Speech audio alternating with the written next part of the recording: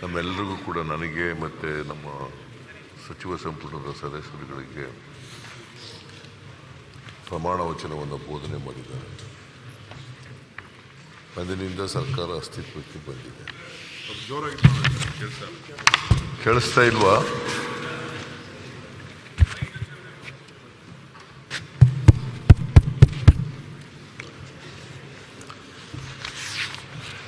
ಅಸ್ತಿತ್ವಕ್ಕೆ ಬಂದಿದೆ. ನಾನು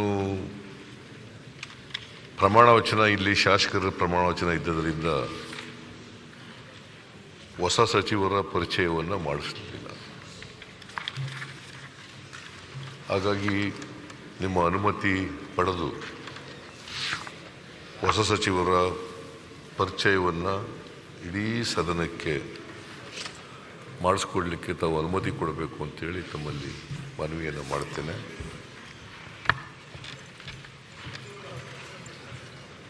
ಕೆ ಶಿವಕುಮಾರ್ ಉಪಮುಖ್ಯಮಂತ್ರಿಗಳಾಗಿ ನೇಮಕರಾಗಿದ್ದಾರೆ. ಅವರನ್ನು ಸದನಕ್ಕೆ ಪರಿಚಯ ಮಾಡಿಸ್ತಾ ಇದ್ದಾರೆ. ಡಾಕ್ಟರ್ ಜಿ ಪರಮೇಶ್ವರ ಅವರು ಹಿರಿಯ ಸಚಿವರು, ಹಿಂದೆನೂ ಕೂಡ ಸಚಿವರಾಗಿದ್ದರು. ಅವರನ್ನು ಸದನಕ್ಕೆ ಪರಿಚಯ ಮಾಡಿಸ್ತಾ ಇದ್ದೇನೆ. KH ಮುನಿಯಪ್ಪ ಅವರು 7 ಬಾರಿ ಲೋಕಸಭಾ ಸದಸ್ಯರಾಗಿದ್ದರು, ಕೇಂದ್ರದ ಸಚಿವರಾಗಿದ್ದರು. ಈಗ ಕರ್ನಾಟಕ ವಿಧಾನಸಭೆಗೆ ದೇವನಹಳ್ಳಿ ವಿಧಾನಸಭಾ ಕ್ಷೇತ್ರದಿಂದ ಆಯ್ಕೆಯಾಗಿದ್ದಾರೆ. ಅವರನ್ನು ಸಚಿವರಾಗಿ ಅವರು ನೇಮಕ ಆಗಿದ್ದಾರೆ. ಅವರನ್ನು ಇಡೀ ಸದನಕ್ಕೆ ಪರಿಚಯ ಮಾಡಿಸ್ತಕ್ಕಂಥದ್ದನ್ನು ಮಾಡ್ತಾ ಇದ್ದಾರೆ.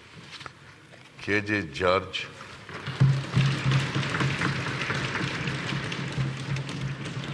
ಅವರು ಸದನಕ್ಕೆ ಪರಿಚಯ ಇರ್ತಕ್ಕಂಥವರು. ಹಿಂದೆ ಕೂಡ ಮಂತ್ರಿಯಾಗಿ ಕೆಲಸ ಮಾಡಿದ್ದಾರೆ. ಅವರು ಮತ್ತೆ ಮಂತ್ರಿಯಾಗಿ ನೇಮಕ ಆಗಿದ್ದಾರೆ. ಹಿರಿಯ ಸಚಿವರು. ಅವರನ್ನು ಸದನಕ್ಕೆ ಪರಿಚಯ ಮಾಡಿಸ್ತಕ್ಕಂಥ ಕೆಲಸವನ್ನು ಮಾಡ್ತಾ ಇದ್ದಾರೆ. MB ಪಾಟೀಲ್ ಬಿಜಾಪುರ ಜಿಲ್ಲೆಯವರು, ಹಿಂದೆ ಮಂತ್ರಿಯಾಗಿದ್ದರು. ಅವರು ಕೂಡ ಹಿರಿಯ ಸದಸ್ಯರು ಈ ಮನೆಗೆ. ಅವರು ಮತ್ತೊಮ್ಮೆ ಮಂತ್ರಿಯಾಗಿದ್ದಾರೆ. ಅವರನ್ನು ಸದನಕ್ಕೆ ಪರಿಚಯ ಮಾಡಿಸ್ತಕ್ಕಂಥ ಕೆಲಸವನ್ನು ಮಾಡ್ತಾ ಇದ್ದೇನೆ. ಜಮೀರ್ ಅಹಮದ್ ಖಾನ್ ಬೆಂಗಳೂರು ನಗರದ ಚಾಮರಾಜಪೇಟೆ ಕ್ಷೇತ್ರದಿಂದ ಆಯ್ಕೆಯಾಗಿದ್ದಾರೆ. ಅವರನ್ನು ಹಿಂದೆನೂ ಕೂಡ ಮಂತ್ರಿಯಾಗಿದ್ದರು. ಈಗ ಮತ್ತೆ ಮಂತ್ರಿಯಾಗಿ ನೇಮಕ ಆಗಿದ್ದಾರೆ. ಅವರನ್ನು ಪರಿಚಯ ಮಾಡಿಸ್ತಾ ಇದ್ದಾರೆ. ಪ್ರಿಯಾಂಕ್ ಖರ್ಗೆ ಅವರು ಕೂಡ ಹಿಂದೆ ಮಂತ್ರಿಯಾಗಿದ್ದರು, ಮತ್ತೊಮ್ಮೆ ಮಂತ್ರಿಯಾಗಿ ನೇಮಕ ಆಗಿದ್ದಾರೆ. ಅವರನ್ನು ಇಡೀ ಸದನಕ್ಕೆ ಪರಿಚಯ ಮಾಡಿಸ್ತಾ ಇದ್ದಾರೆ. ಶ್ರೀ ರಾಮಲಿಂಗಾರೆಡ್ಡಿ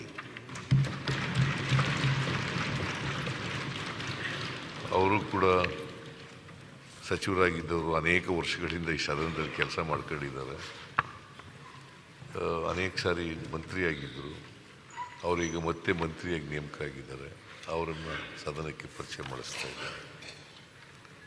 ಸೊ ಇಷ್ಟು ಜನ, 8 ಜನ, 9 ನನ್ನೂ ಸೇರಿ ಮುಖ್ಯಮಂತ್ರಿ, ಉಪಮುಖ್ಯಮಂತ್ರಿ ಪ್ಲಸ್ 8 ಜನ ಸಚಿವ, ಸಂಪುಟ ಸಚಿವ ದರ್ಜೆಯ ಸಚಿವರು, ಅವರೆಲ್ಲರೂ ಕೂಡ ಪರಿಚಯ ಮಾಡಿಸಿದ್ದೀನಿ. ನಿಮಗೆ ಧನ್ಯವಾದಗಳು. ಮಾನ್ಯ ಸಭಾಧ್ಯಕ್ಷರೇ, ಒಂದು ನಿಮಿಷ ನಿಮ್ಮ ಅನುಮತಿ. ಭಾಳ ಸಂತೋಷ. ಮುಖ್ಯಮಂತ್ರಿಗಳು ಹೊಸ ಮಂತ್ರಿಗಳ ಪರಿಚಯ ಮಾಡಿದ್ದಾರೆ. ಅವರು ಎಲ್ಲರೂ ಕೂಡ ಹಿಂದೆ ಮಂತ್ರಿ ಆದವರು. ಮುಖ್ಯಮಂತ್ರಿಗಳಿಗೆ, ಸಚಿವ ಸಂಪುಟದ ಎಲ್ಲ ಸದಸ್ಯರಿಗೆ ಅಭಿನಂದನೆ ಸಲ್ಲಿಸ್ತಾ ಇದ್ದೇನೆ. ಆದರೆ ಮುಖ್ಯಮಂತ್ರಿಗಳು ಖಾತೆಯನ್ನು ಹಂಚಿ, ಪೋರ್ಟ್ಫೋಲಿಯೋನ ಹಂಚಿ, DK ಶಿವಕುಮಾರ್ ಅವರು ಇಂಥ ಖಾತೆಯ ಮಂತ್ರಿಗಳು, ಪರಮೇಶ್ವರ್ ಅವರು ಇಂಥ ಖಾತೆಯ ಮಂತ್ರಿಗಳು ಅಂದಿದ್ದರೆ ಇನ್ನಷ್ಟು ಬಹಳ ಸೂಕ್ತ ಆಗ್ತಾಯಿತ್ತು.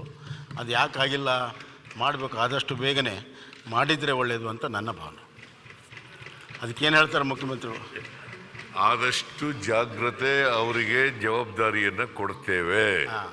ಹಂಗೆ ಬರಲಿ ಅಂತ. ಯಾಕೆಂದರೆ ಯಡಿಯೂರಪ್ಪನವರು ಎಷ್ಟು ದಿನ ಮುಖ್ಯಮಂತ್ರಿ ಆಗಿದ್ರು ಒಬ್ಬರೇ? ಅಲ್ಲ, ಒಂದೇ ನಿಮಿಷ.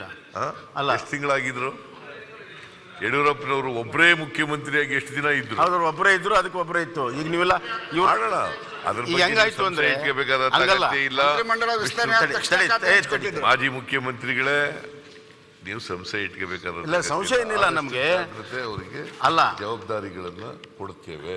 ಅಲ್ಲ, ನೀವು ಮಂತ್ರಿಗಳು ಮಾಡಿ ಜವಾಬ್ದಾರಿ ಕೊಡ್ಲಿಲ್ಲ ಅಂದ್ರೆ ಅವ್ರ ಬಗ್ಗೆ ಏನ್ ತಿಳ್ಕೊಳ್ತಾರೆ ಜನ?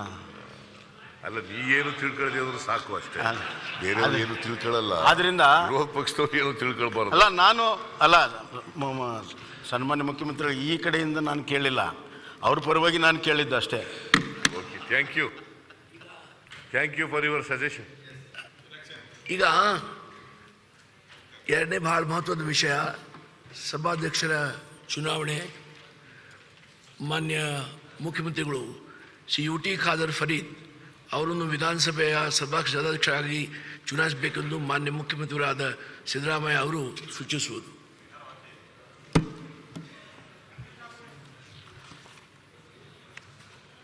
ಮಾನ್ಯ ಸಭಾಧ್ಯಕ್ಷರೇ, ನಿಮ್ಮ ಅನುಮತಿಯೊಡನೆ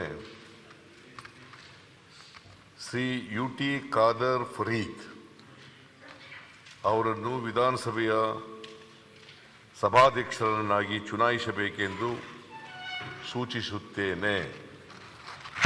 ಮಾನ್ಯ ಉಪಮುಖ್ಯಮಂತ್ರಿಗಳಾದ ಶ್ರೀ ಡಿ ಕೆ ಶಿವಕುಮಾರ್ ಅವರು ಅನುಮೋದಿಸಬೇಕಾಗಿ ಕೇಳುತ್ತೇವೆ. ಮಾನ್ಯ ಸಭಾಧ್ಯಕ್ಷರೇ, ಶ್ರೀ ಯು ಟಿ ಖಾದರ್ ಫರೀದ್ ಅವರನ್ನು ವಿಧಾನಸಭೆಯ ಸಭಾಧ್ಯಕ್ಷರಾಗಿ ಸೂಚಿಸಬೇಕೆಂದು ಶ್ರೀ ಸಿದ್ದರಾಮಯ್ಯನವರು ಸೂಚಿಸಿರುವ ಪ್ರಸ್ತಾವನೆಯನ್ನು ಅನುಮೋದಿಸುತ್ತೇನೆ. ಮಾನ್ಯ ಮುಖ್ಯಮಂತ್ರಿಗಳಾದ ಶ್ರೀ ಸಿದ್ದರಾಮಯ್ಯ ಅವರು ಸೂಚಿಸಿರುವ ಹಾಗೂ ಮಾನ್ಯ ಉಪಮುಖ್ಯಮಂತ್ರಿಗಳಾದ ಶ್ರೀ ಡಿ ಕೆ ಶಿವಕುಮಾರ್ ಅವರು ಅನುಮೋದಿಸಿರುವ ಪ್ರಸ್ತಾವ ಈ ರೀತಿ ಇದೆ. ಶ್ರೀ ಯು ಟಿ ಖಾದರ್ ಫರೀದ್ ಅವರನ್ನು ವಿಧಾನಸಭೆಯ ಸಭಾಧ್ಯಕ್ಷರಾಗಿ ಚುನಾಯಿಸುವುದು. ಈಗ ಪ್ರಸ್ತಾವವನ್ನು ಸಭೆಯ ಮತಕ್ಕೆ ಹಾಕುತ್ತೇನೆ. ಪ್ರಸ್ತಾವದ ಪರವಾಗಿರುವ ಹೌದು ಎಂದು ಸೂಚಿಸಬೇಕು. ಪ್ರಸ್ತಾವದ ವಿರುದ್ಧವಾಗಿರುವ ಇಲ್ಲ ಎಂದು ಸೂಚಿಸಬೇಕು. ಪ್ರಸ್ತಾವ ಹೌದೆನ್ನುವರ ಪರವಾಗಿದೆ ಅಂತ ಭಾವಿಸುತ್ತೇನೆ. ಪ್ರಸ್ತಾವ ಹೌದೆನ್ನುವರ ಪರವಾಗಿ ಇದೆ. ಪ್ರಸ್ತಾವ ಹೌದೆನ್ನುವರ ಪರವಾಗಿ ಇದೆ. ಪ್ರಸ್ತಾವವನ್ನು ಅಂಗೀಕೃತವಾಗಿದೆ.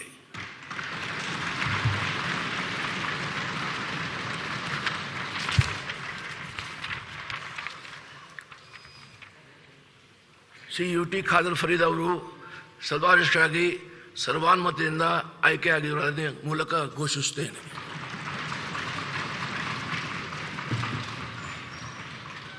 ನೂತನ ಸಭಾಧ್ಯಕ್ಷರಾದ ಆಯ್ಕೆಯಾದ ಶ್ರೀ ಯು ಟಿ ಖಾದರ್ ಅವರಿಗೆ ನಾನು ಬಹಳ ಪ್ರೀತಿ ಆತ್ಮೀಯತೆಯಿಂದ ಹೃದಯಪೂರ್ವಕವಾಗಿ ಅಭಿನಂದಿಸ್ತಾ ಇದ್ದೇನೆ. ಈಗ ಮಾನ್ಯ ಸಭಾನಾಯಕರು ಹಾಗೂ ಮಾನ್ಯ ವಿರೋಧ ಪಕ್ಷದ ಮಾಜಿ ಮುಖ್ಯಮಂತ್ರಿ ಶ್ರೀ ಬಸವರಾಜ ಬೊಮ್ಮಾಯಿ ಅವರು ಶ್ರೀ ಯು ಟಿ ಖಾದರ್ ಫರೀದ್ ಅವರನ್ನು ಸಭಾಧ್ಯಕ್ಷರ ಪೀಠಕ್ಕೆ ಕರ್ಕೊಂಡು ಬರಬೇಕಾಗಿ ಕೋರುತ್ತೇನೆ.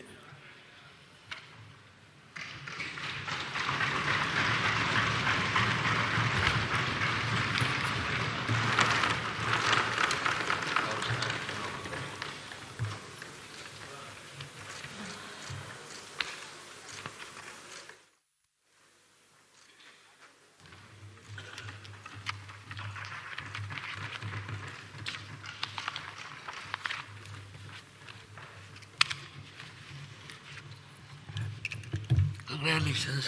Please come.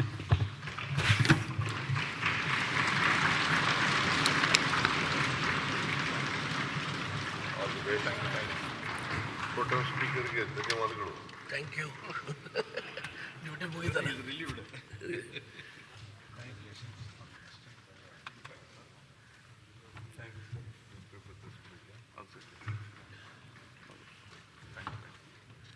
ಥ್ಯಾಂಕ್ ಯು. So, all the best.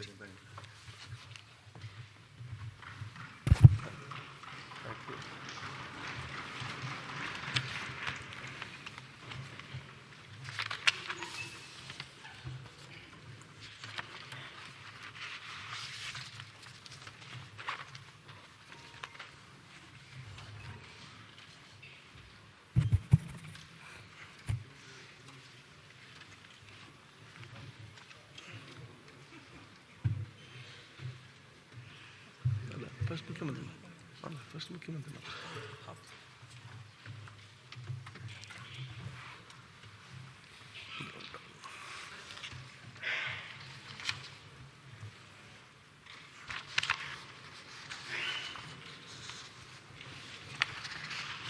ಮಾನ್ಯ ನೂತನ ಸಭಾಧ್ಯಕ್ಷರೇ,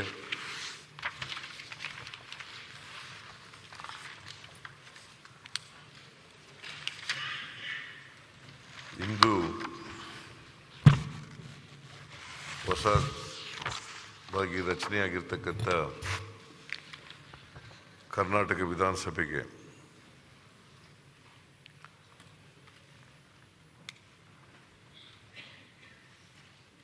ಸಭಾಧ್ಯಕ್ಷರಾಗಿ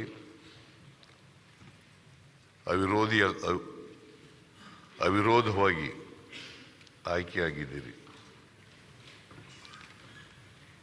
ನಿಮಗೆ ಎಲ್ಲ ಸದಸ್ಯರ ಪರವಾಗಿ ಮತ್ತು ವೈಯಕ್ತಿಕವಾಗಿ ಹೃತ್ಪೂರ್ವಕವಾದಂಥ ಅಭಿನಂದನೆಗಳನ್ನು ಸಲ್ಲಿಸಲಿಕ್ಕೆ ಬಯಸ್ತಾ ಇದ್ದೀನಿ.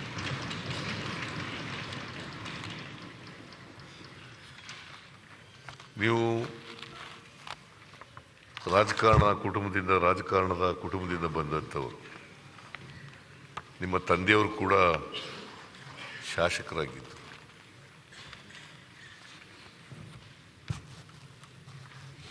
UT ಫರೀದ್ ಅಂತ ನಿಮ್ಮ ತಂದೆಯವರು. ಅವರ ನಿಧನದ ನಂತರ ನೀವು ಉಳ್ಳಾಳ ಕ್ಷೇತ್ರದಿಂದ 5 ಬಾರಿ ಶಾಸಕರಾಗಿದ್ದೀರಿ. ಮತ್ತೆ ಅತ್ಯಂತ ಉತ್ಸಾಹಿ, ಸಕ್ರಿಯ ರಾಜಕಾರಣಿ. ನೀವು ಶಾಸಕರಾಗಿ ಕೆಲಸ ಮಾಡಿದ್ದೀರಿ, ಮಂತ್ರಿಯಾಗಿ ಕೆಲಸ ಮಾಡಿದ್ದೀರಿ, ನನ್ನ ಮಂತ್ರಿಮಂಡಲದಲ್ಲೇ ಮಂತ್ರಿಯಾಗಿದ್ದೀರಿ.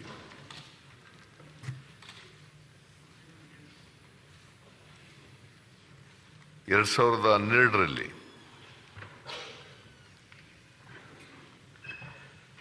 ಅತಿ ಹೆಚ್ಚು ಪ್ರಶ್ನೆ ಕೇಳಿದ್ರಿ ಅಂಥೇಳಿ ನಿಮಗೆ ಸದನ ವೀರ ಪ್ರಶಸ್ತಿಯೂ ಕೂಡ ಸಿಕ್ಕಿತ್ತು. ಆದ್ದರಿಂದ ನೀವು ಒಬ್ಬರು ಮಾದರಿ ಶಾಸಕರಾಗಿ ಕೆಲಸ ಮಾಡಿದ್ದೀರಿ. ಇದೆಲ್ಲದರ ಜೊತೆಗೆ ಬಹಳ ಮುಖ್ಯವಾಗಿ ನಾನು ವಿರೋಧ ಪಕ್ಷದ ಸ್ಥಾನದಲ್ಲಿದ್ದಾಗ ನನಗೆ ವಿರೋಧ ಪಕ್ಷದ ನಾಯಕನಾಗಿ ನನ್ನ ಜೊತೆಯಲ್ಲಿ ಕೆಲಸ ಮಾಡಿದ್ದೆ. ಭಾಳ ಪರಿಣಾಮಕಾರಿಯಾಗಿ ನಿಮಗೆ ಕೊಟ್ಟಿದ್ದಂಥ ಜವಾಬ್ದಾರಿಯನ್ನು ಭಾಳ ಯಶಸ್ವಿಯಾಗಿ ನಿರ್ವಹಿಸಿದ್ದೀರಿ.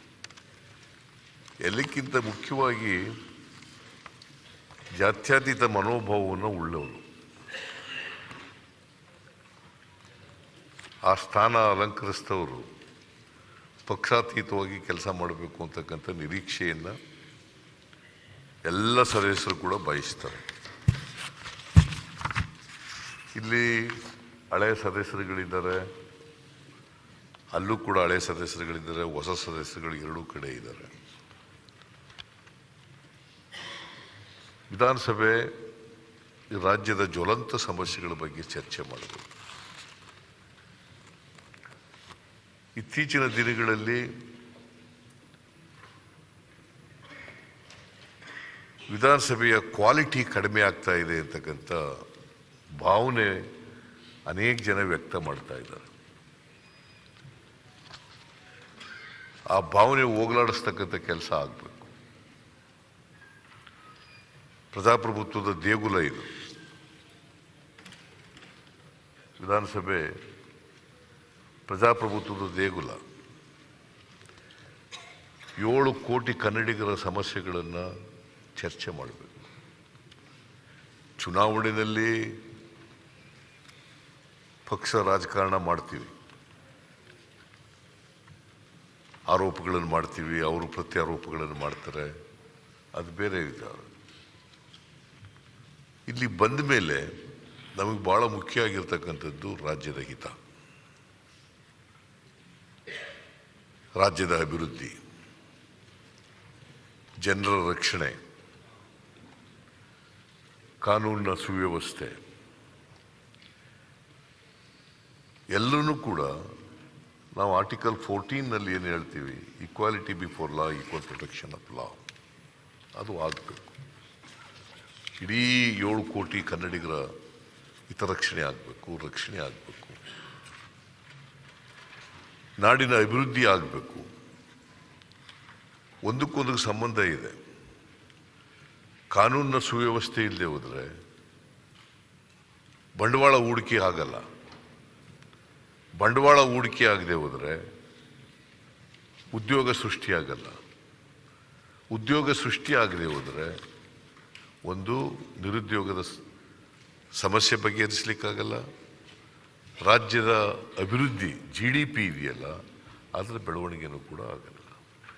ಅದರಿಂದ ಕಾನೂನಿನ ಸುವ್ಯವಸ್ಥೆ ಮತ್ತು ರಾಜ್ಯದ ಬೆಳವಣಿಗೆ ಒಂದಕ್ಕೊಂದಕ್ಕೆ ಪೂರಕವಾಗಿರ್ತಕ್ಕಂಥ ವಿಚಾರಗಳು.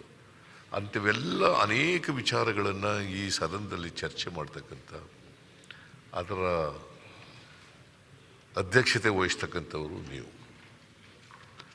ಈ ಸ್ಥಾನ ಇದೆಯಲ್ಲ, ಭಾಳ ದೊಡ್ಡ ಸ್ಥಾನ, ಅತ್ಯುನ್ನತವಾದಂಥ ಸ್ಥಾನ. ಶಾಸನ ಸಭೆಯಲ್ಲಿ, ಪ್ರಜಾಪ್ರಭುತ್ವದ ವ್ಯವಸ್ಥೆಯಲ್ಲಿ ಸಂವಿಧಾನಬದ್ಧವಾದಂಥ ಅತ್ಯುನ್ನತ ಸ್ಥಾನ. ಸದನದ ಚರ್ಚೆಯಲ್ಲಿ ಅನೇಕ ವಿಚಾರಗಳು ಬರ್ತವೆ. ಆದರೆ ನಾವೆಲ್ಲರೂ ಕೂಡ ಭಾಗವಹಿಸುವಾಗ, ಚರ್ಚೆನಲ್ಲಿ ಭಾಗವಹಿಸುವಾಗ, ಪದ ಬಳಕೆ ಮಾಡುವಾಗ ಭಾಳ ಎಚ್ಚರಿಕೆಯಿಂದ ಪದ ಬಳಕೆಯನ್ನು ಮಾಡಬೇಕಾಗ್ತದೆ. ಅದಕ್ಕೆ ಅನ್ಪಾರ್ಲಿಮೆಂಟ್ರಿ ಪದಗಳನ್ನು ಬಳಸಿದರೆ ಅದಕ್ಕೆ ಅವಕಾಶ ಇರಬಾರ್ದು. ಯಾರೇ ಆಗಲಿ, ಟ್ರೆಜರಿ ಬೆಂಚ್ನವರಾಗಲಿ ಅಥವಾ ಅಪೋಸಿಷನ್ನವರಾಗಲಿ, ಯಾರೇ ಸದಸ್ಯರಿದ್ದರೂ ಕೂಡ they have got every right to participate in the discussion. ರಚನಾತ್ಮಕವಾದಂಥ ಸಲಹೆಗಳನ್ನು ಕೊಡಲಿಕ್ಕೆ ಅವಕಾಶಗಳಿದ್ದಾವೆ, ಹಕ್ಕುಗಳಿದ್ದಾವೆ ಅವರಿಗೆ. ಅದು ಕೊಡಲಿ, ಅದರ ಬಗ್ಗೆ ಎರಡನೇ ಮಾತಿಲ್ಲ. ಆದರೆ ಅದು ಆರೋಗ್ಯಪೂರ್ಣವಾದಂಥ ಚರ್ಚೆ ಆಗಬೇಕು, ರಾಜ್ಯದ ಹಿತದೃಷ್ಟಿಯಿಂದ ಚರ್ಚೆ ಆಗಬೇಕು. ಮತ್ತು ಪದ ಬಳಕೆಯೂ ಕೂಡ ಸಂಸದೀಯ ಪದ ಬಳಕೆಯನ್ನು ಮಾಡ್ತಕ್ಕಂಥದ್ದು ಅತ್ಯಂತ ಅವಶ್ಯ. ಅದು ಆ ಮೇಲ್ಪಂಕ್ತಿಯನ್ನು ಎತ್ತಿಡಿತಕ್ಕಂಥ ಜವಾಬ್ದಾರಿ ನಿಮ್ಮ ಮೇಲಿರ್ತದೆ. ಸದನದ ಘನತೆ, ಗಾಂಭೀರ್ಯ, ಗೌರವ ಅದನ್ನು ಅದನ್ನು ಎತ್ತಿಡಿತಕ್ಕಂಥ ಜವಾಬ್ದಾರಿ ನಿಮ್ಮ ಮೇಲೆ ಇರ್ತದೆ. ಅಂಥ ಸ್ಥಾನದಲ್ಲಿ ನೀವು ಕೂತಿದ್ದೀರಿ, ಅಂಥ ಸ್ಥಾನವನ್ನು ಅಲಂಕರಿಸಿದ್ದೀರಿ. ಇವತ್ತಿನಿಂದ ನಾನು ಅಂದ್ಕೊಂಡಿದ್ದೀನಿ, ನಿಮ್ಮ ಮುಂದಾಳತ್ವದಲ್ಲಿ, ನಿಮ್ಮ ಅಧ್ಯಕ್ಷತೆಯಲ್ಲಿ ಈ ಸದನದ ಚರ್ಚೆ ಮೇಲ್ಮಟ್ಟಕ್ಕೆ ಹೋಗಲಿ ಅಂತಕ್ಕಂಥ ಮಾತನ್ನು ಹೇಳಲಿಕ್ಕೆ ಬಯಸ್ತೀನಿ. ಚರ್ಚೆ ಮೇಲ್ಮಟ್ಟಕ್ಕೆ ಹೋಗಲಿ, ರಾಜ್ಯದ ಅಭಿವೃದ್ಧಿ ದೃಷ್ಟಿಯಿಂದ ಎಲ್ಲ ಸದಸ್ಯರು ಕೂಡ ಭಾಗವಹಿಸಲಿ ಅಂಥೇಳಿ ಹೊಸದಾಗಿ ಬಂದಿರತಕ್ಕಂಥ ಎಲ್ಲ ಸದಸ್ಯರಿಗೆ, ವಿರೋಧ ಪಕ್ಷದವರಿಗೆ ಮತ್ತು ರೂಲಿಂಗ್ ಪಾರ್ಟಿಯವರಿಗೆ ಎಲ್ರಿಗೂ ಅಭಿನಂದನೆಗಳನ್ನು ತಿಳಿಸಿ, ಅವರೆಲ್ಲರೂ ಕೂಡ ಇನ್ನು 5 ವರ್ಷ ಅವಧಿನಲ್ಲಿ ರಾಜ್ಯದ ಅಭಿವೃದ್ಧಿಗೆ ಹೆಚ್ಚು ಗಮನ ಕೊಡೋಣ ಅಂತಕ್ಕಂಥ ಮಾತುಗಳನ್ನು ಹೇಳ್ತಾ, ನೀವು ಅದರಲ್ಲಿ ಮುಂದಾಳತ್ವ ವಹಿಸಬೇಕು, ನಿಮ್ಮ ಆ ಜವಾಬ್ದಾರಿಯನ್ನು ನಿರ್ವಹಿಸ್ತೀರಿ ಅಂತಕ್ಕಂಥ ವಿಶ್ವಾಸ, ನಂಬಿಕೆ ನಿಮ್ಮ ಮೇಲಿದೆ. ಯಾಕಂದರೆ ನೀವು ಭಾಳ ತಾಳ್ಮೆ ಇರ್ತಕ್ಕಂಥ ವ್ಯಕ್ತಿ. ಯಾವತ್ತೂ ಕೂಡ ನಿಮ್ಮ ತಾಳ್ಮೆಯನ್ನು ಕಳ್ಕೊಳ್ಳೋಕೆ ಹೋಗಲ್ಲ. ಅದು ಭಾಳ ಮುಖ್ಯ. ಸ್ಪೀಕರ್ ಆದವರಿಗೆ ಭಾಳ ಮುಖ್ಯ. ಸ್ಪೀಕರ್ ಅಂತ ಪದ ಇದ್ದರೂ ಕೂಡ ಕಡಿಮೆ ಮಾತಾಡೋದು ಸ್ಪೀಕರ್. ಯಾವಾಗ ಅವರೇ ಜಾಸ್ತಿ ಮಾತಾಡ್ಬಿಡ್ತಾರೆ ಒಂದೊಂದು ಸಾರಿ.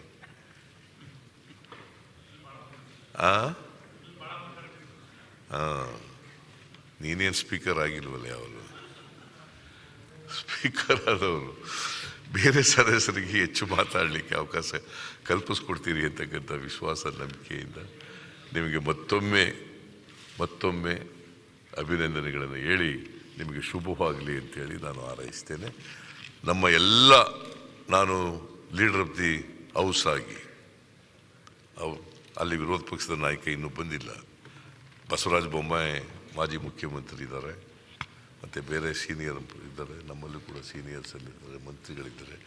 ಎಲ್ಲ ರೀತಿಯ ಸಹಕಾರವನ್ನು ನಮ್ಮ ಕಡೆಯಿಂದ ಕೊಡ್ತೇವೆ ನಿಮಗೆ ಅಂತಕ್ಕಂಥ ಭರವಸೆಯನ್ನು ಕೂಡ ನೀಡಿ ನಾನು ಮಾತನ್ನು ಮುಗಿಸ್ತೀನಿ. ನಿಮಗೆ ನಮಸ್ಕಾರಗಳು.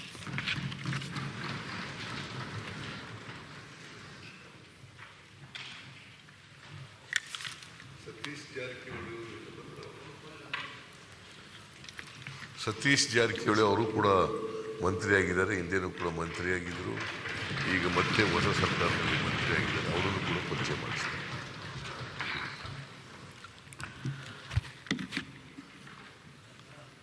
ನೂತನವಾಗಿ ಸರ್ವನಾಥನಿಂದ ಆಯ್ಕೆಯಾಗಿರುವಂಥ ಸಭಾ ಅಧ್ಯಕ್ಷರೇ, ನಾವು ಇಲ್ಲಿ ತೆಳಗಡೆ ಇದ್ದಾಗ ನಮ್ಮೆಲ್ಲರ ಆತ್ಮೀಯರಾದಂಥ UT ಖಾದರ್ ಆಗಿದ್ದಿರಿ. ಈಗ ಅಲ್ಲಿ ಹೋದ್ಮೇಲೆ ಸನ್ಮಾನ್ಯ ಸಭಾ ಅಧ್ಯಕ್ಷರಾದ UT ಖಾದರ್ ಆಗಿದ್ದೀರಿ. ಇದು ನಾವು ಕೊಡುವಂಥ ಗೌರವ ಮತ್ತು ತಾವು ಪಡ್ಕೊಂಡಿರುವಂಥ ಗೌರವ ತಮ್ಮ ಜವಾಬ್ದಾರಿಯನ್ನು ಹೆಚ್ಚು ಮಾಡ್ತದೆ ಅಂತ ನಾನು ಹೇಳಕ್ಕೆ ಇಚ್ಛೆಪಡ್ತೀನಿ. ಕರ್ನಾಟಕದ ವಿಧಾನಮಂಡಳಿಗೆ ತಂದೆ ಆದಂಥ ಒಂದು ಇತಿಹಾಸ ಇದೆ. ಭಾರತ ದೇಶದ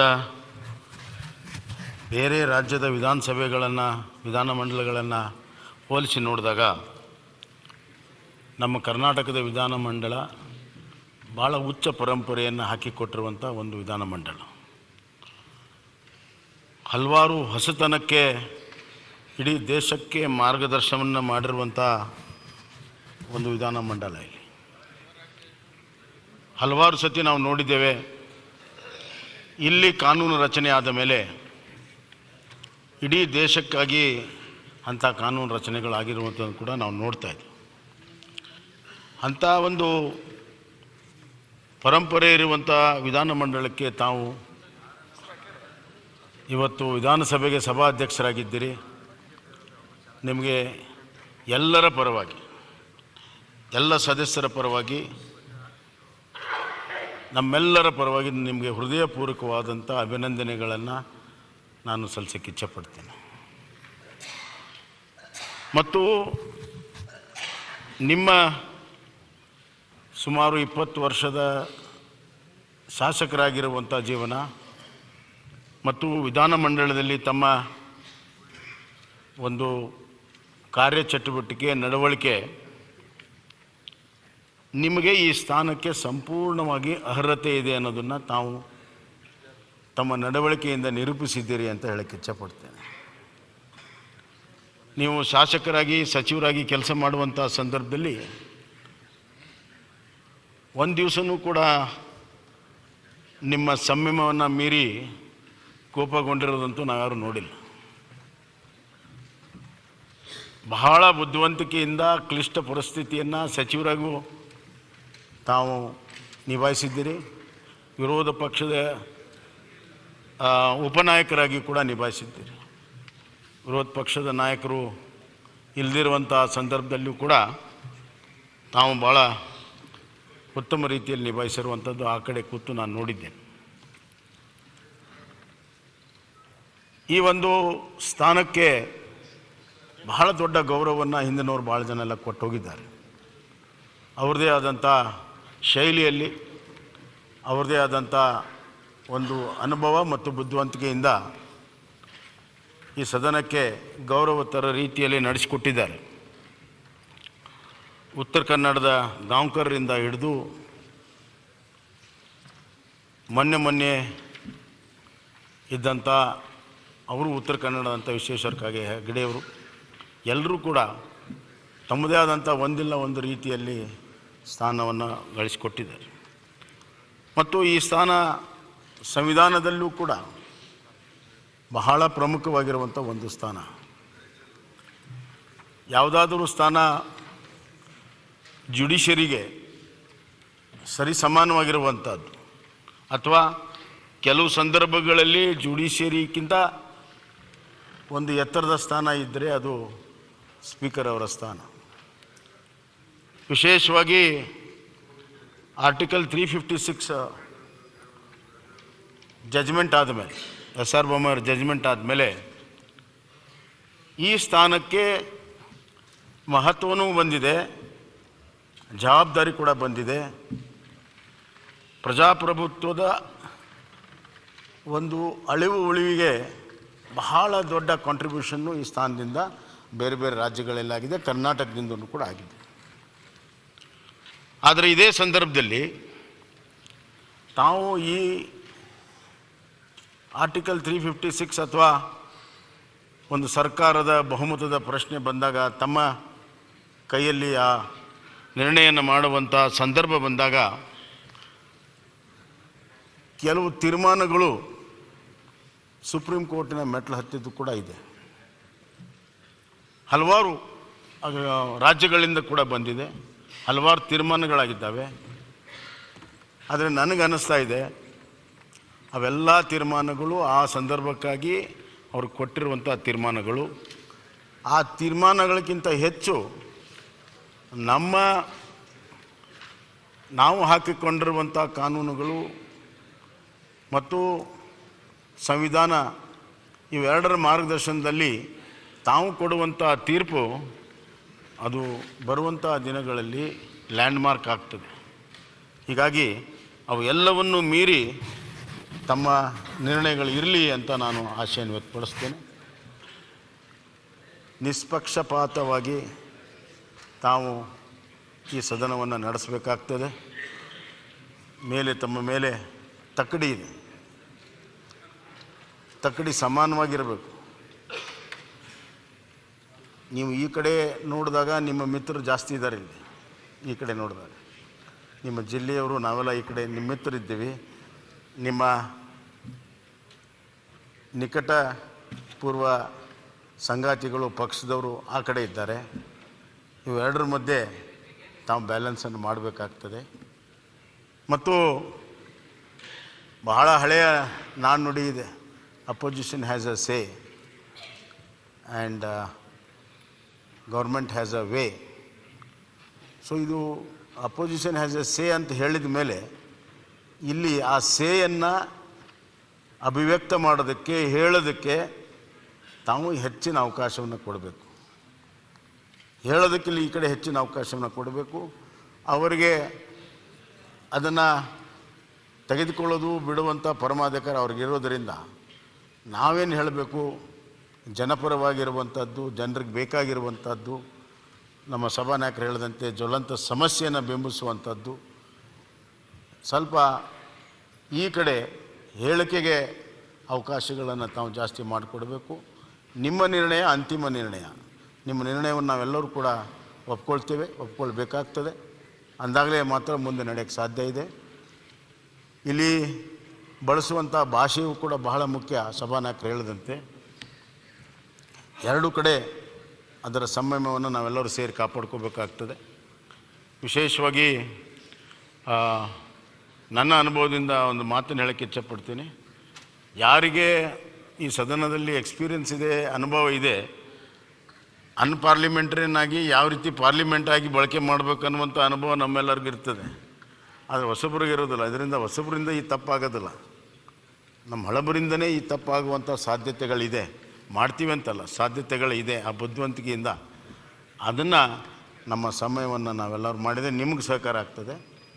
ಹೊಸಬರು ಭಾಳ ಜನ ಆರಿಸಿ ಬಂದಿದ್ದಾರೆ ಎರಡೂ ಕಡೆ, ಅವ್ರಿಗೆ ಹೆಚ್ಚಿನ ಅವಕಾಶವನ್ನು ನಾವು ಕೊಡಬೇಕು. ಕೆಲವು ಸಂದರ್ಭಗಳಲ್ಲಿ ಈ ಚರ್ಚೆಯನ್ನು ಮಾಡುವಾಗ ಸ್ವಲ್ಪ ಕೊನೆಯ ಸಾಲಿನವ್ರಿಗೆ ಅತಿ ಹೆಚ್ಚು ಅವಕಾಶಗಳನ್ನು ಕೊಟ್ಟರೆ ಹೊಸ ವಿಚಾರಗಳು ಈ ಸದನಕ್ಕೆ ಬರ್ತವೆ. ಇಲ್ಲದಿದ್ದರೆ ಹೇಳಿದ್ದೇ ಹೇಳೋದು ಗ್ರಾಮಫೋನ್ ಥರ ಆಗಬಾರ್ದು, ಸ್ಟಕ್ ಆಗಿರುವಂಥ ಗ್ರಾಮಫೋನ್ ಆಗಬಾರ್ದು. ಮುಂದೆ ಹೋಗಬೇಕಾಗ್ತದೆ, ಹೊಸ ವಿಚಾರ ಬರಬೇಕು. ಜಗತ್ತು ಬದಲಾವಣೆ ಆಗ್ತಾಯಿದೆ, ಸಮಸ್ಯೆಗಳು ಅದರಂತೆ ಹೊಸ ಸಮಸ್ಯೆಗಳು ಉದ್ಭವಿಸ್ತಾ ಇದ್ದಾವೆ. ಅದಕ್ಕೆ ಪರಿಹಾರ ಸಿಗಬೇಕಾದ್ರೆ ಹೊಸ ವಿಚಾರಗಳು ಇಲ್ಲಿ ಮಂಡನೆ ಆಗಬೇಕು. ತಾವು ಕೂಡ ಭಾಳ ಏನು ವಯಸ್ಸಾಗಿಲ್ಲ, ತಾವು ಯಂಗ್ಸ್ಟರ್ ಇದ್ದೀರಿ, ಹೊಸ ವಿಚಾರಗಳಿಗೆ ಅವಕಾಶವನ್ನು ತಾವೆಲ್ಲರೂ ಮಾಡಿಕೊಡ್ತೀರಂತ ವಿಶ್ವಾಸ ಇದೆ. ಮತ್ತು ನಿಮ್ಮ ಬಗ್ಗೆ ವೈಯಕ್ತಿಕವಾಗಿ ನನಗೆ ಬಹಳಷ್ಟು ಪ್ರೀತಿ, ವಿಶ್ವಾಸ ಮತ್ತು ಹೆಮ್ಮೆ ಕೂಡ ಇದೆ. ನಿಮ್ಮ ಜೊತೆಗೆ ಹಲವಾರು ಬಾರಿ ಕೆಲಸ ಮಾಡುವಂಥ ಅವಕಾಶಗಳು ನನಗೆ ಸಿಕ್ಕಿದೆ. ತಾವು ಪ್ರಗತಿಪರರಾಗಿದ್ದೀರಿ ಮತ್ತು ಅಭಿವೃದ್ಧಿ ಪರವಾಗಿದ್ದೀರಿ. ಎಲ್ಲ ಸಮುದಾಯಗಳನ್ನು ಒಗ್ಗೂಡಿಸಿ ತೆಗೆದುಕೊಂಡು ಹೋಗುವಂಥ ಪ್ರಯತ್ನಗಳನ್ನು ನಿಮ್ಮ ಕ್ಷೇತ್ರ, ನಿಮ್ಮ ಜಿಲ್ಲೆಯಲ್ಲಿ ಈಗಾಗಲೇ ನಾವು ಮಾಡಿದ್ದೀರಿ. ಅದೇ ರೀತಿ ರಾಜ್ಯದ ವಿಚಾರ ಬಂದಾಗ ಎಲ್ಲರನ್ನು ಸಮನಾಗಿ ತೆಗೆದುಕೊಂಡು ಹೋಗುವಂಥ ಒಂದು ಶಕ್ತಿ ನಿಮ್ಮಲ್ಲಿದೆ. ಆ ಕೆಲಸವನ್ನು ತಮ್ಮಿಂದ ಆಗ್ತದೆ ಅನ್ನೋಂಥ ವಿಶ್ವಾಸವನ್ನು ವ್ಯಕ್ತಪಡಿಸಿ ಈ 16ನೇ ವಿಧಾನಸಭೆ ಅರ್ಥಪೂರ್ಣವಾಗಿ ಮತ್ತು ಜನಕ್ಕೆ ಒಳ್ಳೆಯದಾಗೋ ರೀತಿಯಲ್ಲಿ ಮತ್ತು ಹೊಸ ಹೊಸ ಟ್ಯಾಲೆಂಟ್ಗಳಿಗೆ ಇಲ್ಲಿ ಅವಕಾಶಗಳು ಸಿಕ್ಕು ಬರುವಂಥ ದಿನಗಳಲ್ಲಿ ಕರ್ನಾಟಕ ವಿಧಾನಸಭೆಗೆ ಅತ್ಯಂತ ಉನ್ನತ ಸ್ಥಾನ ಮತ್ತು ಅದಕ್ಕೆ ಒಂದು ಉನ್ನತ ಮಾನ ಸಿಗುವಂಥ ರೀತಿಯಲ್ಲಿ ತಾವೆಲ್ಲ ನಡೆಸಿಕೊಡ್ತೀರಂತ ವಿಶ್ವಾಸ ಇದೆ. ಮತ್ತೊಮ್ಮೆ ಹೇಳ್ತೀನಿ, ತಮ್ಮ ಬಗ್ಗೆ ಇರುವಂಥ ವಿಶ್ವಾಸ ಸದಾಕಾಲ ಇರಲಿ. ನಿಮಗೆ ಒತ್ತಡ ಸಿಕ್ಕಾಗ ನೀವು ಯಾವುದೇ ಪಕ್ಷಕ್ಕೆ ಸೇರಿಲ್ಲ ಅನ್ನುವಂಥದ್ದನ್ನು ಮನದಟ್ಟಲ್ಲಿ ಇಟ್ಕೊಂಡು ನಾವು ಕೆಲಸ ಮಾಡಿದರೆ ಎಲ್ಲವೂ ಸುಲಭ ಆಗ್ತದೆ. ಎಲ್ಲರೂ ಕೂಡ ಸಹಕಾರವನ್ನು ಕೊಡ್ತೀವಿ. Opposition has a say, please allow us to have a say, let them have their way, people will decide. ಆ ನೀತಿಯಿಂದ ತಾವು ಮುಂದುವರಿಬೇಕು. ನಿಮ್ಮ ಒಂದು ಆಡಳಿತದಲ್ಲಿ ಖಂಡಿತವಾಗೂ ವಿಧಾನಸಭೆಯ ಚರ್ಚೆ ಅರ್ಥಪೂರ್ಣ ಮತ್ತು ಯಶಸ್ವಿ ಆಗ್ತದೆ ಅಂತ ವಿಶ್ವಾಸವನ್ನು ಇಟ್ಟು ನಾನು ಮಾತನ್ನು ಮುಗಿಸ್ತೇನೆ.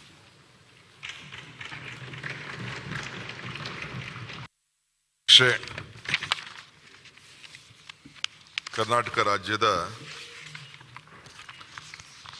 ವಿಧಾನಸಭೆಯ ಒಂದು ಇತಿಹಾಸ ಪುಟಕ್ಕೆ ತಾವು ಸೇರಿದ್ದೀರಿ. ನಿಮಗೆ ನನ್ನ ವೈಯಕ್ತಿಕವಾಗಿ ಮತ್ತು ಎಲ್ಲ ಸದಸ್ಯರ ಪರವಾಗಿ ಒಂದು ನಿಮಿಷ ಹೇಳಪ್ಪ ಬರೀ ಪ್ಲೀಸ್ ಅಣ್ಣ. ನಿಮ್ಮೆಲ್ಲರೂ ಕೂಡ ಎಲ್ಲರ ಪರವಾಗಿ, ಮಾಧ್ಯಮದವ್ರ ಪರವಾಗಿ, ಅಧಿಕಾರಿಗಳ ಪರವಾಗಿ ಕೂಡ, ಸರ್ಕಾರದ ಪರವಾಗಿ ನಾನು ನಿಮಗೆ ಅಭಿನಂದನೆ ಸಲ್ಲಿಸ್ತಾ ಇದ್ದೀನಿ. ನಿಮ್ಮ ತಂದೆ ಜೊತೆ ಶಾಸಕರಾಗಿದ್ದವು ನಾನು. ನಿಮ್ಮನ್ನು ಸೇವಾದಳದ ಒಬ್ಬ ಕಾರ್ಯಕರ್ತನಾಗಿ ನೋಡಿದವನು, ವಿದ್ಯಾರ್ಥಿ ಘಟಕದ ಒಬ್ಬ ಕಾರ್ಯಕರ್ತನಾಗಿ ನೋಡಿದವನು, ಶಾಸಕನಾಗಿ ನೋಡಿದವನು, ಮಂತ್ರಿಯಾಗಿ ನೋಡಿದವನು, ಇವತ್ತು ಸಭಾಧ್ಯಕ್ಷರಾಗಿದ್ದೀರಿ. ಆ ಜಾಗ ಭಾಳ ಶ್ರೇಷ್ಠವಾದಂಥ ಜಾಗ. ಆ ಜಾಗ ವೈಕುಂಠ ಬಾಲಿಗವ್ರನ್ನ ಇತಿಹಾಸನ ನಾವೆಲ್ಲ ಕೇಳಿದ್ದೇವೆ. ಅದಾದಮೇಲೆ ಎಸ್ ಎಂ ಕೃಷ್ಣ ಅವರು ಇಲ್ಲಿ ಕೂತಿದ್ರು, ಜಗದೀಶ್ ಶೆಟ್ಟರ್ ಅವರು ಕೂತಿದ್ರು, ರಮೇಶ್ ಕುಮಾರ್ ಅವರು ಕೂತಿದ್ರು. ಅವರ ಅನುಭವದಲ್ಲಿ ನಾನು ಕೃಷ್ಣ ಅವರು ಮತ್ತು ರಮೇಶ್ ಕುಮಾರ್ ಅವರು ಇರ್ತಿದ್ರು. ಇವತ್ತು ಈ ಸಭೆಯಲ್ಲಿ ಇಲ್ಲ. ನಾಗರತ್ನಂನವರು ಇದ್ದರು. ಅದೇ ವೈಕುಂಠ ಬಾಳಿಗ ಹೇಳ್ದೇನೆ ಕೂತಿದ್ರು. ನಾನು ರಮೇಶ್ ಕುಮಾರ್ ಅವರು ಇವತ್ತಿಲ್ಲ. ಅವರಲ್ಲಿ ಒಂದು ಕಾನ್ಸೆಪ್ಟ್ ಇತ್ತು. ಎಲ್ಲ ಯಂಗ್ಸ್ಟರ್ಸ್ನ ಕೂತಿದ್ದವ್ರನ್ನ ಇಬ್ಬರಿಸ್ತಾ ಇದ್ರು. ಅವರು ರಾಜೀವ್ ಗಾಂಧಿ ಒಂದೊಂದು ಕಾನ್ಸೆಪ್ಟು ಏನಂದರೆ, A leader is one who create leaders not followers ಅಂತ. ಹಂಗೆ ಅವ್ರು ಎಲ್ಲರೂ ಕೂಡ ವಿರೋಧ ಪಾರ್ಟಿಯವ್ರು ಇರಲಿ, ಆಳ್ತ ಪಾರ್ಟಿ ಇರಲಿ, ಎಲ್ಲ ಯಂಗ್ಸ್ಟರ್ಸ್ನ ಆಯ್ದು ಕರೆದಿ ಇವತ್ತು ಮಾಡ್ತಾರೆ. ಅವತ್ತಿನ ಕಾಲದಲ್ಲಿ ಎಷ್ಟು ಮೀಡಿಯಾ ಇರಲಿಲ್ಲ, ಬರೀ 1-2 ಟಿ ವಿಗಳು ಮಾತ್ರ ಇತ್ತು.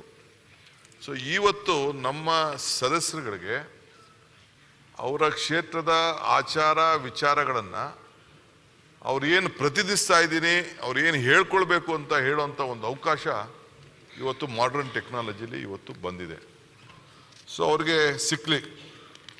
ಅದು ಏನು ವಿರೋಧ ಪಕ್ಷದ ಮಾಜಿ ಮುಖ್ಯಮಂತ್ರಿಗಳು ಅವರು ಏನು ಸಲಹೆ ಕೊಟ್ಟಿದ್ದಾರೆ, definitely they should have their say. ನನ್ನ ನಂಬಿಕೆ, if they are strong we are strong, if they are weak we are weak, they should be more strong. ನಮ್ಮ ತಪ್ಪುಗಳನ್ನು ಹೇಳೋಷ್ಟು ಶಕ್ತಿ ಸಾಮರ್ಥ್ಯ ಅವ್ರಿಗೆ ಇರಲಿ. ನಾವು ನಮ್ಮಲ್ಲಿ ಏನು ತಪ್ಪು ಮಾಡದೇ ಇದ್ದಂಗೆ ಅವರು ನಮಗೆ ಎಚ್ಚರಿಕೆಯನ್ನು ಮಾಡಲಿ. ಅಥವಾ ಏನು ನಮ್ಮದು ತಕರಾಲೇನಿಲ್ಲ. We don't want to make any mistakes. We wanted to give a government with a good governance. That we will do it. ತಾವು ಒಬ್ಬ ದೊಡ್ಡ ಸ್ನೇಹಜೀವಿ. ತಮ್ಮ ಬದುಕಿನಲ್ಲಿ ಐ ಥಿಂಕ್ ಮಾನವೀಯತೆಯ ಒಂದು ಪ್ರತ್ಯೇಕ ಕೋಮು ಸೌಹಾರ್ದತೆಗೆ ನಿಮ್ಮ ಜಿಲ್ಲೆಯಲ್ಲಿ ಮತ್ತೊಂದು ಹೆಸರು ಡ್ಯೂಟಿ ಖಾದರ್ ಫರೀದ್ ಅನ್ನೋದನ್ನು ನಾವು ಯಾರು ಕೂಡ ಮರಲಿಕ್ಕೆ ಸಾಧ್ಯ ಇಲ್ಲ. ಎಲ್ಲ ಸಮಾಜ ಜೊತೆ ಉತ್ತಮವಾದಂಥ ಬಾಂಧವ್ಯ ಇಟ್ಕೊಂಡಿದ್ದೀರಿ, ಅದನ್ನು ಮರೀಲಿಕ್ಕೆ ಸಾಧ್ಯ ಇಲ್ಲ. ಮೊನ್ನೆ ನಡೆದಂಥ ಅನೇಕ ಇಜಾ ಬಲಾಲ್ ಗಲಾಟೆ ಸಂದರ್ಭದಲ್ಲೂ ಕೂಡ your stand was on the national interest, your stand was on the democratic interest, your stand was on the constitution. So ಆ ವಿಚಾರದಲ್ಲಿ ಎಲ್ಲರೂ ಕೂಡ ತಮ್ಮ ತೀರ್ಮಾನವನ್ನು ಒಪ್ಕೊಂಡಿದ್ದಾರೆ.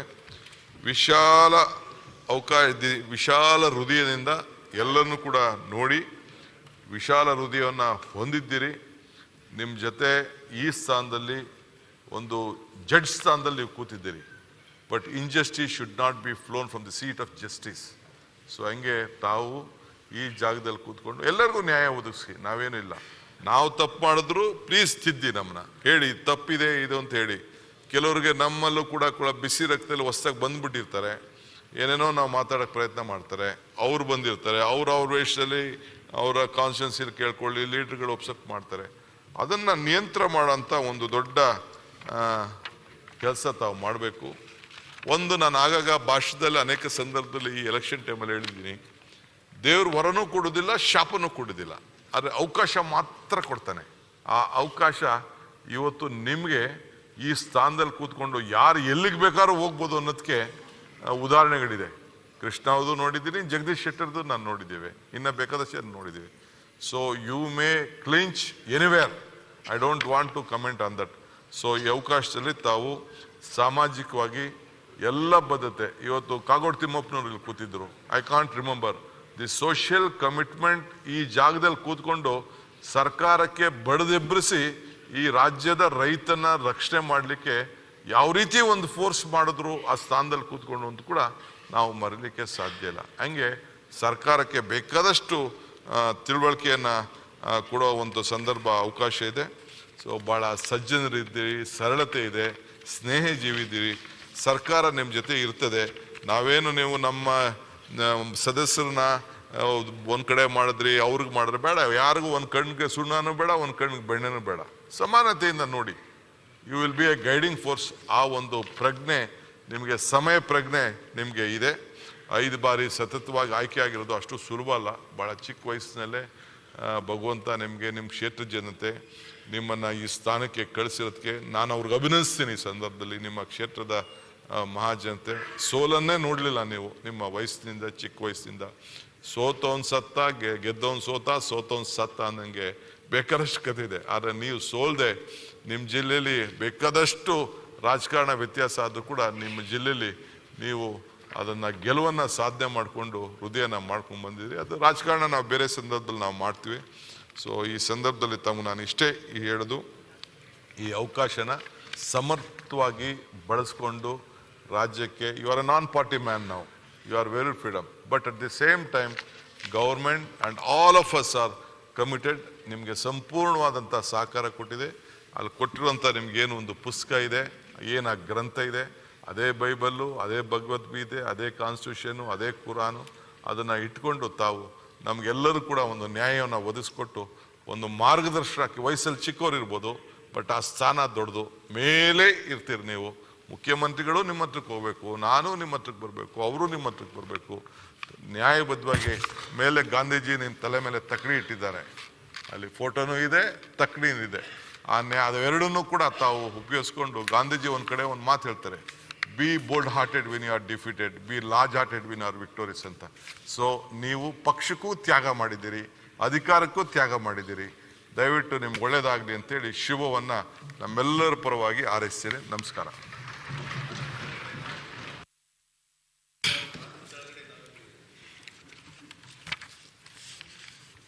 ನೂತನವಾಗಿ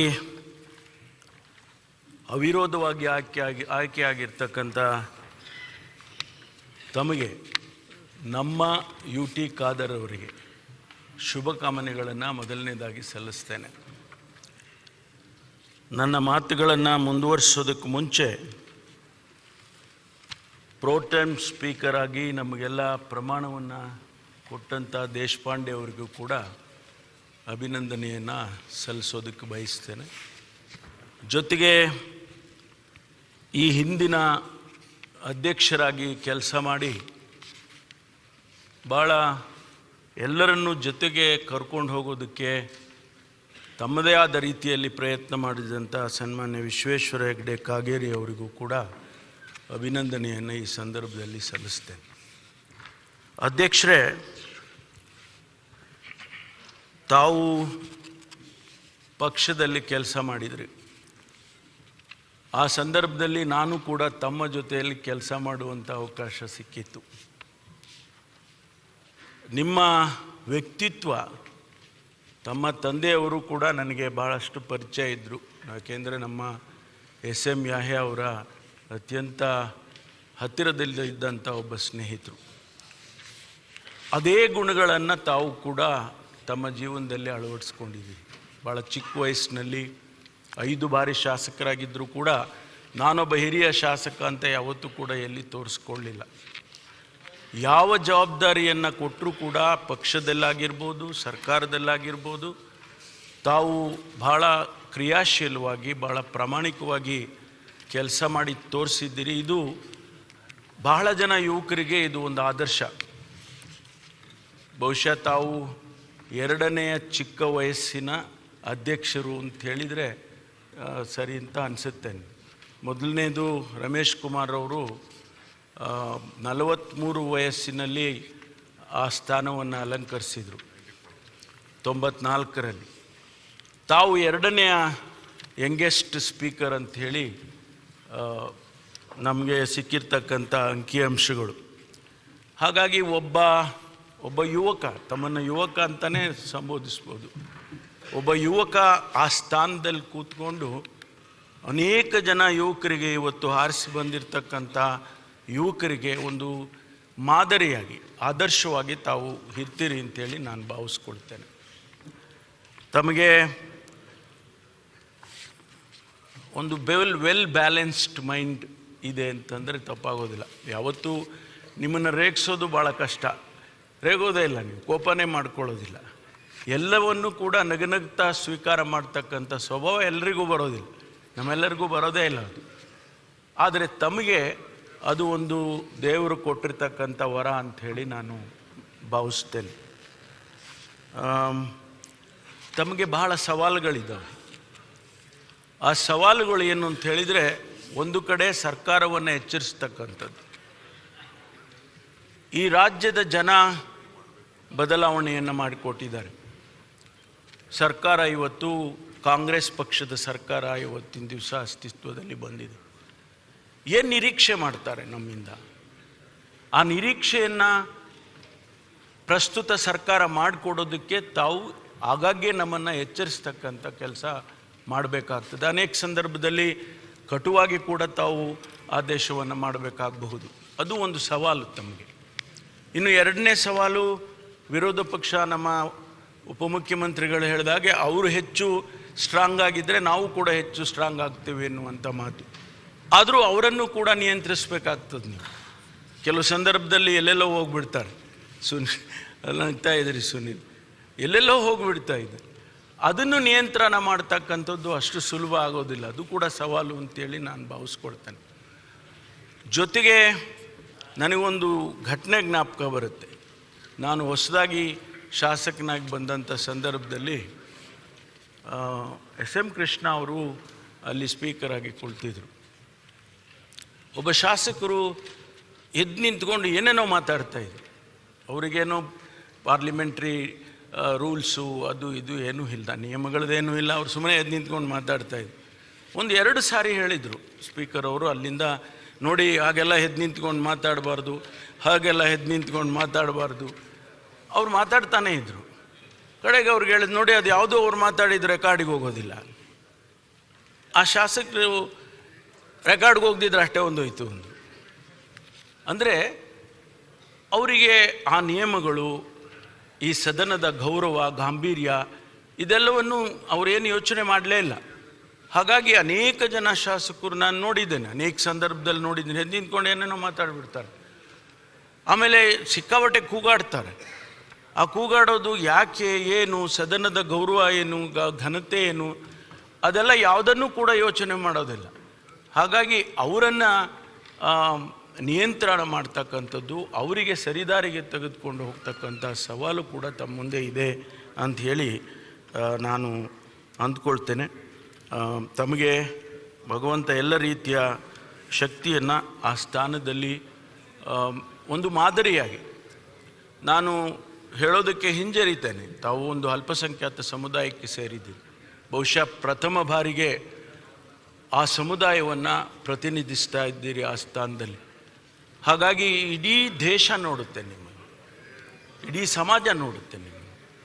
ಆ ಸ್ಥಾನದಿಂದ ತಮ್ಮನ್ನು ಬರ್ತಕ್ಕಂಥ ಮಾತು, ತಾವು ನಡ್ಕೊಳ್ತಕ್ಕಂಥ ನಡೆ, ಇಡೀ ದೇಶ ತಮ್ಮನ್ನು ಗಮನಿಸ್ತದೆ ಅನ್ನೋದನ್ನು ಕೂಡ ನಾನು ತಮ್ಮ ಗಮನಕ್ಕೆ ತರ್ತೇನೆ. ಹಾಗಾಗಿ ತಮಗೆ ಒಳ್ಳೆಯದಾಗಲಿ. ಆ ಸ್ಥಾನದಲ್ಲಿ ಎಲ್ಲ ಒಂದು ಒಳ್ಳೆಯ ಭಾವನೆಗಳಿಂದ ತಾವು ಆ ಸ್ಥಾನದಲ್ಲಿ ಆಡಳಿತವನ್ನು ನಡೆಸಲಿ ಹಾಗೆ ಅಂತೇಳಿ ಹಾರೈಸಿ, look at the beauty of democracy. 10 ನಿಮಿಷ 15-20 ನಿಮಿಷದಲ್ಲಿ ತಾವು ಯು ಟಿ ಖಾದರ್ ಅವರು ಅಲ್ಲಿ ಕೂತಿದ್ರಿ. 20 ನಿಮಿಷ 25 ನಿಮಿಷದ ನಂತರ ತಾವು ಇವತ್ತು ಸನ್ಮಾನ್ಯ ಅಧ್ಯಕ್ಷರು. This is the beauty of democracy. ಆದ್ದರಿಂದ ಆ ಅವಕಾಶ ಸಿಕ್ಕಿದೆ. ತಮಗೆ ಶುಭವಾಗಲಿ ಅಂತ ಹೇಳಿ ನಾನು ಮಾತನ್ನು ಮುಗಿಸ್ತೀನಿ.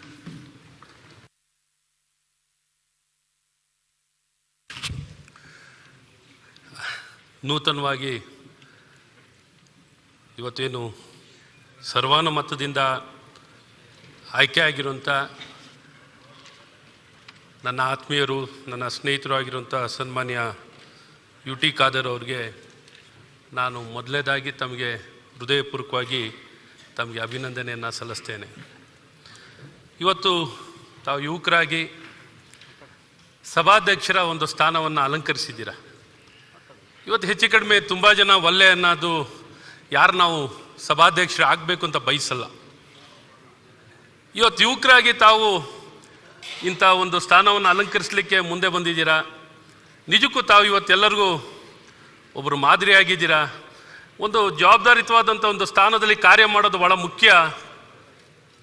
ಯಾವುದೇ ಸ್ಥಾನವಾಗಿರಲಿ, ಇವತ್ತು ಭಾಳ ಪ್ರಬಲವಾಗಿ ಪರಿಣಾಮಕಾರಿಯಾಗಿ ಕಾರ್ಯವನ್ನು ನಿರ್ವಹಿಸೋಕ್ಕೆ ಒಂದು ಉದಾಹರಣೆ, ಒಂದು ಸಾಕ್ಷಿ ಆಗಿರುವಂಥವ್ರು ಇವತ್ತು ಸನ್ಮಾನ್ಯ ಯು ಟಿ ಖಾದರ್ ಫರೀದ್ ಅವರು.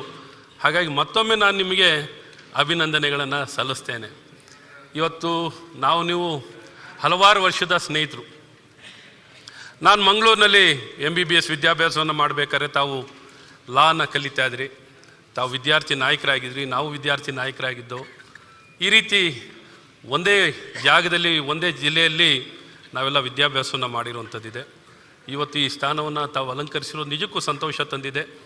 ತಾವು 5ನೇ ಬಾರಿ ಶಾಸಕರಾಗಿ ಆಯ್ಕೆಯಾಗಿ ಭಾಳ ಪರಿಣಾಮಕಾರಿಯಾಗಿ ನಿಮ್ಮ ಕಾರ್ಯಶೈಲಿ, ಜನಪ್ರಿಯತೆ, ಜನರ ಸಮಸ್ಯೆಗಳನ್ನು ಭಾಳ ಉತ್ತಮವಾಗಿ ಅರ್ಥಕೊಂಡಿದ್ದೀರ.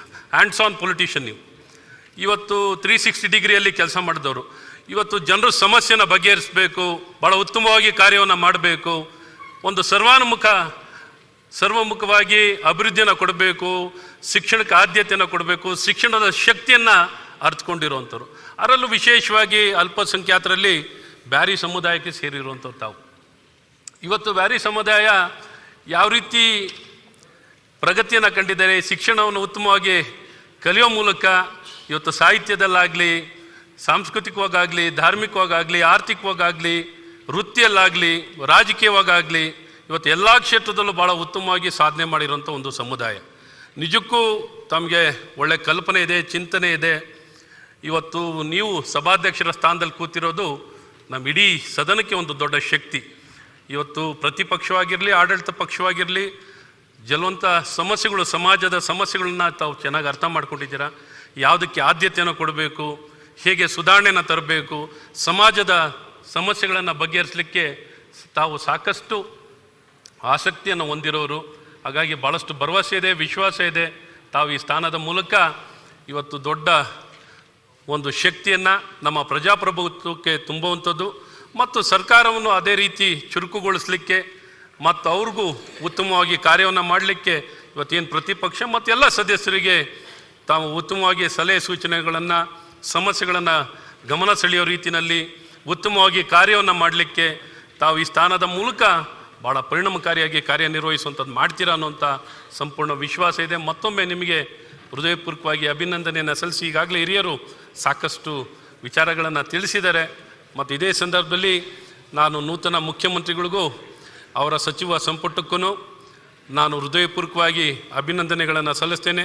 ತಮ್ಮ ಒಂದು ಅವಧಿಯಲ್ಲಿ ಕಾಲದಲ್ಲಿ ಭಾಳ ಉತ್ತಮವಾಗಿ ಪರಿಣಾಮಕಾರಿಯಾಗಿ ಕರ್ನಾಟಕವನ್ನು, ಕನ್ನಡ ನಾಡನ್ನು ಸದೃಢವಾಗಿ ಕಟ್ಟುವಂಥ ಪ್ರಯತ್ನ ತಮ್ಮಿಂದ ಆಗಲಿ. ನಮ್ಮ ನೂತನ 16ನೆಯ ವಿಧಾನಸಭೆಯಲ್ಲಿ ನೂತನ ಸಭಾಧ್ಯಕ್ಷರ ಒಂದು ಸಾಲಂಕರಣ ಆಗಿರೋವಂಥದ್ದು ಮತ್ತು ಅದರಲ್ಲೂ ಯುವಕರಾಗಿರೋವಂಥದ್ದು ಮತ್ತು ಎಲ್ಲರಿಗೂ ಅಧಿಕಾರದಿಂದನೇ ಹೋಗಬೇಕಾಗಿಲ್ಲ, ಇವತ್ತು ಸಭಾಧ್ಯಕ್ಷರಾಗಿ ಕೆಲಸವನ್ನು ಮಾಡ್ಬೋದು ಅನ್ನೋಂಥ ದಾರಿಯನ್ನು ತೋರಿರುವಂಥ ನಮ್ಮ UT ಖಾದರ್ ಅವರಿಗೆ ಮತ್ತೊಮ್ಮೆ ಹೃದಯಪೂರ್ವಕವಾಗಿ ಅಭಿನಂದನೆ ಸಲ್ಲಿಸ್ತೇನೆ. ಶುಭವಾಗಲಿ.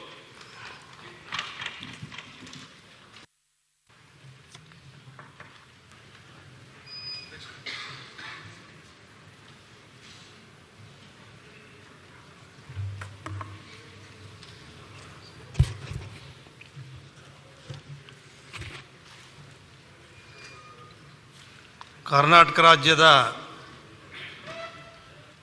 ವಿಧಾನಸಭೆಯಲ್ಲಿ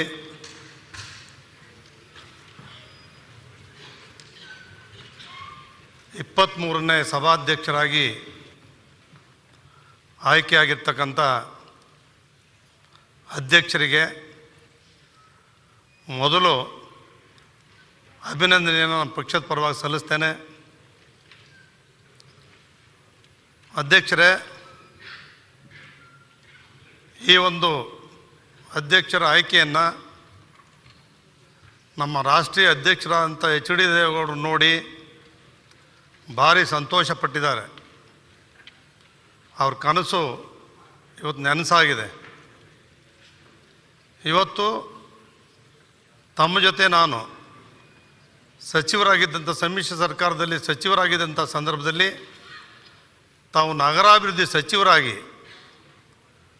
ಆ ರಿವ್ಯೂಗೆ ಬಂದಂಥ ಸಂದರ್ಭ, ಮೈಸೂರಿನಲ್ಲಿ ನೋಡಿದಂಥ ಸಂದರ್ಭ, ಮೊದಲು ಅಧಿಕಾರಿಗಳನ್ನ ರಿವ್ಯೂ ಮಾಡಿ ಸಾಮಾನ್ಯ ಜನರ ಜೊತೆ ಅವ್ರ ಕಷ್ಟಗಳನ್ನ ವಿಚಾರಿಸಿ ಅದಕ್ಕೆ ಯಾವ ರೀತಿ ಪರಿಹಾರ ಕೊಡಬೇಕು ಅಂತಕ್ಕಂಥದ್ದನ್ನು ಸ್ಥಳದಲ್ಲೇ ತಾವು ಮಂತ್ರಿಗಳಾಗಿ ನಿಮ್ಮ ಜೊತೆ ನಾನು ನೋಡಿದ್ದೇನೆ. ಉಪನಾಯಕರಾಗಿ ವಿಶ್ವೇಶ್ವರ ಹೆಗಡೆ ಕಾಗೇರಿಯವರು ಆ ಕಡೆ ಈ ಕಡೆ ಚರ್ಚೆ ಜೋರಾದಂಥ ಸಂದರ್ಭದಲ್ಲಿ ಒಂದೇ ಬಾರಿಗೆ 3-4 ಜನ ಎದ್ದು ಮಾತಾಡ್ತಕ್ಕಂಥ ಸಂದರ್ಭದಲ್ಲಿ ನೀವು ಉಪನಾಯಕಿರ್ತಕ್ಕಂಥ ನೀವು ಒಬ್ಬರೇ ಅವರೆಲ್ಲರೂ ಕೂಡ ಸಮಾಧಾನಪಡಿಸಿ ಕೂರಿಸ್ತಾ ಇದ್ರಿ. ಅವ್ರು ನೋಡಿರ್ತಕ್ಕಂಥದ್ದು ಎಲ್ಲರೂ ಕೂಡ ಸಮಾಧಾನ ಪಡಿಸ್ತಾ ಇದ್ರಿ. ಬೇರೆ ಯಾವ ನಾಯಕರು ಕೂಡ ಆ ಕೂರಿಸೋ ಶಕ್ತಿನೇ ಇರ್ತಿರಲಿಲ್ಲ. ನಿಮ್ಮ ಪಕ್ಷದಲ್ಲಿ ಅದನ್ನು ನೀವು ಮಾಡ್ತಾಯಿದ್ರಿ. ಭಾಳ ಶಿಸ್ತನ್ನು ಕೂಡ ತಾವು ಕಾಪಾಡ್ತಾಯಿದ್ರಿ. ಇದನ್ನೆಲ್ಲನೂ ಕೂಡ ನೀವು ಶಾಸಕರಾಗಿ, ಸಚಿವರಾಗಿ, ಉಪನಾಯಕರಾಗಿ ಅತ್ಯಂತ ಯಶಸ್ವಿಯಾಗಿ ಜನ ಮೆಚ್ಚುವ ರೀತಿಯಲ್ಲಿ ನೀವು ಸೇವೆಯನ್ನು ಸಲ್ಲಿಸಿದಿರಿ. ರಾಷ್ಟ್ರದಲ್ಲಿ ಇವತ್ತಿಗೂ ಕೂಡ ಅಬ್ದುಲ್ ಕಲಾಂರವರನ್ನು ಅವರು ರಾಷ್ಟ್ರಪತಿ ಆದಾಗ ಭಾಳ ನಿಸ್ಸಂಶಯದಿಂದ ನೋಡ್ತಾಯಿದ್ರು ದೇಶದ ಜನ. ಆದರೆ ಅವ್ರು ರಾಷ್ಟ್ರಪತಿ ಆದಮೇಲೆ ಅವ್ರು ಯಾವ ರೀತಿ ರಾಷ್ಟ್ರಪತಿ ಅಧಿಕಾರವನ್ನು ನಡೆಸಿದ್ರು, ಇಡೀ ಪ್ರಪಂಚಕ್ಕೆ ಮೆಚ್ಚುಗೆ ಆಗ್ತಕ್ಕಂಥ ಅಧಿಕಾರವನ್ನು ಅಬ್ದುಲ್ ಕಲಾಂ ಅವರು ನಡೆಸಿದರು.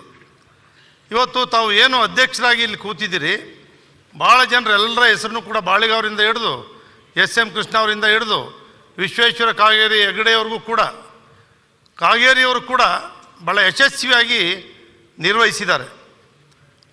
ಆ ರೀತಿ ತಮ್ಮಿಂದನೂ ಕೂಡ ರಾಜ್ಯದ ಜನ ನಿರೀಕ್ಷೆ ಮಾಡ್ತಾಯಿದ್ದಾರೆ. ಕಾಂಗ್ರೆಸ್ ಪಕ್ಷ ತಮ್ಮನ್ನು ಆಯ್ಕೆ ಮಾಡಿರ್ತಕ್ಕಂಥದ್ದು ಭಾರಿ ಸಂತೋಷ. ಆ ನಾಯಕರನ್ನು, ಆ ಪಕ್ಷದವರನ್ನು ನಾನು ತುಂಬ ಹೃದಯದಿಂದ ಅಭಿನಂದಿಸ್ತೇನೆ. ಸರ್ವಾನುಮತದಿಂದ ಅವ್ರು ಏನು ನಿಮ್ಮನ್ನು ಆಯ್ಕೆ ಮಾಡಿದ್ದಾರೆ ನಾವೆಲ್ಲರೂ ಕೂಡ ಒಪ್ಪಿ ತಮಗೆ ಅನುಮೋದನೆಯನ್ನು ಬೆಂಬಲವನ್ನು ನಾವೆಲ್ಲರೂ ಕೂಡ ಕೊಟ್ಟಿದ್ದೇವೆ. ಭಾಳಷ್ಟು ವಿಷಯಗಳು ಚರ್ಚೆ ಆಗುವಾಗ ರಾಜ್ಯಕ್ಕೆ ಅತಿ ಮುಖ್ಯವಾದಂಥ ವಿಷಯ ಯಾವುದು, ಅದ್ರ ಬಗ್ಗೆ ಎಷ್ಟು ಚರ್ಚೆ ಮಾತಾಡ್ತಾ ಯಾವುದೋ ಒಂದು ಸಣ್ಣ ವಿಷಯರನ್ನೇ ದಿನಗಟ್ಟಲೆ ಮಾತಾಡ್ತಕ್ಕಂಥದ್ದನ್ನು ತಡಿತಕ್ಕಂಥದ್ದನ್ನು ಮಾಡಬೇಕಾಯ್ತದೆ.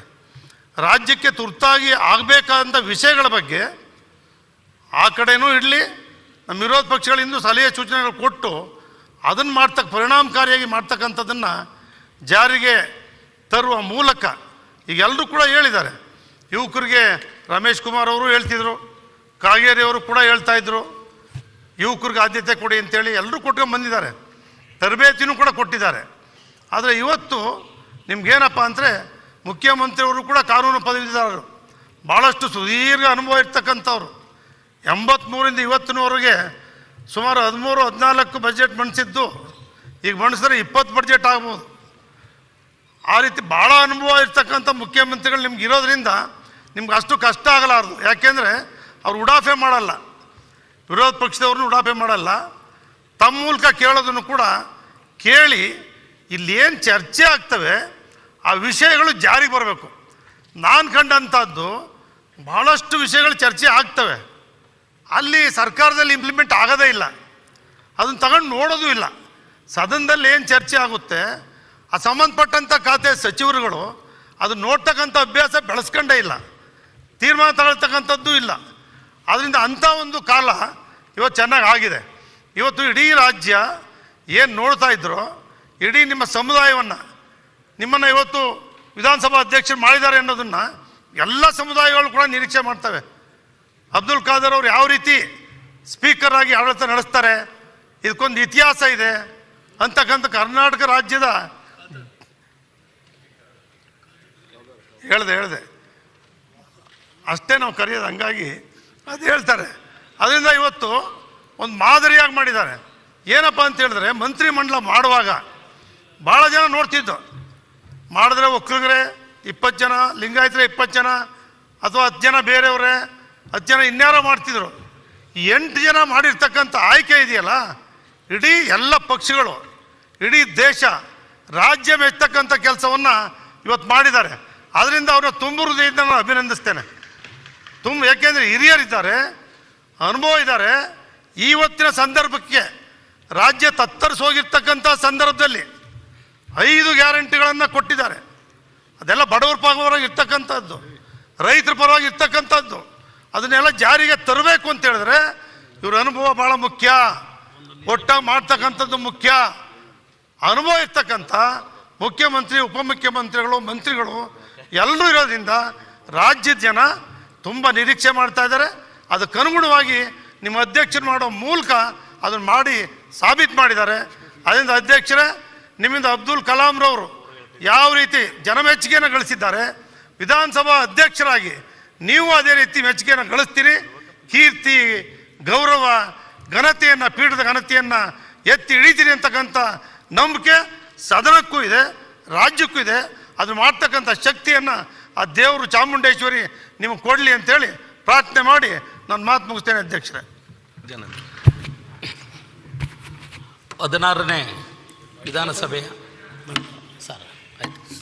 ಸನ್ಮಾನ್ಯ ಅಧ್ಯಕ್ಷರೇ, ತಾವು ಈ ಪೀಠದಲ್ಲಿ ಕೂತಂಥ ಸಂದರ್ಭದಲ್ಲಿ ನನ್ನ ಕಡೆಯಿಂದ ವೈಯಕ್ತಿಕವಾಗಿ ಹಾರ್ದಿಕ ಅಭಿನಂದನೆಗಳನ್ನು ತಮಗೆ ಸಲ್ಲಿಸ್ತೇನೆ. ತಾವು ಮಂಗಳೂರಿನ ಒಂದು ವಿಶಿಷ್ಟ ಸಾಂಸ್ಕೃತಿಕ ಹಿನ್ನೆಲೆ ಇರತಕ್ಕಂಥ ಬ್ಯಾರಿ ಸಮುದಾಯದಿಂದ ಬಂದಿರತಕ್ಕಂಥವ್ರು. ಕರಾವಳಿ ಕರ್ನಾಟಕ ಮತ್ತು ಮಲೆನಾಡಿನಲ್ಲಿ ನಿಮ್ಮ ಸಮುದಾಯ ಇವತ್ತು ನಿಮ್ಮ ಪರಂಪರೆ, ನಿಮ್ಮ ಸಾಂಸ್ಕೃತಿಕ ಇದು ನಮ್ಮೆಲ್ಲರಿಗೂ ಕೂಡ ಪರಿಚಿತ. ಮತ್ತು ನೀವು ನನ್ನ ತೀರ್ಥಹಳ್ಳಿ ಕ್ಷೇತ್ರಕ್ಕೆ ಭಾಳ ಹತ್ತಿರದವರು. ನಿಮ್ಮನ್ನು ಭಾಳ ವೈಯಕ್ತಿಕವಾಗಿ ನಾನು ಗೌರವಿಸುವಂಥವ್ನು. ನಾನು ಹೋಮ್ ಮಿನಿಸ್ಟರ್ ಆಗಿದ್ದಂಥ ಸಂದರ್ಭದಲ್ಲಿ ತಾವು ಬಂದು ಅನೇಕ ಸಂಗತಿಗಳ ಬಗ್ಗೆ ನನ್ನ ಜೊತೆ ಚರ್ಚೆ ಮಾಡ್ತಾಯಿದ್ರು. ಈ ಸೆಕ್ಯುಲರಿಸಮ್ ಅನ್ನುವಂಥದ್ದು ನಮ್ಮ ರಾಜಕಾರಣಿಗಳ ಭಾಷಣದ ವಸ್ತು ಆಗಿಬಿಟ್ಟಿದೆ. ಆದರೆ ನಿಮ್ಮ ಬದುಕಿನಲ್ಲಿ ಇದು ಹೊಕ್ಕಾಗಿದೆ ಅನ್ನುವಂಥದ್ದು ನನಗೆ ನಿಮ್ಮ ಬಗ್ಗೆ ಇರುವಂಥ ಗೌರವ ಜಾಸ್ತಿ ಆಗುವ ಹಾಗೆ ಆಯಿತು. ಆ ಸಂದರ್ಭದಲ್ಲಿ ನೀವು ಕೊಟ್ಟಂಥ ಹಿಜಾಬಿನಿಂದ ಹಿಡಿದು ಎಲ್ಲ ಸಂಕಷ್ಟದ ಸಂದರ್ಭಗಳಲ್ಲೂ ಕೂಡ ನೀವು ನನಗೆ ಹೋಮ್ ಮಿನಿಸ್ಟರ್ ಆಗಿ ಕೊಟ್ಟಂಥ ಸಲಹೆಗಳು ನನಗೆ ಭಾಳ ಉಪಯೋಗಕ್ಕೆ ಬಂತು ಅನ್ನುವಂಥ ಮಾತನ್ನು ಈ ಸಂದರ್ಭದಲ್ಲಿ ಹೇಳ್ತಾ ಇದ್ದೇನೆ.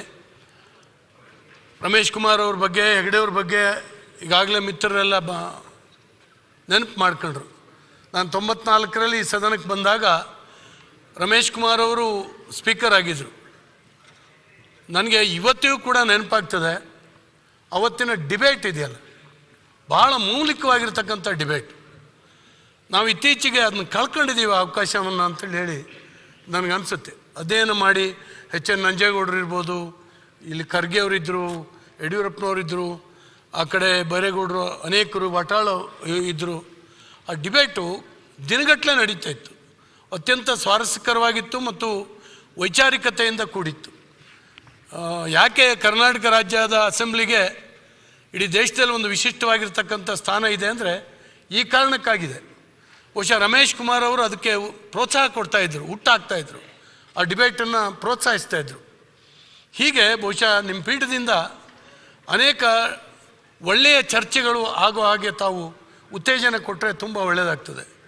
ಕಾಗೇರಿಯವರು ಕೂಡ ಮೊನ್ನೆವರೆಗೆ ಸಂವಿಧಾನದ ಬಗ್ಗೆ, ಕಾನ್ಸ್ಟಿಟ್ಯೂಷನ್ ಬಗ್ಗೆ ಒಂದು ಡಿಬೇಟನ್ನು ಹುಟ್ಟಾಕಿದ್ರು. 2-3 ದಿನ ಇಲ್ಲಿ ಡಿಬೇಟ್ ನಡೀತು. ಎಷ್ಟು ಮೌಲಿಕವಾಗಿತ್ತು ಅಂದರೆ ನಾವು ಅನೇಕರು ಹೊಸದಾಗಿ ಅಧ್ಯಯನ ಮಾಡಿದ್ವಿ. ನಾವು ಆ ಡಿಬೇಟಿಗೋಸ್ಕರನೇ ಸಂವಿಧಾನವನ್ನು ಅದರಲ್ಲಿರುವಂಥ ಅಂಶಗಳನ್ನು ಅಧ್ಯಯನ ಮಾಡಿ ಬಂದು ಮಾತನಾಡಲಿಕ್ಕೆ ಸಾಧ್ಯ ಆಯಿತು. ಬಹುಶಃ ನಾವು ಓದಿ ಅಂತೇಳಿ ನೀವು ಸಂವಿಧಾನ ಪುಸ್ತಕ ಕೊಟ್ಬಿಟ್ಟಿದ್ದೀರಿ, ಈಗಾಗಲೇ ಯಾರು ಓದಲ್ಲ. ಅಂಥ ಒಂದು ಡಿಬೇಟ್ ಹುಟ್ಟಾಕಿದಾಗ ಬಹುಶಃ ಭಾಳಷ್ಟು ಜನ ಓದಲಿಕ್ಕೆ ಆಯಿತು, ಚರ್ಚೆ ಮಾಡಲಿಕ್ಕಾಯಿತು, ಚರ್ಚೆಯನ್ನು ಕೇಳಿ ಅರ್ಥ ಮಾಡ್ಕೊಳ್ಳಿಕ್ಕಾಯಿತು. ಈ ರೀತಿ ಇವತ್ತು ಪೀಠದಲ್ಲಿ ಒಂದು ಸಭೆಯನ್ನು ನಿಯಂತ್ರಣ ಮಾಡುವಂಥದ್ದು, ಇನ್ನೊಂದು ಈ ರೀತಿ ಚರ್ಚೆಗಳನ್ನು ಹುಟ್ಟಾಕಿ ಮೌಲ್ಯಗಳನ್ನ ಜಾಸ್ತಿ ಮಾಡುವಂಥದ್ದು ಇವತ್ತು ತಮ್ಮ ಪೀಠದ ಕಡೆಯಿಂದ ಆಗಬೇಕು. ಖಂಡಿತವಾಗೂ ನೀವು ಉಪನಾಯಕರು ಆಗಿಯೂ ಕೂಡ ಭಾಳ ಸಂಯಮದಿಂದ ವಿರೋಧ ಪಕ್ಷವನ್ನು ಕೂಡ ನಿಯಂತ್ರಣಕ್ಕೆ ತಂದು ಎಲ್ಲೋ ಒಂದು ಕಡೆ ಗೊಂದಲ ಆಗದಿದ್ದ ಹಾಗೇನೂ ಕೂಡ ನೋಡ್ಕೊಳ್ತಾ ಇದ್ರಿ. ನಿಮ್ಮ ತಾಳ್ಮೆ ಮತ್ತು ಇದು ತುಂಬ ಒಳ್ಳೆಯದಿತ್ತು. ಬಹುಶಃ ಭಾಷೆದು ಸ್ವಲ್ಪ ಕಷ್ಟ ಆಗ್ತದೋ ಅಂತ ಹೇಳಿ ನನಗೊಂದು ಸಂಶಯ ಉಂಟು. ಅದನ್ನು ತಾವು ತಿದ್ಕೊಂತೀರಿ ಮತ್ತು ನಮಗೆ ನಿಮ್ಮ ಬಗ್ಗೆ ಗೊತ್ತಿರೋದ್ರಿಂದ ಅಂಥದ್ದೇನು ತೊಂದರೆ ಆಗೋದಿಲ್ಲ. ಕನ್ನಡ ಅನೇಕ ಫ್ಲೂಯೆಂಟ್ ಆಗಿ ತಮಗೆ ಮಾತಾಡಲಿಕ್ಕೆ ಕಷ್ಟ ಆಗ್ಬೋದು, ಆದರೂ ಕೂಡ ಏನೂ ತೊಂದರೆ ಆಗೋದಿಲ್ಲ. ತಮ್ಮ ಮಾನಸಿಕವಾಗಿ ನೀವು ಒಳ್ಳೆಯವರಿದ್ದೀರಿ. ಮಾತಾಡ್ತಾರೆ, ಬಟ್ ಒಂದೊಂದು ಸಾರಿ ಫ್ಲೂಯೆಂಟಾಗಿ ಮಾತಾಡ್ಲಿಕ್ಕೆ ಕಷ್ಟ. ಮಂಗಳೂರು ಕನ್ನಡ ಮತ್ತು ತುಳು ಮಿಶ್ರಿತ, ಬ್ಯಾರಿ ಮಿಶ್ರಿತ ಕನ್ನಡ ಇದೆ. ಆದರೂ ನೀವು ಯಶಸ್ವಿ ಆಗಬೇಕು ಅಂತ ನಮ್ಮೆಲ್ಲರದ್ದು ಹಾರೈಕೆ. ಯಾಕೆಂದರೆ ನಮ್ಮ ಪಕ್ಷ ಬೇರೆ, ಇದು ಬೇರೆ ಇದ್ದರೂ ಕೂಡ ನಿಮ್ಮ ಬಗ್ಗೆ ಭಾಳ ಪ್ರೀತಿ ಇದೆ, ವಿಶ್ವಾಸ ಇದೆ. ಮತ್ತು ಆ ಸ್ಥಾನವನ್ನು ಅಲಂಕರಿಸಿದಂಥ ಸಂದರ್ಭದಲ್ಲಿ ನಮ್ಮ ವಿಧಾನಸಭೆಗೆ ಮೌಲ್ಯ ಮತ್ತು ಘನತೆಯನ್ನು ಎತ್ತಿಡಿಯೋದ್ರಲ್ಲಿ ನೀವು ಯಶಸ್ವಿ ಆಗಲಿ ಮತ್ತು ನಮ್ಮೆಲ್ಲರ ಸಹಕಾರ ಇದೆ ಅನ್ನುವಂಥ ಮಾತನ್ನು ಸಂದರ್ಭದಲ್ಲಿ ಹೇಳ್ತಾ ನಿಮ್ಗೆ ಅಭಿನಂದನೆ ಸಲ್ಲಿಸಿ ನನ್ನ ಮಾತು ಇಷ್ಟ. HK ಪಾಲ್ ಅಂತ ತಮ್ಮ ನೆಕ್ಸ್ಟ್ ಬಾಲಕೃಷ್ಣ ಜಯಚಂದ್ರಜಿ ಅವರು ಮತ್ತು ಸುನಿಲ್ ಕುಮಾರ್. ಸನ್ಮಾನ್ಯ ಸಭಾಧ್ಯಕ್ಷರೇ, ಅತ್ಯಂತ ಸಂತೋಷದ ಪ್ರಸಂಗ. ಒಬ್ಬ ಆತ್ಮೀಯ ಸ್ನೇಹಿತನನ್ನು ವಿಧಾನಮಂಡಲದ ಅತ್ಯುನ್ನತ ಸ್ಥಾನದಲ್ಲಿ ಕೂಡಿಸಿ ಅಭಿನಂದಿಸುವಂಥ ಈ ಗಳಿಗೆಯಲ್ಲಿ ನಿಜವಾಗಿಯೂ ಸಂತೋಷ ಹಾಗೂ ನಿಮ್ಮ ಬಗ್ಗೆ ಅಭಿಮಾನ ಉಕ್ಕಿ ಬರ್ತದೆ. ನಿಮ್ಮ ತಂದೆಯವ್ರ ಜೊತೆಗೆ ಸಾಕಷ್ಟು ಒಡನಾಟ ಇದ್ದವ್ರು ನಾವು. ನನ್ನ ತಂದೆಯವ್ರ ಜೊತೆಗೆ ನಿಮ್ಮ ತಂದೆಯವ್ರದ್ದು ಭಾಳ ಆತ್ಮೀಯವಾದ ಸಂಬಂಧ. ಆ ಕಾರಣಕ್ಕಾಗಿ ಅವರ ಸಂಬಂಧ ಸಂಪರ್ಕ ಹೆಚ್ಚಿತ್ತು. ತಾವು ಶಾಸಕರಾಗಿ, ಜೊತೆಗೆ ಮಂತ್ರಿಯಾಗಿ, ನೀವು ಜೊತೆಯಾಗಿ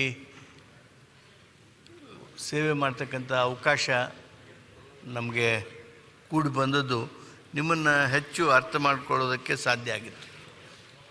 ಮೊನ್ನೆ ಅರ್ಗದ್ರ ಜ್ಞಾನೇಂದ್ರ ಅವರು ಒಂದು ಮಾತು ಹೇಳಿದರು.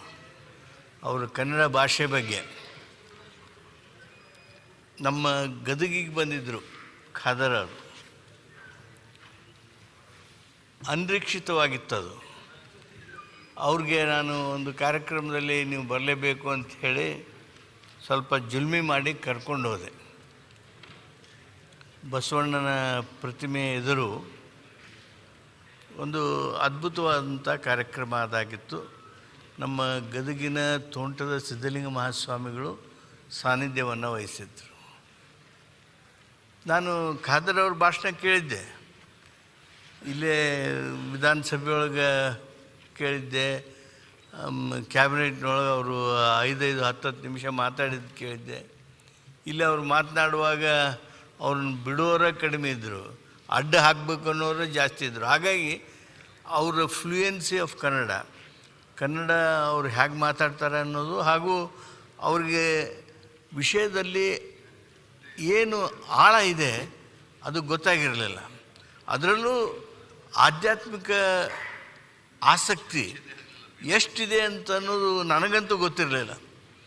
ಅವತ್ತು ಒಂದು 20-25 ನಿಮಿಷ ಖಾದರ್ ಅವರು ಭಾಷಣ ಮಾಡಿದಾಗ ನಮ್ಮ ಗದಗಿನ ತೋಂಟದ ಸಿದ್ಧಲಿಂಗ ಮಹಾಸ್ವಾಮಿಗಳು ಹೇಳಿದ್ದೇನು ಅಂದರೆ, ನನಗಿನ್ನೂ ಅವರು ಆಡಿರ್ತಕ್ಕಂಥ ಮಾತುಗಳು ಹಚ್ಚೆಸರಾಗಿ ನನಗೆ ನೆನಪಿದೆ. ಏನು ರೀ, ಭಾರಿ ಓದ್ಕೊಂಡಾರಲ್ಲ, ಆಧ್ಯಾತ್ಮದೊಳಗೆ ಆಳವಾದ ಜ್ಞಾನ ಇದೆ ರೀಪ್ಪ ಇವ್ರಿಗೆ. ಭಾಷೆ ನೋಡ್ರಿ, ಭಾಷೆ. ಈ ಉದ್ಗಾರ ತೋಂಟದ ಸಿದ್ಧಲಿಂಗ ಮಹಾಸ್ವಾಮಿಗಳಿಂದ ಬಂದಿತ್ತು ಅನ್ನೋದನ್ನು ಭಾಳ ಅಭಿಮಾನದಿಂದ ಅವರು ನಿಮ್ಮ ಬಗ್ಗೆ ಹೇಳ್ತಕ್ಕಂಥದ್ದನ್ನು ಈ ಸಂದರ್ಭದಲ್ಲಿ ನಾನು ನೆನಪು ಮಾಡ್ಕೊಳ್ತೇನೆ. ಭಾಷೆ ಬಗ್ಗೆ ಅವರು ಪ್ರಸ್ತಾಪ ಮಾಡಿದ್ರು ಅಂದ್ಕೊಳ್ಳೇನ ಅದು ನನಗೆ ನೆನಪಾಯಿತು. ಅಧ್ಯಕ್ಷರೇ, ನೀವು ಇವತ್ತೇನು ಆ ಸ್ಥಾನದಲ್ಲಿ ಕೂತಿದ್ದೀರಿ, ದೊಡ್ಡ ಸವಾಲನ್ನು ನಿಮ್ಮ ಎದುರಿಗೆ ಇಟ್ಕೊಂಡಿರಿ. ವಿಧಾನಮಂಡಲದ ಬಗ್ಗೆ ನಾವು ಭಾಳ ಗೌರವಾನ್ವಿತವಾಗಿ ಮಾತನಾಡ್ತೀವಿ. ಸಂವಿಧಾನಾತ್ಮಕವಾಗಿ ಅಷ್ಟೆಲ್ಲ ಹಕ್ಕು, ಅಧಿಕಾರ, ಆ ಘನತೆ ಇರತಕ್ಕಂಥದ್ದೇ ನಿಜ. ಆದರೆ ಹಲವು ವರ್ಷಗಳಲ್ಲಿ ನಾವು ಆತ್ಮಾವಲೋಕನೆ ಮಾಡ್ಕೊಳ್ಬೇಕಾಗಿರ್ತಕ್ಕಂಥ ಪ್ರಸಂಗ ಇವತ್ತು ನಮ್ಮ ಎದುರಿಗಿದೆ. ಏನಿಲ್ಲಿ ಏನು ನಡೀತದೆ, ಅದು ಯಾವುದು ಉಪಯೋಗ ಆಗ್ತಾಯಿದೆ ಈಗ. ನೀವು you are not only custodian of this house, your friend, philosopher and guide for all the members and also the government and also to political parties in that way. ನಾನು ಇಷ್ಟೇ ತಮಗೆ ಹೇಳ್ತೀನಿ, ನೀವು ಬರೀ ಈ ಸದನ ಇದನ್ನಷ್ಟೇ ನೋಡಬೇಡಿ. ನೀವು ಇದಲ್ಲದೆ ನೀವು ನಮಗೆ ಪಬ್ಲಿಕ್ ಅಕೌಂಟ್ಸ್ ಕಮಿಟಿ ಮಾಡಿದ್ದೀರಿ, ಅಂದಾಜು ಸಮಿತಿ ಮಾಡಿದ್ದೀರಿ, ಭರವಸೆ ಸಮಿತಿಗಳನ್ನು ಮಾಡಿದ್ದೀರಿ, ಹಲವಾರು ಇತರೆ ಕಮಿಟಿಗಳದಾವು. ಅವೆಲ್ಲ ಇವತ್ತು ಯಾವುದಕ್ಕೂ ಉಪಯುಕ್ತ ಇಲ್ಲ ಅನ್ನುವಂಥ ಒಂದು ಹಂತಕ್ಕೆ ಬಂದು ನಿಂತಿವೆ. ಅವುಗಳ ರಕ್ಷಣೆ ಅದು ನಿಮಗೆ ದೊಡ್ಡ ಸವಾಲು. ಇವತ್ತು ಪಬ್ಲಿಕ್ ಅಕೌಂಟ್ಸ್ ಕಮಿಟಿ ನಾವೆಲ್ಲ ಅಲ್ಲಿ ಕೂತವರು, ಇಲ್ಲೆಲ್ಲರೂ ದೊಡ್ಡವ್ರು ಯಾರಿದ್ದೀರಿ, ಸೀನಿಯರ್ಸ್ ಯಾರಿದ್ದೀರಿ, ಪಬ್ಲಿಕ್ ಅಕೌಂಟ್ ಕಮಿಟಿಗೆ ಬಂದೇವಿ, ಕೂತೇವಿ, ಚರ್ಚೆ ಮಾಡೀವಿ. ಏನು ದೇಶಪಾಂಡೆ ಅವರ ನಿಮ್ಗೆ ಗೊತ್ತಿದೆ ಅಲ್ಲ, ಪಬ್ಲಿಕ್ ಅಕೌಂಟ್ ಕಮಿಟಿಯೊಳಗೆ ನಾವೇನು ಮಾತಾಡ್ತೀವಿ ಅಂದರೆ, ಏನು ರೀ ಇಲ್ಲೇನು ಮಾತಾಡಿ ಏನು ಮಾಡೋದು, ಏನೇನು ಉಪಯೋಗ ಆಗೋದಿಲ್ಲ. ದೊಡ್ಡ ದೊಡ್ಡ ಅಧಿಕಾರಿಗಳಿಗೆ, finance secretary, revenue secretary, all type of ಸೆಕ್ರೆಟ್ರೀಸ್, ಅವ್ರಿಗೆ ಹೇಳ್ತೀವಿ, ತಮಗೂ ಅದರ ಅನುಭವ ಇದೆ. ಎಲ್ಲರೂ ನಾವು ವ್ಯವಸ್ಥೆಯೊಳಗೆ ವಿಶ್ವಾಸ ಕಳೆದುಕೊಂಡು ಬಿಟ್ಟಿದ್ದೀವಿ. ಈಗ ನಿಮ್ಮ ಪಬ್ಲಿಕ್ ಅಕೌಂಟ್ ಕಮಿಟಿ ವರದಿ ಬಂತು ಅಂದರೆ ಮಾಧ್ಯಮದವರು ಅದ್ರ ಬಗ್ಗೆ ಆಸಕ್ತಿ ಇಲ್ಲ. ಯಾವ ಡಿಪಾರ್ಟ್ಮೆಂಟ್ ಬಗ್ಗೆ ಏನು ಬರೆದಿದ್ದಾರೆ, ಯಾವ ಮಂತ್ರಿ ಬಗ್ಗೆ ಏನು ಉಲ್ಲೇಖ ಮಾಡಿದ್ದಾರೆ. ಭರವಸೆ ಸಮಿತಿ ವರದಿಗಳಂತೂ ನೋಡಿ, ಇಲ್ಲಿ ನಾವು ಪರಿಶೀಲಿಸ್ತೇವೆ ಅಂತ ಹೇಳಿದರೆ that is an assurance by A minister. ಮಂತ್ರಿಗಳು ಪರಿಶೀಲಿಸ್ತೇವೆ ಅಂತೇಳಿ ಹೇಳಿದರೆ ದ್ಯಾಟ್ ಬಿಕಮ್ಸ್ ಅಶ್ಯೂರೆನ್ಸ್. ಆ ಭರವಸೆ ಕಲೌಟ್ ಮಾಡಿ ಅದ್ರ ಮೇಲೆ ನಾವು ಗಂಟೆಗಟ್ಟಲೆ ಚರ್ಚೆ ಮಾಡ್ತೀವಿ. ಅಂದರೆ ಈ ಸದನದಲ್ಲಿ ಆಗಿರ್ತಕ್ಕಂಥ ನಡವಳಿಕೆಗಳಿಗೆ ಅಷ್ಟು ಮಹತ್ವ, ಅಷ್ಟು ಖರ್ಚು ಮಾಡಿ ಆ ವ್ಯವಸ್ಥೆ ರೂಪ ಮಾಡಿ ಸಂವಿಧಾನದ ಪ್ರಕಾರ ಅವುಗಳ ಅನುಷ್ಠಾನ ಆಗಬೇಕು. ಯಾವುದು ಅನುಷ್ಠಾನ ಆಗ್ತಾ ಹೇಳಿ? ಆತ್ಮಾವಲೋಕನೆ ಮಾಡಿಕೊಳ್ಬೇಕಾಗಿರ್ತಕ್ಕಂಥ ಈ ಸಂದರ್ಭದಲ್ಲಿ ನೀವು ಈ ದೊಡ್ಡ ಸವಾಲನ್ನು ಎದುರಿಸ್ತಾ ಇದ್ದೀರಿ. ಆ ಎಲ್ಲ ಸಮಿತಿಗಳ ವರದಿಗಳು ಹಾಗೂ ನಡವಳಿಕೆಗಳು ಇವತ್ತು ಅತ್ಯಂತ ಉಪಯುಕ್ತ ಆಗುವ ಹಾಗೆ. ಎಲ್ಲಿ ನಾವು ನೋಡ್ತಾ ಇದ್ದೀವಿ, ಇಷ್ಟು ಡಿಟೋರೇಟ್ ಆಗಿಬಿಟ್ಟೇವಿ, ಕೆಳಮಟ್ಟಕ್ಕೆ ಬಂದುಬಿಟ್ಟೇವಿ. ನಾವು ಸಮಿತಿಗಳು ಕೊಟ್ಟ ವರದಿಯನ್ನು ವಿಧಾನಮಂಡಲದ ಇಲಾಖೆಯವರು ಹಂಗೆ ಇಟ್ಕೊಂಡ್ಕೊಂಡಿರ್ತಾರೆ. ಸರ್ಕಾರದ ಮುಲಾಜು ನೋಡೋದಲ್ಲ, ಮರ್ಜಿ ನೋಡೋದಲ್ಲ. ಈ ವಿಧಾನಮಂಡಲ ಸರ್ಕಾರದ ಮ್ಯಾಲಿದೆ, ಸರ್ಕಾರದ ಆಧೀನದಲ್ಲಿ ಕೆಲಸ ಮಾಡುವಂಥದ್ದಲ್ಲ ಇದು ಅನ್ನೋದನ್ನು ನಾವೆಲ್ಲರೂ ಎಚ್ಚರಿಕೆಯನ್ನು ವಹಿಸ್ಕೊಂಡಿರ್ಬೇಕು. ಆದ್ದರಿಂದ ನಾನು ನಿಮ್ಮಲ್ಲಿ ವಿನಂತಿ ಮಾಡ್ತೀನಿ, ಎಷ್ಟು ಪೆಂಡಿಂಗ್ ರಿಪೋರ್ಟ್ಸ್ ಅದಾವಲ್ರಿ ಅವನ್ನೆಲ್ಲ ಒಮ್ಮಕ್ಕಲೇ ಪ್ಲೇಸ್ ಮಾಡಿಬಿಡಿ. ನಾನು ಈ ಸಂದರ್ಭದಲ್ಲಿ ನಿಕಟಪೂರ್ವವಾಗಿರ್ತಕ್ಕಂಥ ಸಭಾಧ್ಯಕ್ಷರಾಗಿ ಸೇವೆ ಮಾಡಿದಂಥ ವಿಶ್ವೇಶ್ವರ ಹೆಗಡೆ ಕಾಗೇರಿಯವ್ರನ್ನ ನಾನು ಅತ್ಯಂತ ಗೌರವದಿಂದ ನೆನಪು ಮಾಡ್ಕೊಳ್ತೀನಿ. ಎರಡು ಭಾಳ ಉತ್ತಮವಾಗಿರ್ತಕ್ಕಂಥ ಕೆಲಸ ಮಾಡಿದರು. ಈ ವಿಧಾನಮಂಡಲದಲ್ಲಿ ಸಂವಿಧಾನದ ಬಗ್ಗೆ ಚರ್ಚೆ ಮಾಡಿಸಿದರು ಹಾಗೂ ಚುನಾವಣಾ ಸುಧಾರಣೆ ಬಗ್ಗೆ ಚರ್ಚೆ ಮಾಡಿಸಿದರು. ಅವು ಎರಡೂ ವಿಷಯವನ್ನು ಇಲ್ಲಿ ತಂದು ಚರ್ಚೆ ಮಾಡುವಾಗ ಅವರಲ್ಲಿ ಆ ಧೈರ್ಯ ಹೆಪ್ಪುಗಟ್ಟಿತ್ತು. ಆದರೆ ಅದರದ್ದು ಫಾಲೋ ಅಪ್ ಆ್ಯಕ್ಷನ್ಸ್ ಏನದಲ್ಲ, ಯಾವ ಒತ್ತಡಕ್ಕೆ ಬಿದ್ದರೋ ಗೊತ್ತಿಲ್ಲ, ಅದು ಎಲ್ಲಿಗೆ ಇತ್ತು ಅಲ್ಲಿಗೆ ನಿಂತದ್ದು. ಕೇವಲ ಇಲ್ಲಿ ಚರ್ಚೆ ಆಗಿ ಪತ್ರಿಕೆಯಲ್ಲಿ ಏನು ಬಂತು ಅಷ್ಟೇ. ಚುನಾವಣಾ ಆಯೋಗಕ್ಕೆ ಪತ್ರ ಬರೆದ್ರವ್ರು, ಐ ಕಾಂಪ್ಲಿಮೆಂಟ್ ಹಿಮ್. ಉತ್ತರ ಬಂತು, ಆ ಉತ್ತರ ವಿಧಾನಮಂಡಲಕ್ಕೆ ಬರಬೇಕಾಗಿತ್ತು, ಅದ್ರ ಮೇಲೆ ಚರ್ಚೆ ಆಗಬೇಕಾಗಿತ್ತು.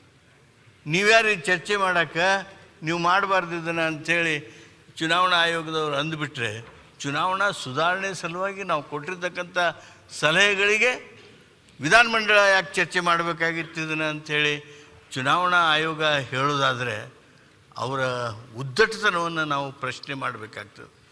ಆದ್ದರಿಂದ ಅದು ಯಾವುದು ಅಷ್ಟಕ್ಕೆ ನಿಂತಿತ್ತು ಅವುಗಳನ್ನು ಮುಂದುವರಿಸ್ಕೊಂಡು ಹೋಗಬೇಕು. ನೀವು ಆ ಚುನಾವಣಾ ಆಯೋಗದ ಪತ್ರ ವಿಧಾನಮಂಡಲದಲ್ಲಿ ನೀವು ಇರಿಸಿ ಚರ್ಚೆ ಆಗುವ ಹಾಗೆ ಆಗಬೇಕು ಅಂಥೇಳಿ ನಾನು ಈ ಸಂದರ್ಭದೊಳಗೆ ತಮ್ಮಿಂದ ವಿಶೇಷವಾಗಿ ಅಪೇಕ್ಷೆ ಮಾಡ್ತೀನಿ. ಅಧ್ಯಕ್ಷರೇ, ತಾವು ವೈಕುಂಠ ಬಾಳಗಾರವರ ಆ ಕ್ಷೇತ್ರದ ಸಮೀಪದಿಂದ ಬಂದವರು, ಭಾಳ ದೊಡ್ಡ ಹೆಸರನ್ನು ಮಾಡಿದರು. ಬಣಕಾರವರು ಅತ್ಯಂತ ಪ್ರಾಮಾಣಿಕ ಸಭಾಪತಿಗಳು. ಎಷ್ಟು ಪ್ರಾಮಾಣಿಕರು ಅಂದರೆ, ಅವರು MLA ಆಗಿ ಅದು ಚುನಾವಣೆ ಫೇಲ್ ಆದರೆ ಮರುದಿವಸ ಅವರು ಹೊಲಕ್ಕೂ ಹೊಂಡ್ತಿದ್ರು, ಕೋಟ್ ಹಾಕ್ಕೊಂಡು ಕೋರ್ಟ್ಗೂ ಹೋಗ್ತಿದ್ರು. ಆಮೇಲೆ ಅವರು ಈ ಸ್ಥಾನದಲ್ಲಿದ್ದಾಗ ಎಂಥ ಅದ್ಭುತವಾಗಿರ್ತಕ್ಕಂಥ ಕೆಲಸ ಮಾಡಿದರು. ಆದರೆ ನಾವು ಶಾಸಕರು ಅದರದ್ದು ಲಾಭ ಸಂಪೂರ್ಣ ಪಡ್ಕೊಳ್ಳಿಲ್ಲ.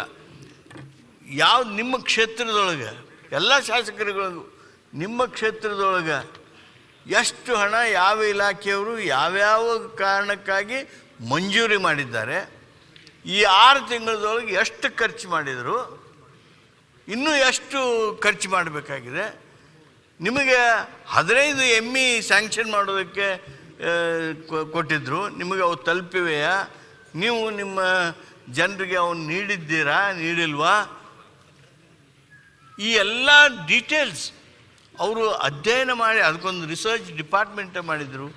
ಎಲ್ಲ ಶಾಸಕರುಗಳಿಗೆ ಎಚ್ಚರಿಸುವಂಥ ಹಾಗೂ ನಮಗೇನು ಬಂದದ್ದು ಒಮ್ಮೆ ಗೊತ್ತಾಗೋದಿಲ್ಲ. ಯಾವ ಇಲಾಖೆ ಯಾವನೋ ಬರ್ತಾನೆ ಕೇಳ್ತಾನೆ, ನೀವು ಇಷ್ಟು ಮಂದಿ ಹೆಸರು ಕೊಡ್ಬೇಕ್ರಿ ಬೆನಿಫಿಷರಿ ಅಂತಾನೆ, ಅವು ಎಲ್ಲೋ ಹೋಗ್ಬಿಡ್ತಾವೆ. ಆದರೆ ಅವುಗಳನ್ನು ನಮಗೆ ಗಮನಕ್ಕೆ ತಂದು ಬಹುದೊಡ್ಡ ಕೆಲಸವನ್ನು ಬಣಕಾರವರು ಮಾಡಿದ್ದನ್ನು ಈ ಸಂದರ್ಭದಲ್ಲಿ ನಾನು ನೆನಪು ಮಾಡ್ತೀನಿ.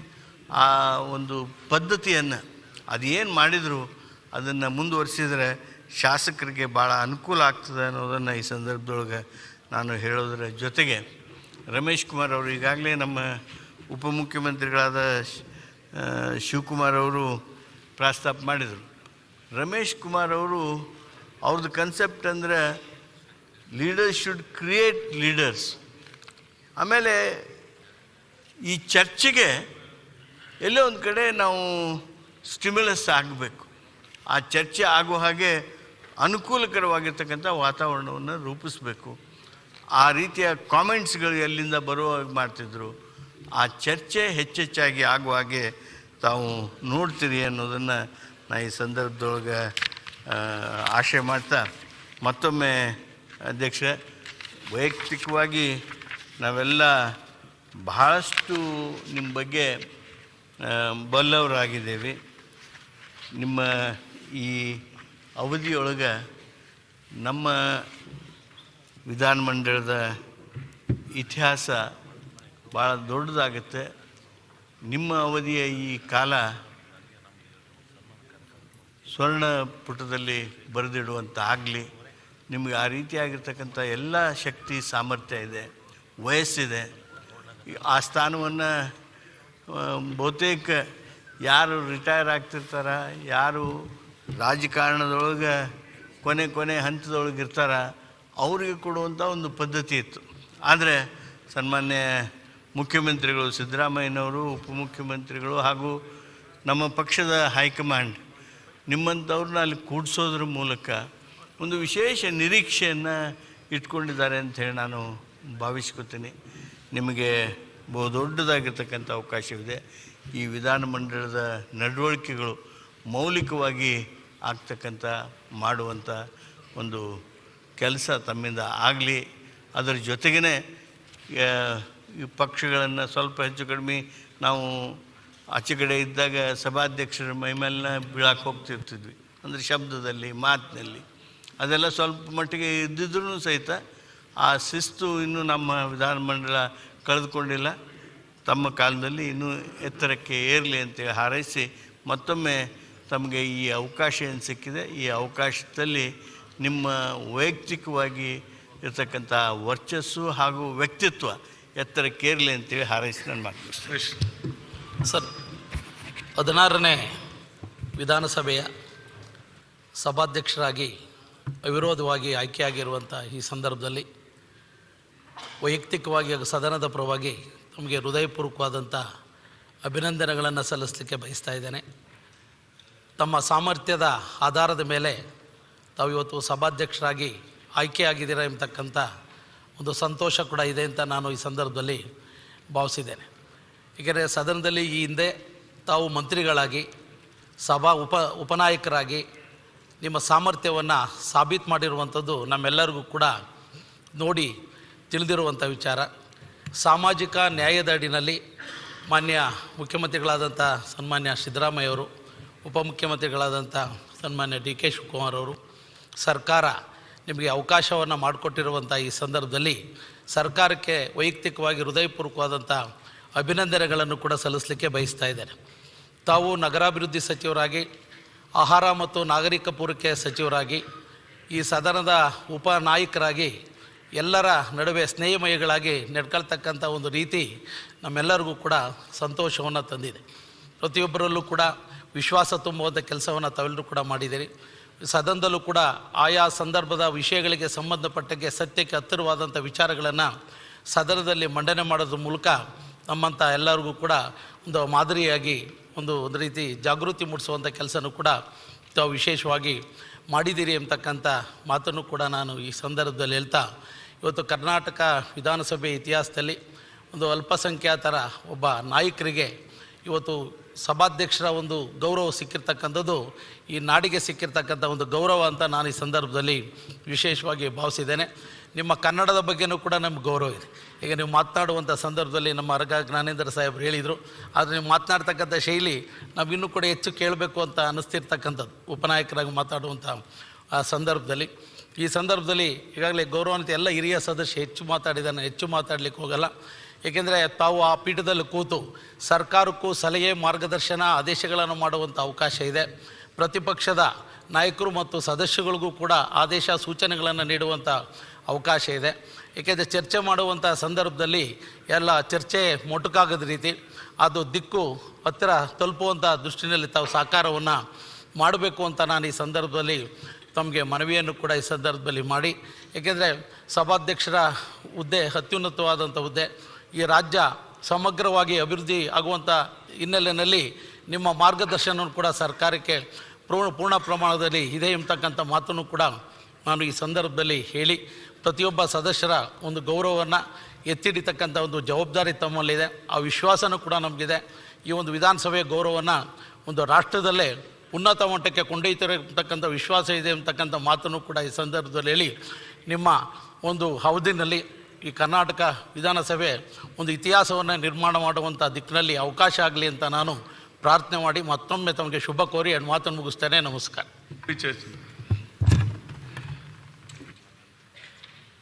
ಸಭಾಧ್ಯಕ್ಷರೇ, ಇವತ್ತು ನಿಮ್ಮನ್ನು ಆ ಪೀಠದಲ್ಲಿ ನೋಡೋದಕ್ಕೆ ನನಗೆ ಅತ್ಯಂತ ಖುಷಿ ಅನಿಸ್ತದೆ. ಕಾರಣ ಏನಂದರೆ, ನಿಮ್ಮ ತಂದೆಯವರು ಫರೀದರವರು, ನಾನು 78ರಲ್ಲಿ ನಮ್ಮ ಜೊತೆಯಲ್ಲೇ ಕೂರ್ತಾಯಿದ್ವಿ, ಒಂದೇ ಪಕ್ಕದಲ್ಲೇ ಕೂರ್ತಿದ್ವಿ. ಹಾಗಾಗಿ ಫರೀದ್ರವ್ರ ಬಗ್ಗೆ, ಫರೀದ್ರವರ ವಿಚಾರಗಳನ್ನು, ಚಿಂತನೆಗಳನ್ನೆಲ್ಲದೂ ಕೂಡ ನಾನು ಅರ್ಥ ಮಾಡ್ಕೊಂಡಿರ್ತಕ್ಕಂಥವ್ರು. ಅವರು ತೀರ್ಕೊಂಡಂಥ ಸಂದರ್ಭದಲ್ಲಿ ಉಪಚುನಾವಣೆಗೂ ಕೂಡ ನಾನು ಬಂದಿದ್ದೆ. ಬಂದಾಗ ನಿಮ್ಮ ಬಗ್ಗೆ ತಿಳ್ಕೊಳ್ಳೋವಂಥ ಪ್ರಯತ್ನವನ್ನು ಕೂಡ ಮಾಡಿದೆ. ಬಹುಶಃ ಇವತ್ತು ನಮ್ಮೆಲ್ಲರ ಭಾಗ್ಯ ಅಂಥೇಳಿ ನಾನು ಭಾವಿಸ್ತೇನೆ, ನಿಮ್ಮನ್ನು ಇಷ್ಟು ಎತ್ತರದ ಪೀಠದಲ್ಲಿ ಕೂತು ನೋಡುವಂಥ ಅವಕಾಶ ಸಿಕ್ಕಿದ್ದಕ್ಕೆ. ಈ ಸದನದಲ್ಲಿ ಮುಖ್ಯಮಂತ್ರಿಗಳು ಸಭಾನಾಯಕರು, ಅವ್ರಿಗಿನ್ನ ಎತ್ತರದ ಸೀಟಲ್ಲಿ ನೀವು ಕೂತಿದ್ದೀರಿ ಅಂತ ಹೇಳಿದ್ರೆ ಈ ಸಭೆಯ ಘನತೆ, ಗೌರವ ಏನು ಅಂತಕ್ಕಂಥದ್ದನ್ನು ನಾವು ಜನತಂತ್ರ ವ್ಯವಸ್ಥೆಯಲ್ಲಿ ಅದನ್ನು ನೋಡಬೇಕಾಗ್ತದೆ. ಈ ಪಾರ್ಲಿಮೆಂಟರಿ ಡೆಮಾಕ್ರಸಿ ಯಶಸ್ವಿ ಆಗಬೇಕಾದಾಗ ಈ ಸದನದ, ಅದರಲ್ಲೂ ಮುಖ್ಯವಾಗಿ ಅಧ್ಯಕ್ಷರಾಗಿರ್ತಕ್ಕಂಥವ್ರ ಜವಾಬ್ದಾರಿಕೆ ತುಂಬ ಇರ್ತದೆ. ನಿಮ್ಮನ್ನು ಮೀರಿ ಯಾರು ಏನೂ ಮಾಡೋಕ್ಕಾಗೋದಿಲ್ಲ. ನಿಮ್ಮ ಅಧೀನದಲ್ಲಿ ಬರತಕ್ಕಂಥದ್ದೇ ಸರ್ಕಾರ. Government is a creature of this house and you are the leader of this house.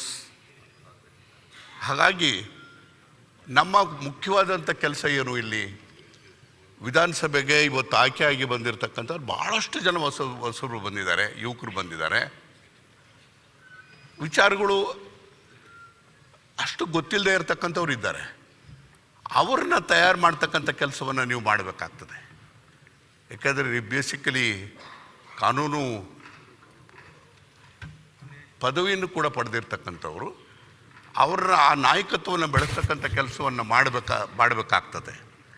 ಮಾಡಬೇಕಾದಾಗ ಸದನದ ಘನತೆ, ಗೌರವ ಏನು ಅಂತಕ್ಕಂಥದ್ರ ಬಗ್ಗೆ ನನ್ನ ಕೆಲವು ಸಲಹೆಗಳನ್ನ ಕೊಡೋದಕ್ಕೆ ಇಷ್ಟಪಡ್ತೇನೆ. ಬಹುಶಃ ಇವತ್ತು ಆಡಳಿತ ಯಂತ್ರವನ್ನು ಇವತ್ತು ಜಿಡ್ಡು ಕಟ್ಟಿರ್ತಕ್ಕಂಥದ್ದನ್ನು, ಅದನ್ನು ಚುರುಕು ಮಾಡಬೇಕಾದಾಗ ನಿಮ್ಮ ಪೀಠದಿಂದ ಬರ್ತಕ್ಕಂಥ ಸಲಹೆಗಳು, ತೀರ್ಮಾನಗಳು, ನಿರ್ಣಯಗಳು ಇವೆಲ್ಲದೂ ಕೂಡ ಭಾಳ ಮುಖ್ಯ ಆಗ್ತದೆ. ಹೇಗೆ ಅಂತ ಹೇಳಿದ್ರೆ, ನಾವು ಈ ಸದನ ಇರ್ತಕ್ಕಂಥದ್ದು ನಾವು ಕಾನೂನು ವಿಚಾರದಲ್ಲಿ ಕಾನೂನು ರಚನೆ ಮಾಡೋದಕ್ಕೆ. ಕಾನೂನು ರಚನೆ ಮಾಡುವಂಥ ಸಂದರ್ಭದಲ್ಲಿ ನಾವೇನಾಗ್ತದೆ ಅಂದರೆ, ಯಾವ ಕಾನೂನು ಬಗ್ಗೆನೂ ಕೂಡ ಚರ್ಚೆ ಆಗೋದಿಲ್ಲ. ಯಾವ ರೀತಿ ಅಂತಂದರೆ, ಅಪೋಸಿಷನ್ ಧರಣಿ ಮಾಡುವಂಥ ಸಂದರ್ಭದಲ್ಲಿ ನಾವು ಕಾನೂನುಗಳ ಪಾಸ್ ಮಾಡ್ಕೊಳ್ಳೋದು. ಇದು ಎರಡು ಕಡೆಯಿಂದಲೂ ಕೂಡ ನಡೆದಿರ್ತಕ್ಕಂಥದ್ದು. ಇದಕ್ಕೆ ಅವಕಾಶ ಕೊಡದೇ ಇರತಕ್ಕಂಥ ರೀತಿಯಲ್ಲಿ ಆಗಬೇಕಾದಾಗ ನೀವು ಸದನದ ಮುಖ್ಯವಾದಂಥ ಜವಾಬ್ದಾರಿಗೆ, ಸದನದಲ್ಲಿ ಯಾವುದೇ ಬಿಲ್ಗಳು ಬರಲಿ, ಯಾವುದೇ ಅಮೆಂಡ್ಮೆಂಟ್ಸ್ ಬರಲಿ, ಅದು ವ್ಯಾಪಕವಾಗಿ ಚರ್ಚೆ ಮಾಡಬೇಕು. ಚರ್ಚೆ ಮಾಡೋದ್ರ ಜೊತೆಗೆ ಯುವಕರಿಗೆ ಹೆಚ್ಚು ಅವಕಾಶವನ್ನು ಕೊಡ್ತಕ್ಕಂಥ ಕೆಲಸವನ್ನು ಮಾಡಬೇಕು. ಸಭಾಧ್ಯಕ್ಷರಿಗೆ ನಾನು ಹೇಳ್ತಕ್ಕಂಥದ್ದು, ವಿಧಾನಸಭೆಯಲ್ಲಿ ಭಾಳ ತೀಕ್ಷ್ಣವಾಗಿರ್ತಕ್ಕಂಥ ಟೀಕೆಗಳು ಬರಬೇಕು. ತೀಕ್ಷ್ಣವಾಗಿರ್ತಕ್ಕಂಥ ಟೀಕೆಗಳು ಬಂದಾಗಲೇ ಆಡಳಿತ ಯಂತ್ರ ಚುರುಕಾಗೋದಕ್ಕೆ ಸಾಧ್ಯ ಆಗುತ್ತೆ, ಸರ್ಕಾರ ಚುರುಕಾಗೋದಕ್ಕೆ ಸಾಧ್ಯ ಆಗ್ತದೆ. ಇವತ್ತೇನಾದರೂ ಕೂಡ ನೀವು ಇಂಥ ಪ್ರಶ್ನೆ ಕೇಳ್ತಾರೆ ಅಂತೇಳಿ ಗಮನಕ್ಕೆ ಬಂದಾಗ ಮಂತ್ರಿ ಆದವ್ರಿಗೆ ಇವರು ತುಂಬ ಚೆನ್ನಾಗಿ ಮಾತಾಡ್ತಾರೆ, ಅರ್ಥಗರ್ಭಿತವಾಗಿ ಮಾತಾಡ್ತಾರೆ, ವಿಚಾರವನ್ನು ತಿಳಿದು ಮಾತಾಡ್ತಾರೆ ಅಂತಕ್ಕಂಥ ಭಯ ಬರ್ತಕ್ಕಂಥ ರೀತಿಯಲ್ಲಿ ಎಲ್ಲ ಸದಸ್ಯರು ಕೂಡ ಇರಬೇಕಾಗ್ತದೆ. ಅಂಥ ಸಂದರ್ಭದಲ್ಲಿ ಎಲ್ಲಾದರೂ ಕೂಡ ಹೆಚ್ಚು ಕಡಿಮೆ ಆದಂಥ ಸಂದರ್ಭದಲ್ಲಿ ಅವರ ನೆರವಿಗೆ ನೀವು ಬರಬೇಕಾಗ್ತದೆ. ಸಂಸದೀಯ ವ್ಯವಸ್ಥೆಯಲ್ಲಿ ಇವತ್ತು ನಿಮ್ಮ ಪಾತ್ರ ಎಷ್ಟು ದೊಡ್ಡದು ಅಂತಕ್ಕಂಥದ್ದನ್ನು ಹೇಳೋದಕ್ಕೆ ಸಾಧ್ಯ ಇಲ್ಲ. ನಾನು ಹೇಳ್ತಕ್ಕಂಥದ್ದು ಇಷ್ಟೇ, ಇವತ್ತು ಬಿಲ್ಗಳ ಮೇಲೆ ಚರ್ಚೆ ಆಗಬೇಕು. ಆ ಚರ್ಚೆ ಇಲ್ದೇ ಯಾವುದೂ ಪಾಸ್ ಆಗಬಾರ್ದು. ಮತ್ತು ಚರ್ಚೆ ಆಗಬೇಕಾದಾಗ ಏನಾಗುತ್ತೆ ಅಂದರೆ ಸಾಂದರ್ಭಿಕವಾಗಿ ಏನೋ ಒಂದು ಅಮೆಂಡ್ಮೆಂಟು ಅದು ಆ್ಯಕ್ಟಿಗೆ ಪೂರಕವಾಗಿ ಇರ್ತದೋ ಇಲ್ಲೋ ಅಂತಲೇ ಯಾರಿಗೂ ಗೊತ್ತೇ ಇರೋದಿಲ್ಲ. ಒಂದು ಅಮೆಂಡ್ಮೆಂಟ್ ತರೋದು, ಪಾಸ್ ಅನ್ನೋದು, ಚರ್ಚೆ ಇಲ್ದರೆ ಪಾಸ್ ಆಗೋದು. ಅದು ಏನಾಗ್ತದೆ ಅಂತಂದರೆ ಎಷ್ಟೋ ಸಂದರ್ಭದಲ್ಲಿ ನಾವು ಕಾನೂನನ್ನು ರಚನೆ ಮಾಡ್ತೀವಿ. ವಿಧಾನಸಭೆ ಕಾನೂನು ರಚನೆ ಮಾಡಿದ್ದಾದಮೇಲೆ ಸರ್ಕಾರ ನಿಮ್ಮ ಅಧೀನದಲ್ಲಿ ಇದ್ದರೂ ಕೂಡ ಭಾಳಷ್ಟು ಕಡೆ ನೋಟಿಫಿಕೇಷನ್ಗಳೇ ಆಗೋದಿಲ್ಲ. ಅವು ಜಾರಿನೇ ಬರೋದಿಲ್ಲ. ಜನ ತಿಳಿದಿರೋದು ಪತ್ರಿಕೆಯಲ್ಲಿ ಬರ್ತಾ ಇದೆ, ಪತ್ರಿಕೆಯಲ್ಲಿ ಬಂದಿದೆ ಕಾನೂನು ಪಾಸ್ ಆಗಿದೆ ಅಂತೇಳಿ. ಅದು ನಿಜ ಸ್ಥಿತಿಯಲ್ಲಿ ಕಾನೂನು ಪಾಸ್ ಆಗಿರೋದಿಲ್ಲ. ಅಂಥ ಸಂದರ್ಭದಲ್ಲಿ ಇವತ್ತು ನೀವು ಎಷ್ಟು ಕಾನೂನುಗಳನ್ನ ಮಾಡಿದ್ದೀರಿ, ಕಾನೂನುಗಳು ಎಷ್ಟು ಜಾರಿಯಲ್ಲಿದ್ದಾವೆ, ಯಾವ ರೀತಿಯಾಗಿ ಇದ್ದಾವೆ ಅಂತಕ್ಕಂಥ ವಿಚಾರಗಳನ್ನು ಕೂಡ ಇವತ್ತು ನೀವು ಒಂದು ಟೈಮ್ ಫಿಕ್ಸ್ ಮಾಡಿ ಸದಸ್ಯರ ಚರ್ಚೆಗಳನ್ನು ಮಾಡ್ತಕ್ಕಂಥ ಕೆಲಸವನ್ನು ಮಾಡಬೇಕಾಗ್ತದೆ. ಆಗ ಮಾತ್ರ ನಾವು ಆಡಳಿತ ಯಂತ್ರವನ್ನು ಚುರುಕು ಮಾಡೋದಕ್ಕೆ ಸಾಧ್ಯ ಆಗ್ತದೆ. ಇಲ್ಲದೆ ಅದು ಒಂದು ಈಗಾಗಲೇ ಎಚ್ ಕೆ ಪಾಟೀಲ್ರವರು ಕೂಡ ಪ್ರಸ್ತಾಪ ಮಾಡಿದರು. ಇವು ನಮ್ಮ ಸ್ಟ್ಯಾಂಡಿಂಗ್ ಕಮಿಟೀಸ್ ಇದೆ. ಸ್ಟ್ಯಾಂಡಿಂಗ್ ಕಮಿಟೀಸ್ನಲ್ಲಿ ವ್ಯಾಪಕವಾಗಿ ಚರ್ಚೆ ಆಗ್ತದೆ. ಎಲ್ಲ ಅಧಿಕಾರಿಗಳು ಕೂಡ ಇರ್ತಾರೆ, ಮುಖ್ಯ ಕಾರ್ಯದರ್ಶಿಗಳು ಕೂಡ ಇರ್ತದೆ. ಅಲ್ಲಿ ಅದೇ ಅಸೆಂಬ್ಲಿ ಪ್ರೊಸೀಡಿಂಗ್ಸ್ ಮಾಡೋ ರೀತಿಯಲ್ಲಿ ಎಲ್ಲದೂ ಕೂಡ ರೆಕಾರ್ಡ್ಗೆ ಹೋಗ್ತದೆ, ಎಲ್ಲದೂ ಇರ್ತದೆ. ಆದರೆ ಏನಾದರೂ ಚರ್ಚೆಗೆ ಬರ್ತದ, ಅದು ಪ್ರಯೋಜನಕ್ಕೆ ಬರ್ತದ ಅಂತ ಹೇಳಿದ್ರೆ ಯಾವ ವರದಿಗಳು ಕೂಡ ಇವತ್ತು ಇಂಪ್ಲಿಮೆಂಟ್ ಆಗ್ತಾ ಇಲ್ಲ. ಎಲ್ಲ ಒಂದು ಕಡೆ ನಿಯಮವನ್ನು ಬದಲು ಮಾಡೋತಕ್ಕಂಥ ಕೆಲಸವನ್ನು ಮಾಡಿ. ಇವತ್ತು ಪಬ್ಲಿಕ್ ಅಕೌಂಟ್ಸ್ ಕಮಿಟಿ ಇರ್ಬೋದು, ಎಸ್ಟಿಮೇಟ್ ಕಮಿಟಿ ಇರ್ಬೋದು, ಆ ಕಮಿಟಿನಲ್ಲಿ ಅವರದ್ದು ಆ ನಿರ್ಣಯಗಳು ಮಾಡಿರ್ತಕ್ಕಂಥ ತೀರ್ಮಾನಗಳನ್ನು, ಟೀಕೆಗಳನ್ನು ಅದನ್ನು ವ್ಯಾಪಕವಾಗಿ ವಿಧಾನಸಭೆಯಲ್ಲಿ ಮತ್ತೆ ಚರ್ಚೆ ಆಗ್ತಕ್ಕಂಥದ್ದು ಆಗಬೇಕು. ಅದರ ಮೇಲೆ ಇವತ್ತು ಮಂತ್ರಿಗಳನ್ನು ಮತ್ತು ಆಡಳಿತ ಯಂತ್ರದ ಅಧಿಕಾರಿಗಳನ್ನು ಇವತ್ತು ನಿಯಂತ್ರಣ ಇರೋದಕ್ಕೆ ಸಾಧ್ಯ ಆಗ್ತದೆ. ಈ ಕೆಲಸವನ್ನು ಮಾಡಬೇಕಾದಾಗ ನಂದು ಇನ್ನೊಂದು ಸಲಹೆ ಇದೆ. ಮೊದಲೆಲ್ಲ ಕನ್ಸಲ್ಟೇಟಿವ್ ಕಮಿಟಿ ಅಂತ ಇತ್ತು. ಈಗಾಗಲೇ ಒಂದು 10-15 ವರ್ಷದಿಂದ ಕನ್ಸಲ್ಟೇಟಿವ್ ಕಮಿಟಿ ತೆಗೆದಾಕ್ಬಿಟ್ರು. ಕನ್ಸಲ್ಟೇಟಿವ್ ಕಮಿಟಿಗಳಿದ್ದರೆ ಏನಾಗ್ತದೆ ಅಂದರೆ ವ್ಯಾಪಕವಾಗಿ ಹೊಸದಾಗಿ ಬಂದಿರತಕ್ಕಂಥ ಸದಸ್ಯರು ಎಲ್ಲರೂ ಕೂಡ ಅದನ್ನು ಚರ್ಚೆ ಮಾಡೋದಕ್ಕೆ ಅವಕಾಶ ಆಗ್ತದೆ. ಯಾವುದೇ ರೀತಿಯಲ್ಲಿ ಯಾವುದೇ ಕಮಿಟಿ ಮೇಲಾಗಲಿ ಶಾಸಕರಾಗಿರ್ತಕ್ಕಂಥ ಚರ್ಚೆ ಮಾಡಿದಂಥ ಸಂದರ್ಭದಲ್ಲಿ ಆಡಳಿತವನ್ನು ಚುರುಕುಗೊಳಿಸೋದಕ್ಕೆ ಸಾಧ್ಯ ಆಗ್ತದೆ. ಆ ಕೆಲಸವನ್ನು ಮಾಡುವಂಥ ಜವಾಬ್ದಾರಿಕೇನಿದೆ. ನಾನು ಅತ್ಯಂತ ಎತ್ತರದ ಜಾಗದಲ್ಲಿ ಇವತ್ತು ನಾನು ನೋಡ್ತಿದ್ದೇನೆ, ಭಾಳ ಸಂತೋಷ ಆಗಿದೆ. ನನಗೆ ಇನ್ನೊಂದು ಸಂತೋಷ ಆದರೆ ಈಗ ಭಾಷೆನಲ್ಲಿ ಹಳೆಗನ್ನಡ, ಉತ್ತರ ಕರ್ನಾಟಕ, ದಕ್ಷಿಣ ಕರ್ನಾಟಕ ಇದರಲ್ಲಿ ಅದು ನಿಮ್ಮ ಭಾಷೆ ಇದೆಯಲ್ಲ, ಆ ಮಧುರತೆ ಇದೆಯಲ್ಲ, ಅದು ಯಾವ ಭಾಗದಲ್ಲಿ ಮಾತಾಡೋರಿಗೂ ಕೂಡ ಆ ಮಧುರತೆ ಬರೋದಿಲ್ಲ. ನಿಮ್ಮ ಮಾತು ಕೇಳಬೇಕು ಅಂತಂದರೆ ಖುಷಿ ಆಗ್ತದೆ ಅದು. ಯಾಕಂದರೆ ನಿಮ್ಮ ಭಾಷೆ ಆ ರೀತಿಯಾಗಿದೆ, ಭಾಷಾ ಶೈಲಿ ಆ ಥರ ಇದೆ, ನಿಮ್ಮ ಎಕ್ಸ್ಪ್ರೆಷನ್ ಆ ಥರ ಇದೆ. ಅದು ಬಹುಶಃ ಅದಕ್ಕೆ ಕ್ರೆಡಿಟ್ ಯಾರಿಗೆ ಕೊಡಬೇಕು ಅಂದರೆ ಇವತ್ತು ನಿಮಗೆ ನೀವು ತಿಂತಕ್ಕಂಥ ಫುಡ್ಡಿಗೆ ಕ್ರೆಡಿಟ್ ಕೊಡಬೇಕಾಗ್ತದೆ. ಇವತ್ತು ಅಂಥ ಭಾಷೆಯನ್ನು ಕೇಳುವಂಥ ಅವಕಾಶ ಆಗ್ತದೆ. ನಾನೊಂದು ಸರಿ ಎಷ್ಟೋ ಸಂದರ್ಭದಲ್ಲಿ ನೋಡ್ತಾ ಇದ್ದೆ. ಈಗ ನಾನು ಕಾನೂನು ಮಂತ್ರಿಯಾಗಿ ಕೂತಿದ್ದಾಗ ಯಾವ್ದಾದ್ರು ವಿಚಾರಗಳನ್ನ ಚರ್ಚೆ ಮಾಡಬೇಕಾದಾಗ ಇಬ್ಬರು ಮಂಗಳೂರಿನವ್ರು ಏನಾರು ಬಂತು ಅಂದರೆ ಇಬ್ಬರು ಆರ್ಗ್ಯುಮೆಂಟು ಕೇಳ್ತಿದ್ದೆ. ಇಬ್ಬರು ಆರ್ಗ್ಯುಮೆಂಟು ಸರಿ ಇರ್ತದೆ, ತೀರ್ಪು ಏನು ಕೊಡಬೇಕು ಅಂತೇಳಿ ಗೊತ್ತಾಗ್ತಿರಲ್ಲ. ಯಾಕಂದರೆ ಆರ್ಗ್ಯುಮೆಂಟ್ ಅಷ್ಟರ ಮಟ್ಟಿಗೆ ಮಾಡ್ತಾರೆ. ಅಂದರೆ ನಾನು ಯಾಕೆ ಈ ಮಾತನ್ನು ಹೇಳ್ತೀನಿ ಅಂತಂದರೆ ನಿಮ್ಮಲ್ಲಿ ಅಂಥ ಪ್ರಜ್ಞಾವಂತಿಕೆ, ಜ್ಞಾನ ಇರ್ತಕ್ಕಂಥದ್ದು. ಅದನ್ನು ನೀವು ಅದನ್ನು ಮಾಡಬೇಕಾದಾಗ ನೀವೆಲ್ಲೋ ಒಂದು ಕಡೆಗೆ ನೀವು ಕೊಡ್ತಕ್ಕಂಥ ರೂಲಿಂಗ್ಸು, ನಾನು ವಿಚಾರವಾಗಿ ಪಾಯಿಂಟ್ ಆಫ್ ಆರ್ಡರ್ಸು ಸರ್ವೇಸಾಮಾನ್ಯವಾಗಿ ರೈಸ್ ಮಾಡ್ತಾರೆ. ಪಾಯಿಂಟ್ ಆಫ್ ಆರ್ಡರ್ಸನ್ನ ನೀವು ಕೊಡಬೇಕಾದಾಗ ದಯಮಾಡಿ ನೀವು ಬರೀ ಇಲ್ಲಿ ಕೂತಿರ್ತಕ್ಕಂಥದ್ದಲ್ಲಿ ಇಲ್ಲಿದ್ದಾರಲ್ಲ ಇಷ್ಟಕ್ಕೆ ಸೀಮಿತ ಆಗಬೇಡಿ. ನೀವು ನಿಮ್ಮಲ್ಲಿರ್ತಕ್ಕಂಥ ನಿಮಗೆ ಯಾವುದು ಆಧಾರ ಆಗಬೇಕು, house of lords, house of ಕಾಮನ್ಸಲ್ಲಿ ಬರ್ತಕ್ಕಂಥ ತೀರ್ಮಾನಗಳು. ಪ್ರಜಾಪ್ರಭುತ್ವ ಯಶಸ್ವಿ ಆಗಬೇಕಾದಾಗ ಪ್ರಿನ್ಸಿಪಲ್ಸನ್ನು ಎತ್ತಿಡಿಬೇಕಾದಾಗ ನಿಮ್ಮ ರೂಲಿಂಗ್ಸಿಂದ ಬರ್ತಕ್ಕಂಥದ್ರಲ್ಲಿ ಭಾಳ ಮುಖ್ಯ ಆಗ್ತದೆ. ಎಷ್ಟೋ ಸಂದರ್ಭದಲ್ಲಿ ನೀವು ಕೊಟ್ಟಂಥ ರೂಲಿಂಗ್ಗಳು ಕೂಡ ಇವತ್ತು ನ್ಯಾಯಾಂಗದಲ್ಲಿ ಕೂಡ ಚರ್ಚೆ ಆಗ್ಬೋದು. ನ್ಯಾಯಾಂಗಕ್ಕೂ ಕೂಡ ಮಾರ್ಗದರ್ಶನ ಕೊಡ್ತಕ್ಕಂಥ ರೀತಿಯಲ್ಲಿ ನಿಮ್ಮ ತೀರ್ಪುಗಳು ಬರಬೇಕಾಗ್ತದೆ. ಅದಕ್ಕೆ ನೀವು ಇವತ್ತು ಭಾಳ ಜನ ಇವತ್ತು ಒಳ್ಳೊಳ್ಳೆ ಸ್ಪೀಕರ್ಸ್ ನಿಮ್ಮ ಜಾಗದಲ್ಲಿ ಕೂತಿದ್ರು. ವೈಕುಂಠ ಬಾಳ್ಗಾರ್ ಅವರ ಕೊಟ್ಟಂಥ ತೀರ್ಪುಗಳನ್ನು, ಅನೇಕ ತೀರ್ಪುಗಳನ್ನು ನಾನು ನೋಡಿದ್ದೇನೆ. ಅದಾದ ಮೇಲೆ ನಾನು ನೆನೆಸ್ತಕ್ಕಂಥದ್ದು ಅಂತಂದರೆ KH ರಂಗನಾಥರವರು, SM ಕೃಷ್ಣರವರು ಮತ್ತು ರಮೇಶ್ ಕುಮಾರ್ ಅವರು, ಇವರೆಲ್ಲರೂ ಕೂಡ ಒಂದು ಅವರು ಆ್ಯಸ್ ಎ ಸ್ಪೀಕರ್ಸ್ ಆಗಿ ಅವರ ಆ ಎಕ್ಸಲೆನ್ಸ್ ಅಂದರೆ ಏನು ಅಂತಕ್ಕಂಥದ್ದನ್ನು ತೋರಿಸುವಂಥ ಕೆಲಸವನ್ನು ಮಾಡಿದ್ದಾರೆ. ನೀವು ಯಾವುದೇ ಪಾಯಿಂಟ್ ಆಫ್ ಆರ್ಡರ್ಗಳು ಬಂದಂಥ ಸಂದರ್ಭದಲ್ಲೂ ಕೂಡ ಅದಕ್ಕೆ ಅವ್ರ ಕಡೆಯಿಂದಲೂ ಚರ್ಚೆಯನ್ನು ಕೇಳಿ, ಈ ಕಡೆಯೂ ಕೇಳಿ ತೀರ್ಪು ಕೊಡಬೇಕಾದಾಗ ಮಾತ್ರ ಅದು ಜನತಂತ್ರ ವ್ಯವಸ್ಥೆಯಲ್ಲಿ ಡೆಮಾಕ್ರಸಿ ಉಳಿತಕ್ಕಂಥ ರೀತಿಯಲ್ಲಿ, ಅದನ್ನು ಸಂವಿಧಾನಬದ್ಧವಾಗಿರ್ತಕ್ಕಂಥ ರೀತಿಯಲ್ಲಿ ತೀರ್ಪುಗಳು ಬರಬೇಕಾಗ್ತದೆ. ನಿಮ್ಮ ತೀರ್ಪುಗಳನ್ನು ಯಾರು ಕೂಡ ಅಲಕ್ಷ್ಯಗಳು ಮಾಡಬಾರ್ದು. ಸದನದಲ್ಲಿ ಎಲ್ಲರೂ ಕೂಡ ನಿಮ್ಮ ತೀರ್ಪುಗಳಿಗೆ ಗೌರವವನ್ನು ಕೊಡ್ತಕ್ಕಂಥ ಕೆಲಸ ಆಗಬೇಕಾಗ್ತದೆ. ಹಾಗಾಗಿ ಅದ್ರ ಜೊತೆಗೆ ಇನ್ನೊಂದು ಅಧ್ಯಕ್ಷರೇ, ಎಲ್ಲೋ ಈ ಪೇಪರ್ಲೆಸ್ ಅಂತೇಳಿ ಮಾಡಬೇಕು ಅಂತಕ್ಕಂಥದ್ದು ಅನೇಕ ಪ್ರಸ್ತಾಪ ಆಗಿದೆ. ಈಗ ನಿಮ್ಮಲ್ಲಿ ಕೊಡ್ತಿರ್ತೀವಿ ಇಷ್ಟು ಬುಕ್ಸ್ ಇಷ್ಟು ದಪ್ಪ ಇರ್ತದೆ, ಅದೇನೋ ನಮ್ಮ ನೋಟಿಸ್ ರೂಮ್ನಲ್ಲಿ ಅಲ್ಲಿ ಪೆಂಡಿ ಕಟ್ಟಿ ತಂದು ಕಾರಿ ಡಿಕ್ಕಿಗೆ ಹಾಕ್ತಾರೆ. ಅದನ್ನು ಯಾರು ತೆಗೆದು ನೋಡೋಕ್ಕೂ ಆಗೋದಿಲ್ಲ, ಬೇಡಕ್ಕೂ ಆಗೋದಿಲ್ಲ.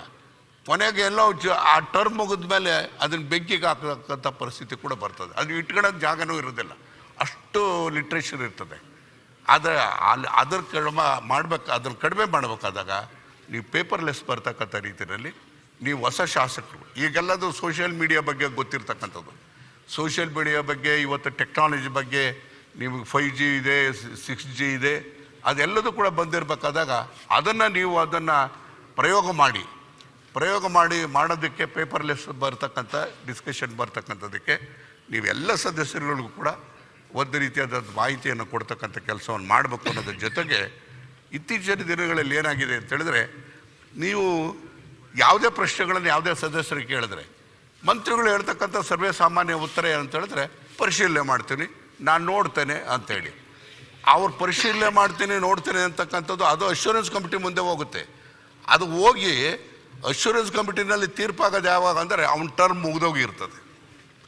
ಟರ್ಮ್ ಮುಗಿದೋದ್ಮೇಲೆ ಅದು ಅಶ್ಯೂರೆನ್ಸ್ ಕಮಿಟಿ ಮುಂದೆ ಹೋಗೋದು. ಇದಕ್ಕೆಲ್ಲದಕ್ಕೂ ಅವಕಾಶ ಕಡಿವಾಣ ಹಾಕೋದಕ್ಕೆ ಸಾಧ್ಯತೆ ಇದೆ. ಇದ್ರ ಬಗ್ಗೆ ನೀವು ಒಂದು ರೂಲ್ಸ್ ಕಮಿಟಿಯನ್ನು ಮಾಡಿ ಯಾವ ರೀತಿಯ ಕಡಿವಾಣ ಹಾಕ್ಬೋದು ಅಂತಕ್ಕಂಥದ್ರ ಬಗ್ಗೆ ನೀವು ಒಂದು ರೀತಿಯಾದಂಥ ಮಾರ್ಗದರ್ಶನವನ್ನು ಮಾಡಬೇಕು ಅಂತಕ್ಕಂಥ ಹೇಳೋದ್ರ ಜೊತೆಗೆ, ಇವತ್ತು ವಿಧಾನಸಭೆಯಲ್ಲಿ ಚರ್ಚೆಗಳಾಗಬೇಕು. ಚರ್ಚೆಗಳಾದಂಥ ಸಂದರ್ಭದಲ್ಲೇ ನಿಮಗೆ ಚರ್ಚೆ ಆಗೋಂಥ ಸಂದರ್ಭದಲ್ಲಿ ಅಧಿಕಾರಿಗಳು ಯಾರೂ ಇರೋದೇ ಇಲ್ಲ, ಕಂಪಲ್ಸರಿ ಬಂದು ಕೂರಲೇಬೇಕು. ಅವರು ಯಾರೋ ಇರ್ತಾರೆ, ಯಾರೋ ಬರ್ಕೊಳ್ತಾರೆ ಅಂತಕ್ಕಂಥ ಪ್ರಶ್ನೆ ಅಲ್ಲ. ಅಂದರೆ ಇವತ್ತು ಯಾರಾದರೂ ಒಬ್ಬರು ಮಾತಾಡ್ತಾರೆ ಅಂತಂದ್ರೆ ನಾವು ಹೋಗಿ ಕೂರಬೇಕು, ಇಲ್ಲದ್ರೆ ತಪ್ಪಾಗ್ತದೆ ಅಂತಕ್ಕಂಥ ಭಾವನೆ ಅವ್ರಿಗೆ ಆಡಳಿತ ಅಧಿಕಾರಿಗಳಿಗೆ ಬರಬೇಕಾಗ್ತದೆ. ನಾನು ಒಂದು ಮಾತನ್ನು ಹೇಳ್ತೀನಿ ಅಧ್ಯಕ್ಷರೇ, ಹೆಚ್ಚು ಮಾತಾಡೋಕ್ಕೆ ಹೋಗೋದಿಲ್ಲ. ದೇವರಾಜ್ ಅವರು ಸಿದ್ದರಾಮಯ್ಯನವ್ರ ಜಾಗದಲ್ಲಿ ಕೂತಿದ್ದಂತ ನಾವು ನೋಡಿದ್ವಿ. ನಾವೆಲ್ಲ ಹುಡುಗರು ಅವಾಗ ಚರ್ಚೆ ಆಗ್ತಾಯಿದ್ದು. ಆವಾಗ ದೇವೇಗೌಡರು ವಿರೋಧ ಪಕ್ಷದ ನಾಯಕರಾಗಿದ್ದರು. ಚರ್ಚೆ ಆಗಬೇಕಾದಾಗ ಟೇಬಲ್ ಮೇಲೆ ಪುಸ್ತಕಗಳು ಇಟ್ಕೊಂಡಿರ್ತಿದ್ರು ರೂಲಿಂಗ್ಸ್ ಕೊಡೋದಕ್ಕೆ. ಚರ್ಚೆ ಎಷ್ಟೊತ್ತವರೆಗೂ ಆಗೋದ್ರಲ್ಲಿ ರಾತ್ರಿ 12:15 ಗಂಟೆ 1 ಗಂಟೆವರೆಗೂ ಕೂಡ ಚರ್ಚೆ ಆಗ್ತಾಯಿತ್ತು. ಆ ರೀತಿಯಾಗಿರ್ತಕ್ಕಂಥ ಚರ್ಚೆಗಳನ್ನು ಇವತ್ತು ಆಗ್ತಾ ಇಲ್ಲ. ಅದಕ್ಕೆ ಅಪೋಸಿಷನ್ ಯಾವತ್ತೂ ಕೂಡ ಅತ್ಯಂತ ಕ್ರಿಯಾಶೀಲವಾಗಿ ಇರಬೇಕು. ಅಪೋಸಿಷನ್ ಯಾವಾಗ ಕ್ರಿಯಾಶೀಲವಾಗಿ ಇರ್ತದೋ ಆಗ ಮಾತ್ರ ನಮ್ಮ ಪ್ರಜಾಪ್ರಭುತ್ವದ ತತ್ವ ಉಳಿಯೋದಕ್ಕೆ ಸಾಧ್ಯ ಆಗ್ತದೆ, ಸಂವಿಧಾನದ ಆಶಯಗಳನ್ನು ಈಡೇರಿಸೋದಕ್ಕೆ ಸಾಧ್ಯ ಆಗ್ತದೆ. ಅಂತಹ ರೀತಿಯಲ್ಲಿ ಎತ್ತರದ ಸ್ಥಾನದಲ್ಲಿ ನೀವು ಕೂತಿದ್ದೀರಿ, ಅತ್ಯಂತ ಸಂತೋಷ. ನಿಮ್ಮ ಭಾಷೆಯನ್ನು ಕೇಳಬೇಕು, ನಿಮ್ಮ ಭಾಷೆಯನ್ನು ನಾವು ಆ ಮಧುರತೆಯನ್ನು ನಾವು ಅನುಭವಿಸುವಂಥ ರೀತಿಯಲ್ಲಿ ಆಗಬೇಕು ಅಂತ ಹೇಳೋದ್ರ ಜೊತೆಗೆ, ಎಲ್ಲೋ ಒಂದು ಕಡೆಗೆ ಇವೆಲ್ಲದಕ್ಕೂ ಕೂಡ ಕಡಿವಾಣ ಆಗ್ತಕ್ಕಂಥ ಕೆಲಸವನ್ನು ಮಾಡಬೇಕು ಅಂತಕ್ಕಂಥ ವಿನಂತಿಯನ್ನು ಮಾಡಿ ಇವತ್ತು ನನಗೆ ಮಾತಾಡೋದಕ್ಕೆ ಅವಕಾಶ ಕೊಟ್ಟಿದ್ದಕ್ಕೆ ಅಭಿನಂದಿಸಿ ನಾನು ಮಾತನ್ನು ಮುಗಿಸ್ತೇನೆ. ನಮಸ್ಕಾರ. ಸುನಿಲ್ ಕುಮಾರ್, ಅದು ಒಂದು ನಿಮಿಷ ಮಿನಿಸ್ಟರ್ಗೆ ಹೋಗ್ಲಿಕ್ಕೆ ಹೆಚ್ಚು ಮಾಡಿ ಮಾಡ್ಬೋದು, ಆಗ್ಬೋದು ಮಾತಾಡ್ತಾರೆ.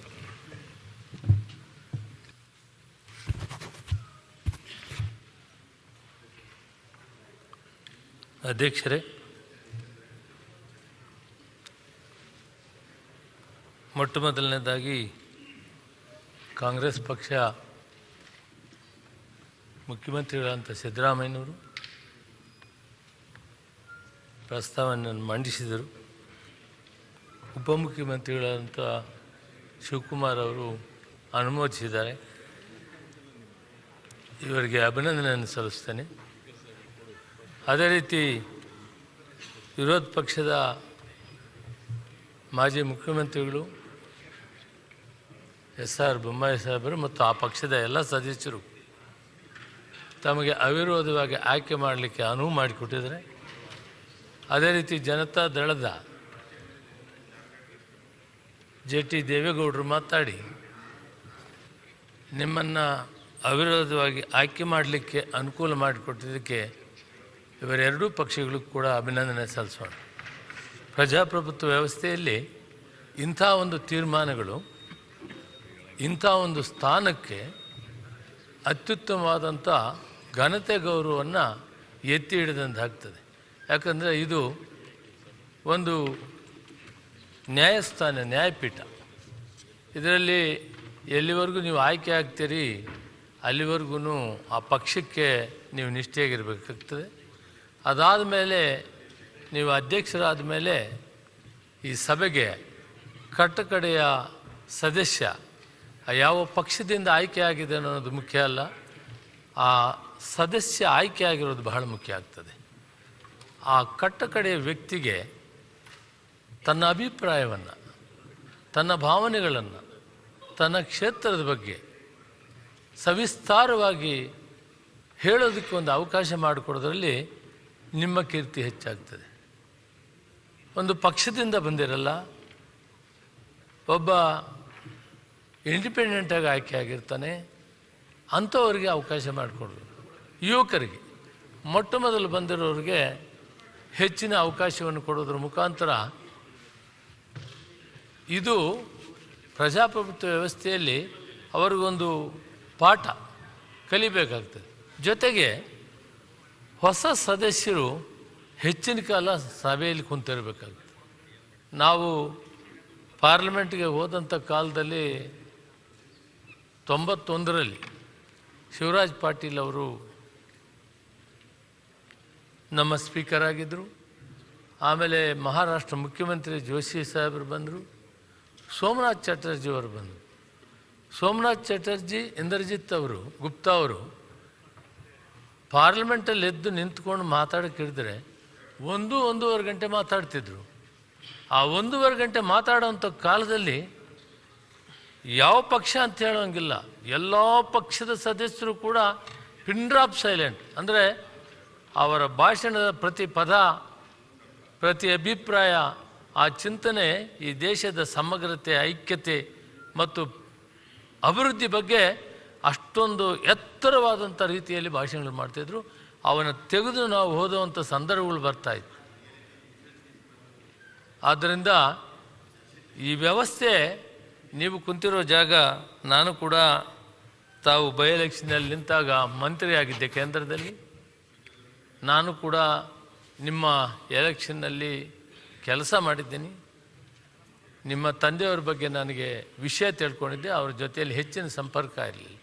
ಆದರೆ ನಿಮ್ಮ ತಂದೆಯವರ ಹೆಸರು ಕೀರ್ತಿಯಿಂದ ನೀವು ಮೊದಲನೇ ಚುನಾವಣೆ ಗೆಲ್ಲೋದಕ್ಕೆ ಅದು ದಾರಿ ಆಯಿತು, ನಾಂದಿ ಆಯಿತು. ಅದಾದ ಮೇಲೆ ಅವರಂತೆ ಅವರಿಗಿಂತ ಹೆಚ್ಚಿಗೆ ಕೆಲಸವನ್ನು ಮಾಡೋದ್ರ ಮುಖಾಂತರ ನೀವು ಎಲ್ಲ ವರ್ಗದ, ಎಲ್ಲ ಪಕ್ಷದ ಜನರ ಒಂದು ಗೌರವವನ್ನು ಗಳಿಸ್ತೀರಿ. ಇತ್ತೀಚೆಗೆ ನಡೆದಂಥ ಕರಾವಳಿ ಪ್ರದೇಶದಲ್ಲಿ ವಿಷಯಗಳಲ್ಲಿ ನೀವು ನಡೆದಂಥ ನಡವಳಿಕೆ ಜಾತ್ಯತೀತ ವ್ಯಕ್ತಿತ್ವದ ಪ್ರತೀಕವಾಗಿ ತಾವು ಅದಕ್ಕೊಂದು ಮೇಲ್ಪಂಕ್ತಿಯನ್ನು ಹಾಕಿಕೊಟ್ಟು ಭಾರತದ ವ್ಯವಸ್ಥೆಯಲ್ಲಿ ನಾವೆಲ್ಲ ಒಟ್ಟಿಗೆ ಬಾಳಿ ಬದುಕಬೇಕು, ಯಾವ ಜಾತಿ ಆಗಲಿ, ಯಾವ ಧರ್ಮ ಆಗಲಿ, ಸಂವಿಧಾನಬದ್ಧವಾಗಿ ಬಾಬಾ ಸಾಹೇಬ್ ಅಂಬೇಡ್ಕರ್ ಬರೆದಿರೋ ಸಂವಿಧಾನದಂತೆ ಈ ದೇಶದ ಕಟ್ಟಕಡೆ ಪ್ರಜೆಗೆ ಸಮಾನತೆ ಹಕ್ಕಿರಬೇಕು. ಧರ್ಮ ಯಾವುದೇ ಇರಲಿ, ನಾವೆಲ್ಲ ಒಟ್ಟಿಗೆ ಬಾಳಿ ಬದುಕಬೇಕು ಅನ್ನೋದನ್ನು ಎತ್ತಿಡಿದಂಥ ವ್ಯಕ್ತಿ ನೀವು ಒಂದು ಸೈಡ್ ತಗೊಳ್ಳೇ ಇಲ್ಲ. ಈ ಸಮಾಜ, ಹಿಂದೂ ಸಮಾಜ ಏನಿದೆ, ಮುಸ್ಲಿಂ ಸಮಾಜ ಏನಿದೆ, ನಾವೆಲ್ಲ ಒಟ್ಟಿ ಬಾಳಿ ಬದುಕಿದಾಗ ಈ ದೇಶದಲ್ಲಿ ಶಾಂತಿ ನೆಲೆಸ್ತದೆ ಅನ್ನೋದಕ್ಕೆ ನೀವು ಎದ್ದು ನಿಂತ್ರಿ, ಒಂದು ಸೈಡ್ ತಗೊಳ್ಳಿಲ್ಲ. ಅದೇ ನಿಮಗೆ ಇವತ್ತು BJPಯವರು ಇಷ್ಟು ನಿಮ್ಮನ್ನು ಶ್ಲಾಘನೆ ಮಾಡಿ ಅಭಿನಂದನೆ ಮಾಡಿದ್ದಾರೆ ಅಂದರೆ ಇದು ಹಿಂದೂ ಧರ್ಮ ಆಗಲಿ ಮುಸಲ್ಮಾನ್ ಧರ್ಮ ಆಗಲಿ ಭಾರತದ ಸಂವಿಧಾನದ ಚೌಕಟ್ಟಿನಲ್ಲಿ ಇವೆಲ್ಲ ಒಂದೇ. ಇವರೆಲ್ಲನ್ನು ಒಟ್ಟಿಗೆ ಮಾನವತೆಯ ದೃಷ್ಟಿಯಿಂದ ನೋಡಬೇಕು ಅಂತ ನೀವು ಮಾಡಿದಂಥ ಭಾಷಣಗಳು, ನೀವು ಪ್ರೆಸ್ ಸ್ಟೇಟ್ಮೆಂಟ್ಸು ಕೂಡ ನಾನು ಪ್ರತಿಯೊಂದು ಕೂಡ ನೋಡಿದೆ. ಇದು ಭಾರತದ ವ್ಯವಸ್ಥೆಯಲ್ಲಿ, ಪ್ರಜಾಪ್ರಭುತ್ವ ವ್ಯವಸ್ಥೆಯಲ್ಲಿ ಈ ಸಂವಿಧಾನಕ್ಕೆ ಚೌಕಟ್ಟಿನ ಒಳಗಡೆ ಇಡೀ ಭಾರತದ ಎಲ್ಲ ಧರ್ಮದ ಜನರು ಕೂಡ ಒಟ್ಟಾಗಿ ಬಾಳಿ ಬದುಕಬೇಕು ಅನ್ನೋದಕ್ಕೆ ನೀವು ಮಾಡಿದಂಥ ಭಾಷಣಗಳು, ನೀವು ನಡೆದಂಥ ದಾರಿ ಇವತ್ತು ವಿರೋಧ ಪಕ್ಷದವರು ಕೂಡ ಅಭ್ಯರ್ಥಿನ ಹಾಕ್ಬೋದಾಗಿ, ರಾಜಕೀಯವಾಗಿ ಮಾಡ್ಬೋದಾಗಿ. ನಿಮ್ಮ ವ್ಯಕ್ತಿತ್ವವನ್ನು ನೋಡಿ ಈ ಎರಡೂ ಪಕ್ಷಗಳು ನಿಮಗೆ ಅಭಿನಂದನೆ ಮಾಡಿದ್ದಾರೆ. ವಿಶೇಷವಾಗಿ ನಮ್ಮ ಪಕ್ಷ, ನಮ್ಮ ನಾಯಕರಂಥ ಸಿದ್ದರಾಮಯ್ಯನವರು ಮತ್ತು ಉಪಮುಖ್ಯಮಂತ್ರಿ ಶಿವಕುಮಾರ್ ಅವರು ಕೂಡ ಈ ತೀರ್ಮಾನವನ್ನು ತೆಗೆದುಕೊಳ್ಳೋಕ್ಕೆ ಅನುವು ಮಾಡಿಕೊಟ್ಟಿದ್ದರಿಂದ ನೀವು ಇಷ್ಟು ಚಿಕ್ಕ ವಯಸ್ಸಿನಲ್ಲಿ ಅತಿ ಎತ್ತರಕ್ಕೆ ಬೆಳೆಯುವಂಥ ಅವಕಾಶ ಇದೆ. ಭಾಳ ದೊಡ್ಡ ಜವಾಬ್ದಾರಿಯನ್ನು ನಿಮ್ಗೆ ಕೊಟ್ಟಿದ್ದಾರೆ. ಮೌಲಂಕರ್ ಅಂತ ಮೊದಲನೇ ಸ್ಪೀಕರ್ ಏನಿದ್ರು, ಆ ಪುಸ್ತಕಗಳನ್ನು ತರಿಸ್ಬೇಕು ನೀವು. ಸೋಮನಾಥ್ ಚಟರ್ಜಿ, ಇಂದ್ರಜಿತ್ ಗುಪ್ತಾ ಅವರ ಭಾಷಣಗಳನ್ನು ತಾವು ಓದಬೇಕಾಗ್ತದೆ, ಸಮಯ ಮಾಡ್ಕೋಬೇಕಾಗ್ತದೆ. ಭಾರತದ ಒಂದು ಸ್ಪೀಕರ್ಸ್ ಏನಾಗಿದ್ದರು, ಯಾವ ರೀತಿ ಆ ಡಿಸಿಪ್ಲಿನ್ ಶಿಸ್ತನ್ನು ನಡೆಸ್ತಾ ಇದ್ರು ಅನ್ನೋದನ್ನು ಕೂಡ ನೀವು ಓದಿ ತಿಳ್ಕೊಬೇಕಾಗ್ತದೆ. ನೀವು ಅವೆಲ್ಲ ತಿಳ್ಕೊಂಡಾಗ ಇನ್ನೂ ಎತ್ತರಕ್ಕೆ ಹೋಗ್ತೀರಿ. ಇಲ್ಲಿ ಕೂಡ ಸ್ವಲ್ಪ ನಾನು ಪಾರ್ಲಿಮೆಂಟಲ್ಲಿದ್ದು ಇಲ್ಲಿ ನೋಡಿದರೆ ವ್ಯವಸ್ಥೆಗಳಲ್ಲಿ ಸ್ವಲ್ಪ ಬದಲಾವಣೆ ಕಾಣಬೇಕು. ಅದನ್ನು ನಾನು ನಮ್ಮ ನಾಯಕರು ಕೂಡ ಹೇಳಬೇಕಾಗ್ತದೆ. 11 ಗಂಟೆ ಅಂದರೆ 11 ಗಂಟೆಗೆ ಸ್ಪೀಕರ್ ಕುಂತಿರ್ತಾರೆ, ಇಲ್ಲ ಡೆಪ್ಟಿ ಸ್ಪೀಕರ್ ಕುಂತಿರ್ತಾರೆ, ಅಲ್ಲ ಪ್ಯಾನಲ್ ಆಫ್ ಚೇರ್ಮನ್ ಕುಂತಿರ್ತಾರೆ. ಆ ವ್ಯಯ ಟೈಮ್ ಇದೆಯಲ್ಲ, 10 ನಿಮಿಷ ಅಲ್ಲ 5 ನಿಮಿಷ ಕೂಡ ಈ ದೇಶದ ಸಮಯವನ್ನು ನಷ್ಟ ಮಾಡಬಾರ್ದು. ಅದು ಖರ್ಚಾಗ್ತದಲ್ಲ ಈ ಸಭೆ ನಡೆಸೋಕ್ಕೆ, ಆ ಲಾಸ್ ಎಷ್ಟು ಅಂತ ಲೆಕ್ಕಾಚಾರ ಮಾಡ್ತೀವಿ ಪಾರ್ಲಿಮೆಂಟಲ್ಲಿ. ಅದಕ್ಕೆ ನೀವು 10:45 ಬೆಲ್ ನೋಡಿರಿ. 11 ಅಂದರೆ 11ಕ್ಕೆ ಸಭೆ ನಡೆದ್ರೇ ಆ ಸಭೆ ಭೂಷಣ ಮತ್ತು ಗೌರವ. ಇವನ್ನೆಲ್ಲ ಸ್ವಲ್ಪ ನಾನು ಬಿಸ್ನೆಸ್ ಅಡ್ವೈಸರಿ ಕಮಿಟಿಗೆ ಕರೆದಾಗ ನಾನು ಸಲಹೆ ಮಾಡ್ತೀನಿ. ಯಾವ ಕಾಲವನ್ನು ಕೂಡ, ಯಾವ ನಿಮಿಷವನ್ನು ಕೂಡ ಇಷ್ಟೊಂದು ದೊಡ್ಡ ಸಭೆ ಅದನ್ನು ವ್ಯಯ ಮಾಡಬಾರ್ದು, ವೇಸ್ಟ್ ಮಾಡಬಾರ್ದು ಅಂತ ನನ್ನ ಅಭಿಪ್ರಾಯ ಮೇಲೆ ತಿಳಿಸ್ತೀನಿ. ವೈಯಕ್ತಿಕವಾಗಿ ನಿಮ್ಮ ಬಗ್ಗೆ ನಂಗೆ ಅಪಾರವಾದ ಗೌರವ ಇದೆ. ತಾವು ಹೆಲ್ತ್ ಮಿನಿಸ್ಟರ್ ಆಗಿದ್ದಾಗ ನಮ್ಮ ಜಿಲ್ಲೆ ಉಸ್ತುವಾರಿ ಕೂಡ ಆಗಿದೆ. ಬಹಳ ಚೆನ್ನಾಗಿ ನಡ್ಕೊಂಡಿದ್ದೀರಿ. ನಿಮಗೆ ಹೆಚ್ಚಿನ ಮುಂದೆ ಭವಿಷ್ಯ ಚೆನ್ನಾಗಿದೆ. ಈ ದಾರಿಯಲ್ಲಿ ನೀವು ಒಂದು ಮೊದಲನೇದಾಗಿ ವಿರೋಧ ಪಕ್ಷದವರು ಹೆಚ್ಚಿಗೆ ಮಾತಾಡೋಕ್ಕೆ ಅವಕಾಶ ಕೊಟ್ಟಾಗೆ ನಮ್ಮವ್ರು ಕರೆಕ್ಟಾಗಿ ರಾಜಭಾರ ಮಾಡೋಕ್ಕಾಗೋದು. ಯುವಕರಿಗೆ ಅವಕಾಶ ಮಾಡಿಕೊಟ್ಟಾಗ ಅವರು ಉತ್ತಮವಾದಂಥ ವಾಗ್ಮಿಗಳಾಗಿ ಒಳ್ಳೆಯ ಶಾಸಕರಾಗಿ ಕೆಲಸ ಮಾಡಲಿಕ್ಕಾಗ್ತದೆ. ಇದಕ್ಕೆ ಅನುವು ಮಾಡಿಕೊಡ್ಬೇಕಂತೇಳಿ ನನ್ನ ಮಾತಿಗೆ ವಿರಾಮ ಕೊಡ್ತೀನಿ. ಸುನಿಲ್ ಕುಮಾರ್ ಮತ್ತು ಜನಾರ್ದನ್ ರೆಡ್ಡಿ ಅವರು ಮತ್ತು ಹರೀಶ್ ಮಾನ್ಯ ಅಧ್ಯಕ್ಷರೇ, ಶಿವಲಿಂಗೇಗೌಡರು ಮತ್ತು 16ನೇ ವಿಧಾನಸಭೆಯ ಪ್ರಕಾಶ್ ಸಭಾಧ್ಯಕ್ಷರಾಗಿ ಆಯ್ಕೆಯಾದಂಥ ನಿಮಗೆ ಅಭಿನಂದನೆಗಳನ್ನು ನಾನು ಸಲ್ಲಿಸ್ತೇನೆ. ವಿಶೇಷವಾಗಿ ಅವಿಭಜಿತ ದಕ್ಷಿಣ ಕನ್ನಡ ಜಿಲ್ಲೆಯಿಂದ ಆಯ್ಕೆಯಾಗಿರುವಂಥ ನಿಮಗೆ ನಮ್ಮ ಎರಡೂ ಜಿಲ್ಲೆಯ ಎಲ್ಲ ಶಾಸಕರ ಪರವಾಗಿ, ಜನರ ಪರವಾಗಿಯೂ ಕೂಡ ನಾನು ಅಭಿನಂದನೆಗಳನ್ನು ಸಲ್ಲಿಸಬೇಕಾಗಿರುವಂಥದ್ದು ನನ್ನ ಕರ್ತವ್ಯವೂ ಕೂಡ ಹೌದು. ಬಹುಶಃ ಇಲ್ಲಿ ಮಾತಾಡಿದಂಥ ತುಂಬ ಜನ ಹಿರಿಯರು ವೈಕುಂಠ ಬಾಳಿಗ ಅವರನ್ನ ನೆನಪು ಮಾಡಿಕೊಂಡ್ರು. ವೈಕುಂಠಿಗ ಬಾಳಿಗ ಅವರು ದಕ್ಷಿಣ ಕನ್ನಡ ಜಿಲ್ಲೆಯವರಾಗಿ ಪ್ರತಿನಿಧಿಸಿದಂಥವರು. ನಮ್ಮ ಜಿಲ್ಲೆಯಲ್ಲಿ 2ನೇ ಅವಕಾಶ ಸಿಕ್ಕಿರುವಂಥದ್ದು ನಿಮಗೆ. ಯೋಗೀಶ್ ಭಟ್ರು ಕೆಲವು ವರ್ಷಗಳ ಕಾಲ ಉಪಾಧ್ಯಕ್ಷರಾಗಿಯೂ ಕೂಡ ಇಲ್ಲಿ ಸೇವೆಯನ್ನು ಸಲ್ಲಿಸಿದ್ದನ್ನು ನಾನು ಈ ಸಂದರ್ಭದಲ್ಲಿ ಸ್ಮರಿಸ್ಕೊಳ್ತೇನೆ. ವೈಕುಂಠ ಬಾಳಿಗಾರ ನಂತರ ಸಭಾಧ್ಯಕ್ಷರಾಗಿ ಪೀಠವನ್ನು ಅಲಂಕರಿಸಿರುವಂಥ ನೀವು ಅವರು ಹಾಕಿರುವಂಥ ಸಾಕಷ್ಟು ಒಳ್ಳೆಯ ಸಂಗತಿಗಳನ್ನು ತುಂಬ ಜನ ಹಿರಿಯರು ಇಲ್ಲಿ ನೆನಪಿಸ್ಕೊಂಡಿದ್ದಾರೆ. ನಾವ್ಯಾರೂ ಕೂಡ ಅದನ್ನು ಗಮನಿಸಿದಂಥವ್ರಲ್ಲ, ನಾವೆಲ್ಲ ವಿದ್ಯಾರ್ಥಿಗಳಾಗಿದ್ವಿ ನಾವಾಗ. ಆ ರೀತಿಯಾದಂಥ ಒಂದು ಒಳ್ಳೆಯ ಅವಕಾಶ ಸಿಕ್ಕಿರುವಂಥ ಈ ಸಂದರ್ಭದಲ್ಲಿ ವಿಧಾನಸಭೆಯ ಕಲಾಪಗಳು ಮತ್ತು ಉಳಿದಂಥ ಎಲ್ಲ ಚಟುವಟಿಕೆಗಳನ್ನು ಅತ್ಯಂತ ಸಮರ್ಥವಾಗಿ ನೀವು ನಿಭಾಯಿಸ್ತೀರಿ ಎನ್ನುವಂಥ ವಿಶ್ವಾಸ ನನಗಿದ್ದೇ ಇದೆ. ಡಿ.ಕೆ. ಶಿವಕುಮಾರ್ ಅವರು ಮಾತಾಡಬೇಕಾದ್ರೆ ನಿಮ್ಮನ್ನು ಉಲ್ಲೇಖ ಮಾಡಿದರು. ನೀವು ಸೇವಾದಳದಿಂದ ಚಟುವಟಿಕೆಯನ್ನು ಆರಂಭ ಮಾಡಿದ್ರಿ ಅನ್ನುವಂಥ ಸಂಗತಿಯನ್ನು ಉಲ್ಲೇಖ ಮಾಡಿದರು. ನಾವೆಲ್ಲ 2004ರಲ್ಲಿ ಶಾಸಕರಾಗಿ ಬಂದಂಥವ್ರು.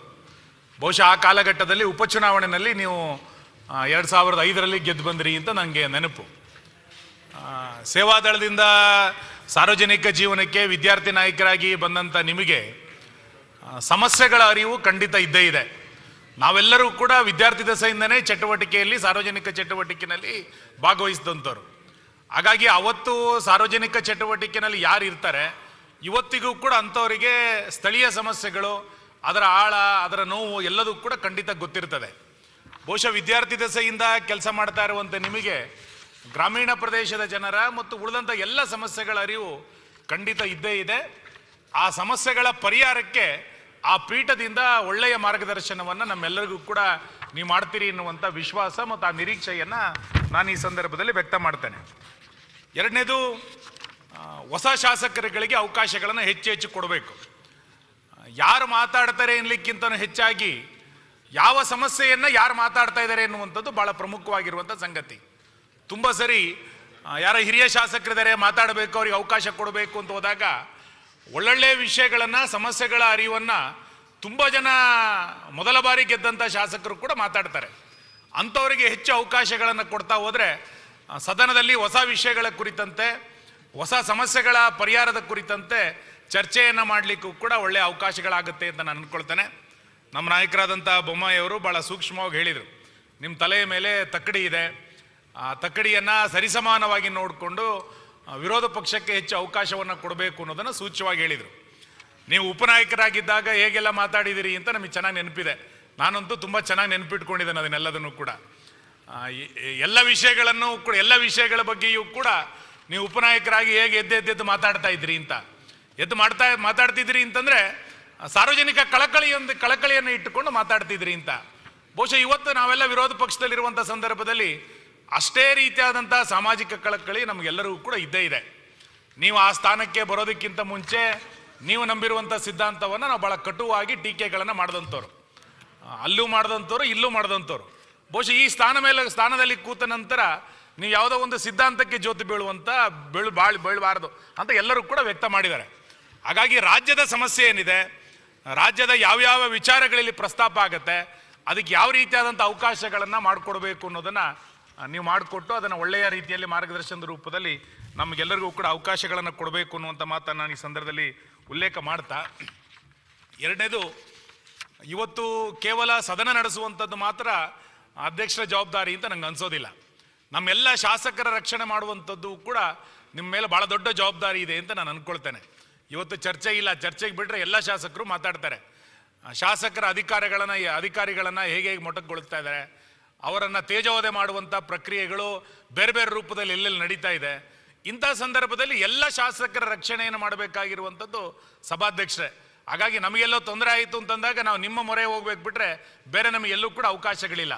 ಹಾಗಾಗಿ ಶಾಸಕರ ತೇಜೋವಧೆ ಆಗದಂತೆ ಶಾಸಕರನ್ನ ರಕ್ಷಣೆ ಮಾಡಬೇಕಾಗಿರುವಂಥದ್ದು ಕೂಡ ಭಾಳ ದೊಡ್ಡ ಪ್ರಮಾಣದಲ್ಲಿ ನಿಮ್ಮ ಜೊತೆಗಿದೆ ಅಂತ ನಾನು ಅಂದ್ಕೊಳ್ತೇನೆ. ಮತ್ತು ನಿಮ್ಮಿಂದ ನಾನು ಕಲ್ತಿದ್ದೇನು ಅಂತ ಕೇಳಿದರೆ, ಸಣ್ಣ ವಿಷಯವನ್ನು ಯಾವ ರೀತಿ ಪ್ರಚಾರ ತಗೊಳ್ಬೇಕು ಅನ್ನುವಂಥದ್ದು ಅದು ಭಾಳ ಚೆನ್ನಾಗಿ ನಿಮ್ಮಿಂದ ನಾವೆಲ್ಲರೂ ಕೂಡ ಕಲ್ತ್ವಿ. ನೀವು ಶಾಸಕರಾಗಿದ್ದಾಗ ಸಣ್ಣ ಸಣ್ಣ ವಿಷಯಗಳನ್ನು ಯಾವ ರೀತಿ ಪ್ರಚಾರ ತೆಗೆದುಕೊಳ್ತಾ ಇದ್ರಿ, ಮತ್ತು ಅದು ಹೆಡ್ಲೈನ್ ಯಾವ ರೀತಿ ಆಗ್ತಾ ಇತ್ತು. ಬಹುಶಃ ಆ ಕಲೆ ನಿಮ್ಮ ಹತ್ರ ಭಾಳ ಚೆನ್ನಾಗಿ, ಪೂರ್ತಿ ಕಲಿಲ್ಲ ಅಂದರೆ ಸ್ವಲ್ಪ ನಾವು ಕಲ್ತ್ವಿ ನಿಮ್ಮಿಂದ. ಆ ರೀತಿಯಾದಂಥ ಒಳ್ಳೆಯ ಕಲೆ ನಿಮ್ಮ ಹತ್ರ ಇದೆ. ಅದನ್ನು ಖಂಡಿತ ಈ ಸದನದಲ್ಲೂ ಕೂಡ ಅದು ಬಳಕೆ ಆಗಲಿ, ಒಳ್ಳೆಯ ಸಂಗತಿಗಳು ಹೆಚ್ಚೆಚ್ಚು ಚರ್ಚೆಗೆ ಬರಲಿ ಎನ್ನುವಂಥ ಸಂಗತಿಗಳನ್ನು ಅಲ್ಲ, ಅವ್ರು ಭಾಳ ಎಕ್ಸ್ಪರ್ಟ್ ಅದರಲ್ಲಿ. ಅದು ಅವ್ರಿಗೆ ಕೇಳಿ ಖಾಸಗಿಯಾಗಿ ನೀವು ಹೆಂಗೆ ಎಷ್ಟು ಎಕ್ಸ್ಪರ್ಟ್ ಇದ್ದಾರೆ ಅದರಲ್ಲಿ ಅನ್ನೋದನ್ನು. ಸೊ ಈ ಹಿನ್ನೆಲೆಯಲ್ಲಿ ಈ ಎಲ್ಲ ವಿಷಯಗಳ ಬಗ್ಗೆ ಚರ್ಚೆ ಆಗಲಿ. ವಿರೋಧ ಪಕ್ಷವಾಗಿ ಈ ವರ್ಷ ನಮಗೆ ಭಾಳ ದೊಡ್ಡ ಜವಾಬ್ದಾರಿ ಇದ್ದೇ ಇದೆ. ಸರ್ಕಾರವನ್ನು ಎಚ್ಚರಿಸುವಂಥ ಕಾರ್ಯವನ್ನು ಖಂಡಿತ ಹಂತ ಹಂತವಾಗಿ ನಾವು ಮಾಡ್ತೇವೆ. ಆ ಸಂದರ್ಭದಲ್ಲಿ ಯಾವ ಕಳಕಳಿ ಮತ್ತು ಬದ್ಧತೆಯಿಂದ ವಿರೋಧ ಪಕ್ಷದ ಉಪನಾಯಕರಾಗಿ ಕಳಕಳಿಯನ್ನು ಇಟ್ಕೊಂಡು ಕೆಲಸ ಮಾಡ್ತಾ ಇದ್ರೋ ಅದೇ ಕಳಕಳಿ ಈ ವರ್ಷವೂ ಈ ಸ್ಥಾನದಲ್ಲಿ ಇದ್ಕೊಂಡು ಕೂಡ ನಮ್ಮೆಲ್ಲರನ್ನೂ ಕೂಡ ನೀವು ಬೆಂಬಲಿಸಬೇಕು. ರಾಜ್ಯದ ಪರವಾದಂಥ ಆಲೋಚನೆಗಳಿಗೆ ನೀವು ಧ್ವನಿ ಆಗಬೇಕು ಅನ್ನುವಂಥ ಮಾತನ್ನು ಹೇಳಿ ಮತ್ತೊಮ್ಮೆ ಆ ಸ್ಥಾನವನ್ನು ಅಲಂಕರಿಸಿರುವಂಥ ನಿಮಗೆ ನಾನು ಅಭಿನಂದನೆಗಳನ್ನು ಸಲ್ಲಿಸ್ತೇನೆ. ನಮಸ್ಕಾರ. ಜನಾರ್ದನ್ ರೆಡ್ಡಿ.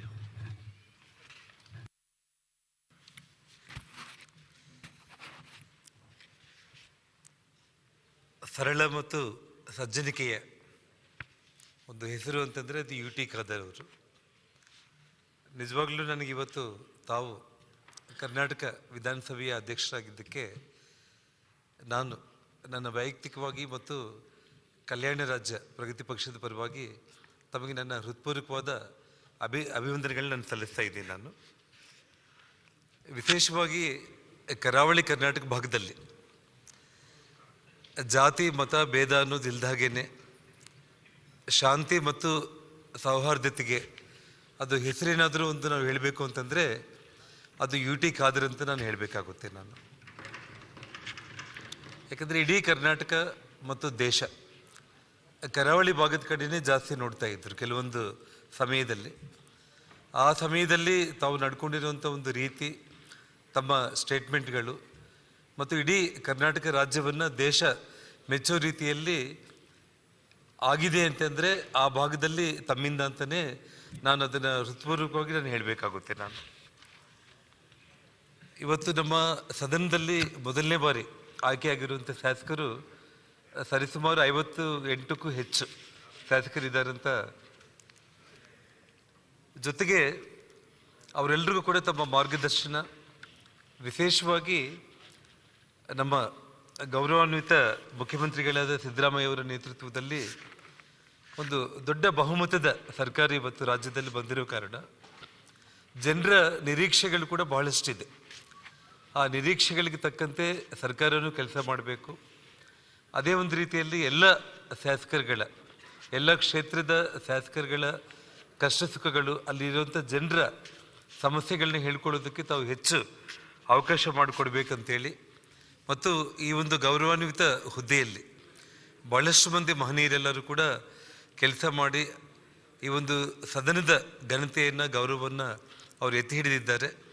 ಅದೇ ಒಂದು ಹಾದಿಯಲ್ಲಿ ಕರ್ನಾಟಕ ರಾಜ್ಯದ ವಿಧಾನಸಭೆಯ ಒಂದು ಅಧ್ಯಕ್ಷ ಸ್ಥಾನದ ಒಂದು ಇತಿಹಾಸದಲ್ಲಿ ತಮ್ಮ ಹೆಸರು ಕೂಡ ಶಾಶ್ವತವಾಗಿ ಇತಿಹಾಸದ ಪುಟದಲ್ಲಿ ಇರೋ ರೀತಿಯಲ್ಲಿ ತಾವು ಕೆಲಸ ನಿರ್ವಹಣೆ ಮಾಡ್ತೀರಿ ಅಂತೇಳಿ ಒಂದು ನಂಬಿಕೆ, ವಿಶ್ವಾಸದಿಲ್ಲ. ತಮಗೆ ಇನ್ನೊಮ್ಮೆ ನಾನು ಕಲ್ಯಾಣ ರಾಜ್ಯ ಪ್ರಗತಿ ಪಕ್ಷದ ಪರವಾಗಿ ಹೃತ್ಪೂರ್ವಕವಾದ ಅಭಿವಂದನೆಗಳನ್ನ ಸಲ್ಲಿಸಿ ನನ್ನ ಮಾತನ್ನು ಮುಕ್ತಾಯ ಮಾಡ್ತಾ ಇದ್ದೇನೆ.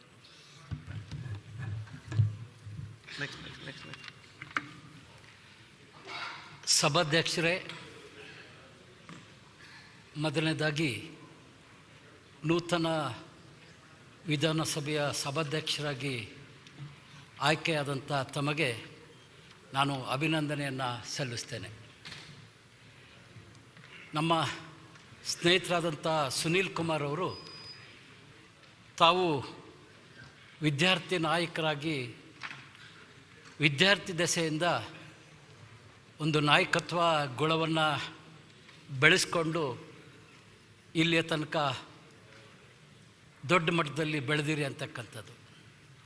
ಆದರೆ ನಾನು ನಿಮ್ಮಲ್ಲಿ ಗಮನಿಸಿದ್ದು ವಿದ್ಯಾರ್ಥಿ ನಾಯಕನಿಗಿಂತ ತಾವೊಬ್ಬ ಶ್ರೇಷ್ಠ ಕ್ರೀಡಾಪಟು ಅಂಥೇಳಿ ನಾನು ಭಾವಿಸಿದ್ದೇನೆ. ಏಕೆಂದರೆ ಸಿನಿಮಾ ತಾರೆಯರ ತಂಡ ಮತ್ತು ಶಾಸಕರ ತಂಡಗಳ ನಡುವೆ ದಾವಣಗೆರೆಯಲ್ಲಿ ಕ್ರಿಕೆಟ್ ಪಂದ್ಯ ಇತ್ತು. ತಾವು ತಡವಾಗಿ ಮಂಗಳೂರಿನಿಂದ ದಾವಣಗೆರೆಗೆ ಆಗಮಿಸಿದ್ರಿ. ಆ ಸಂದರ್ಭದಲ್ಲಿ ನಾನು ತಂಡದಲ್ಲಿದ್ದೆ. ನಿಮ್ಮ ವ್ಯಕ್ತಿತ್ವವನ್ನು ಗಮನಿಸಿ ನೀವು ಆ ಸಂದರ್ಭದಲ್ಲಿ ವಿರೋಧ ಪಕ್ಷದಲ್ಲಿದ್ದರೂ ಕೂಡ ಮಂಗಳೂರಿನಿಂದ ನಮ್ಮ ಸ್ನೇಹಿತರು ಬಂದಿದ್ದಾರೆ ಅಂಥೇಳಿ ನಿಮಗೆ ಸ್ಥಾನವನ್ನು ನಾನು ಬಿಟ್ಟುಕೊಟ್ಟಿದ್ದು ಅಂತೇಳಲಿಕ್ಕೆ ಸಂದರ್ಭದಲ್ಲಿ ನನಗೆ ಹೆಮ್ಮೆ ಆಗ್ತದೆ. ಇವತ್ತು ಈ ಸದನವನ್ನು ಕೂಡ ತಾವು ಕ್ರೀಡಾ ಮನೋಭಾವದಿಂದ ನೀವು ತೆಗೆದುಕೊಂಡು ಹೋಗ್ತೀರಿ. ತಾವು ಯಶಸ್ವಿ ಸಭಾಧ್ಯಕ್ಷರಾಗಿ ಮುಂದಿನ ದಿನದಲ್ಲಿ ಇನ್ನೂ ಉತ್ತಮವಾದಂಥ ಸ್ಥಾನವನ್ನು ಪಡೀಲೆಂದು ಆ ದೇವರಲ್ಲಿ ನಾನು ಪ್ರಾರ್ಥನೆ ಮಾಡ್ತೇನೆ. ಈ ಒಂದು ಕ್ರೀಡಾ ಮನೋಭಾವ ಅಂದಾಗ ನನಗೆ ನೆನಪು ಬರ್ತದೆ, ಅನೇಕರು ಹೇಳಿದರು ಈ ಒಂದು ಸದನದಲ್ಲಿ ಪ್ರಥಮ ಬಾರಿಗೆ ಆಯ್ಕೆಯಾದಂಥವ್ರ ಸಂಖ್ಯೆ ಕೂಡ ಹೆಚ್ಚಿದೆ.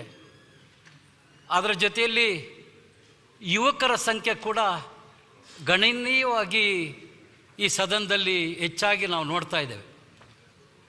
ಇವತ್ತು ನಮ್ಮ ರಾಜ್ಯದ ಮುಂದಿನ ರಾಜಕೀಯ ಭವಿಷ್ಯದ ದೃಷ್ಟಿಯಿಂದ ಇವತ್ತು ಆ ಯುವಕರನ್ನು ಬೆಳೆಸ್ತಕ್ಕಂಥದ್ದು ಯುವಕ ಸಭಾಧ್ಯಕ್ಷರಾದಂಥ ತಮ್ಮ ಮೇಲೆ ಹೆಚ್ಚಿನ ಜವಾಬ್ದಾರಿ ಇದೆ ಅಂತೇಳಿ ನಾನು ಭಾವಿಸಿದ್ದೇನೆ. ನಾನು ನೀರಾವರಿ ಪ್ರದೇಶದಿಂದ ಆಯ್ಕೆ ಆದಂಥವನು. ಈ ನಮ್ಮ ನಾಲೆಗಳಲ್ಲಿ ನಾವು ನೀರು ಯಾವ ರೀತಿ ಹರಿಸ್ತೀವಿ ಅಂದರೆ, ನಾಲೆಯಲ್ಲಿ ಮೊದಲೇ ಇದ್ದವನಿಗೆ ಮೊದಲನೇದಾಗಿ ಜಮೀನುಗಳಿಗೆ ನೀರು ಕೊಡ್ತೇವೆ. ಈ ಕೊನೆಯ ಭಾಗದ ರೈತರಿಗೆ ನೀರೇ ಮುಟ್ಟೋದಿಲ್ಲ. ಮೊದಲನೇ ಭಾಗದಲ್ಲಿರ್ತಕ್ಕಂಥವ್ರು ನೀರು ಬಿಟ್ಟಂಥ ಸಂದರ್ಭದಲ್ಲಿ ಮೊದಲನೇ ನೀರು ಕಟ್ಕೊಳ್ತಾರೆ, ಕೊನೆ ಸಂದರ್ಭದಲ್ಲೂ ಅವರೇ ನೀರು ಕಟ್ಕೊಳ್ತಾರೆ. ಕೊನೆ ಭಾಗದವ್ರಿಗೆ ನೀರೇ ಸಿಗೋದಿಲ್ಲ. ಆದರೆ ವಿಶೇಷವಾಗಿ ಹಿರಿಯೂರು ತಾಲೂಕಿನ ವಾಣಿವಿಲಾಸ ಜಲಾಶಯದಲ್ಲಿ ಬೇರೆ ರೀತಿಯಾದಂಥ ವ್ಯವಸ್ಥೆ ಇದೆ. ನನಗೆ ಭಾಳ ಸಂತೋಷ ಆಯಿತು. ಅಲ್ಲಿ ನಾಲೆಗಳಲ್ಲಿ ನೀರು ಬಿಟ್ಟಾಗ ಆ ಜಲಾಶಯದ ಕೊನೆ ಭಾಗದ ಜಮೀನುಗಳಿಗೆ ಮೊದಲನೇದಾಗಿ ನೀರು ಬಿಡಬೇಕು. ನಾಲೆಯ ಮುಂಭಾಗದಲ್ಲಿರ್ತಕ್ಕಂಥವನಿಗೆ ಕೊನೆಗೆ ಸಿಗ್ತದೆ.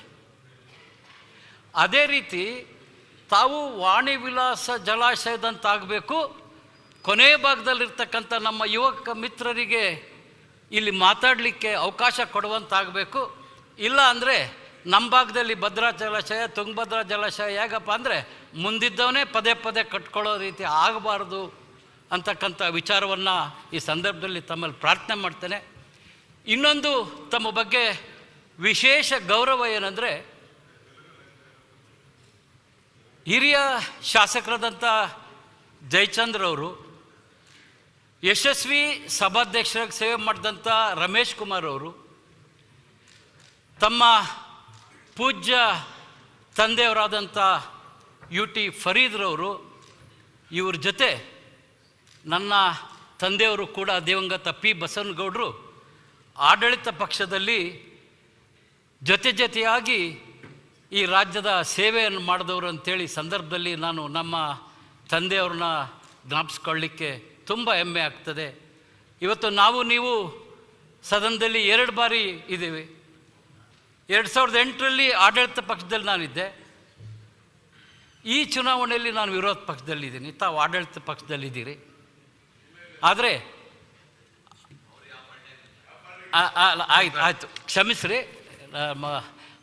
ಒಟ್ಟಾರೆ ಅವರು ವಿಜಯಶಾಲಿಯಾಗಿದ್ದಂತೂ ಕಾಂಗ್ರೆಸ್ ಪಕ್ಷದಿಂದ ಕ್ಷಮಿಸಬೇಕು. ಆದರೆ ತಮ್ಮ ಒಂದು ಗುಣಗಳನ್ನು ನಾನು ನೋಡಿದ್ದೇನೆ.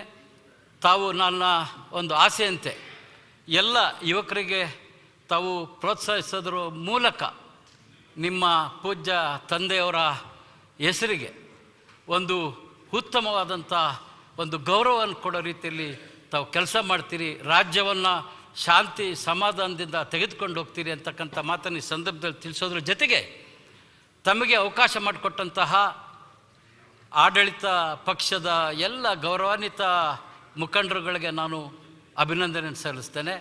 ಜೊತೆಗೆ ಏನು ನಮ್ಮ ವಿಧಾನಸಭಾ 224 ಕ್ಷೇತ್ರದ ಸದಸ್ಯರುಗಳು ತಾವೇನೆಲ್ಲ ಜಯಶಾಲಿಯಾಗಿ ನಮ್ಮ ಕ್ಷೇತ್ರದ ಒಂದು ಸೇವೆಯನ್ನು ಮಾಡಲಿಕ್ಕೆ ಆಶೀರ್ವಾದ ಮಾಡಿದ್ದಾರೆ. ತಮಗೆಲ್ಲ ಅಭಿನಂದನೆಯನ್ನು ಸಲ್ಲಿಸಿ ನನ್ನ ಮಾತು ಮುಗಿಸ್ತೇನೆ.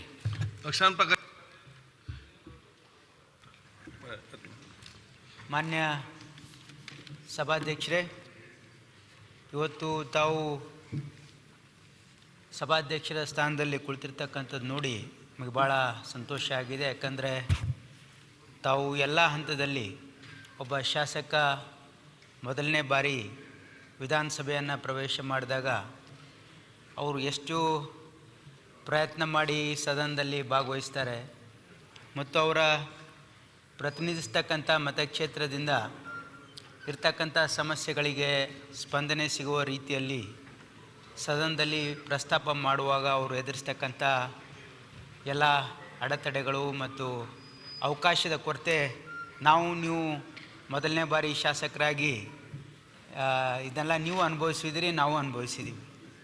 ಹಾಗಾಗಿ ತಮ್ಮಿಂದ ನಿರೀಕ್ಷೆ ಏನಂತಂದರೆ, ಇವತ್ತು ಈ ಸದನ ಈ ಒಂದು ಎಲ್ಲ ಪ್ರಜಾಪ್ರಭುತ್ವ ವ್ಯವಸ್ಥೆಯಲ್ಲಿ ಭಾಳ ಉನ್ನತ ಸ್ಥಾನದಲ್ಲಿ ಈ ಸದನಕ್ಕೆ ಒಂದು ಗೌರವ ಇದೆ ಮತ್ತು ಅನೇಕ ಜನಪ್ರತಿನಿಧಿಗಳು ಈ ಸದನಕ್ಕೆ ಇದೊಂದು ದೇವಸ್ಥಾನ ಅಂತಕ್ಕಂಥ ಒಂದು ಭರವಸೆಯಿಂದ ಈ ಸದನಕ್ಕೆ ಬರ್ತಾರೆ. ಈ ಸದನದ ಮೇಲೆ ಇಡೀ ಕರ್ನಾಟಕ ರಾಜ್ಯದ ಜನರಿಗೆ ವಿಶ್ವಾಸ ಇದೆ. ಈ ಸದನದಲ್ಲಿ ಆಗ್ತಕ್ಕಂಥ ಚರ್ಚೆಗಳು, ಈ ಸದನದಲ್ಲಿ ಆಗ್ತಕ್ಕಂಥ ನಿರ್ಣಯಗಳು ಇವತ್ತು ಕರ್ನಾಟಕ ರಾಜ್ಯದ ಜನರ ಆಶೋತ್ತರಗಳನ್ನು ಈಡೇರಿಸ್ತಾರೆ ಅಂತಕ್ಕಂಥದ್ದು ಆ ಕಟ್ಟ ಕಡೆಯ ಮನುಷ್ಯನ ಒಂದು ಸ್ವಾಭಿಮಾನದ ಬದುಕಿಗಾಗಿ ಪರಿವರ್ತನೆ ಆಗ್ತದೆ, ಇದರಿಂದ ನಮಗೆ ನ್ಯಾಯ ಸಿಗ್ತದೆ, ನಮ್ಮ ಜೀವನದಲ್ಲಿ ಪರಿವರ್ತನೆ ಆಗ್ತದೆ ಅಂತಕ್ಕಂಥ ಭರವಸೆಯಿಂದ ಜನ ನಿರೀಕ್ಷೆಯಲ್ಲಿ ಇದ್ದಾರೆ. ಹಾಗಾಗಿ ಇವತ್ತು ಕರ್ತವ್ಯ ಏನಿದೆ ಅಂದರೆ ಈ ಸದನದಲ್ಲಿ ಆಗ್ತಕ್ಕಂಥ ಚರ್ಚೆಗೆ ನಿಷ್ಪಕ್ಷಪಾತವಾಗಿ, ಅದು ಆಡಳಿತ ಪಕ್ಷದಲ್ಲಿರ್ಬೋದು, ವಿರೋಧ ಪಕ್ಷದಲ್ಲಿರ್ಬೋದು, ಯಾವುದು ನ್ಯಾಯಸಮ್ಮತವಾಗಿದೆ, ಯಾವುದು ಸಾರ್ವಜನಿಕ ಹಿತಾಸಕ್ತಿಯಿಂದ ಕೂಡಿದೆ, ಯಾವ ಚರ್ಚೆಯಿಂದ ಯಾವ ನಿರ್ಣಯದಿಂದ ಇವತ್ತು ಕಟ್ಟ ಕಡೆಯ ಮನುಷ್ಯನ ಮತ್ತು ಸಾರ್ವಜನಿಕ ಹಿತಾಸಕ್ತಿಯಿಂದ ಕೂಡಿದೆ, ಅದನ್ನು ಎತ್ತಿ ಹಿಡಿತಕ್ಕಂಥದ್ದು ತಮ್ಮ ಕರ್ತವ್ಯ ಆಗಿದೆ. ಇವತ್ತು ಸರ್ಕಾರ ಎಡವಿದಾಗ ಅದಕ್ಕೆ ತಕ್ಕ ಒಂದು ಚಾಟಿ ಕೊಡ್ತಕ್ಕಂಥದ್ದು ಮತ್ತು ನಮ್ಮ ವಿರೋಧ ಪಕ್ಷದ ಶಾಸಕರ ಏನು ಅಹವಾಲುಗಳಿವೆ ಅವನ್ನು ಸರ್ಕಾರಕ್ಕೆ ತಲುಪಿಸ್ತಕ್ಕಂಥದ್ದು ಮತ್ತು ಅದನ್ನು ಕಾರ್ಯರೂಪಕ್ಕೆ ತರ್ತಕ್ಕಂಥದ್ದು. ಯಾಕಂದರೆ ಅನೇಕ ಸಾರಿ ಈ ಸದನದಲ್ಲಿ ಆಗಿರ್ತಕ್ಕಂಥ ಚರ್ಚೆಗಳಿಗೆ, ನಿರ್ಣಯಗಳಿಗೆ ಅದು ಕಾರ್ಯರೂಪಕ್ಕೆ ಬರೋದಿಲ್ಲ ಅಂತಕ್ಕಂಥ ಭಾವನೆ ಜನರಲ್ಲಿದೆ. ಅದನ್ನು ಇವತ್ತು ಬದಲಾಯಿಸ್ತಕ್ಕಂಥ ಒಂದು ಅವಕಾಶ ತಮಗಿದೆ. ಈ ಸದನದಲ್ಲಿ ಆಗಿರ್ತಕ್ಕಂಥ ಪ್ರತಿಯೊಂದು ನಿರ್ಣಯವೂ ಕೂಡ ಇವತ್ತು ಅದು ಕಾರ್ಯರೂಪಕ್ಕೆ ಬರಬೇಕು ಅಂತಕ್ಕಂಥ ಒಂದು ಜವಾಬ್ದಾರಿಯನ್ನು ತಾವು ತೆಗೆದುಕೊಳ್ತೀರಿ ಅಂತಕ್ಕಂಥ ವಿಶ್ವಾಸ ನಮಗಿದೆ. ಯಾಕಂದರೆ ತಾವು ಎಲ್ಲ ಹಂತದಲ್ಲಿ ಒಬ್ಬ ಭಾಳ ಅನುಭವಿ ಮತ್ತು ಒಂದು ಪ್ರಾಮಾಣಿಕತೆಯಿಂದ ಕೆಲಸ ಮಾಡ್ತಕ್ಕಂಥ ಒಬ್ಬ ಶಾಸಕರಾಗಿ, ಮಂತ್ರಿಗಳಾಗಿ, ವಿರೋಧ ಪಕ್ಷದ ಉಪನಾಯಕರಾಗಿ ತಾವು ಯಾವತ್ತೂ ಕೂಡ ಸಾರ್ವಜನಿಕ ಜೀವನದಲ್ಲಿ ಸಾರ್ವಜನಿಕ ಹಿತಾಸಕ್ತಿಯಿಂದ ಕೆಲಸ ಮಾಡಿರ್ತಕ್ಕಂಥ ಒಂದು ಅನುಭವ ತಮಗಿದೆ, ತಮ್ಮಿಂದ ನಿರೀಕ್ಷೆ ಇದೆ. ನಾವು ಈ ಸದನವನ್ನು ಒಂದು ಮೇಲ್ಸ್ತರಕ್ಕೆ ಒಯ್ಯಬೇಕಾಗಿದೆ. ಕರ್ನಾಟಕ ವಿಧಾನಸಭೆಗೆ ತನ್ನದೇ ಆಗಿರ್ತಕ್ಕಂಥ ಒಂದು ಘನತೆ ಇದೆ. ಆ ಘನತೆಯನ್ನು ಉಳಿಸಿ ಇಡೀ ದೇಶಕ್ಕೆ ಮಾದರಿಯಾಗಿ ಈ ಸದನದಲ್ಲಿ ನಾವು ಪಕ್ಷಪಾತ ಮಾಡ್ದೇ ಸಾರ್ವಜನಿಕ ಹಿತಾಸಕ್ತಿ ಮತ್ತು ಸತ್ಯ ಮತ್ತು ನ್ಯಾಯ ಇದನ್ನು ಎತ್ತಿ ಹಿಡಿತಕ್ಕಂಥ ಈ ಸದನ ಇದೆ. ಇಲ್ಲಿ ಸಾರ್ವಜನಿಕರಿಗೆ ನ್ಯಾಯ ಕೊಡ್ತಕ್ಕಂಥ ಇಲ್ಲಿ ನಿರ್ಣಯಗಳಾದರೆ ಅದು ಕಾರ್ಯರೂಪಕ್ಕೆ ಬರ್ತದೆ ಅಂತಕ್ಕಂಥ ಭರವಸೆಯನ್ನು ಮೂಡಿಸ್ತಕ್ಕಂಥ ಜವಾಬ್ದಾರಿ ತಮ್ಮದಿದೆ. ನಮ್ಮೆಲ್ಲರ ಸಹಕಾರ ತಮ್ಮಲ್ಲಿರ್ತದೆ. ತಮಗೆ ಶುಭವಾಗಲಿ. ನಮಸ್ಕಾರ. ಸನ್ಮಾನ್ಯ ಅಧ್ಯಕ್ಷರೇ, ಇವತ್ತು ನೂತನವಾಗಿ ವಿಧಾನಸಭಾ ಅಧ್ಯಕ್ಷರಾಗಿ ಆಯ್ಕೆಯಾಗಿರ್ತಕ್ಕಂಥ ನಿಮಗೆ ನಾನು ಅತೀವವಾದಂಥ ಸಂತೋಷವನ್ನು ವ್ಯಕ್ತಪಡಿಸ್ತಾ ಇದ್ದೀನಿ. ಕಾರಣ 2008ರಲ್ಲಿ ನೀವು ಶಾಸಕರಾಗಿ, ನಾವು ಶಾಸಕರಾಗಿ ಒಂದು ಎಸ್ಟಿಮೇಟ್ ಕಮಿಟಿನಲ್ಲಿ ಕೆಲಸ ಮಾಡ್ತಾಯಿದ್ದು. ನಿಮ್ಮ ಜಾಣ್ಮತನದಿಂದ ಒಬ್ಬ ಅಧಿಕಾರಿಯ 28 ಕೋಟಿ ರೂಪಾಯಿ ಹಣವನ್ನು ವಾಪಸ್ಸು ಸರ್ಕಾರಕ್ಕೆ ಕಟ್ಟಿಸ್ತಕ್ಕಂಥ ಕೆಲಸ ನಾವೆಲ್ಲ ಸೇರಿ ಮಾಡಿದ್ದು. ಸಮಿತಿನಲ್ಲೂ ಆ ರೀತಿ ಜಾಗರೂಕತೆಯಿಂದ ಕೆಲಸ ಮಾಡ್ತಾಯಿದ್ರಿ. ಅಂಥವರನ್ನು ಭಾಳ ಸೂಕ್ಷ್ಮವಾಗಿ ಜಾಣ್ಮತೆಯಿಂದ ಕೂಡಿರ್ತಕ್ಕಂಥ ನಿಮ್ಮನ್ನು ಇವತ್ತು ಆ ಸ್ಥಾನಕ್ಕೆ ಆಯ್ಕೆ ಮಾಡಿರ್ತಕ್ಕಂಥ ಸರ್ಕಾರದ ಮುಖ್ಯಸ್ಥರಾದಂಥ ಮುಖ್ಯಮಂತ್ರಿಗಳಾದಂಥ ಸಿದ್ದರಾಮಣ್ಣವ್ರಿಗೆ ಮತ್ತು ಉಪಮುಖ್ಯಮಂತ್ರಿಗಳಾದಂಥ ಸಿದ್ದರಾಮಣ್ಣವ್ರಿಗೆ, ಸಂಪುಟದ ಎಲ್ಲ ಹಿರಿಯ ಸದಸ್ಯರಿಗೆ ನಿಜವಾಗಲೂ ಕರ್ನಾಟಕ ರಾಜ್ಯದ ರಾಜಕಾರಣದ ಇತಿಹಾಸದಲ್ಲಿ ಆ ಒಂದು ಅಲ್ಪಸಂಖ್ಯಾತ ಸಮುದಾಯವನ್ನು ಅಲ್ಲಿಗೆ ಕೂರಿಸಿ ಏನೋ ಟೆಂಪ್ರರಿಯಾಗಿ ಒಂದು 2 ದಿವಸ 3 ದಿವಸ ಒಂದು ದಿವಸ ಕೂತ್ಕೋತಾ ಇದ್ರಿ, ಅದು ನೋಡ್ತಾ ಇದ್ದೆ ನೀವು ನಡೆಸ್ತಾ ಇದ್ದಂಥದ್ದನ್ನು. ಇವತ್ತು ಶಾಶ್ವತವಾಗಿಯೇ ಆ ಒಂದು ಉನ್ನತವಾದ ಪೀಠದಲ್ಲಿ ನಿಮ್ಮನ್ನು ಕೂರಿಸಿ ನೋಡ್ತಕ್ಕಂಥ, ನಿಮ್ಮಿಂದ ಕೆಲಸ ಮಾಡಿಸ್ಕೊಳ್ತಕ್ಕಂಥ ಸೌಭಾಗ್ಯವನ್ನು ದೊರಕಿಸ್ಕೊಟ್ಟಂಥ ಸರ್ಕಾರಕ್ಕೆ, ನಮ್ಮ ಪಕ್ಷದ ಎಲ್ಲ ಮುಖಂಡರುಗಳಿಗೆ ನಾನು ಈ ಸಂದರ್ಭದಲ್ಲಿ ಧನ್ಯವಾದಗಳನ್ನು ಅರ್ಪಿಸ್ತೇನೆ. ಇವತ್ತು ನಾನು ಎಲ್ಲ ವಿಚಾರನ ಎಲ್ಲರೂ ಮಾತನಾಡಿದ್ದಾರೆ. ನಿಮ್ಮ ಗುಣಗಳನ್ನು ಸುಮಾರು 15-20 ವರ್ಷದಿಂದ ನಾವು ನೋಡ್ಕೊಂಬಂದಿದ್ದೀವಿ. ಅದನ್ನೇ ನಾನು ಮಾತನಾಡಲಿಕ್ಕೆ ಹೋಗೋದಿಲ್ಲ. ಇಲ್ಲಿ ಸದನದಲ್ಲಿ ಚರ್ಚೆಗೆ ಭಾಗವಹಿಸ್ತಕ್ಕಂಥ ಸಂದರ್ಭದಲ್ಲಿ ವಿಷಯಗಳು ಸಿಗ್ತಕ್ಕಂಥದ್ದು ಸಮಿತಿಗಳ ಮುಖಾಂತರ. ಏನು ನಿಮ್ಮ ಕಸ್ಟೋಡಿಯನ್ನಲ್ಲಿರ್ತಕ್ಕಂಥ ಕಮಿಟೀಸ್ ಇದೆ, ಅಲ್ಲಿ ನಾವು ಹೇರಳವಾಗಿರ್ತಕ್ಕಂಥ ವಿಷಯಗಳನ್ನು ಅಧಿಕಾರಿಗಳಿಂದ ಪಡಿಬೋದು. ಅದನ್ನು ನಡೆಸ್ತಕ್ಕಂಥ ಜವಾಬ್ದಾರಿ ನಿಮ್ಮ ಮೇಲಿದೆ. ನಾವೆಲ್ಲ ವಿಷಯಗಳನ್ನು ಇಲ್ಲಿ ವಿಧಾನಸಭೆಯಲ್ಲಿ ಬಂದು ನಾವು ಯಾವುದೋ ಒಂದು ನೇಮ 69ರಲ್ಲಿ ಹಾಕೋ ಯಾವುದ್ರಲ್ಲ ಕೇಳಿರೋ 5 ನಿಮಿಷ ಮಾತ್ರ ನೀವು ಅವಕಾಶ ಕೊಡ್ತೀರಿ, 2 ನಿಮಿಷ ಆತದಂಗೆ ಬೆಲ್ ಹೊಡಿತೀರಿ. ಆದರೆ ಸಮಿತಿನಲ್ಲಿ ಯಾವ ಅಧಿಕಾರಿ ತಪ್ಪು ಮಾಡಿರ್ತಾನೆ, ಯಾವ ವಿಚಾರ ಭ್ರಷ್ಟತೆಯಿಂದ ಕೂಡಿರುತ್ತೆ, ಯಾವ ವಿಚಾರ ಅಶುದ್ಧವಾಗಿರುತ್ತೆ ಆ ಎಲ್ಲ ವಿಚಾರಗಳನ್ನು ಸಂಪೂರ್ಣವಾಗಿ ಆ ಸಮಿತಿನಲ್ಲಿ ಚರ್ಚೆ ಮಾಡಿ ಆ ವಿಚಾರಗಳನ್ನು ಅಲ್ಲಾಗಿರ್ತಕ್ಕಂಥ ಆ ಇಲಾಖೆಯ ಒಂದು ಏನು ಒಳ್ಳೆಯ ಕೆಲಸ ಆಗ್ದಲೇ ಭ್ರಷ್ಟಾಚಾರಕ್ಕೆ ಅನುವು ಮಾಡಿಕೊಟ್ಟು ಎಲ್ಲ ರೀತಿಯ ಅನುವನ್ನು ಮಾಡಿಕೊಟ್ಟಂಥ ಸಂದರ್ಭದಲ್ಲಿ ಆ ಎಲ್ಲ ವಿಚಾರಗಳನ್ನು ತಂದು ವಿಧಾನಸಭೆಯಲ್ಲಿ ನಾವು ಪ್ರಸ್ತಾಪ ಮಾಡಲಿಕ್ಕೆ ಭಾಳ ಯಶಸ್ವಿಯಾದಂಥ ಒಂದು ಕಾರ್ಯಕ್ರಮ ಅದು ಸಮಿತಿಗಳು. ಆ ಸಮಿತಿಗಳನ್ನು ನೀವು ಹೆಚ್ಚಿನ ಮಟ್ಟದಲ್ಲಿ ನಡೆಸಿ ಆ ಸಮಿತಿಗಳ ಮುಖಾಂತರ ಅಧಿಕಾರಿಗಳ ಮಟ್ಟದಲ್ಲಿ ಏನು ಒಂದು ಅವ್ಯವಸ್ಥೆ ಇರುತ್ತೆ ಅದನ್ನು ಕಂಡುಹಿಡಿತಕ್ಕಂಥ ನಿಟ್ಟಿನಲ್ಲಿ ನೀವು ಸಮಿತಿಗಳಿಗೆ ಹೆಚ್ಚಿನ ಪ್ರಾಧಾನ್ಯತೆಯನ್ನು ಕೊಡ್ತೀರಿ.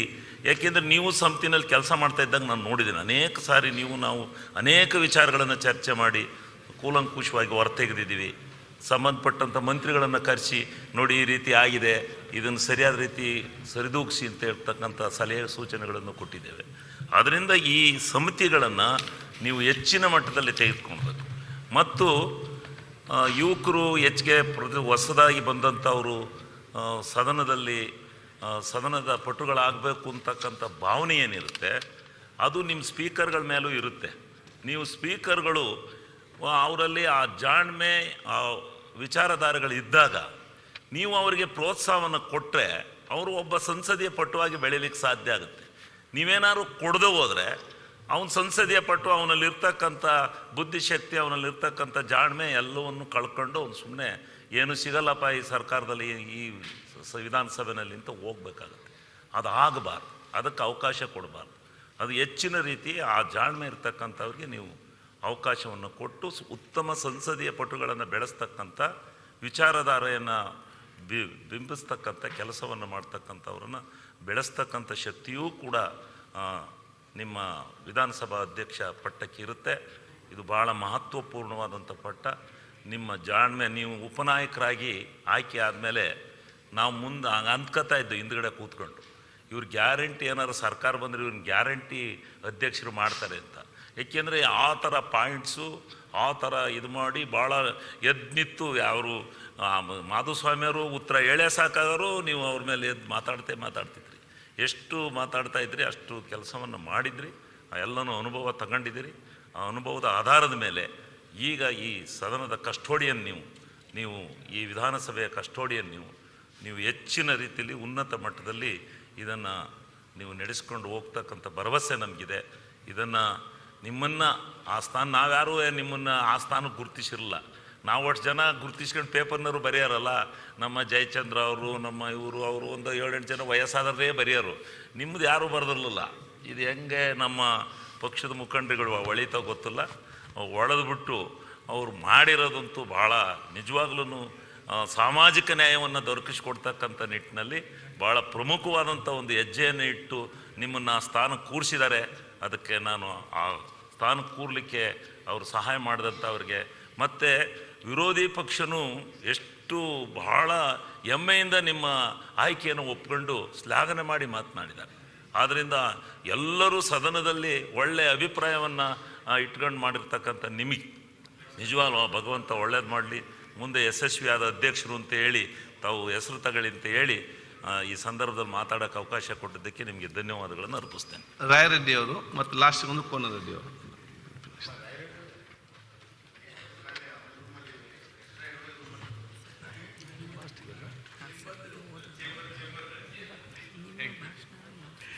ಸನ್ಮಾನ್ಯ ಅಧ್ಯಕ್ಷರೇ, ಈ 16ನೇ ವಿಧಾನಸಭೆಯ ಸಭಾಧ್ಯಕ್ಷರಾಗಿ ತಾವು ಅವಿರೋಧವಾಗಿ ಆಯ್ಕೆಯಾಗಿರೋದಕ್ಕೆ ಹಾರ್ದಿಕವಾಗಿ ನಾನು ಅಭಿನಂದಿಸ್ತೇನೆ.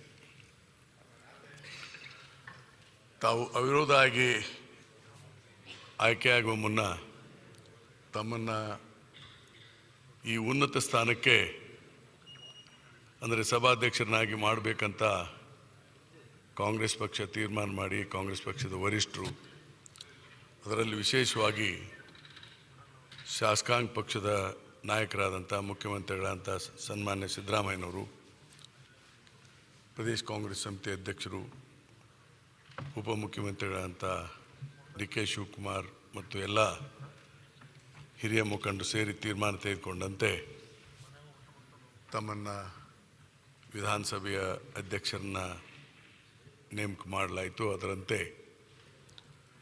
ಈ ದಿನ ತಾವು ಏನು ಅವಿರೋಧವಾಗಿ ಆಯ್ಕೆ ಆಗಿದ್ದೀರಿ, ಈ ಸಂದರ್ಭದಲ್ಲಿ ಈ ಅವಿರೋಧ ಆಯ್ಕೆಗೆ ವಿರೋಧ ಪಕ್ಷದ ನಾಯಕರಾದಂಥ ಬೊಮ್ಮಾಯಿಯವರು ಮತ್ತು ಅವ್ರ ಟೀಮ್, ಮಾಜಿ ಮುಖ್ಯಮಂತ್ರಿಗಳು, JDS ಪಕ್ಷ ಮತ್ತು ಇನ್ನಿತರ ಎಲ್ಲರೂ ಕೂಡ ಸಹಕಾರವನ್ನು ನೀಡಿದ್ದಾರೆ. ಈ ಹಿನ್ನೆಲೆಯಲ್ಲಿ ತಾವು ಅವಿರೋಧವಾಗಿ ಆಯ್ಕೆಯಾದದ್ದು ಅತ್ಯಂತ ಸಂತೋಷದ ವಿಚಾರ. ತಾವೊಬ್ಬ ಗುಣಮಟ್ಟದ ನಾಯಕ, ಎ ಮ್ಯಾನ್ ಆಫ್ ಕ್ವಾಲಿಟಿ.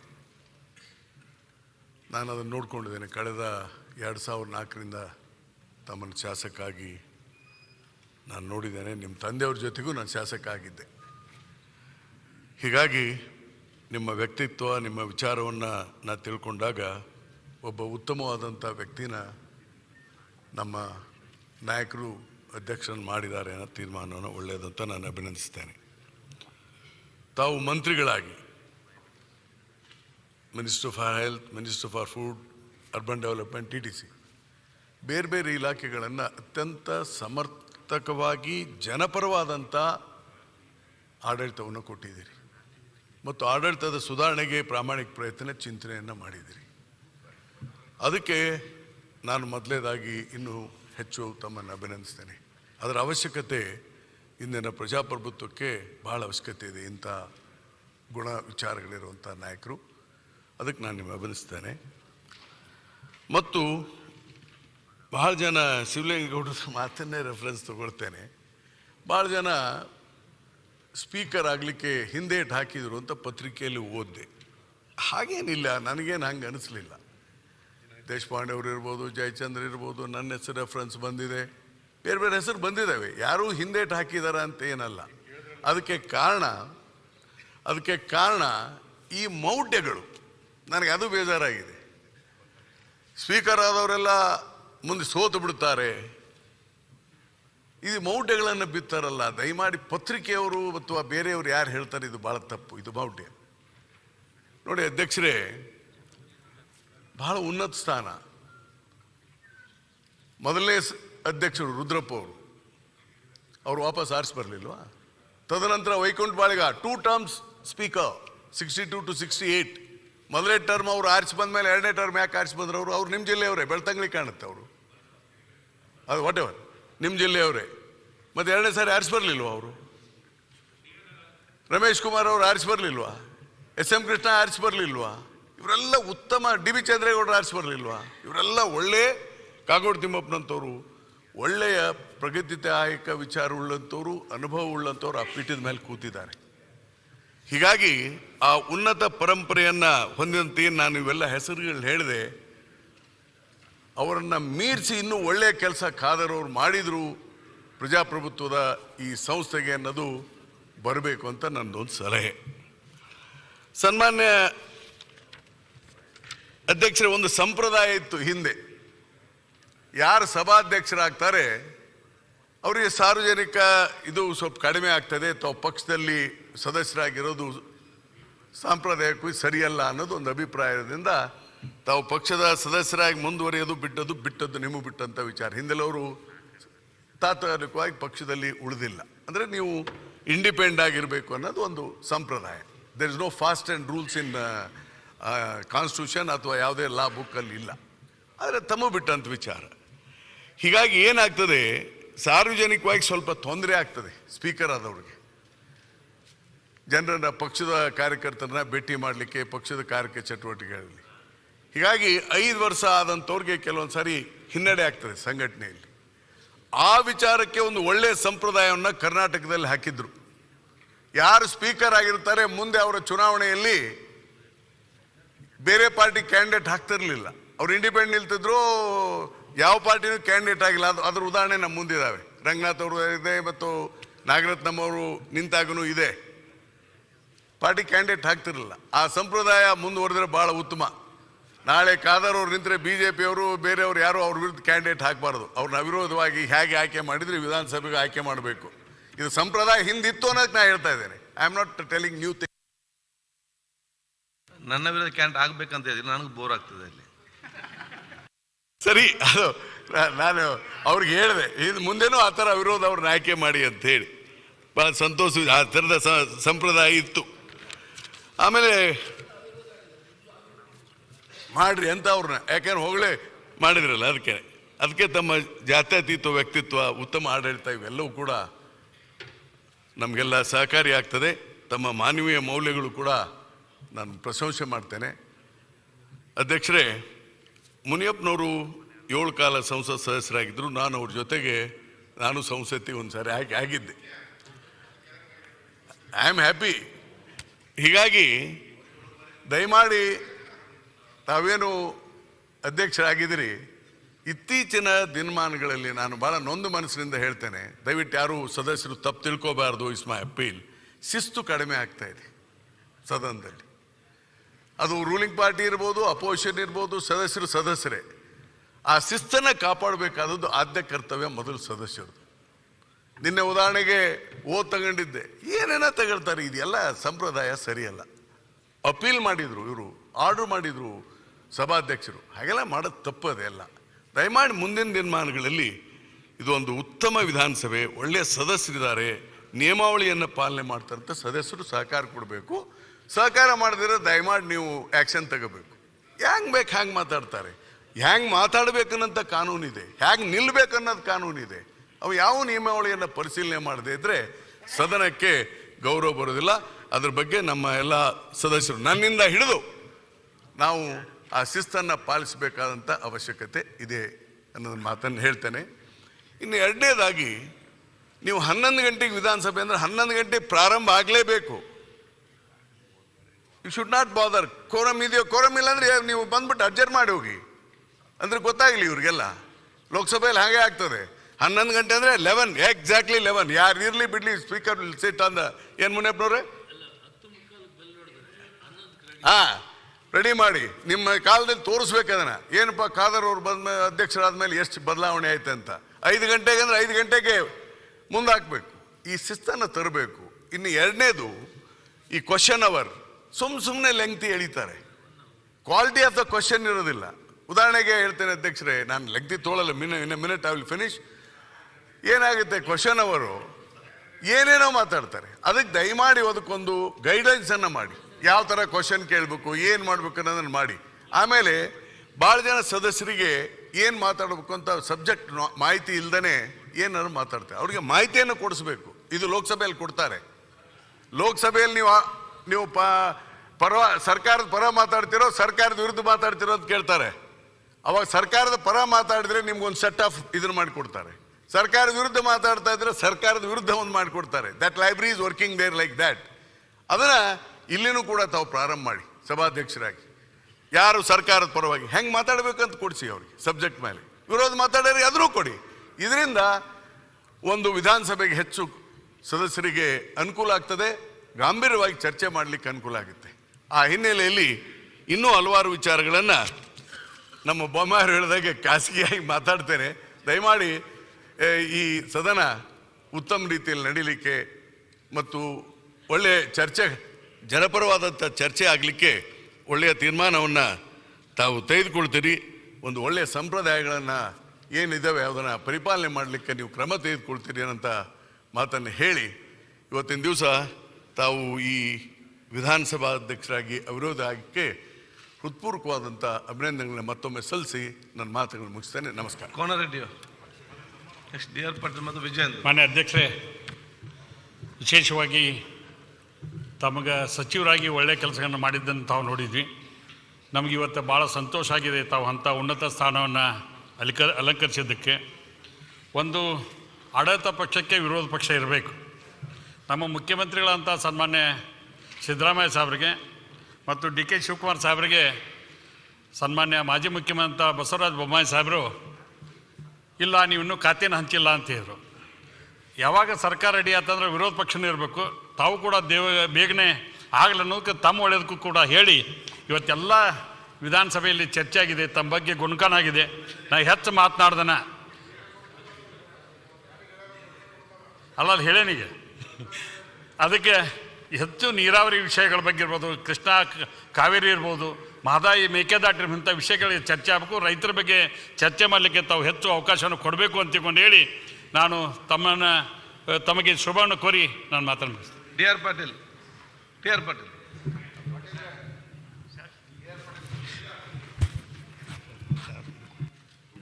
ಮಾನ್ಯ ಅಧ್ಯಕ್ಷ, ಅವ್ರ ಸ್ಥಾನ ಅದಲ್ಲ, ನಿಮ್ಮ ಸ್ಥಾನ ಇಲ್ಲೇ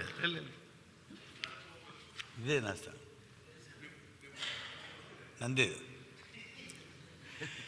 ಮಾನ್ಯ ಅಧ್ಯಕ್ಷರೇ, ತಾವಿವತ್ತು ಈ ಶಾಸನಸಭೆ ಅಧ್ಯಕ್ಷರಾಗಿ ಆಯ್ಕೆಯಾಗಿರುವುದಕ್ಕೆ ನಾನು ತಮ್ಮನ್ನು ಮನಪೂರ್ವಕವಾಗಿ ಅಭಿನಂದಿಸ್ತೇನೆ. ಈಗ ತಾನೇ ರಾಯರೆಡ್ಡಿಯವರು ಅನೇಕ ವಿಷಯಗಳನ್ನು ಪ್ರಸ್ತಾಪ ಮಾಡಿದಂತೆ ನನಗೂ ಕೆಲವು ವಿಷಯಗಳ ಬಗ್ಗೆ ಬೇಸರ ಇದೆ. ಏನು ಶಾಸನಸಭೆ ಸುದೀರ್ಘವಾಗಿ ನಡಿಬೇಕು ಮತ್ತು ಎಲ್ಲ ಇಲಾಖೆಯ ಬಗ್ಗೆ ಸಂಪೂರ್ಣವಾದಂಥ ಚರ್ಚೆ ಆಗಬೇಕು ಮತ್ತು ಇನ್ನೂ ಅನೇಕ ವಿಷಯಗಳ ಬಗ್ಗೆ ಸದಸ್ಯರು ತಮ್ಮ ತಮ್ಮ ಕ್ಷೇತ್ರದ ಭಾಗದ ಸಮಸ್ಯೆಗಳನ್ನು ತಂದಿಟ್ಟಾಗ ಅದಕ್ಕೆ ಸಮರ್ಥವಾದಂಥ ಉತ್ತರವನ್ನು ಸರ್ಕಾರ ಕೊಡಬೇಕು.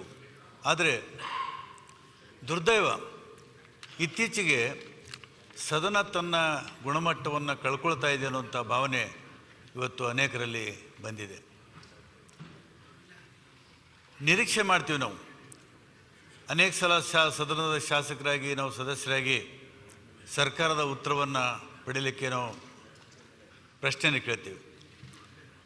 ಹಿಂದೆ ನಿಯಮಿತವಾಗಿ ನಾವು ಕೇಳಿದಂಥ ಪ್ರಶ್ನೆಗೆ ಸರ್ಕಾರ ಖಚಿತವಾದಂಥ ಉತ್ತರ ಸದನ ಮುಗಿದ ನಂತರವಾಗಿ ಕೊಡುವಂಥ ಒಂದು ವ್ಯವಸ್ಥೆ ಇತ್ತು. ಆದರೆ ಇತ್ತೀಚೆಗೆ ಇಲಾಖೆಯಿಂದ ಯಾವ ಸರ್ಕಾರದಿಂದ ಉತ್ತರನೇ ಬರೋದಿಲ್ಲ. ಈ ಒಂದು ಪರಿಪಾಠ ಭಾಳ ದೊಡ್ಡ ಅನ್ಯಾಯ ಆಗ್ತದೆ ಅಧ್ಯಕ್ಷರೇ. ಅದಕ್ಕೆ ತಾವು ವಿನಂತಿ ಮಾಡ್ಕೋತೇನೆ, ಯಾರೇ ಸದಸ್ಯರು ಪ್ರಶ್ನೆಗಳು ಕೇಳಿ ಅದಕ್ಕೆ ಉತ್ತರವನ್ನು ಸರ್ಕಾರ ಒದಗಿಸಲೇಬೇಕನ್ನುವಂಥದ್ದು ಕಟ್ಟುನಿಟ್ಟಿನ ನಿಯಮವನ್ನು ತಾವು ಮಾಡಿ ಸರ್ಕಾರಕ್ಕೆ ತಾಕೀತು ಮಾಡ್ತೀರ ಅನ್ನುವಂಥ ಭಾವನೆಯನ್ನು ನಾನು ಇಟ್ಕೊಂಡಿದ್ದೇನೆ.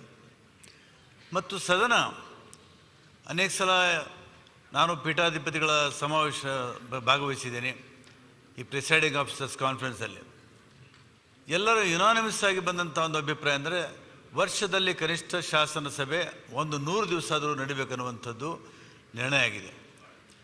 ಆದರೆ ಇತ್ತೀಚೆಗೆ ಬರ್ತಾ ಒಂದು ಇಡೀ ವರ್ಷದಲ್ಲಿ 30 ದಿನ, 35 ದಿವಸ, 40 ದಿವಸ, ಜಾಸ್ತಿ ಆದರೆ 60 ದಿವಸ ಮಾತ್ರ ನಾವು ಸದನವನ್ನು ನಡೆಸುವಂಥ ಉದಾಹರಣೆಗಿದೆ. ಆದರೆ 60 ದಿವಸ ಕೂಡ ಇವತ್ತು ಸದನ ಸಾಕಾಗೋದಿಲ್ಲ. ಯಾಕಂದರೆ ಇವತ್ತು ಜಿಲ್ಲಾ ಪಂಚಾಯತು, ತಾಲೂಕು ಪಂಚಾಯತು, ಗ್ರಾಮ ಪಂಚಾಯತ್ ಬಂದ ಮೇಲೆ ಅಧಿಕಾರದ ವಿಕೇಂದ್ರೀಕರಣ ಆದಮೇಲೆ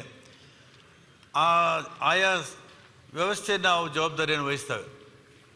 ಶಾಸನಸಭೆ ಸದಸ್ಯರಾಗಿ ನಾವು ರಾಜ್ಯದ ಪ್ರಮುಖವಾದಂಥ ಸಮಸ್ಯೆಗಳ ಬಗ್ಗೆ ಮತ್ತು ಇನ್ನಿತರ ವಿಷಯಗಳ ಬಗ್ಗೆ ಪ್ರಸ್ತಾಪ ಮಾಡಿ ಚರ್ಚೆ ಮಾಡುವಂಥದ್ದು ಯೋಗ್ಯ ಅಂತ ನನಗನ್ನಿಸ್ತದೆ. ಆಮೇಲೆ ಖಾಸಗಿ ವಿಧೇಯಕ ಅನೇಕ ಸಲ ಮಂಡನೆ ಆಗ್ತವೆ. ನನ್ನ ಅನುಭವದಲ್ಲಿ ಮಾನ್ಯ ಅಧ್ಯಕ್ಷರೇ, ಇಲ್ಲಿವರೆಗೆ ಖಾಸಗಿ ವಿಧೇಯಕದ ಮೇಲೆ ಸಂಪೂರ್ಣವಾದ ಚರ್ಚೆನೂ ಆಗಿಲ್ಲ, ಒಂದು ಅಂತ್ಯಕ್ಕೂ ಕೂಡ ತಲುಪಿಲ್ಲ. ಉದಾಹರಣಾರ್ಥವಾಗಿ ಹಿಂದೆ ನಾನು ವಿಧಾನ ಪರಿಷತ್ನಲ್ಲಿದ್ದಾಗ ಸಿದ್ಧಲಿಂಗಯ್ಯನವರು ಈ ಅಂತರ್ಜಾತಿ ವಿವಾಹ ಮಾಡಿಕೊಂಡವರಿಗೆ 4% ಸರ್ಕಾರಿ ನೌಕರಿಯಲ್ಲಿ ಮೀಸಲಾತಿ ಇಡಬೇಕನ್ನುವಂಥ ಒಂದು ಖಾಸಗಿ ನಿರ್ಣಯವನ್ನು ಮಂಡಿಸಿದರು. ಇಡೀ ನನ್ನ 6 ವರ್ಷ ಸಭೆ ಸದಸ್ಯನಾಗಿ ಉಳಿದ್ರು ಕೂಡ ಅದ್ರ ಬಗ್ಗೆ ಚರ್ಚೆನೇ ಆಗಲ್ಲ. ಯಾಕಂದ್ರೆ ವಾರಕ್ಕೆ ಒಂದೇ ದಿವಸ ಬರೋ ಚರ್ಚೆ, ಯಾವುದೂ ಕೂಡ ಚರ್ಚೆ ಆಗಲಿಲ್ಲ. ಇವತ್ತು ಕೂಡ ಅದು ವಿಧೇಯಕ ಹಾಗೇ ಅಲ್ಲಿ ಬಿದ್ದಿದೆ. ಅದೇ ಅನುಭವ ಇಲ್ಲಿ ವಿಧಾನಸಭೆಯಲ್ಲಿ ಕೂಡ ಆಗಬಾರ್ದು ಅನ್ನುವಂಥ ನನ್ನ ಪ್ರಾಮಾಣಿಕವಾದಂಥ ಅಭಿಪ್ರಾಯ. ಮತ್ತು ಈ ಸದನದ ಗುದ್ದಾಟನಲ್ಲಿ ಅನೇಕ ಸಲ ಬಜೆಟನ್ನು ತಾವು ಗೆಲೆಟಿನಿಗೆ ಹಾಕಿ ನಾವು ಪಾಸ್ ಮಾಡಿಕೊಡ್ತೀವಿ. ಇದು ಭಾಳ ಕೆಟ್ಟ ಪರಂಪರೆ. ಯಾಕಂದರೆ ಬಜೆಟ್ ಮೇಲೆ ಎಷ್ಟು ಚರ್ಚೆ ಆಗಬೇಕು, ಆ ಇಲಾಖೆಗಳ ಮೇಲೆ ಎಷ್ಟು ಚರ್ಚೆ ಆಗಬೇಕು, ಅದು ಇತ್ತೀಚೆಗೆ ಆಗ್ತಾಯಿಲ್ಲ. ದಯಮಾಡಿ ನಾನು ತಮ್ಮಿಂದ ನಿರೀಕ್ಷೆ ಮಾಡ್ತೀನಿ, ಈ ಯಾವುದೇ ಒಂದು ಸದನದಲ್ಲಿ ಮಂಡಿಸಿದಂಥ ಬಜೆಟ್ ಆಗಿರ್ಬೋದು, ವಿಷಯ ಆಗಿರ್ಬೋದು, ಕಾನೂನು ಆಗಿರ್ಬೋದು, ತಿದ್ದುಪಡಿ ಆಗಿರ್ಬೋದು, ಅದರ ಬಗ್ಗೆ ಸುದೀರ್ಘವಾದಂಥ ಚರ್ಚೆಯನ್ನು ನಡೆಸಬೇಕು ಅಂತ ಕೆಲಸವನ್ನು ತಾವು ಮಾಡಬೇಕು ಅಂತ ಹೇಳ್ಕೊಂಡು, ಇವತ್ತು ಕೋರಮ್ಮು ಮಾನ್ಯ ಅಧ್ಯಕ್ಷರೇ, ಇದು ಸಮಸ್ಯೆ ಬರೀ ಕರ್ನಾಟಕ ವಿಧಾನಸಭೆಗೆ ಸಂಬಂಧಪಟ್ಟದ್ದಲ್ಲ. ಇದು ಇಡೀ ದೇಶದಲ್ಲಿ ಪಾರ್ಲಿಮೆಂಟಲ್ಲಿ ಕೂಡ ಕೋರಂ ಸಮಸ್ಯೆ ಆಗ್ತಾಯಿದೆ. ಕೆಲವು ಸಲ ಸದನದಲ್ಲಿ ಇರಬೇಕಾದಂಥ ಕೋರಂ ಇರೋದಿಲ್ಲ, ಆದರೆ ಸರ್ಕಾರ ಉತ್ತರನೂ ಕೊಡ್ತದೆ, ಅದು ಸದನವೂ ನಡೀತದೆ. ಇದು ಆಗ್ಕೂಡ್ದು. ತಕ್ಕ ಮಟ್ಟಿಗೆ ಆದಂಥ ಒಂದು ಕೋರಮ್ಮು ಸಭೆಗೆ ಇರಲೇಬೇಕು ಅಂತ ಒಂದು ವ್ಯವಸ್ಥೆಯನ್ನು ತಾವು ಮಾಡಬೇಕು. ಮತ್ತು ಏನು ಒಂದು 100 ದಿವಸಗಳ ಕಾಲ ಸದನ ನಡಿಬೇಕನ್ನುವಂಥದ್ದು ಅಭಿಪ್ರಾಯ ಇದೆ, ಅದನ್ನು ಮುಂದುವರಿಸಬೇಕು ಅಂತ ಮಾತಾಡ್ತಾ, ಇವತ್ತು ನಮ್ಮ ಕಡೆ ಒಂದು ಗಾದಿ ಮಾತಿದೆ, ಏನಂದರೆ ಮನೆಗೆ ಹಿರಿಯ ಮಗನಾಗಿ ಹುಟ್ಟಬಾರ್ದು, ಸಭೆಯ ಅಧ್ಯಕ್ಷನಾಗಬಾರ್ದು. ನಾವೆಲ್ಲ ಎದ್ದು ಹೋದರೂ ಕೂಡ ತಾವು ಕಾಯಮಾಗಿ ಕೂಡಬೇಕಾಗ್ತದೆ. ಆದರೆ ನಾವೆಲ್ಲರೂ ಕೂತ್ರೆ ಒಳ್ಳೆಯದು, ತಮಗೂ ಗೌರವ ಮತ್ತು ಸದನಕ್ಕೂ ಕೂಡ ಗೌರವ. ಆ ಥರ ಒಂದು ಪರಿಪಾಠವನ್ನು ಹಾಕಿಕೊಟ್ಟು ಈ ಒಂದು ಸಭೆಗೆ ಘನತೆ ಗೌರವವನ್ನು ತಂದು ಕೊಡ್ತೀರಿ ಅಂತ ನಾನು ಹೇಳ್ತಾ, ನಾವು ಮುಂದೆ ಭಾಳ ಪರಿಪೂರ್ಣವಾದಂಥ ಒಂದು ಪ್ರಬುದ್ಧವಾದಂಥ ಆ ಸ್ಥಾನದ ಘನತೆ ಗೌರವವನ್ನು ಕಾಪಾಡಿಕೊಂಡು ಸಮಯ ಸಂದರ್ಭ ಬಂದಾಗ ಸರ್ಕಾರಕ್ಕೂ ಕೂಡ ಚಾಟಿ ಬೀಸಿ ನಮ್ಮ ಸದನಕ್ಕೆ ಸರ್ಕಾರಕ್ಕೆ ಒಳ್ಳೆಯ ಹೆಸರು ತರುವಂಥ ಕೆಲಸವನ್ನು ಮಾಡಬೇಕು ಅಂತ ಹೇಳಿಸಿ ಮತ್ತೊಮ್ಮೆ ನಿಮಗೆ ಶುಭಾಶಯನ್ನು ಕೋರಿ ನನ್ನ ಮಾತನ್ನು ಮುಗಿಸ್ತಾ ಇದ್ದೇನೆ. ಇನ್ನು ಕೆಲವು ಬಾಲ ಸದಸ್ಯರು ಇವತ್ತು ಆ ಬೇಡಿಕೆ ಇಟ್ಟು ಮಾತಾಡಲಿಕ್ಕೆ ಕೊನೆಯದಾಗಿ ವಿಜಯೇಂದ್ರ ಮಾತಾಡಿಕೊಂಡು ಇದನ್ನು ಮುಗಿಸುವ. ಬಹುಶಃ ಇಲ್ಲಿ ಅವಕಾಶ ಸಿಕ್ಕಲಿಲ್ಲ, ಮುಂದಿನ ಪ್ರಥಮ ಆದ್ಯತೆ ನೆಕ್ಸ್ಟ್ ಕೊಡಲಾಗುತ್ತೆ ಸೆಷನ್ನಲ್ಲಿ. ಮಾನ್ಯ ಸಭಾಧ್ಯಕ್ಷರೇ, ಅವಿರೋಧವಾಗಿ ಆಯ್ಕೆಯಾಗಿರ್ತಕ್ಕಂಥ ತಮಗೆ ಎಲ್ಲ ಸದಸ್ಯರ ಪರವಾಗಿ ಹೃತ್ಪೂರ್ವಕ ಅಭಿನಂದನೆಯನ್ನು ಈ ಸಂದರ್ಭದಲ್ಲಿ ಸಲ್ಲಿಸ್ತಾ ಇದ್ದೇನೆ. ಅನೇಕ ಹಿರಿಯ ಸದಸ್ಯರು, ಈ ಸದನದ ಅನೇಕ ಹಿರಿಯ ಸದಸ್ಯರು ತಮ್ಮ ಪರಿಚಯವನ್ನು, ತಮ್ಮ ವ್ಯಕ್ತಿತ್ವದ ಪರಿಚಯವನ್ನು ಈ ಸದನದ ಮೂಲಕ ಈ ನಾಡಿನ ಜನತೆಗೆ ಪರಿಚಯನ ಮಾಡಿಕೊಟ್ಟಿದ್ದಾರೆ ಅನ್ನೋದನ್ನು ಭಾಳ ಹೆಮ್ಮೆಯಿಂದ ನಾನು ಈ ಸಂದರ್ಭದಲ್ಲಿ ಹೇಳೋದಕ್ಕೆ ಇಚ್ಛಪಡ್ತೇನೆ. ಅದರಲ್ಲೂ ಕೂಡ ವಿಶೇಷವಾಗಿ ತಮ್ಮ ಜಾತ್ಯತೀತ ವ್ಯಕ್ತಿತ್ವದ ಬಗ್ಗೆ ಅನೇಕ ಹಿರಿಯ ಸದಸ್ಯರು ಮಾತನಾಡಿರ್ತಕ್ಕಂಥದ್ದು ನಿಜವಾಗ್ಲೂ ಕೂಡ ನಮ್ಮೆಲ್ಲರೂ ಕೂಡ ತುಂಬ ಸಂತೋಷವನ್ನು ತಂದುಕೊಟ್ಟಿದೆ. ವಿಶೇಷವಾಗಿ ದಕ್ಷಿಣ ಕರ್ನಾಟಕದ ಕರಾವಳಿ ಭಾಗದ ಸದಸ್ಯರಾಗಿರ್ತಕ್ಕಂಥ ತಾವು ಸನ್ಮಾನ್ಯ BS ಯಡಿಯೂರಪ್ಪನವರು, ಮಾಜಿ ಮುಖ್ಯಮಂತ್ರಿಗಳು, ಇವತ್ತು ಈ ಮನೆಯ ಸದಸ್ಯರಲ್ಲ, ಆದರೆ ಪೂಜ್ಯ ತಂದೆಯವರು ಯಾವತ್ತೂ ಕೂಡ ದಕ್ಷಿಣ ಕನ್ನಡದವ್ರ ಬಗ್ಗೆ ಒಂದು ಮಾತನ್ನು ಹೇಳ್ತಿರ್ತಾರೆ. ದಕ್ಷಿಣ ಕನ್ನಡದವರು ಅಂತ ಹೇಳಿದ್ರೆ ಭಾಳ ಬುದ್ಧಿವಂತರು, ಸೌಮ್ಯ ಸ್ವಭಾವದವರು, ಭಾಳ ಒಳ್ಳೆ ನಡತೆ ಉಳ್ಳವರು ಅನ್ನುವುದನ್ನು ಸನ್ಮಾನ್ಯ ಯಡಿಯೂರಪ್ಪನವ್ರು ಯಾವಾಗಲೂ ಕೂಡ ಹೇಳ್ತಾ ಇರ್ತಾರೆ. ಹಾಗಾಗಿ ತಾವು ವಿಶೇಷವಾಗಿ ದಕ್ಷಿಣ ಕನ್ನಡದಿಂದ ಆಯ್ಕೆಯಾಗಿ ಬಂದಿರತಕ್ಕಂಥ ತಮ್ಮಂಥ ಹಿರಿಯ ಸದಸ್ಯರು, ಯುವಕರು ತಮ್ಮಂಥವರು ಇವತ್ತು ಈ ಸಭೆಯ ಈ ಒಂದು ಸಭಾಧ್ಯಕ್ಷ ಇವತ್ತು ಆಯ್ಕೆ ಆಗಿರ್ತಕ್ಕಂಥದ್ದು, ಅವಿರೋಧವಾಗಿ ಆಯ್ಕೆ ಆಗಿರ್ತಕ್ಕಂಥದ್ದು ನಿಜವಾಗ್ಲೂ ಕೂಡ ನಮಗೆ ಸಂತೋಷನ ತಂದಿದೆ ಅಂತೇಳಿ ಸಂದರ್ಭದಲ್ಲಿ ಹೇಳ್ತಾ, ನನ್ನಂಥ ಅನೇಕ ಯುವ ಸದಸ್ಯರು ಇವತ್ತು ಶಾಸಕರಾಗಿ ಮೊದಲ ಬಾರಿಗೆ ಇವತ್ತು ಆಯ್ಕೆಯಾಗಿ ಸದನಕ್ಕೆ ಬಂದಿರತಕ್ಕಂಥ ಸಂದರ್ಭದಲ್ಲಿ ತಮ್ಮ ನೇತೃತ್ವದಲ್ಲಿ ನಮ್ಮೆಲ್ಲರಿಗೂ ಕೂಡ ಹೆಚ್ಚಿನ ಬೆಂಬಲ ಸಿಗ್ತದೆ, ಹೆಚ್ಚಿನ ಮಾರ್ಗದರ್ಶನ ಸಿಗ್ತದೆ ಅನ್ನೋ ವಿಶ್ವಾಸ ನಮ್ಮೆಲ್ಲರಿಗೂ ಕೂಡ ಇದೆ ಅಂಥೇಳಿ ಸಂದರ್ಭದಲ್ಲಿ ಹೇಳುತ್ತಾ ಮತ್ತೊಮ್ಮೆ ತಮಗೆ ಹೃತ್ಪೂರ್ವಕ ಅಭಿನಂದನೆಯನ್ನು ಸಲ್ಲಿಸ್ತಾ ನನ್ನ ಮಾತನ್ನು ಮುಗಿಸ್ತಾ ಇದ್ದೇನೆ.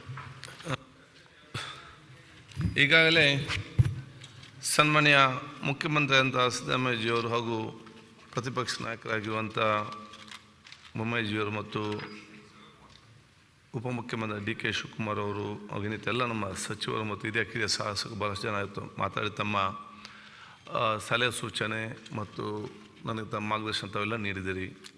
ಖಂಡಿತವಾಗಿಯೂ ನೀವಿಟ್ಟಂಥ ವಿಶ್ವಾಸಕ್ಕೆ ಅನುಗುಣವಾಗಿ ನನ್ನ ಸಭಾಧ್ಯಕ್ಷತ್ವವನ್ನು ನಿರ್ವಹಿಸಿಕೊಂಡು ಈ ಒಂದು ಗೌರವವಾದ ಸಂವಿಧಾನವಾದ ಸ್ಥಾನಕ್ಕೆ ಗೌರವವಾದ ಕೆಲಸ ಖಂಡಿತವಾಗಿ ಮಾಡ್ತಾ ಅಂತ ಹೇಳಲಿಕ್ಕೆ ನಾನು ಇವತ್ತು ಬಯಸಿ ಈ ಚರ್ಚೆಯಲ್ಲಿಗೆ ಮುಗಿಸಿಕೊಂಡು ಎಲ್ಲರಿಗೂ ಅದನ್ನು ಸಲ್ಲಿಸಿ ಚರ್ಚೆ ಮುಗಿಸಿಕೊಂಡು ಆತ್ಮೇಲೆ ಮೊದಲಿಗೆ ನಾನು ಮಾನ್ಯ ಮುಖ್ಯಮಂತ್ರಿಗಳಾದಂತಹ ಶ್ರೀ ಸಿದ್ದರಾಮಯ್ಯಜಿ ಹಾಗೂ ಉಪಮುಖ್ಯಮಂತ್ರಿಗಳಾದಂಥ ಶ್ರೀ DK ಶಿವಕುಮಾರ್ ಹಾಗೂ ನೂತನ ವಿಧಾನಸಭೆಗೆ ಚುನಾಯಿತರಾಗಿ ಬಂದಿರುವಂಥ ಎಲ್ಲ ಹಿರಿಯ ಮತ್ತು ಕಿರಿಯ ಶಾಸಕರನ್ನು ಸಚಿವರನ್ನು ನಾನು ವಿಶೇಷವಾಗಿ ಅಭಿನಂದಿಸಲು ಶುಭಾಶಯ ನಾನು ಇವತ್ತು ಸಲ್ಲಿಸ್ತೇನೆ.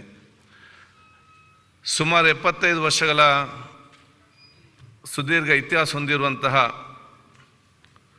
ಸಂಸದ ಪ್ರಜಾಪ್ರಭುತ್ವ ವ್ಯವಸ್ಥೆಯಲ್ಲಿ ನಾವಿತ್ತಿದ್ದೇವೆ. ಅದರಲ್ಲಿ ಸಂಸದೀಯ ವ್ಯವಸ್ಥೆಯಲ್ಲಿ ಕರ್ನಾಟಕ ಅಂದರೆ ಅವತ್ತಿನ ಮೈಸೂರು ಪ್ರಾಂತ್ಯ ಇವತ್ತು ವಿಶೇಷವಾದ ಅದಕ್ಕೂ ಸ್ಥಾನ ಇದೆ. ಯಾಕೆಂತ ಹೇಳಿದರೆ ಇಡೀ ಭಾರತ ದೇಶದಲ್ಲಿ ಪ್ರಪ್ರಥಮ ಬಾರಿಗೆ ಏನಾದರೂ ಇವತ್ತು ಜನಪ್ರತಿನಿಧಿಗಳ ಪ್ರಜಾಪ್ರಭುತ್ವ ಎಂಬ ಎಲ್ಲಿ ಅದು ಸ್ಥಾಪನೆ ಆಗಿದ್ದರೆ ಅದು ಮೈಸೂರು ಪ್ರಾಂತ್ಯದಲ್ಲಿ ಅಂತ ಹೇಳಲಿಕ್ಕೆ ನಾನು ಇವತ್ತು ಬಯಸುವಂಥದ್ದು. ಆವತ್ತಿನ ಕಾಲದಲ್ಲಿ ಬಹುಶಃ ಇವತ್ತು ಬ್ರಿಟಿಷರು ಅದನ್ನು ಭಾಳಷ್ಟು ವಿರುದ್ಧ ಮಾಡಿದರೂ ಕೂಡ ಅವತ್ತಿನ ರಾಜರಾದಂತಹ ಶ್ರೀಮಾನ್ ಚಾಮರಾಜ ಒಡೆಯರವರು, ಅದೇ ರೀತಿ ನಾಲ್ವಡಿ ಕೃಷ್ಣರಾಜ ಒಡೆಯರವರು ವಿಶೇಷವಾದ ಆ ಒಂದು ನೇತೃತ್ವ ವಹಿಸಿಕೊಂಡು ಅದನ್ನು ಸ್ಥಾಪಿಸಿದ್ದು ನಾವು ಕೂಡ ಯಾರು ಕೂಡ ಮಾಡಲಿಕ್ಕೆ ಸಾಧ್ಯವಿಲ್ಲ. ಸೊ ಅದರ ಗೌರವವನ್ನು ಉಳಿಸುವಂಥ ಜವಾಬ್ದಾರಿ ಅದು ನಮ್ಮ ನಿಮ್ಮೆಲ್ಲರ ಜವಾಬ್ದಾರಿ ಅಂತ ಹೇಳಲಿಕ್ಕೆ ನಾನು ಇವತ್ತು ಬಯಸ್ತೇನೆ. ಕರ್ನಾಟಕ ವಿಧಾನದ ಸ್ಪೀಕರ್ ಆಗಿ ನಾನು ಈ ದಿನ ನನ್ನ ಕಿರಿಯ ವಯಸ್ಸಿನಲ್ಲಿ ತಮ್ಮೆಲ್ಲರ ಸಹಕಾರದಿಂದ ಅವಿರೋಧವಾಗಿ ಆಯ್ಕೆಯಾಗಿದೆ ಎಂದು ಹೇಳಲು ನನಗೆ ಹೆಮ್ಮೆ ಪಡುತ್ತೇನೆ ಮತ್ತು ಇದು ನನಗೆ ಸಿಕ್ಕಿದಂಥ ಸೌಭಾಗ್ಯ ಅಂತ ನಾನು ಕೂಡ ತಿಳಿಸಲು ಬಯಸ್ತೇನೆ. ಇದಕ್ಕಾಗಿ ನಾನು ನನ್ನ ಮೇಲೆ ವಿಶ್ವಾಸ ಇಟ್ಟಂಥ ಮಾನ್ಯ ಮುಖ್ಯಮಂತ್ರಿಯಾದಂಥ ಸಿದ್ದರಾಮಯ್ಯನವರಿಗೆ, ಅದೇ ರೀತಿ ಇವತ್ತು ಅವಿರೋಧ ಆಯ್ಕೆ ಮಾಡಲಿ ಕೊಟ್ಟಂತಹ ಪ್ರತಿಪಕ್ಷ ನಾಯಕರಾದ ಬೊಮ್ಮೆಯವರಿಗೆ, ಪಕ್ಷದ ಅಧ್ಯಕ್ಷರಾಗಿಂತ ಹಾಗೂ ಉಪಮುಖ್ಯಮಂತ್ರಿ ಡಿ.ಕೆ. ಶಿವಕುಮಾರ್ ಅವರಿಗೆ, ಎಲ್ಲ ನಮ್ಮ ಕಿರಿಯ ನಾಯಕರಿಗೆ, ಜೊತೆಯಲ್ಲಿ ನನ್ನನ್ನು ವಿಶೇಷವಾದಕ್ಕೆ ಆ ಪ್ರೇರಣೆ ಮತ್ತು ಇದಕ್ಕೆ ಆ ಒಂದು ಸೂಚನೆ ಕೊಟ್ಟಂತಹ ನಮ್ಮ ಅಖಿಲ ಭಾರತ ಕಾಂಗ್ರೆಸ್ ಪಕ್ಷದ ಅಧ್ಯಕ್ಷರಾಗಿರುವಂಥ ಸನ್ಮಾನ್ಯ ಮಲ್ಲಿಕಾರ್ಜುನ ಖರ್ಗೆಜಿಯವರಿಗೆ, ನಮ್ಮ ರಾಷ್ಟ್ರೀಯ ನಾಯಕರಾಗಿರುವಂಥ ರಾಹುಲ್ ಗಾಂಧೀಜಿಯವರಿಗೆ, ನಮ್ಮ ಹಿರಿಯ ನಾಯಕರಂಥ ಕೆ.ಸಿ. ವೇಣುಗೋಪಾಲ್ ಮತ್ತು ರಣದೀಪ್ ಸಿಂಗ್ ಸುರ್ಜೇವಾಲಾಜಿ ಮತ್ತು ಇನ್ನಿತರ ನಾಯಕರಿಗೆ ಕೂಡ ನಾನು ಬಹುಶಃ ಅವರನ್ನು ನನಗೆ ಧನ್ಯವಾದ ಸಲ್ಲಿಸಲಿಕ್ಕೆ ನಾನು ಇವತ್ತು ಬಯಸ್ತೇನೆ.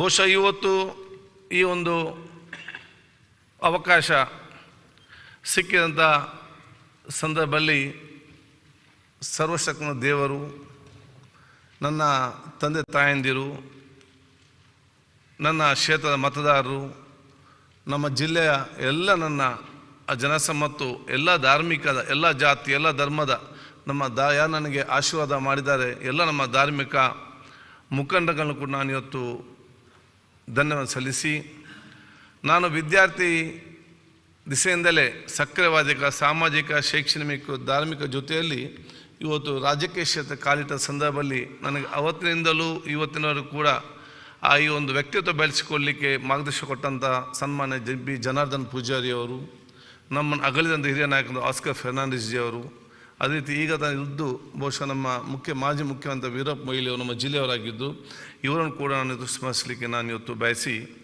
ನನ್ನ ಕ್ಷೇತ್ರದಲ್ಲಿ ನಾನೊಬ್ಬ ಜನಪ್ರತಿನಿಧಿಯಾಗಿ ನಮ್ಮ ಕ್ಷೇತ್ರ ಇಟ್ಟಂಥ ಗೌರವ ಉಳಿಸಿಕೊಳ್ಳುವಂತಹ ವ್ಯಕ್ತಿತ್ವ ರೂಪಿಸಿಕೊಳ್ಳಿಕ್ಕೆ ನನಗೆ ಪ್ರೇರಣೆ ಆಗಿದ್ದಂತಹ ನಮ್ಮ ಕ್ಷೇತ್ರದ ಪ್ರಪ್ರಥಮ ಶಾಸಕರಾದ ಗಜಾನನ್ ಪಂಡಿತ್ ಇರಲಿ, ರಾಮಚಂದ್ರ ರಾವ್ ಇರಲಿ, ಕೃಷ್ಣ ಶೆಟ್ಟಿಯವರು ಇರಲಿ, ಜಯರಾಮ್ ಶೆಟ್ಟಿಯವರು ಇರಲಿ, BM ಇದ್ದಿನಬ್ಬವರು ಇರಲಿ, ಅದೇ ರೀತಿ ಎಲ್ಲ ನನ್ನ ಕ್ಷೇತ್ರ ಯಾರು ಪ್ರತಿನಿಧಿಸಿ ಆ ಗೌರವ ಉಳಿಸಿಕೊಂಡು ಬಂದಿದ್ದಾರೆ ಅದನ್ನು ಮುಂದೆ ತಗೊಂಡು ಹೋಗ್ಲಿಕ್ಕೆ ಕೂಡ ಅವ್ರು ನನಗೆ ದೊಡ್ಡ ಮಟ್ಟದ ಪ್ರೇರಣೆ ಅಂತ ಹೇಳಿಕೊಂಡು ಅವ್ರಿಗೂ ಕೂಡ ನಾನು ಇವತ್ತು ಸ್ಮರಿಸಿ ಧನ್ಯವಾದ ಸಲ್ಲಿಸಲಿಕ್ಕೆ ನಾನು ಇವತ್ತು ಬಯಸುವಂಥದ್ದು. ಈ ಸಂದರ್ಭದಲ್ಲಿ ಭಾರತ ಸಂವಿಧಾನದ ಪಿತಾಮಹ ಡಾಕ್ಟರ್ B.R. ಅಂಬೇಡ್ಕರ್, ಭಾರತದ ಸ್ವತಂತ್ರ ಹೋರಾಟದ ಪಿತಾಮಹ ಮಹಾತ್ಮ ಗಾಂಧೀಜಿ, ಅದೇ ರೀತಿ ಭಾರತದ ಪ್ರಜಾಪ್ರಭುತ್ವದ ಮೌಲ್ಯಗಳ ಪಿತಾಮಹ ಎನಿಸಿಕೊಂಡಿರುವಂತಹ ಪ್ರಥಮ ಪ್ರಧಾನಿ ಜವಾಹರ್ಲಾಲ್ ನೆಹರು ಅವರನ್ನು ನಾನು ಈ ಸಂದರ್ಭದಲ್ಲಿ ನೆನಪು ಮಾಡಿಕೊಳ್ಳಲು ಬಯಸ್ತೇನೆ. ತುಳುನಾಡಿನ ಪ್ರದೇಶದವನು ನಾನು. ಬಹುಶಃ ತಾವು ಈಗಾಗಲೇ ಹೇಳಿದಾದೆ ನಮ್ಮ ಕನ್ನಡ, ತುಳು, ಬೇರೆ ಇದೆಲ್ಲ ಮಿಕ್ಸ್ ಆಗಿರೋ ಒಂದು ಕನ್ನಡ ಭಾಷೆ ಇವತ್ತು ಆಗಿದೆ. ಖಂಡಿತವಾಗಿ ನನಗೆ ವಿಶ್ವಾಸ ಇದೆ ಇದನ್ನೆಲ್ಲ ನಮ್ಮ ಭಾಷೆ ಅಂತಾವೆಲ್ಲ ಇವತ್ತು ಅರ್ಥ ಖಂಡಿತ ಮಾಡಿಕೊಳ್ತೀರಂತೇಳಿ. ಅರ್ಥ ಮಾಡಿಕೊಳ್ಳದವರು ಮುಂದಿನ ಕೆಲವು ದಿನಗಳಲ್ಲಿ ನಾನು ಮಾತಾಡುವಾಗ ನಿಮ್ಗೆ ಅದು ಅಭ್ಯಾಸ ಆಗಿ ತಾವೆಲ್ಲ ಅರ್ಥ ಮಾಡ್ತೀರಂತೇಳಿ ಬಹಳ ಸ್ಪಷ್ಟವಾಗಿ ನನಗೆ ಅರ್ಥ ಆಗ್ತದೆ. ಆದಾಗ ನಮ್ಮ ತುಳುನಾಡಿನಲ್ಲಿ ಬಹುಶಃ ಇವತ್ತು ಈಗಾಗಲೇ ಹೇಳಿದಾಗೆ ಈ ಒಂದು ಸಬ್ಬತ್ತ ಸ್ಥಾನದಲ್ಲಿ ನಮ್ಮ ಅತ್ಯಂತ ಗೌರವಂತಹ ಮತ್ತು ಹೆಸರು ಪಡೆದಂಥ ಮತ್ತು ಈ ಒಂದು ಸ್ಥಾನ ಗೌರವ ಪಟ್ಟಂಥ ವೈಕುಂಠ ಬಾಲಿಗರವರಿರಲಿ, ಅದೇ ರೀತಿ ನಮ್ಮ ದೇಶದ ಆ ಒಂದು ಲೋಕಸಭೆಯಲ್ಲಿ ಆ ಸ್ಪೀಕರ್ ಆಗಿ ಅವತ್ತಿನ ಕಾಲದಲ್ಲಿ ಅತ್ಯಂತ ಗೌರವ ದಿವಂಗತ ಹಿರಿಯಂಥ KS ಹೆಗ್ಡೆ ಅವರು ಬಹುಶಃ ನಮ್ಮ ತುಳುನಾಡು ಜಿಲ್ಲೆಯನ್ನೇ ಪ್ರತಿನಿಧಿಸಿದವರು. ಅವರು ಕೊಟ್ಟಂಥ ಏನು ಮಾರ್ಗದರ್ಶನ ಮತ್ತು ಗೌರವ ಏನು ಕೊಟ್ಟಿದ್ದಾರೆ ನಮ್ಮ ಜಿಲ್ಲೆಗೆ, ನಾನು ಕೂಡ ಒಬ್ಬ ಸೋದರನಾಗಿ ಬಹುಶಃ ಈ ಒಂದು ವೇದಿ ಪೀಠದಲ್ಲಿ ಕೂತ್ಕೊಂಡು ಇದರ ಗೌರವವನ್ನು ಉಳಿಸಿಕೊಳ್ಳುವಂಥ ಕೆಲಸ ನಿಮ್ಮೆಲ್ಲ ಸಾಕ ಮುಖಾಂತರ ಮಾಡ್ತಂತ ಹೇಳಲಿಕ್ಕೆ ನಾನು ಇವತ್ತು ಬಯಸ್ತೇನೆ. 12ನೇ ಶತಮಾನದಲ್ಲಿ ಜಗತ್ತಿಗೆ ಮೊದಲ ಬಯಲು ಸಂಸತ್ತು ಅದಾರ್ಥ ಅನುಭವ ಮಂಟಪವನ್ನು ನೀಡಿದ ನಾಡು ನಮ್ಮದೆಂಬ ಹೆಮ್ಮೆ ನಮಗೆಲ್ಲದಾಗಿದೆ. ಸ್ಪೀಕರ್ ಆಗಿ ಅವಿರೋಧವಾಗಿ ಆಯ್ಕೆಯಾದ ನಾನೊಬ್ಬನೇ ಅಲ್ಲ, ಚುನಾಯಿತರಾಗಿ ಸದನಕ್ಕೆ ಬಂದಿರುವ ತಾವೆಲ್ಲರೂ ಕೂಡ ಪಕ್ಷಾತೀತವಾಗಿ ಜನಪರ ಸೇವೆ, ಜನಹಿತ ಹಾಗೂ ನಾಡಿನ ಹಿತವೇ ನಮ್ಮೆಲ್ಲ ಆದ್ಯತೆ ಆಗಿರಬೇಕೆಂದು ನಾನು ತಿಳಿಸಿ ಬಯಸ್ತೇನೆ.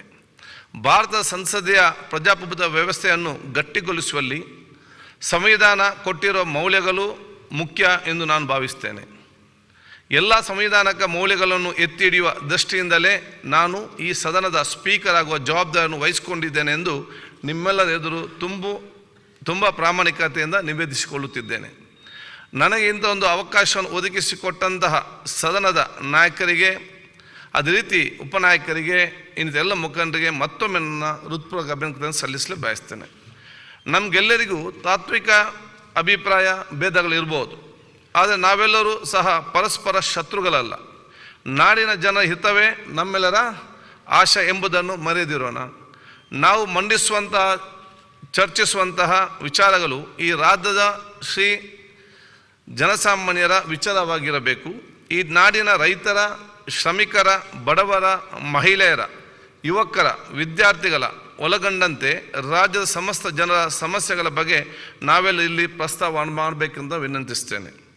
ಈ ರೀತಿಯಾಗಿ ಪ್ರಸ್ತಾವನೆಯನ್ನು ಆರೋಗ್ಯಕರವಾದ ಚರ್ಚೆಯನ್ನು ಮಾಡುವ ಮೂಲಕ ಇಡೀ ರಾಜ್ಯದ ಜನ ತಾವು ಆಯ್ಕೆ ಮಾಡಿ ಕಳಿಸಿರುವಂಥ ಪ್ರತಿನಿಧಿಗಳು ನಮ್ಮೆಲ್ಲರ ವಿಚಾರಗಳನ್ನು ಈ ಸದನದಲ್ಲಿ ಸಶಕ್ತವಾಗಿ ಮಂಡಿಸುತ್ತಾರೆ ಎಂದು ಹೆಮ್ಮೆ ಪಡುವಂತೆ ನಮ್ಮೆಲ್ಲರ ನಡೆ ಇರಲಿ ಎಂದು ನಾನು ಆಶಿಸ್ತೇನೆ. ಎಲ್ಲಕ್ಕಿಂತ ಮುಖ್ಯವಾಗಿ ಈ ಸದನದಲ್ಲಿ ಹಲವಾರು ಹಿರಿಯ ಸದಸ್ಯರುಗಳು ಆಡಳಿತ ಪಕ್ಷದಲ್ಲಿ ಮತ್ತು ವಿರೋಧ ಪಕ್ಷಗಳಲ್ಲಿ ಆಯ್ಕೆಯಾಗಿ ಬಂದಿರ್ತಾರೆ. ಅವರುಗಳು ಎಲ್ಲರೂ ಕೂಡ ಅನುಭವಗಳಾಗಿದ್ದಾರೆ. ಅದೇ ರೀತಿ ಉತ್ಸಾಹಿಗಳಾಗಿರುವ ಮೊದಲ ಬಾರಿಗೆ ಸದನವನ್ನು ಪ್ರವೇಶ ಮಾಡಿರುವ ಹಲವಾರು ಶಾಸಕರು ಮಿತ್ರರು ಇಲ್ಲಿ ಆಯ್ಕೆಯಾಗಿ ಬಂದಿದ್ದೀರಿ. ಈ ಎಲ್ಲ ಶಾಸಕರ ಗೌರವವನ್ನು ಪಕ್ಷಭೇದವಿಲ್ಲದೆ ಎತ್ತಿ ಹಿಡಿಯುವಂತಹ ಎಲ್ಲ ಶಾಸಕರ ಗೌರವಗಳನ್ನು ನಾಡಿನ ಎದುರು ಸಶಕ್ತವಾಗಿ ಕಾಪಾಡುವುದನ್ನು ನನ್ನ ಜವಾಬ್ದಾರಿಯಾಗಿ ನಾನು ಭಾವಿಸ್ತೇನೆ. ನಾನು ಇಲ್ಲಿರುವ ಎಲ್ಲ ಶಾಸಕರ ಕಸ್ಟೋಡಿಯನ್ ಆಗಿ ಕಾರ್ಯನಿರ್ವಹಿಸ್ತೇನೆಂದು ಹಾಗೂ ಯಾವುದೇ ಒಂದು ಪಕ್ಷ ಗುಂಪಿನ ಪರವಾಗಿ ಕಾರ್ಯನಿರ್ವಹಿಸಲು ಈ ಸ್ಥಾನದಲ್ಲಿ ಕುಳಿತಿಲ್ಲ. ಅದೇ ರೀತಿ ನಾನು ಸಹ ಒಬ್ಬ ಕಾನೂನಿನ ವಿದ್ಯಾರ್ಥಿಯಾಗಿ, ಕಾನೂನು ಪದವೀಧರನಾಗಿ ನನಗೆ ಸಿಕ್ಕಿರುವಂಥ ಈ ಸಂವಿಧಾನದ ಜವಾಬ್ದಾರಿಯನ್ನು ಅತ್ಯಂತ ಶ್ರದ್ಧಾಪೂರ್ವಕವಾಗಿ ನಿರ್ವಹಿಸ್ತೇನೆಂದು ಹೇಳಲು ಬಯಸ್ತೇನೆ. ಈ ಜವಾಬ್ದಾರಿ ನನ್ನ ರಾಜ್ಯಕ್ಕೆ ಸಾಮಾಜಿಕ ಜೀವನ ದೊಡ್ಡ ಘಟ್ಟವೆಂದು ಭಾವಿಸ್ತೇನೆ. ಎಷ್ಟೋ ಜನರು ಹೇಳ್ತಾರೆ ಸ್ಪೀಕರ್ ಜವಾಬ್ದಾರಿಗಿಂತ ಮಂತ್ರಿ ಪದವಿ ಉತ್ತಮವೆಂದು. ಆದರೆ ನಾನು ಗಾಂಧಿ ಕೊಟ್ಟ, ಅಂಬೇಡ್ಕರ್ ಕೊಟ್ಟ, ಅದೇ ರೀತಿ ಭಾರತದ ಸರ್ವಶ್ರೇಷ್ಠ ಚಿಂತಕರು ಕೊಟ್ಟಿರುವ ಮಾರ್ಗಗಳೇ ಮುಖ್ಯವೆಂದು ಭಾವಿಸಿರುವೆ. ಹಾಗೂ ನಾನು ಒಬ್ಬ ಕಾನೂನು ವಿದ್ಯಾರ್ಥಿಯಾಗಿ ಈ ಸ್ಪೀಕರ್ ಹುದ್ದೆಯಲ್ಲಿ ಕುಳಿತಿರುವುದು ಸೌಭಾಗ್ಯವೆಂದು ನಾನು ಭಾವಿಸಿದ್ದೇನೆ. ಈ ಸದನದಲ್ಲಿ ಹಲವಾರು ಮಹಾಮಹಿಯರು, ಯೋಗ್ಯರು ಸಭಾಧ್ಯಕ್ಷರಾಗಿ ಸೇವೆ ಸಲ್ಲಿಸಿದ್ದಾರೆ. ಈ ರೀತಿಯಾಗಿ ಸೇವೆಯನ್ನು ಸಲ್ಲಿಸಿದ ಎಲ್ಲ ಹಿರಿಯರನ್ನು ಈ ಸಂದರ್ಭದಲ್ಲಿ ನೆನಪು ಮಾಡಿಕೊಳ್ಳುವೆನು.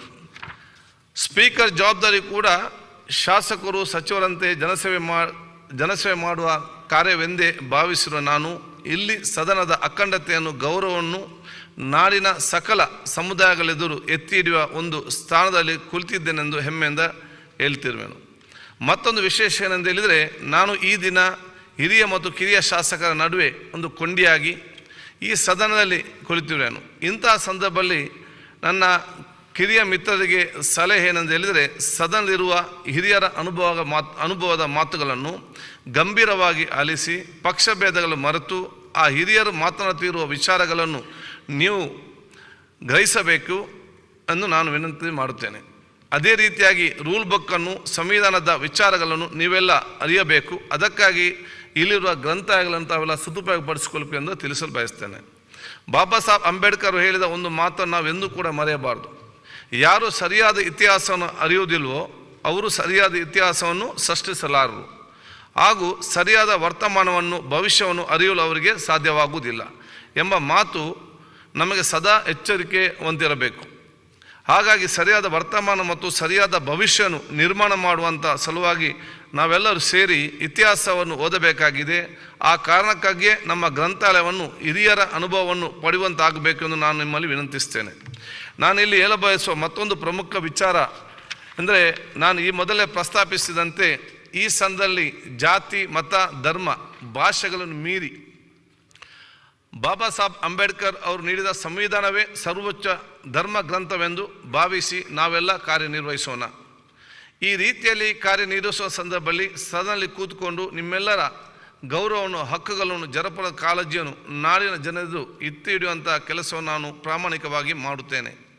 ಈ ಹಿಂದಿನ ಹಿರಿಯರು ಹಾಕಿಕೊಟ್ಟಂಥ ಮಾರ್ಗ, ಕೈಗೊಂಡ ತೀರ್ಮಾನಗಳು ಹಾಗೂ ಅದೇ ರೀತಿ ಸಂವಿಧಾನಿಕ ಮೌಲ್ಯಗಳನ್ನು ಎತ್ತಿ ಹಿಡಿಯುವ ನಿಟ್ಟಿನಲ್ಲಿ ಅವರುಗಳ ಕಾರ್ಯನಿರ್ವಹಿಸಿದಂಥ ರೀತಿಯನ್ನು ಸಹಿತ ನಾನು ಮುಂದಿನ ದಿನಗಳಲ್ಲಿ ಅಧ್ಯಯನ ಮಾಡುತ್ತೇನೆ.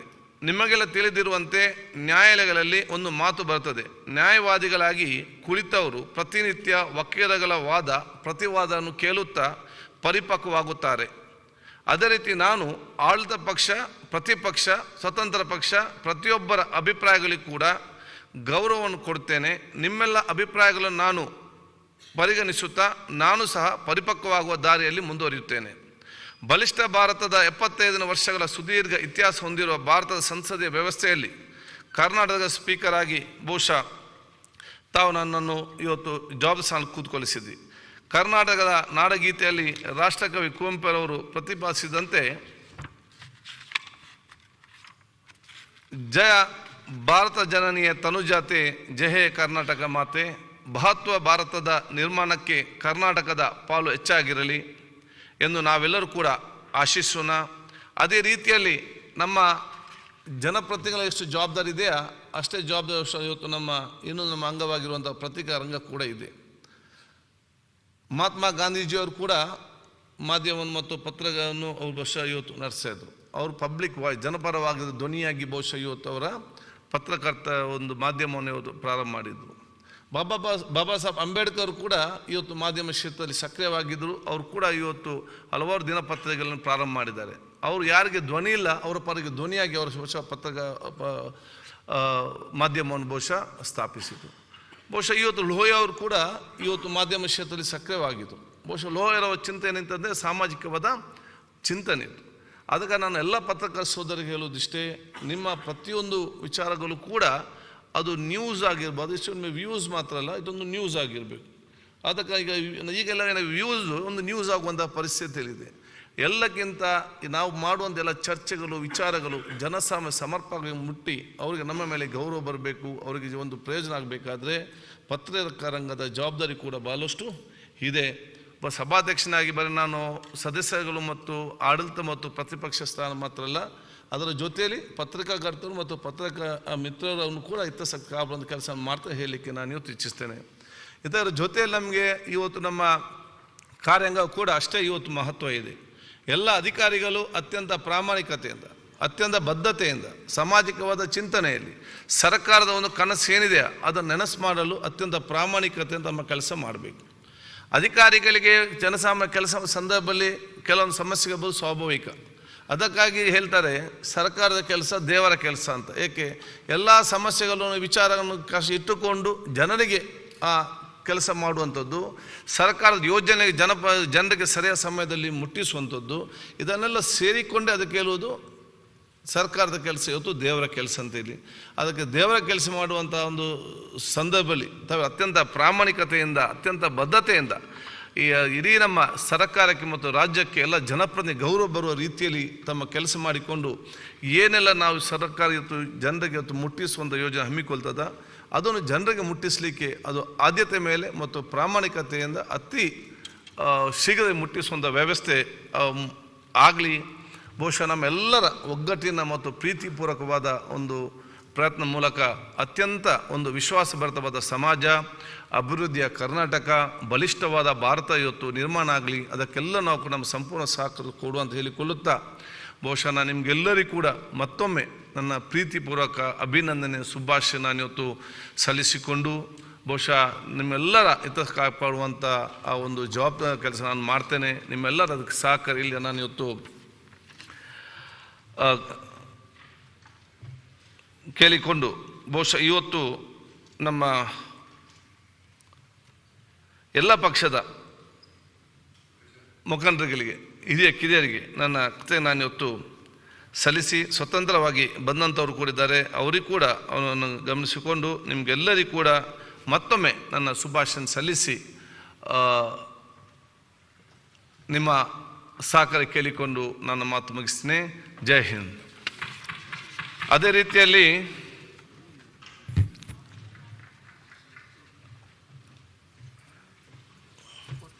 ಹದಿನಾರನೇ ವಿಧಾನಸಭೆಯ ಮೊದಲನೇ ಅಧಿವೇಶನ ಕಾರ್ಯಕ್ರಮ ವರದಿಯನ್ನು 16ನೇ ವಿಧಾನಸಭೆಯ ಮೊದಲನೇ ಅಧಿವೇಶನ ದಿನಾಂಕ 22 ಮೇ 2023 ಇಂದ 24 ಮೇ 2023ವರೆಗೆ ಒಟ್ಟು 3 ದಿನಗಳ ಕಾಲ 7 ಗಂಟೆ 15 ನಿಮಿಷಗಳ ಕಾಲ ಕಾರ್ಯಕಲಾಪ ನಡೆಸಲಾಗಿದೆ. 16ನೇ ವಿಧಾನಸಭೆಗೆ ನೂತನವಾಗಿ ಆಯ್ಕೆಗೊಂಡ ಒಟ್ಟು 223 ಮಾನ್ಯ ಸದಸ್ಯರುಗಳು ಘನವೆತ್ತ ರಾಜ್ಯಪಾಲರಿಂದ ನೇಮಕಗೊಂಡ ಹಂಗಾಮಿ ಸಭಾಧ್ಯಕ್ಷರಾದ ಶ್ರೀ ದೇಶಪಾಂಡೆಜಿಯವರು ಇವರ ಸಮ್ಮುಖದಲ್ಲಿ ಪ್ರಮಾಣ ವಚನವನ್ನು ಸ್ವೀಕರಿಸುತ್ತಾರೆ. ದಿನಾಂಕ 24/5/23 ಸಭಾಧ್ಯಕ್ಷ ಸ್ಥಾನಕ್ಕೆ ಚುನಾವಣೆ ನಡೆದು 16ನೇ ವಿಧಾನಸಭೆಯ ಸಭಾಧ್ಯಕ್ಷನಾಗಿ ನನ್ನನ್ನು ಅವಿರೋಧವಾಗಿ ಆಯ್ಕೆ ಮಾಡಲಾಗಿರುತ್ತದೆ. ಸದನ ನಡೆಸಲು ಸಹಕರಿಸಿದ ಎಲ್ಲ ಸಭಾನಾಯಕರಂಥ ಮಾನ್ಯ ಮುಖ್ಯಮಂತ್ರಿ ಅವರಿಗೆ, ಸಚಿವ ಸಂಪುಟ ಸದಸ್ಯರಿಗೆ, ಎಲ್ಲ ಸದಸ್ಯರುಗಳಿಗೆ, ಮಾಧ್ಯಮ ಪ್ರತಿನಿಧಿಗಳಿಗೆ, ಇಲಾಖೆಯ ಮುಖ್ಯಸ್ಥರಿಗೆ, ಅಧಿಕಾರಿ ಸಿಬ್ಬಂದಿ ವರ್ಗದವರಿಗೆ, ವಿಧಾನಸಭೆ ಸಚಿವಾಲಯದ ಅಧಿಕಾರಿ ಹಾಗೂ ಸಿಬ್ಬಂದಿಯವರಿಗೆ ಕೃತಜ್ಞತೆಯನ್ನು ಸಲ್ಲಿಸುತ್ತೇನೆ. ಈಗ ರಾಷ್ಟ್ರಗೀತೆಯೊಂದಿಗೆ ಸದನವನ್ನು ಅನಿರ್ದಿಷ್ಟ ಅವಧಿಗೆ ಮುಂದೂಡುತ್ತಿದ್ದೇನೆ.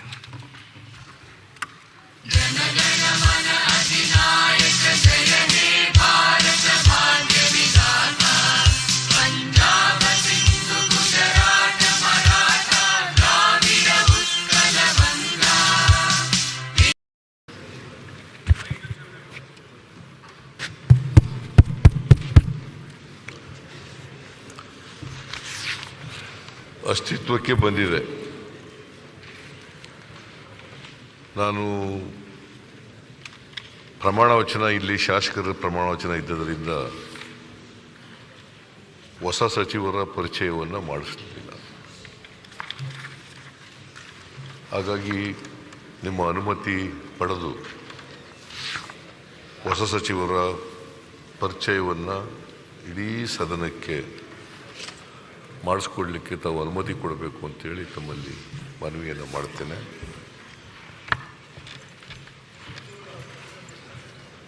ಕೆ ಶಿವಕುಮಾರ್ ಉಪಮುಖ್ಯಮಂತ್ರಿಗಳಾಗಿ ನೇಮಕರಾಗಿದ್ದಾರೆ. ಅವರನ್ನು ಸದನಕ್ಕೆ ಪರಿಚಯ ಮಾಡಿಸ್ತಾ ಇದ್ದೇನೆ. ಡಾಕ್ಟರ್ ಜಿ ಪರಮೇಶ್ವರ ಅವರು ಹಿರಿಯ ಸಚಿವರು, ಹಿಂದೆನೂ ಕೂಡ ಸಚಿವರಾಗಿದ್ದರು. ಅವರನ್ನು ಸದನಕ್ಕೆ ಪರಿಚಯ ಮಾಡಿಸ್ತಾ ಇದ್ದೇನೆ. KH ಮುನಿಯಪ್ಪ ಅವರು 7 ಬಾರಿ ಲೋಕಸಭಾ ಸದಸ್ಯರಾಗಿದ್ದರು, ಕೇಂದ್ರದ ಸಚಿವರಾಗಿದ್ದರು. ಈಗ ಕರ್ನಾಟಕ ವಿಧಾನಸಭೆಗೆ ದೇವನಹಳ್ಳಿ ವಿಧಾನಸಭಾ ಕ್ಷೇತ್ರದಿಂದ ಆಯ್ಕೆಯಾಗಿದ್ದಾರೆ. ಅವರನ್ನು ಸಚಿವರಾಗಿ ಅವರು ನೇಮಕ ಆಗಿದ್ದಾರೆ. ಅವರನ್ನು ಇಡೀ ಸದನಕ್ಕೆ ಪರಿಚಯ ಮಾಡಿಸ್ತಕ್ಕಂಥದ್ದನ್ನು ಮಾಡ್ತಾ ಇದ್ದಾರೆ. KJ ಜಾರ್ಜ್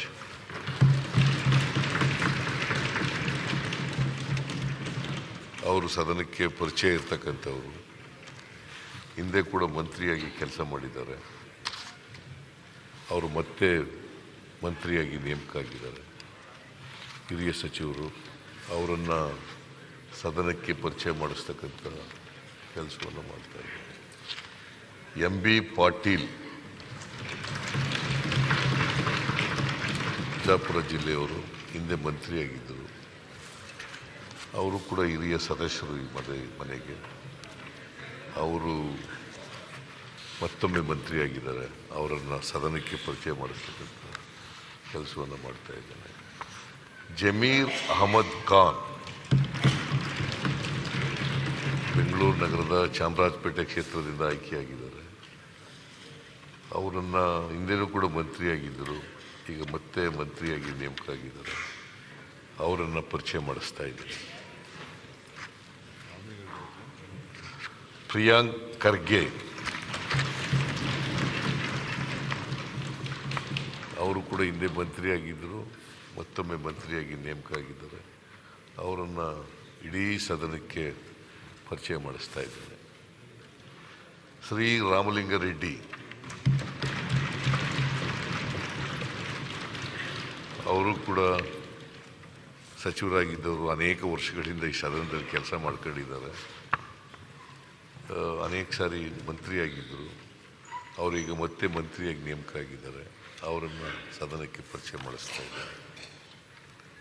ಸೊ ಇಷ್ಟು ಜನ, 8 ಜನ, 9 ನನ್ನೂ ಸೇರಿ ಮುಖ್ಯಮಂತ್ರಿ, ಉಪಮುಖ್ಯಮಂತ್ರಿ ಪ್ಲಸ್ 8 ಜನ ಸಚಿವ, ಸಂಪುಟ ಸಚಿವ ದರ್ಜೆಯ ಸಚಿವರು, ಅವರೆಲ್ಲರೂ ಕೂಡ ಪರಿಚಯ ಮಾಡಿಸಿದ್ದೀನಿ. ನಿಮಗೆ ಧನ್ಯವಾದಗಳು. ಅನ್ಯ ಸಭಾಧ್ಯಕ್ಷರೇ, ಒಂದು ನಿಮಿಷ ನಿಮ್ಮ ಅನುಮತಿ. ಭಾಳ ಸಂತೋಷ, ಮುಖ್ಯಮಂತ್ರಿಗಳು ಹೊಸ ಮಂತ್ರಿಗಳ ಪರಿಚಯ ಮಾಡಿದವರು ಎಲ್ಲರೂ ಕೂಡ ಹಿಂದೆ ಮಂತ್ರಿ ಆದವರು. ಮುಖ್ಯಮಂತ್ರಿಗಳಿಗೆ, ಸಚಿವ ಸಂಪುಟದ ಎಲ್ಲ ಸದಸ್ಯರಿಗೆ ಅಭಿನಂದನೆ ಸಲ್ಲಿಸ್ತಾ ಇದ್ದೇನೆ. ಆದರೆ ಮುಖ್ಯಮಂತ್ರಿಗಳು ಖಾತೆಯನ್ನು ಹಂಚಿ, ಪೋರ್ಟ್ಫೋಲಿಯೋನ ಹಂಚಿ, ಡಿ ಕೆ ಶಿವಕುಮಾರ್ ಅವರು ಇಂಥ ಖಾತೆಯ ಮಂತ್ರಿಗಳು, ಪರಮೇಶ್ವರ್ ಅವರು ಇಂಥ ಖಾತೆಯ ಮಂತ್ರಿಗಳು ಅಂದಿದ್ದರೆ ಇನ್ನಷ್ಟು ಬಹಳ ಸೂಕ್ತ ಆಗ್ತಾಯಿತ್ತು. ಅದು ಯಾಕಾಗಿಲ್ಲ, ಮಾಡಬೇಕು, ಆದಷ್ಟು ಬೇಗನೆ ಮಾಡಿದರೆ ಒಳ್ಳೆಯದು ಅಂತ ನನ್ನ ಭಾವನೆ. ಅದಕ್ಕೇನು ಹೇಳ್ತಾರೆ ಮುಖ್ಯಮಂತ್ರಿಗಳು? ಆದಷ್ಟು ಜಾಗ್ರತೆ, ಅವರಿಗೆ ಜವಾಬ್ದಾರಿಯನ್ನು ಕೊಡ್ತೇವೆ. ಹಂಗೆ ಬರಲಿ ಅಂತ. ಯಾಕೆಂದರೆ ಯಡಿಯೂರಪ್ಪನವರು ಎಷ್ಟು ದಿನ ಮುಖ್ಯಮಂತ್ರಿ ಆಗಿದ್ರು? ಒಬ್ಬರೇ ಅಲ್ಲ, ಒಂದೇ ನಿಮಿಷ ಅಲ್ಲ, ಎಷ್ಟು ತಿಂಗಳಾಗಿದ್ರು? ಯಡಿಯೂರಪ್ಪನವರು ಒಬ್ಬರೇ ಮುಖ್ಯಮಂತ್ರಿಯಾಗಿ ಎಷ್ಟು ದಿನ ಇದ್ರು? ಅವ್ರು ಒಬ್ಬರೇ ಇದ್ರು, ಅದಕ್ಕೆ ಒಬ್ಬರೇ ಇತ್ತು. ಈಗ ನೀವೆಲ್ಲ ಮಾಡೋಣ, ಅದ್ರ ಹೆಂಗಾಯ್ತು ಅಂದ್ರೆ ಬೇಕಾದ ಇಲ್ಲ. ಮಾಜಿ ಮುಖ್ಯಮಂತ್ರಿಗಳೇ, ನೀವು ಸಂಶಯ ಇಟ್ಕೋಬೇಕಾದ್ರೆ ಸಂಶಯ ಏನಿಲ್ಲ ನಮಗೆ. ಅವರಿಗೆ ಅಲ್ಲ, ಜವಾಬ್ದಾರಿಗಳನ್ನ ಕೊಡ್ತೇವೆ. ಅಲ್ಲ, ನೀವು ಮಂತ್ರಿಗಳು ಮಾಡಿ ಜವಾಬ್ದಾರಿ ಕೊಡಲಿಲ್ಲ ಅಂದ್ರೆ ಅವ್ರ ಬಗ್ಗೆ ಏನು ತಿಳ್ಕೊಳ್ತಾರೆ ಜನ? ಅಲ್ಲ, ನೀ ಏನು ತಿಳ್ಕೊಳ್ಳಿ ಅಂದ್ರೆ ಸಾಕು ಅಷ್ಟೇ, ಬೇರೆ ಏನು ತಿಳ್ಕೊಳ್ಳಲ್ಲ. ಆದ್ರಿಂದ ವಿರೋಧ ಪಕ್ಷದವ್ರು ಏನು ತಿಳ್ಕೊಳ್ಬಾರ್ದು. ಅಲ್ಲ, ಸನ್ಮಾನ್ಯ ಮುಖ್ಯಮಂತ್ರಿಗಳು ಈ ಕಡೆಯಿಂದ ನಾನು ಕೇಳಿಲ್ಲ, ಅವ್ರ ಪರವಾಗಿ ನಾನು ಕೇಳಿದ್ದು ಅಷ್ಟೇ. Okay, thank you for your suggestion. ಈಗ ಎರಡನೇ ಬಹಳ ಮಹತ್ವದ ವಿಷಯ, ಸಭಾಧ್ಯಕ್ಷರ ಚುನಾವಣೆ. ಮಾನ್ಯ ಮುಖ್ಯಮಂತ್ರಿಗಳು ಶ್ರೀ UT ಖಾದರ್ ಫರೀದ್ ಅವರನ್ನು ವಿಧಾನಸಭೆಯ ಸಭಾಧ್ಯಕ್ಷರಾಗಿ ಚುನಾಯಿಸಬೇಕೆಂದು ಮಾನ್ಯ ಮುಖ್ಯಮಂತ್ರಿಗಳಾದ ಸಿದ್ದರಾಮಯ್ಯ ಅವರು ಸೂಚಿಸುವುದು.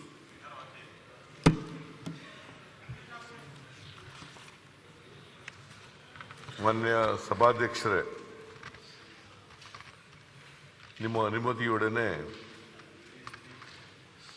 ಶ್ರೀ UT ಖಾದರ್ ಫರೀದ್ ಅವರನ್ನು ವಿಧಾನಸಭೆಯ ಸಭಾಧ್ಯಕ್ಷರನ್ನಾಗಿ ಚುನಾಯಿಸಬೇಕೆಂದು ಸೂಚಿಸುತ್ತೇನೆ. ಮಾನ್ಯ ಉಪಮುಖ್ಯಮಂತ್ರಿಗಳಾದ ಶ್ರೀ DK ಶಿವಕುಮಾರ್ ಅವರು ಅನುಮೋದಿಸಬೇಕಾಗಿ ಕೇಳುತ್ತೇನೆ. ಮಾನ್ಯ ಸಭಾಧ್ಯಕ್ಷರೇ, ಶ್ರೀ UT ಖಾದರ್ ಫರೀದ್ ಅವರನ್ನು ವಿಧಾನಸಭೆಯ ಸಭಾಧ್ಯಕ್ಷರಾಗಿ ಸೂಚಿಸಬೇಕೆಂದು ಶ್ರೀ ಸಿದ್ದರಾಮಯ್ಯನವರು ಸೂಚಿಸಿರುವ ಪ್ರಸ್ತಾವನೆಯನ್ನು ಅನುಮೋದಿಸುತ್ತೇನೆ. ಮಾನ್ಯ ಮುಖ್ಯಮಂತ್ರಿಗಳಾದ ಶ್ರೀ ಸಿದ್ದರಾಮಯ್ಯ ಅವರು ಸೂಚಿಸಿರುವ ಹಾಗೂ ಮಾನ್ಯ ಉಪಮುಖ್ಯಮಂತ್ರಿಗಳಾದ ಶ್ರೀ DK ಶಿವಕುಮಾರ್ ಅವರು ಅನುಮೋದಿಸಿರುವ ಪ್ರಸ್ತಾವ ಈ ರೀತಿ ಇದೆ. ಶ್ರೀ UT ಖಾದರ್ ಫರೀದ್ ಅವರನ್ನು ವಿಧಾನಸಭೆಯ ಸಭಾಧ್ಯಕ್ಷರಾಗಿ ಚುನಾಯಿಸುವುದು. ಈಗ ಪ್ರಸ್ತಾವವನ್ನು ಸಭೆಯ ಮತಕ್ಕೆ ಹಾಕುತ್ತೇನೆ. ಪ್ರಸ್ತಾವದ ಪರವಾಗಿರುವ ಹೌದು ಎಂದು ಸೂಚಿಸಬೇಕು. ಪ್ರಸ್ತಾವದ ವಿರುದ್ಧವಾಗಿರುವ ಇಲ್ಲ ಎಂದು ಸೂಚಿಸಬೇಕು. ಪ್ರಸ್ತಾವ ಹೌದೆನ್ನುವರ ಪರವಾಗಿದೆ ಅಂತ ಭಾವಿಸುತ್ತೇನೆ.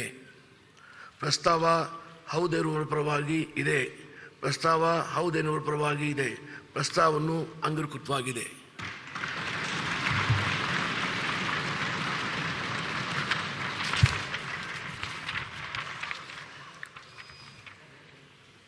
ಶ್ರೀ UT ಖಾದರ್ ಫರೀದ್ ಅವರು ಸಭಾಧ್ಯಕ್ಷರಾಗಿ ಸರ್ವಾನುಮತದಿಂದ ಆಯ್ಕೆಯಾಗಿರುವ ಮೂಲಕ ಘೋಷಿಸುತ್ತೇನೆ.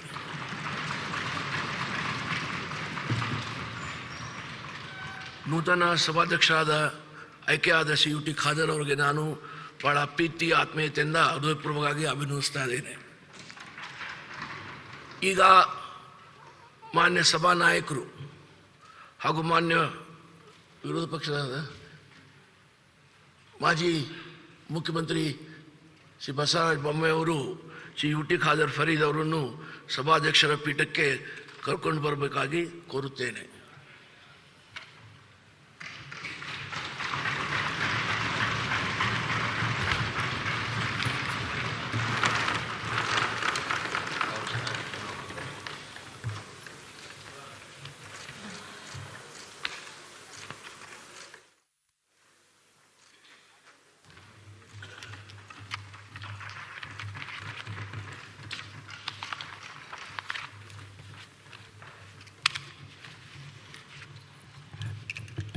Congratulations.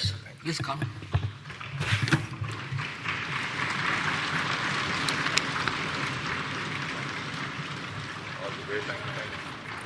ಪ್ರೋಟೋನ್ ಸ್ಪೀಕರ್ಗೆ ಧನ್ಯವಾದಗಳು. Thank you. Duty ಮುಗಿತಾನೆ.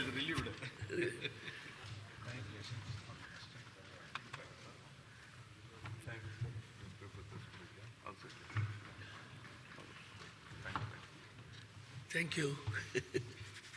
So, all the best.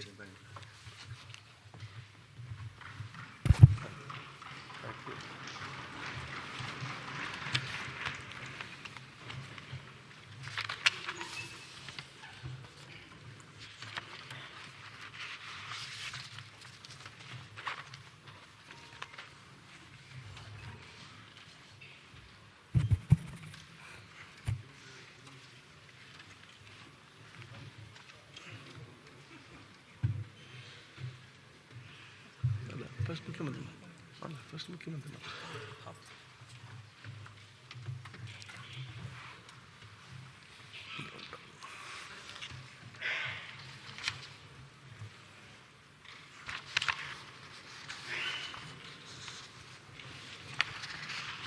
ಮಾನ್ಯ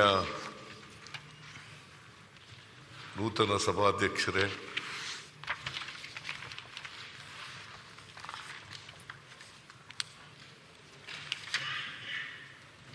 ಇಂದು ಹೊಸದಾಗಿ ರಚನೆಯಾಗಿರ್ತಕ್ಕಂಥ ಕರ್ನಾಟಕ ವಿಧಾನಸಭೆಗೆ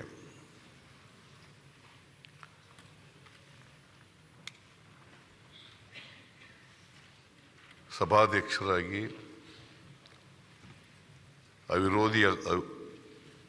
ಅವಿರೋಧವಾಗಿ ಆಯ್ಕೆಯಾಗಿದ್ದೀರಿ. ನಿಮಗೆ ಎಲ್ಲ ಸದಸ್ಯರ ಪರವಾಗಿ ಮತ್ತು ವೈಯಕ್ತಿಕವಾಗಿ ಹೃತ್ಪೂರ್ವಕವಾದಂಥ ಅಭಿನಂದನೆಗಳನ್ನು ಸಲ್ಲಿಸಲಿಕ್ಕೆ ಬಯಸ್ತಾ ಇದ್ದೀನಿ.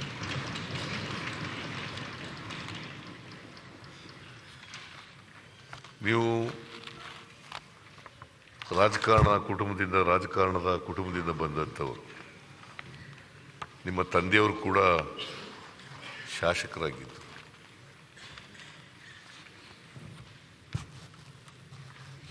ಯು ಟಿ ಫರೀದ್ ಅಂತ ನಿಮ್ಮ ತಂದೆಯವರು. ಅವರ ನಿಧನದ ನಂತರ ನೀವು ಉಳ್ಳಾಳ ಕ್ಷೇತ್ರದಿಂದ 5 ಬಾರಿ ಶಾಸಕರಾಗಿದ್ದೀರಿ. ಮತ್ತು ಅತ್ಯಂತ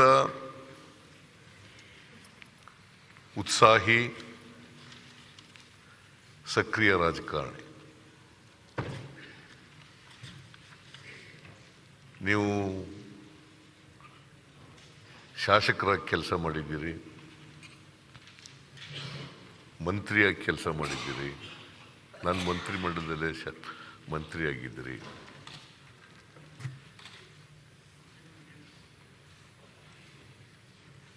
ಎರಡು 2012ರಲ್ಲಿ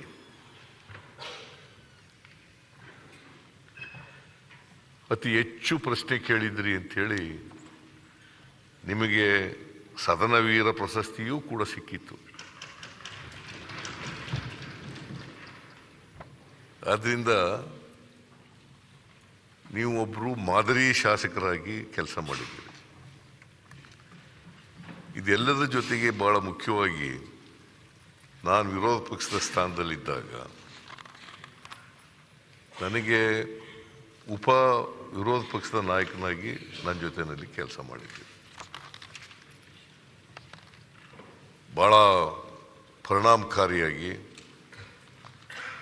ನಿಮಗೆ ಕೊಟ್ಟಿದ್ದಂಥ ಜವಾಬ್ದಾರಿಯನ್ನು ಭಾಳ ಯಶಸ್ವಿಯಾಗಿ ನಿರ್ವಹಿಸಿದೆ. ಎಲ್ಲಕ್ಕಿಂತ ಮುಖ್ಯವಾಗಿ ಜಾತ್ಯತೀತ ಮನೋಭಾವವನ್ನು ಉಳ್ಳವರು. ಆ ಸ್ಥಾನ ಅಲಂಕರಿಸಿದವರು ಪಕ್ಷಾತೀತವಾಗಿ ಕೆಲಸ ಮಾಡಬೇಕು ಅಂತಕ್ಕಂಥ ನಿರೀಕ್ಷೆಯನ್ನು ಎಲ್ಲ ಸದಸ್ಯರು ಕೂಡ ಬಯಸ್ತಾರೆ. ಇಲ್ಲಿ ಹಳೆಯ ಸದಸ್ಯರುಗಳಿದ್ದಾರೆ, ಅಲ್ಲೂ ಕೂಡ ಹಳೆಯ ಸದಸ್ಯರುಗಳಿದ್ದಾರೆ, ಹೊಸ ಸದಸ್ಯರುಗಳು ಎರಡೂ ಕಡೆ ಇದ್ದಾರೆ. ವಿಧಾನಸಭೆ ರಾಜ್ಯದ ಜ್ವಲಂತ ಸಮಸ್ಯೆಗಳ ಬಗ್ಗೆ ಚರ್ಚೆ ಮಾಡಬೇಕು. ಇತ್ತೀಚಿನ ದಿನಗಳಲ್ಲಿ ವಿಧಾನಸಭೆಯ ಕ್ವಾಲಿಟಿ ಕಡಿಮೆ ಆಗ್ತಾ ಇದೆ ಅಂತಕ್ಕಂಥ ಭಾವನೆ ಅನೇಕ ಜನ ವ್ಯಕ್ತ ಮಾಡ್ತಾ ಇದ್ದಾರೆ.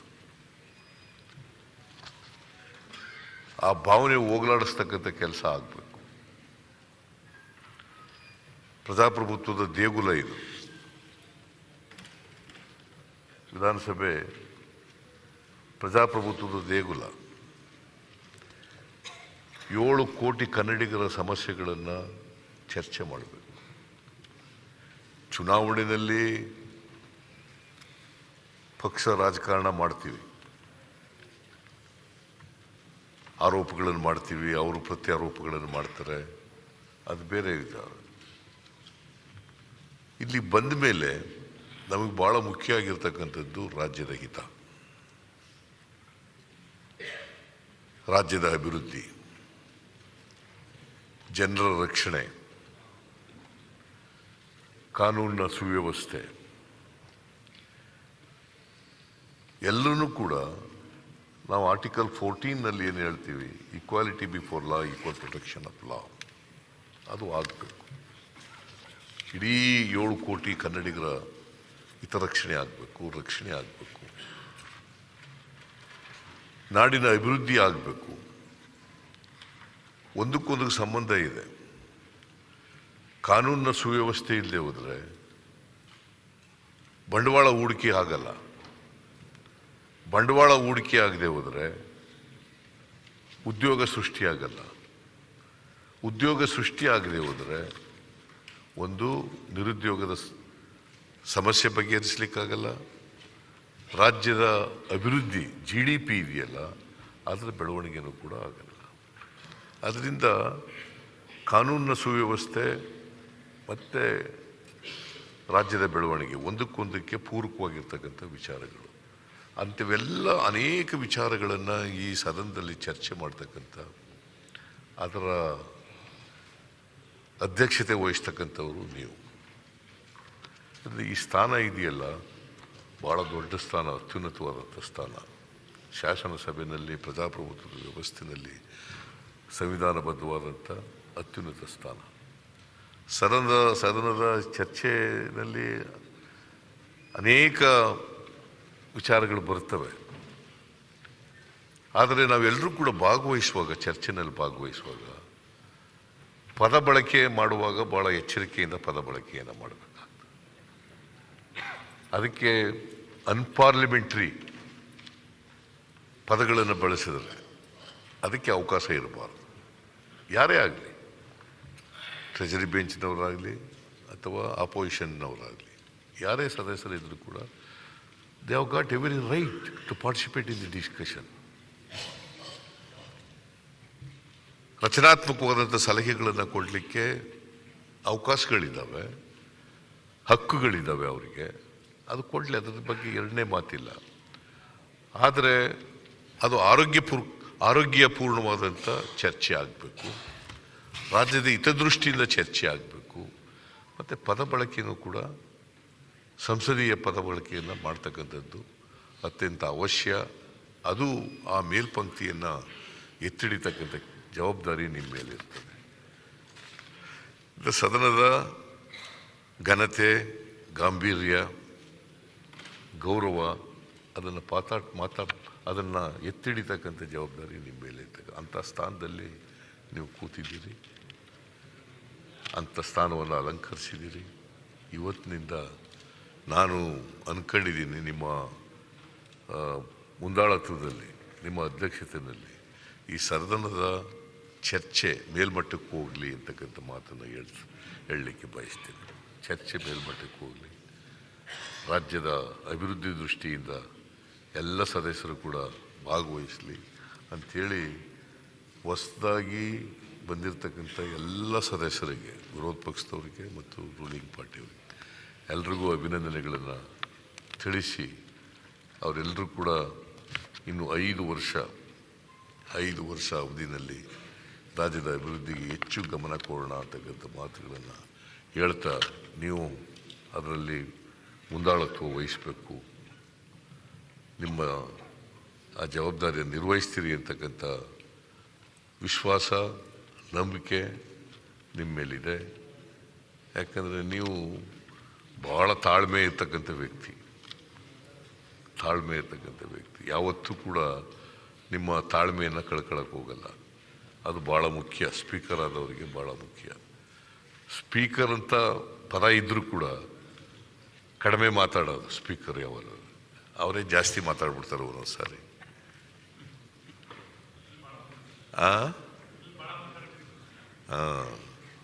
ನೀನೇನು ಸ್ಪೀಕರ್ ಆಗಿಲ್ವಲ್ಲ, ಯಾವಾಗ ಸ್ಪೀಕರ್ ಆದವರು ಬೇರೆ ಸದಸ್ಯರಿಗೆ ಹೆಚ್ಚು ಮಾತಾಡಲಿಕ್ಕೆ ಅವಕಾಶ ಕಲ್ಪಿಸ್ಕೊಡ್ತೀರಿ ಅಂತಕ್ಕಂಥ ವಿಶ್ವಾಸ, ನಂಬಿಕೆಯಿಂದ ನಿಮಗೆ ಮತ್ತೊಮ್ಮೆ ಅಭಿನಂದನೆಗಳನ್ನು ಹೇಳಿ ನಿಮಗೆ ಶುಭವಾಗಲಿ ಅಂತೇಳಿ ನಾನು ಹಾರೈಸ್ತೇನೆ. ನಮ್ಮ ಎಲ್ಲ, ನಾನು ಲೀಡರ್ ಆಫ್ ದಿ ಹೌಸ್ ಆಗಿ, ಅಲ್ಲಿ ವಿರೋಧ ಪಕ್ಷದ ನಾಯಕ ಇನ್ನೂ ಬಂದಿಲ್ಲ, ಬಸವರಾಜ ಬೊಮ್ಮಾಯಿ ಮಾಜಿ ಮುಖ್ಯಮಂತ್ರಿ ಇದ್ದಾರೆ, ಮತ್ತು ಬೇರೆ ಸೀನಿಯರ್ ಇದ್ದಾರೆ, ನಮ್ಮಲ್ಲೂ ಕೂಡ ಸೀನಿಯರ್ಸ್ ಇದ್ದಾರೆ, ಮಂತ್ರಿಗಳಿದ್ದಾರೆ. ಎಲ್ಲ ರೀತಿಯ ಸಹಕಾರವನ್ನು ನಮ್ಮ ಕಡೆಯಿಂದ ಕೊಡ್ತೇವೆ ನಿಮಗೆ ಅಂತಕ್ಕಂಥ ಭರವಸೆಯನ್ನು ಕೂಡ ನೀಡಿ ನಾನು ಮಾತನ್ನು ಮುಗಿಸ್ತೀನಿ. ನಿಮಗೆ ನಮಸ್ಕಾರಗಳು.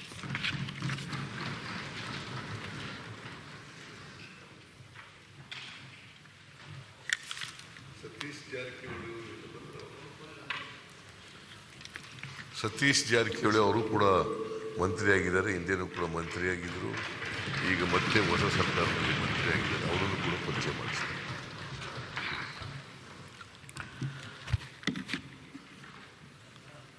ನೂತನವಾಗಿ ಸರ್ವನಾಥದಿಂದ ಆಯ್ಕೆಯಾಗಿರುವಂಥ ಸಭಾ ಅಧ್ಯಕ್ಷರೇ, ನಾವು ಇಲ್ಲಿ ತೆಳಗಡೆ ಇದ್ದಾಗ ನಮ್ಮೆಲ್ಲರ ಆತ್ಮೀಯರಾದಂಥ UT ಖಾದರ್ ಆಗಿದ್ದಿರಿ. ಈಗ ಅಲ್ಲಿ ಹೋದ್ಮೇಲೆ ಸನ್ಮಾನ್ಯ ಸಭಾ ಅಧ್ಯಕ್ಷರಾದ UT ಖಾದರ್ ಆಗಿದ್ದೀರಿ. ಇದು ನಾವು ಕೊಡುವಂಥ ಗೌರವ ಮತ್ತು ತಾವು ಪಡ್ಕೊಂಡಿರುವಂಥ ಗೌರವ ತಮ್ಮ ಜವಾಬ್ದಾರಿಯನ್ನು ಹೆಚ್ಚು ಮಾಡ್ತದೆ ಅಂತ ನಾನು ಹೇಳಕ್ಕೆ ಇಚ್ಛೆಪಡ್ತೀನಿ. ಕರ್ನಾಟಕದ ವಿಧಾನಮಂಡಳಿಗೆ ತಂದೆ ಆದಂಥ ಒಂದು ಇತಿಹಾಸ ಇದೆ. ಭಾರತ ದೇಶದ ಬೇರೆ ರಾಜ್ಯದ ವಿಧಾನಮಂಡಲಗಳನ್ನು ಹೋಲಿಸಿ ನೋಡಿದಾಗ ನಮ್ಮ ಕರ್ನಾಟಕದ ವಿಧಾನಮಂಡಲ ಭಾಳ ಉಚ್ಚ ಪರಂಪರೆಯನ್ನು ಹಾಕಿಕೊಟ್ಟಿರುವಂಥ ಒಂದು ವಿಧಾನಮಂಡಲ. ಹಲವಾರು ಹೊಸತನಕ್ಕೆ ಇಡೀ ದೇಶಕ್ಕೆ ಮಾರ್ಗದರ್ಶನವನ್ನು ಮಾಡಿರುವಂಥ ಒಂದು ವಿಧಾನಮಂಡಲ. ಇಲ್ಲಿ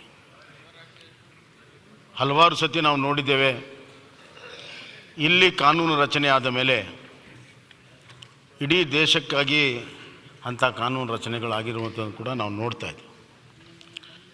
ಅಂಥ ಒಂದು ಪರಂಪರೆ ಇರುವಂಥ ವಿಧಾನಮಂಡಲಕ್ಕೆ ತಾವು ಇವತ್ತು ವಿಧಾನಸಭೆಗೆ ಸಭಾಧ್ಯಕ್ಷರಾಗಿದ್ದೀರಿ. ನಿಮಗೆ ಎಲ್ಲರ ಪರವಾಗಿ, ಎಲ್ಲ ಸದಸ್ಯರ ಪರವಾಗಿ, ನಮ್ಮೆಲ್ಲರ ಪರವಾಗಿ ನಿಮಗೆ ಹೃದಯಪೂರ್ವಕವಾದಂಥ ಅಭಿನಂದನೆಗಳನ್ನು ನಾನು ಸಲ್ಲಿಸಕ್ಕೆ ಇಚ್ಛೆಪಡ್ತೇನೆ. ಮತ್ತು ನಿಮ್ಮ ಸುಮಾರು 20 ವರ್ಷದ ಶಾಸಕರಾಗಿರುವಂಥ ಜೀವನ ಮತ್ತು ವಿಧಾನಮಂಡಲದಲ್ಲಿ ತಮ್ಮ ಒಂದು ಕಾರ್ಯಚಟುವಟಿಕೆ ನಡವಳಿಕೆ ನಿಮಗೆ ಈ ಸ್ಥಾನಕ್ಕೆ ಸಂಪೂರ್ಣವಾಗಿ ಅರ್ಹತೆ ಇದೆ ಅನ್ನೋದನ್ನು ತಾವು ತಮ್ಮ ನಡವಳಿಕೆಯಿಂದ ನಿರೂಪಿಸಿದ್ದೀರಿ ಅಂತ ಹೇಳಕ್ಕೆ ಇಚ್ಛಪಡ್ತೇನೆ. ನೀವು ಶಾಸಕರಾಗಿ ಸಚಿವರಾಗಿ ಕೆಲಸ ಮಾಡುವಂಥ ಸಂದರ್ಭದಲ್ಲಿ ಒಂದು ದಿವಸನೂ ಕೂಡ ನಿಮ್ಮ ಸಂಯಮವನ್ನು ಮೀರಿ ಕೋಪಗೊಂಡಿರೋದಂತೂ ನಾವ್ಯಾರು ನೋಡಿಲ್ಲ. ಬಹಳ ಬುದ್ಧಿವಂತಿಕೆಯಿಂದ ಕ್ಲಿಷ್ಟ ಪರಿಸ್ಥಿತಿಯನ್ನು ಸಚಿವರಾಗೂ ತಾವು ನಿಭಾಯಿಸಿದ್ದೀರಿ, ವಿರೋಧ ಪಕ್ಷದ ಉಪನಾಯಕರಾಗಿ ಕೂಡ ನಿಭಾಯಿಸಿದ್ದೀರಿ. ವಿರೋಧ ಪಕ್ಷದ ನಾಯಕರು ಇಲ್ಲದಿರುವಂಥ ಸಂದರ್ಭದಲ್ಲೂ ಕೂಡ ತಾವು ಭಾಳ ಉತ್ತಮ ರೀತಿಯಲ್ಲಿ ನಿಭಾಯಿಸಿರುವಂಥದ್ದು ಆ ಕಡೆ ಕೂತು ನಾನು ನೋಡಿದ್ದೇನೆ.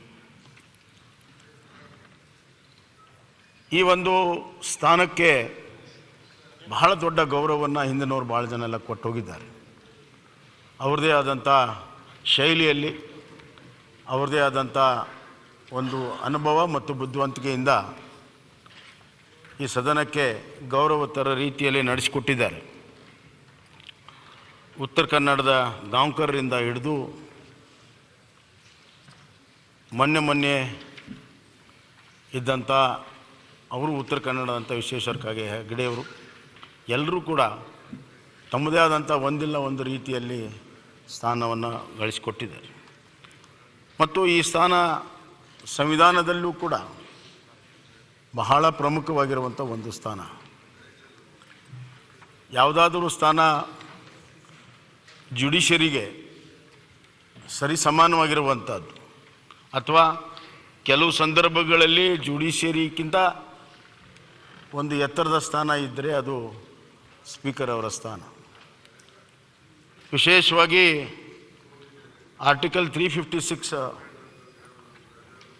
ಜಜ್ಮೆಂಟ್ ಆದಮೇಲೆ, SR ಬೊಮ್ಮಾಯಿಯವರ ಜಜ್ಮೆಂಟ್ ಆದಮೇಲೆ ಈ ಸ್ಥಾನಕ್ಕೆ ಮಹತ್ವವೂ ಬಂದಿದೆ, ಜವಾಬ್ದಾರಿ ಕೂಡ ಬಂದಿದೆ.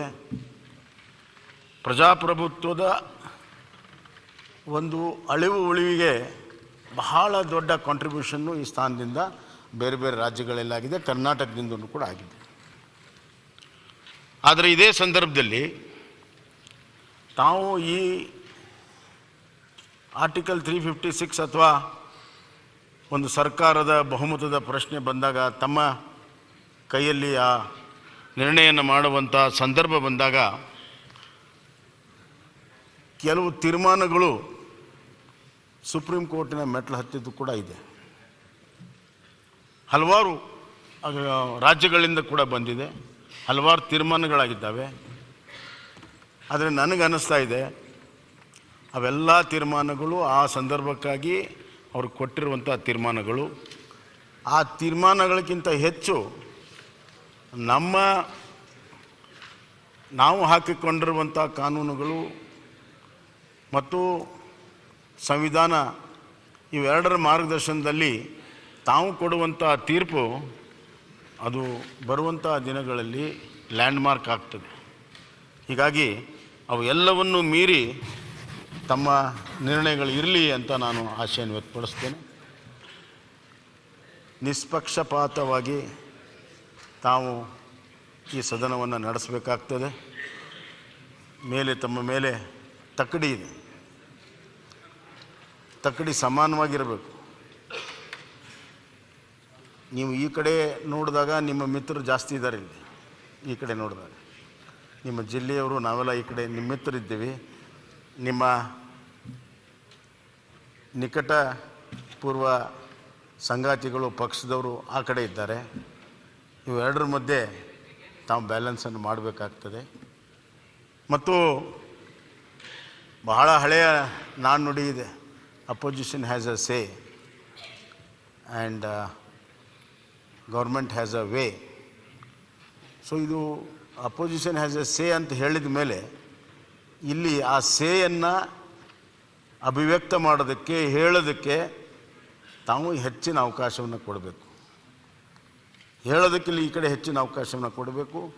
ಅವರಿಗೆ ಅದನ್ನು ತೆಗೆದುಕೊಳ್ಳೋದು ಬಿಡುವಂಥ ಪರಮಾಧಿಕಾರ ಅವ್ರಿಗಿರೋದರಿಂದ ನಾವೇನು ಹೇಳಬೇಕು, ಜನಪರವಾಗಿರುವಂಥದ್ದು, ಜನರಿಗೆ ಬೇಕಾಗಿರುವಂಥದ್ದು, ನಮ್ಮ ಸಭಾನಾಯಕರು ಹೇಳಿದಂತೆ ಜ್ವಲಂತ ಸಮಸ್ಯೆಯನ್ನು ಬಿಂಬಿಸುವಂಥದ್ದು, ಸ್ವಲ್ಪ ಈ ಕಡೆ ಹೇಳಿಕೆಗೆ ಅವಕಾಶಗಳನ್ನು ತಾವು ಜಾಸ್ತಿ ಮಾಡಿಕೊಡಬೇಕು. ನಿಮ್ಮ ನಿರ್ಣಯ ಅಂತಿಮ ನಿರ್ಣಯ. ನಿಮ್ಮ ನಿರ್ಣಯವನ್ನು ನಾವೆಲ್ಲರೂ ಕೂಡ ಒಪ್ಕೊಳ್ಬೇಕಾಗ್ತದೆ. ಅಂದಾಗಲೇ ಮಾತ್ರ ಮುಂದೆ ನಡೆಯೋಕ್ಕೆ ಸಾಧ್ಯ ಇದೆ. ಇಲ್ಲಿ ಬಳಸುವಂಥ ಭಾಷೆಯೂ ಕೂಡ ಬಹಳ ಮುಖ್ಯ. ಸಭಾನಾಯಕರು ಹೇಳಿದಂತೆ ಎರಡೂ ಕಡೆ ಅದರ ಸಂಯಮವನ್ನು ನಾವೆಲ್ಲರೂ ಸೇರಿ ಕಾಪಾಡ್ಕೋಬೇಕಾಗ್ತದೆ. ವಿಶೇಷವಾಗಿ ನನ್ನ ಅನುಭವದಿಂದ ಒಂದು ಮಾತನ್ನು ಹೇಳೋಕ್ಕೆ ಇಚ್ಛಪಡ್ತೀನಿ. ಯಾರಿಗೆ ಈ ಸದನದಲ್ಲಿ ಎಕ್ಸ್ಪೀರಿಯನ್ಸ್ ಇದೆ, ಅನುಭವ ಇದೆ, ಅನ್ಪಾರ್ಲಿಮೆಂಟ್ರಿಯನ್ ಆಗಿ ಯಾವ ರೀತಿ ಪಾರ್ಲಿಮೆಂಟ್ ಆಗಿ ಬಳಕೆ ಮಾಡಬೇಕನ್ನುವಂಥ ಅನುಭವ ನಮ್ಮೆಲ್ಲರಿಗೂ ಇರ್ತದೆ.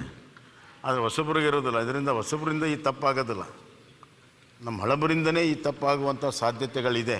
ಮಾಡ್ತೀವಿ ಅಂತಲ್ಲ, ಸಾಧ್ಯತೆಗಳಿದೆ. ಆ ಬುದ್ಧಿವಂತಿಕೆಯಿಂದ ಅದನ್ನು ನಮ್ಮ ಸಮಯವನ್ನು ನಾವೆಲ್ಲರೂ ಮಾಡಿದರೆ ನಿಮಗೆ ಸಹಕಾರ ಆಗ್ತದೆ. ಹೊಸಬರು ಭಾಳ ಜನ ಆರಿಸಿ ಬಂದಿದ್ದಾರೆ ಎರಡೂ ಕಡೆ. ಅವ್ರಿಗೆ ಹೆಚ್ಚಿನ ಅವಕಾಶವನ್ನು ನಾವು ಕೊಡಬೇಕು. ಕೆಲವು ಸಂದರ್ಭಗಳಲ್ಲಿ ಈ ಚರ್ಚೆಯನ್ನು ಮಾಡುವಾಗ ಸ್ವಲ್ಪ ಕೊನೆಯ ಸಾಲಿನವ್ರಿಗೆ ಅತಿ ಹೆಚ್ಚು ಅವಕಾಶಗಳನ್ನು ಕೊಟ್ಟರೆ ಹೊಸ ವಿಚಾರಗಳು ಈ ಸದನಕ್ಕೆ ಬರ್ತವೆ. ಇಲ್ಲದಿದ್ದರೆ ಹೇಳಿದ್ದೇ ಹೇಳೋದು ಗ್ರಾಮಫೋನ್ ಥರ ಆಗಬಾರ್ದು, ಸ್ಟಕ್ ಆಗಿರುವಂಥ ಗ್ರಾಮಫೋನ್ ಆಗಬಾರ್ದು. ಮುಂದೆ ಹೋಗಬೇಕಾಗ್ತದೆ, ಹೊಸ ವಿಚಾರ ಬರಬೇಕು. ಜಗತ್ತು ಬದಲಾವಣೆ ಆಗ್ತಾಯಿದೆ, ಸಮಸ್ಯೆಗಳು ಅದರಂತೆ ಹೊಸ ಸಮಸ್ಯೆಗಳು ಉದ್ಭವಿಸ್ತಾ ಇದ್ದಾವೆ. ಅದಕ್ಕೆ ಪರಿಹಾರ ಸಿಗಬೇಕಾದ್ರೆ ಹೊಸ ವಿಚಾರಗಳು ಇಲ್ಲಿ ಮಂಡನೆ ಆಗಬೇಕು. ತಾವು ಕೂಡ ಭಾಳ ಏನು ವಯಸ್ಸಾಗಿಲ್ಲ, ತಾವು ಯಂಗ್ಸ್ಟರ್ ಇದ್ದೀರಿ. ಹೊಸ ವಿಚಾರಗಳಿಗೆ ಅವಕಾಶವನ್ನು ತಾವೆಲ್ಲರೂ ಮಾಡಿಕೊಡ್ತೀರಂತ ವಿಶ್ವಾಸ ಇದೆ. ಮತ್ತು ನಿಮ್ಮ ಬಗ್ಗೆ ವೈಯಕ್ತಿಕವಾಗಿ ನನಗೆ ಬಹಳಷ್ಟು ಪ್ರೀತಿ, ವಿಶ್ವಾಸ ಮತ್ತು ಹೆಮ್ಮೆ ಕೂಡ ಇದೆ. ನಿಮ್ಮ ಜೊತೆಗೆ ಹಲವಾರು ಬಾರಿ ಕೆಲಸ ಮಾಡುವಂಥ ಅವಕಾಶಗಳು ನನಗೆ ಸಿಕ್ಕಿದೆ. ತಾವು ಪ್ರಗತಿಪರರಾಗಿದ್ದೀರಿ ಮತ್ತು ಅಭಿವೃದ್ಧಿ ಪರವಾಗಿದ್ದೀರಿ. ಎಲ್ಲ ಸಮುದಾಯಗಳನ್ನು ಒಗ್ಗೂಡಿಸಿ ತೆಗೆದುಕೊಂಡು ಹೋಗುವಂಥ ಪ್ರಯತ್ನಗಳನ್ನು ನಿಮ್ಮ ಕ್ಷೇತ್ರ, ನಿಮ್ಮ ಜಿಲ್ಲೆಯಲ್ಲಿ ಈಗಾಗಲೇ ತಾವು ಮಾಡಿದ್ದೀರಿ. ಅದೇ ರೀತಿ ರಾಜ್ಯದ ವಿಚಾರ ಬಂದಾಗ ಎಲ್ಲರನ್ನೂ ಸಮನಾಗಿ ತೆಗೆದುಕೊಂಡು ಹೋಗುವಂಥ ಒಂದು ಶಕ್ತಿ ನಿಮ್ಮಲ್ಲಿದೆ. ಆ ಕೆಲಸವನ್ನು ತಮ್ಮಿಂದ ಆಗ್ತದೆ ಅನ್ನೋಂಥ ವಿಶ್ವಾಸವನ್ನು ವ್ಯಕ್ತಪಡಿಸಿ ಈ 16ನೇ ವಿಧಾನಸಭೆ ಅರ್ಥಪೂರ್ಣವಾಗಿ ಮತ್ತು ಜನಕ್ಕೆ ಒಳ್ಳೆಯದಾಗೋ ರೀತಿಯಲ್ಲಿ ಮತ್ತು ಹೊಸ ಟ್ಯಾಲೆಂಟ್ಗಳಿಗೆ ಇಲ್ಲಿ ಅವಕಾಶಗಳು ಸಿಕ್ಕು ಬರುವಂಥ ದಿನಗಳಲ್ಲಿ ಕರ್ನಾಟಕ ವಿಧಾನಸಭೆಗೆ ಅತ್ಯಂತ ಉನ್ನತ ಸ್ಥಾನ ಮತ್ತು ಅದಕ್ಕೆ ಒಂದು ಉನ್ನತ ಮಾನ ಸಿಗುವಂಥ ರೀತಿಯಲ್ಲಿ ತಾವೆಲ್ಲ ನಡೆಸಿಕೊಡ್ತೀರಂತ ವಿಶ್ವಾಸ ಇದೆ. ಮತ್ತೊಮ್ಮೆ ಹೇಳ್ತೀನಿ, ತಮ್ಮ ಬಗ್ಗೆ ಇರುವಂಥ ವಿಶ್ವಾಸ ಸದಾಕಾಲ ಇರಲಿ. ನಿಮಗೆ ಒತ್ತಡ ಸಿಕ್ಕಾಗ ನೀವು ಯಾವುದೇ ಪಕ್ಷಕ್ಕೆ ಸೇರಿಲ್ಲ ಅನ್ನುವಂಥದ್ದನ್ನು ಮನದಟ್ಟಲ್ಲಿ ಇಟ್ಕೊಂಡು ನಾವು ಕೆಲಸ ಮಾಡಿದರೆ ಎಲ್ಲವೂ ಸುಲಭ ಆಗ್ತದೆ. ಎಲ್ಲರೂ ಕೂಡ ಸಹಕಾರವನ್ನು ಕೊಡ್ತೀವಿ. Opposition has a say, please allow us to have a say, let them have their way, people will decide. ಆ ನೀತಿಯಿಂದ ತಾವು ಮುಂದುವರಿಬೇಕು. ನಿಮ್ಮ ಒಂದು ಆಡಳಿತದಲ್ಲಿ ಖಂಡಿತವಾಗೂ ವಿಧಾನಸಭೆಯ ಚರ್ಚೆ ಅರ್ಥಪೂರ್ಣ ಮತ್ತು ಯಶಸ್ವಿ ಆಗ್ತದೆ ಅಂತ ವಿಶ್ವಾಸವನ್ನು ಇಟ್ಟು ನಾನು ಮಾತನ್ನು ಮುಗಿಸ್ತೇನೆ.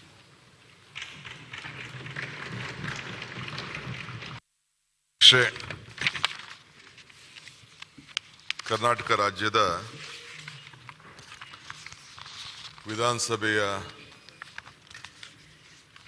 ಒಂದು ಇತಿಹಾಸ ಪುಟಕ್ಕೆ ತಾವು ಸೇರಿದ್ದೀರಿ. ನಿಮಗೆ ನನ್ನ ವೈಯಕ್ತಿಕವಾಗಿ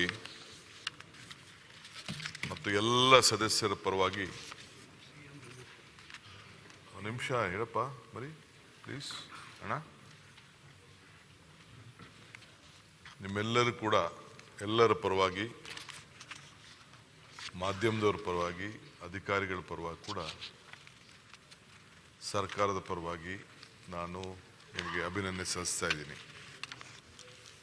ನಿಮ್ಮ ತಂದೆ ಜೊತೆ ಶಾಸಕರಾಗಿದ್ದು ನಾನು ನಿಮ್ಮನ್ನು ಸೇವಾದಳದ ಒಬ್ಬ ಕಾರ್ಯಕರ್ತನಾಗಿ ನೋಡಿದವನು, ವಿದ್ಯಾರ್ಥಿ ಘಟಕದ ಒಬ್ಬ ಕಾರ್ಯಕರ್ತನಾಗಿ ನೋಡಿದವನು, ಶಾಸಕನಾಗಿ ನೋಡಿದವನು, ಮಂತ್ರಿಯಾಗಿ ನೋಡಿದವನು, ಇವತ್ತು ಸಭಾಧ್ಯಕ್ಷರಾಗಿದ್ದೀರಿ. ಆ ಜಾಗ ಭಾಳ ಶ್ರೇಷ್ಠವಾದಂಥ ಜಾಗ. ಆ ಜಾಗ ವೈಕುಂಠ ಬಾಲಿಗವ್ರನ್ನ ಇತಿಹಾಸನ ನಾವೆಲ್ಲ ಕೇಳಿದ್ದೇವೆ.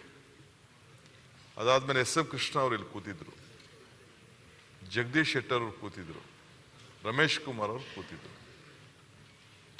ಅವರ ಅನುಭವದಲ್ಲಿ ನಾನು ಕೃಷ್ಣ ಅವರು ಮತ್ತು ರಮೇಶ್ ಕುಮಾರ್ ಅವರು ಇವತ್ತು ಈ ಸಭೆಯಲ್ಲಿ ಇಲ್ಲ. ನಾಗರತ್ನಂನವರು ಇದ್ದರು, ಅದೇ ವೈಕುಂಠ ಬಾಳಿಗ ಹೇಳಿದ್ದೇನೆ, ಕೂತಿದ್ರು. ನಾನು ರಮೇಶ್ ಕುಮಾರ್ ಅವರು ಇವತ್ತಿಲ್ಲ. ಅವರಲ್ಲಿ ಒಂದು ಕಾನ್ಸೆಪ್ಟ್ ಇತ್ತು, ಎಲ್ಲ ಯಂಗ್ಸ್ಟರ್ಸ್ನ ಕೂತಿದ್ದವ್ರನ್ನ ಇಬ್ಬರಿಸ್ತಾ ಇದ್ರು. ಅವರು ರಾಜೀವ್ ಗಾಂಧಿ ಒಂದೊಂದು ಕಾನ್ಸೆಪ್ಟು ಏನಂದರೆ, A leader is one create leaders not followers ಅಂತ. ಹಂಗೆ ಅವ್ರು ಎಲ್ಲರೂ ಕೂಡ ವಿರೋಧ ಪಾರ್ಟಿಯವ್ರು ಇರಲಿ, ಆಳ್ತ ಪಾರ್ಟಿ ಇರಲಿ, ಎಲ್ಲ ಯಂಗ್ಸ್ಟರ್ಸ್ನ ಆಯ್ದು ಕರೆದಿ ಇವತ್ತು ಮಾಡ್ತಾರೆ. ಅವತ್ತಿನ ಕಾಲದಲ್ಲಿ ಎಷ್ಟು ಮೀಡಿಯಾ ಇರಲಿಲ್ಲ, ಬರೀ 1-2 ಟಿವಿಗಳು ಮಾತ್ರ ಇತ್ತು. ಸೊ ಇವತ್ತು ನಮ್ಮ ಸದಸ್ಯರುಗಳಿಗೆ ಅವರ ಕ್ಷೇತ್ರದ ಆಚಾರ ವಿಚಾರಗಳನ್ನು ಅವ್ರು ಏನು ಪ್ರತಿನಿಧಿಸ್ತಾ ಇದ್ದೀನಿ, ಅವ್ರು ಏನು ಹೇಳ್ಕೊಳ್ಬೇಕು ಅಂತ ಹೇಳುವಂಥ ಒಂದು ಅವಕಾಶ ಇವತ್ತು ಮಾಡ್ರನ್ ಟೆಕ್ನಾಲಜಿಲಿ ಇವತ್ತು ಬಂದಿದೆ. ಸೊ ಅವ್ರಿಗೆ ಸಿಕ್ಕಲಿ. ಅದು ಏನು ವಿರೋಧ ಪಕ್ಷದ ಮಾಜಿ ಮುಖ್ಯಮಂತ್ರಿಗಳು ಅವರು ಏನು ಸಲಹೆ ಕೊಟ್ಟಿದ್ದಾರೆ, definitely they should have their say. ನನ್ನ ನಂಬಿಕೆ, if they are strong we are strong, if they are weak we are weak. They should be more strong.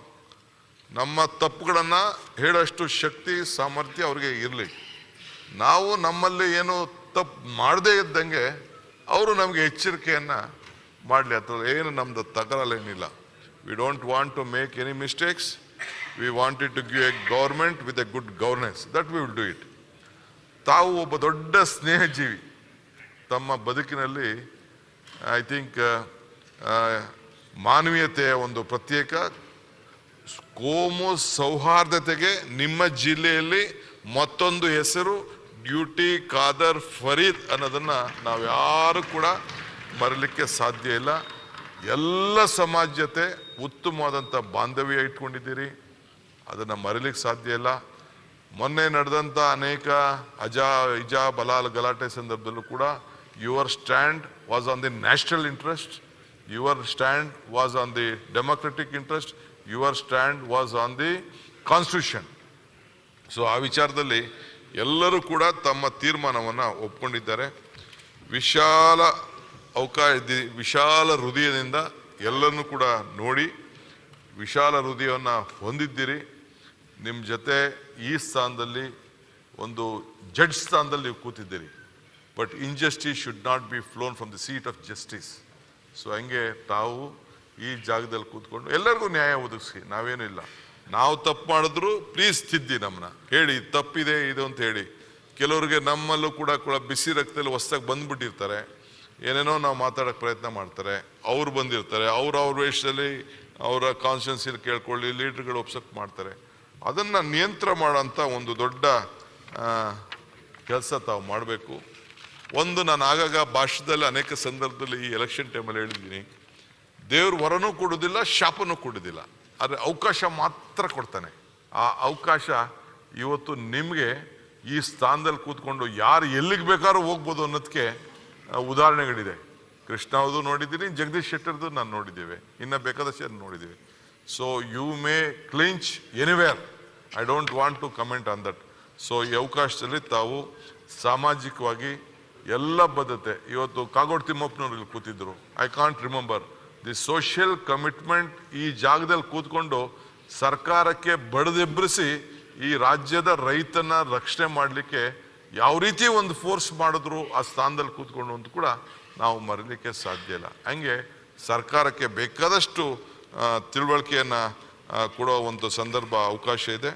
So ಭಾಳ ಸಜ್ಜನರಿದ್ದೀರಿ, ಸರಳತೆ ಇದೆ, ಸ್ನೇಹ ಜೀವಿದ್ದೀರಿ, ಸರ್ಕಾರ ನಿಮ್ಮ ಜೊತೆ ಇರ್ತದೆ. ನಾವೇನು ನೀವು ನಮ್ಮ ಸದಸ್ಯರನ್ನ ಒಂದು ಕಡೆ ಮಾಡಿದ್ರಿ ಅವ್ರಿಗೆ ಮಾಡಿದ್ರೆ ಬೇಡ, ಯಾರಿಗೂ ಒಂದು ಕಣ್ಣಿಗೆ ಸುಣ್ಣನೂ ಬೇಡ, ಒಂದು ಕಣ್ಣಿಗೆ ಬೆಣ್ಣೆನೂ ಬೇಡ, ಸಮಾನತೆಯಿಂದ ನೋಡಿ. You will be a guiding force. ಆ ಒಂದು ಪ್ರಜ್ಞೆ ನಿಮಗೆ, ಸಮಯ ಪ್ರಜ್ಞೆ ನಿಮಗೆ ಇದೆ. 5 ಬಾರಿ ಸತತವಾಗಿ ಆಯ್ಕೆ ಆಗಿರೋದು ಅಷ್ಟು ಸುಲಭ ಅಲ್ಲ. ಭಾಳ ಚಿಕ್ಕ ವಯಸ್ಸಿನಲ್ಲೇ ಭಗವಂತ ನಿಮಗೆ, ನಿಮ್ಮ ಕ್ಷೇತ್ರ ಜನತೆ ನಿಮ್ಮನ್ನು ಈ ಸ್ಥಾನಕ್ಕೆ ಕಳಿಸಿರೋದಕ್ಕೆ ನಾನು ಅವ್ರಿಗೆ ಅಭಿನಂದಿಸ್ತೀನಿ. ಈ ಸಂದರ್ಭದಲ್ಲಿ ನಿಮ್ಮ ಕ್ಷೇತ್ರದ ಮಹಾಜನತೆ, ಸೋಲನ್ನೇ ನೋಡಲಿಲ್ಲ ನೀವು ನಿಮ್ಮ ವಯಸ್ಸಿನಿಂದ, ಚಿಕ್ಕ ವಯಸ್ಸಿನಿಂದ. ಸೋತವನ್ ಸತ್ತ, ಗೆದ್ದವನ್ ಸೋತವನ್ ಸತ್ತ ಅನ್ನಂಗೆ ಬೇಕಾದಷ್ಟು ಕಥೆ ಇದೆ. ಆದರೆ ನೀವು ಸೋಲ್ದೆ ನಿಮ್ಮ ಜಿಲ್ಲೆಯಲ್ಲಿ ಬೇಕಾದಷ್ಟು ರಾಜಕಾರಣ ವ್ಯತ್ಯಾಸ ಆದರೂ ಕೂಡ ನಿಮ್ಮ ಜಿಲ್ಲೆಯಲ್ಲಿ ನೀವು ಅದನ್ನು ಗೆಲುವನ್ನು ಸಾಧನೆ ಮಾಡಿಕೊಂಡು ಹೃದಯನ ಮಾಡ್ಕೊಂಡು ಬಂದಿದ್ದೀರಿ. ಅದು ರಾಜಕಾರಣ ನಾವು ಬೇರೆ ಸಂದರ್ಭದಲ್ಲಿ ನಾವು ಮಾಡ್ತೀವಿ. ಸೊ ಈ ಸಂದರ್ಭದಲ್ಲಿ ತಮಗೆ ನಾನು ಇಷ್ಟೇ ಹೇಳೋದು, ಈ ಅವಕಾಶನ ಸಮರ್ಥವಾಗಿ ಬಳಸ್ಕೊಂಡು ರಾಜ್ಯಕ್ಕೆ, you are a non party man ನಾವು, you are very freedom, but at the same time government and all of us are committed. ನಿಮಗೆ ಸಂಪೂರ್ಣವಾದಂಥ ಸಹಕಾರ ಕೊಟ್ಟಿದೆ. ಅಲ್ಲಿ ಕೊಟ್ಟಿರುವಂಥ ನಿಮಗೇನು ಒಂದು ಪುಸ್ತಕ ಇದೆ, ಏನು ಆ ಗ್ರಂಥ ಇದೆ, ಅದೇ ಬೈಬಲ್ಲು, ಅದೇ ಭಗವದ್ಗೀತೆ, ಅದೇ ಕಾನ್ಸ್ಟಿಟ್ಯೂಷನು, ಅದೇ ಕುರಾನು, ಅದನ್ನು ಇಟ್ಕೊಂಡು ತಾವು ನಮಗೆಲ್ಲರೂ ಕೂಡ ಒಂದು ನ್ಯಾಯವನ್ನು ಒದಗಿಸ್ಕೊಟ್ಟು ಒಂದು ಮಾರ್ಗದರ್ಶನಕ್ಕೆ, ವಯಸ್ಸಲ್ಲಿ ಚಿಕ್ಕವ್ರು ಇರ್ಬೋದು, ಬಟ್ ಆ ಸ್ಥಾನ ದೊಡ್ಡದು, ಮೇಲೆ ಇರ್ತೀರಿ ನೀವು. ಮುಖ್ಯಮಂತ್ರಿಗಳು ನಿಮ್ಮ ಹತ್ರಕ್ಕೆ ಹೋಗಬೇಕು, ನಾನು ನಿಮ್ಮ ಹತ್ರಕ್ಕೆ ಬರಬೇಕು, ಅವರು ನಿಮ್ಮ ಹತ್ರಕ್ಕೆ ಬರಬೇಕು. ನ್ಯಾಯಬದ್ಧವಾಗಿ ಮೇಲೆ ಗಾಂಧೀಜಿ ನಿಮ್ಮ ತಲೆ ಮೇಲೆ ತಕ್ಕಡಿ ಇಟ್ಟಿದ್ದಾರೆ, ಅಲ್ಲಿ ಫೋಟೋನೂ ಇದೆ, ತಕ್ಕಡಿನೂ ಇದೆ. ಅವೆರಡನ್ನೂ ಕೂಡ ತಾವು ಉಪಯೋಗಿಸ್ಕೊಂಡು, ಗಾಂಧೀಜಿ ಒಂದು ಕಡೆ ಒಂದು ಮಾತು ಹೇಳ್ತಾರೆ, be bold hearted when you are defeated, be large hearted when are victorious ಅಂತ. ಸೊ ನೀವು ಪಕ್ಷಕ್ಕೂ ತ್ಯಾಗ ಮಾಡಿದ್ದೀರಿ, ಅಧಿಕಾರಕ್ಕೂ ತ್ಯಾಗ ಮಾಡಿದ್ದೀರಿ. ದಯವಿಟ್ಟು ನಿಮ್ಗೆ ಒಳ್ಳೇದಾಗಲಿ ಅಂತೇಳಿ ಶುಭವನ್ನು ನಮ್ಮೆಲ್ಲರ ಪರವಾಗಿ ಹಾರೈಸ್ತೇನೆ. ನಮಸ್ಕಾರ.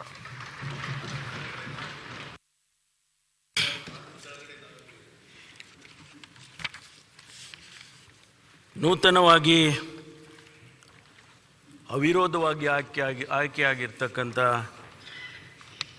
ತಮಗೆ ನಮ್ಮ ಯು ಟಿ ಖಾದರ್ ಅವರಿಗೆ ಶುಭಕಾಮನೆಗಳನ್ನು ಮೊದಲನೇದಾಗಿ ಸಲ್ಲಿಸ್ತೇನೆ. ನನ್ನ ಮಾತುಗಳನ್ನು ಮುಂದುವರಿಸೋದಕ್ಕೆ ಮುಂಚೆ ಪ್ರೋಟೈಮ್ ಸ್ಪೀಕರ್ ಆಗಿ ನಮಗೆಲ್ಲ ಪ್ರಮಾಣವನ್ನು ಕೊಟ್ಟಂಥ ದೇಶಪಾಂಡೆ ಅವರಿಗೂ ಕೂಡ ಅಭಿನಂದನೆಯನ್ನು ಸಲ್ಲಿಸೋದಕ್ಕೆ ಬಯಸ್ತೇನೆ. ಜೊತೆಗೆ ಈ ಹಿಂದಿನ ಅಧ್ಯಕ್ಷರಾಗಿ ಕೆಲಸ ಮಾಡಿ ಭಾಳ ಎಲ್ಲರನ್ನೂ ಜೊತೆಗೆ ಕರ್ಕೊಂಡು ಹೋಗೋದಕ್ಕೆ ತಮ್ಮದೇ ಆದ ರೀತಿಯಲ್ಲಿ ಪ್ರಯತ್ನ ಮಾಡಿದಂಥ ಸನ್ಮಾನ್ಯ ವಿಶ್ವೇಶ್ವರ ಹೆಗ್ಡೆ ಕಾಗೇರಿ ಅವರಿಗೂ ಕೂಡ ಅಭಿನಂದನೆಯನ್ನು ಈ ಸಂದರ್ಭದಲ್ಲಿ ಸಲ್ಲಿಸ್ತೇನೆ. ಅಧ್ಯಕ್ಷರೇ, ತಾವು ಪಕ್ಷದಲ್ಲಿ ಕೆಲಸ ಮಾಡಿದ್ರಿ. ಆ ಸಂದರ್ಭದಲ್ಲಿ ನಾನು ಕೂಡ ತಮ್ಮ ಜೊತೆಯಲ್ಲಿ ಕೆಲಸ ಮಾಡುವಂಥ ಅವಕಾಶ ಸಿಕ್ಕಿತ್ತು. ನಿಮ್ಮ ವ್ಯಕ್ತಿತ್ವ, ತಮ್ಮ ತಂದೆಯವರು ಕೂಡ ನನಗೆ ಭಾಳಷ್ಟು ಪರಿಚಯ ಇದ್ದರು. ಯಾಕೆಂದರೆ ನಮ್ಮ SM ಯಾಹ್ಯ ಅವರ ಅತ್ಯಂತ ಹತ್ತಿರದಲ್ಲಿ ಇದ್ದಂಥ ಒಬ್ಬ ಸ್ನೇಹಿತರು. ಅದೇ ಗುಣಗಳನ್ನು ತಾವು ಕೂಡ ತಮ್ಮ ಜೀವನದಲ್ಲಿ ಅಳವಡಿಸ್ಕೊಂಡಿದ್ದೀರಿ. ಭಾಳ ಚಿಕ್ಕ ವಯಸ್ಸಿನಲ್ಲಿ 5 ಬಾರಿ ಶಾಸಕರಾಗಿದ್ದರೂ ಕೂಡ ನಾನೊಬ್ಬ ಹಿರಿಯ ಶಾಸಕ ಅಂತ ಯಾವತ್ತೂ ಕೂಡ ಎಲ್ಲಿ ತೋರಿಸ್ಕೊಳ್ಳಿಲ್ಲ.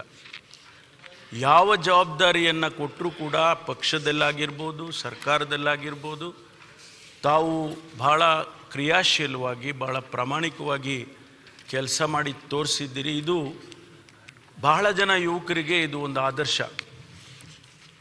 ಬಹುಶಃ ತಾವು 2ನೇ ಚಿಕ್ಕ ವಯಸ್ಸಿನ ಅಧ್ಯಕ್ಷರು ಅಂತ ಹೇಳಿದರೆ ಸರಿ ಅಂತ ಅನಿಸುತ್ತೆ. ಮೊದಲನೇದು ರಮೇಶ್ ಕುಮಾರ್ ಅವರು 43 ವಯಸ್ಸಿನಲ್ಲಿ ಆ ಸ್ಥಾನವನ್ನು ಅಲಂಕರಿಸಿದರು 94ರಲ್ಲಿ. ತಾವು 2ನೇ ಯಂಗೆಸ್ಟ್ ಸ್ಪೀಕರ್ ಅಂಥೇಳಿ ನಮಗೆ ಸಿಕ್ಕಿರ್ತಕ್ಕಂಥ ಅಂಕಿಅಂಶಗಳು. ಹಾಗಾಗಿ ಒಬ್ಬ ಯುವಕ, ತಮ್ಮನ್ನು ಯುವಕ ಅಂತಲೇ ಸಂಬೋಧಿಸ್ಬೋದು, ಒಬ್ಬ ಯುವಕ ಆ ಸ್ಥಾನದಲ್ಲಿ ಕೂತ್ಕೊಂಡು ಅನೇಕ ಜನ ಯುವಕರಿಗೆ, ಇವತ್ತು ಆರಿಸಿ ಬಂದಿರತಕ್ಕಂಥ ಯುವಕರಿಗೆ ಒಂದು ಮಾದರಿಯಾಗಿ, ಆದರ್ಶವಾಗಿ ತಾವು ಇರ್ತೀರಿ ಅಂತೇಳಿ ನಾನು ಭಾವಿಸ್ಕೊಳ್ತೇನೆ. ತಮಗೆ ಒಂದು ವೆಲ್ ಬ್ಯಾಲೆನ್ಸ್ಡ್ ಮೈಂಡ್ ಇದೆ ಅಂತಂದರೆ ತಪ್ಪಾಗೋದಿಲ್ಲ. ಯಾವತ್ತೂ ನಿಮ್ಮನ್ನು ರೇಗಿಸೋದು ಭಾಳ ಕಷ್ಟ, ರೇಗೋದೇ ಇಲ್ಲ, ನೀವು ಕೋಪನೇ ಮಾಡ್ಕೊಳ್ಳೋದಿಲ್ಲ. ಎಲ್ಲವನ್ನೂ ಕೂಡ ನಗನಗ್ತಾ ಸ್ವೀಕಾರ ಮಾಡ್ತಕ್ಕಂಥ ಸ್ವಭಾವ ಎಲ್ಲರಿಗೂ ಬರೋದಿಲ್ಲ, ನಮ್ಮೆಲ್ಲರಿಗೂ ಬರೋದೇ ಇಲ್ಲ ಅದು. ಆದರೆ ತಮಗೆ ಅದು ಒಂದು ದೇವರು ಕೊಟ್ಟಿರ್ತಕ್ಕಂಥ ವರ ಅಂಥೇಳಿ ನಾನು ಭಾವಿಸ್ತೇನೆ. ತಮಗೆ ಬಹಳ ಸವಾಲುಗಳಿದ್ದಾವೆ. ಆ ಸವಾಲುಗಳು ಏನು ಅಂತ ಹೇಳಿದರೆ, ಒಂದು ಕಡೆ ಸರ್ಕಾರವನ್ನು ಎಚ್ಚರಿಸ್ತಕ್ಕಂಥದ್ದು. ಈ ರಾಜ್ಯದ ಜನ ಬದಲಾವಣೆಯನ್ನು ಮಾಡಿಕೊಟ್ಟಿದ್ದಾರೆ. ಸರ್ಕಾರ ಇವತ್ತು ಕಾಂಗ್ರೆಸ್ ಪಕ್ಷದ ಸರ್ಕಾರ ಇವತ್ತಿನ ದಿವಸ ಅಸ್ತಿತ್ವದಲ್ಲಿ ಬಂದಿದೆ. ಏನು ನಿರೀಕ್ಷೆ ಮಾಡ್ತಾರೆ ನಮ್ಮಿಂದ? ಆ ನಿರೀಕ್ಷೆಯನ್ನು ಪ್ರಸ್ತುತ ಸರ್ಕಾರ ಮಾಡಿಕೊಡೋದಕ್ಕೆ ತಾವು ಆಗಾಗ್ಗೆ ನಮ್ಮನ್ನು ಎಚ್ಚರಿಸ್ತಕ್ಕಂಥ ಕೆಲಸ ಮಾಡಬೇಕಾಗ್ತದೆ. ಅನೇಕ ಸಂದರ್ಭದಲ್ಲಿ ಕಟುವಾಗಿ ಕೂಡ ತಾವು ಆದೇಶವನ್ನು ಮಾಡಬೇಕಾಗಬಹುದು. ಅದು ಒಂದು ಸವಾಲು ತಮಗೆ. ಇನ್ನು ಎರಡನೇ ಸವಾಲು, ವಿರೋಧ ಪಕ್ಷ ನಮ್ಮ ಉಪಮುಖ್ಯಮಂತ್ರಿಗಳು ಹೇಳಿದಾಗೆ ಅವರು ಹೆಚ್ಚು ಸ್ಟ್ರಾಂಗ್ ಆಗಿದ್ದರೆ ನಾವು ಕೂಡ ಹೆಚ್ಚು ಸ್ಟ್ರಾಂಗ್ ಆಗ್ತೇವೆ ಎನ್ನುವಂಥ ಮಾತು. ಆದರೂ ಅವರನ್ನು ಕೂಡ ನಿಯಂತ್ರಿಸಬೇಕಾಗ್ತದೆ. ನೀವು ಕೆಲವು ಸಂದರ್ಭದಲ್ಲಿ ಎಲ್ಲೆಲ್ಲೋ ಹೋಗಿಬಿಡ್ತಾರೆ. ನಗ್ತಾ ಇದ್ದೀರಿ ಸುನೀಲ್, ಎಲ್ಲೆಲ್ಲೋ ಹೋಗಿಬಿಡ್ತಾ ಇದ್ದಾರೆ. ಅದನ್ನು ನಿಯಂತ್ರಣ ಮಾಡ್ತಕ್ಕಂಥದ್ದು ಅಷ್ಟು ಸುಲಭ ಆಗೋದಿಲ್ಲ. ಅದು ಕೂಡ ಸವಾಲು ಅಂತೇಳಿ ನಾನು ಭಾವಿಸ್ಕೊಳ್ತೇನೆ. ಜೊತೆಗೆ ನನಗೊಂದು ಘಟನೆ ಜ್ಞಾಪಕ ಬರುತ್ತೆ. ನಾನು ಹೊಸದಾಗಿ ಶಾಸಕನಾಗಿ ಬಂದಂಥ ಸಂದರ್ಭದಲ್ಲಿ SM ಕೃಷ್ಣ ಅವರು ಅಲ್ಲಿ ಸ್ಪೀಕರ್ ಆಗಿ ಕುಳಿತಿದ್ರು. ಒಬ್ಬ ಶಾಸಕರು ಎದ್ದು ನಿಂತ್ಕೊಂಡು ಏನೇನೋ ಮಾತಾಡ್ತಾಯಿದ್ರು. ಅವರಿಗೇನೋ ಪಾರ್ಲಿಮೆಂಟ್ರಿ ರೂಲ್ಸು ಅದು ಇದು ಏನೂ ಇಲ್ಲ, ನಿಯಮಗಳದ್ದೇನೂ ಇಲ್ಲ. ಅವ್ರು ಸುಮ್ಮನೆ ಎದ್ದು ನಿಂತ್ಕೊಂಡು ಮಾತಾಡ್ತಾಯಿದ್ರು. 1-2 ಸಾರಿ ಹೇಳಿದರು ಸ್ಪೀಕರ್ ಅವರು, ಅಲ್ಲಿಂದ ನೋಡಿ ಹಾಗೆಲ್ಲ ಎದ್ದು ನಿಂತ್ಕೊಂಡು ಮಾತಾಡಬಾರ್ದು, ಹಾಗೆಲ್ಲ ಎದ್ದು ನಿಂತ್ಕೊಂಡು ಮಾತಾಡಬಾರ್ದು. ಅವ್ರು ಮಾತಾಡ್ತಾನೇ ಇದ್ದರು. ಕಡೆಗೆ ಅವ್ರಿಗೆ ಹೇಳಿದ್ರು, ನೋಡಿ ಅದು ಯಾವುದೋ ಅವ್ರು ಮಾತಾಡಿದ್ರು ರೆಕಾರ್ಡಿಗೆ ಹೋಗೋದಿಲ್ಲ. ಆ ಶಾಸಕರು ರೆಕಾರ್ಡ್ಗೆ ಹೋಗ್ದಿದ್ರೆ ಅಷ್ಟೇ ಒಂದೋಯ್ತು. ಅಂದರೆ ಅವರಿಗೆ ಆ ನಿಯಮಗಳು, ಈ ಸದನದ ಗೌರವ, ಗಾಂಭೀರ್ಯ ಇದೆಲ್ಲವನ್ನು ಅವರೇನು ಯೋಚನೆ ಮಾಡಲೇ ಇಲ್ಲ. ಹಾಗಾಗಿ ಅನೇಕ ಜನ ಶಾಸಕರು ನಾನು ನೋಡಿದ್ದೇನೆ, ಅನೇಕ ಸಂದರ್ಭದಲ್ಲಿ ನೋಡಿದ್ದೇನೆ, ಎದ್ದು ನಿಂತ್ಕೊಂಡು ಏನೇನೋ ಮಾತಾಡಿಬಿಡ್ತಾರೆ. ಆಮೇಲೆ ಸಿಕ್ಕಾಪಟ್ಟೆ ಕೂಗಾಡ್ತಾರೆ. ಆ ಕೂಗಾಡೋದು ಯಾಕೆ, ಏನು, ಸದನದ ಗೌರವ ಏನು, ಘನತೆ ಏನು, ಅದೆಲ್ಲ ಯಾವುದನ್ನು ಕೂಡ ಯೋಚನೆ ಮಾಡೋದಿಲ್ಲ. ಹಾಗಾಗಿ ಅವರನ್ನು ನಿಯಂತ್ರಣ ಮಾಡ್ತಕ್ಕಂಥದ್ದು, ಅವರಿಗೆ ಸರಿದಾರಿಗೆ ತೆಗೆದುಕೊಂಡು ಹೋಗ್ತಕ್ಕಂಥ ಸವಾಲು ಕೂಡ ತಮ್ಮ ಮುಂದೆ ಇದೆ ಅಂಥೇಳಿ ನಾನು ಅಂದ್ಕೊಳ್ತೇನೆ. ತಮಗೆ ಭಗವಂತ ಎಲ್ಲ ರೀತಿಯ ಶಕ್ತಿಯನ್ನು ಆ ಸ್ಥಾನದಲ್ಲಿ ಒಂದು ಮಾದರಿಯಾಗಿ, ನಾನು ಹೇಳೋದಕ್ಕೆ ಹಿಂಜರಿತೇನೆ, ತಾವು ಒಂದು ಅಲ್ಪಸಂಖ್ಯಾತ ಸಮುದಾಯಕ್ಕೆ ಸೇರಿದ್ದೀರಿ. ಬಹುಶಃ ಪ್ರಥಮ ಬಾರಿಗೆ ಆ ಸಮುದಾಯವನ್ನು ಪ್ರತಿನಿಧಿಸ್ತಾ ಇದ್ದೀರಿ ಆ ಸ್ಥಾನದಲ್ಲಿ. ಹಾಗಾಗಿ ಇಡೀ ದೇಶ ನೋಡುತ್ತೆ ನಿಮ್ಮನ್ನು, ಇಡೀ ಸಮಾಜ ನೋಡುತ್ತೆ ನಿಮ್ಮನ್ನು. ಆ ಸ್ಥಾನದಿಂದ ತಮ್ಮನ್ನು ಬರ್ತಕ್ಕಂಥ ಮಾತು, ತಾವು ನಡ್ಕೊಳ್ತಕ್ಕಂಥ ನಡೆ, ಇಡೀ ದೇಶ ತಮ್ಮನ್ನು ಗಮನಿಸ್ತದೆ ಅನ್ನೋದನ್ನು ಕೂಡ ನಾನು ತಮ್ಮ ಗಮನಕ್ಕೆ ತರ್ತೇನೆ. ಹಾಗಾಗಿ ತಮಗೆ ಒಳ್ಳೆಯದಾಗಲಿ. ಆ ಸ್ಥಾನದಲ್ಲಿ ಎಲ್ಲ ಒಂದು ಒಳ್ಳೆಯ ಭಾವನೆಗಳಿಂದ ತಾವು ಆ ಸ್ಥಾನದಲ್ಲಿ ಆಡಳಿತವನ್ನು ನಡೆಸಲಿ ಹಾಗೆ ಅಂತೇಳಿ ಹಾರೈಸಿ, look at the beauty of democracy. 10 ನಿಮಿಷ 15-20 ನಿಮಿಷದಲ್ಲಿ ತಾವು UT ಖಾದರ್ ಅವರು ಅಲ್ಲಿ ಕೂತಿದ್ರಿ. 20 ನಿಮಿಷ 25 ನಿಮಿಷದ ನಂತರ ತಾವು ಇವತ್ತು ಸನ್ಮಾನ್ಯ ಅಧ್ಯಕ್ಷರು. This is the beauty of democracy. ಆದ್ದರಿಂದ ಆ ಅವಕಾಶ ಸಿಕ್ಕಿದೆ. ತಮಗೆ ಶುಭವಾಗಲಿ ಅಂತ ಹೇಳಿ ನಾನು ಮಾತನ್ನು ಮುಗಿಸ್ತೀನಿ.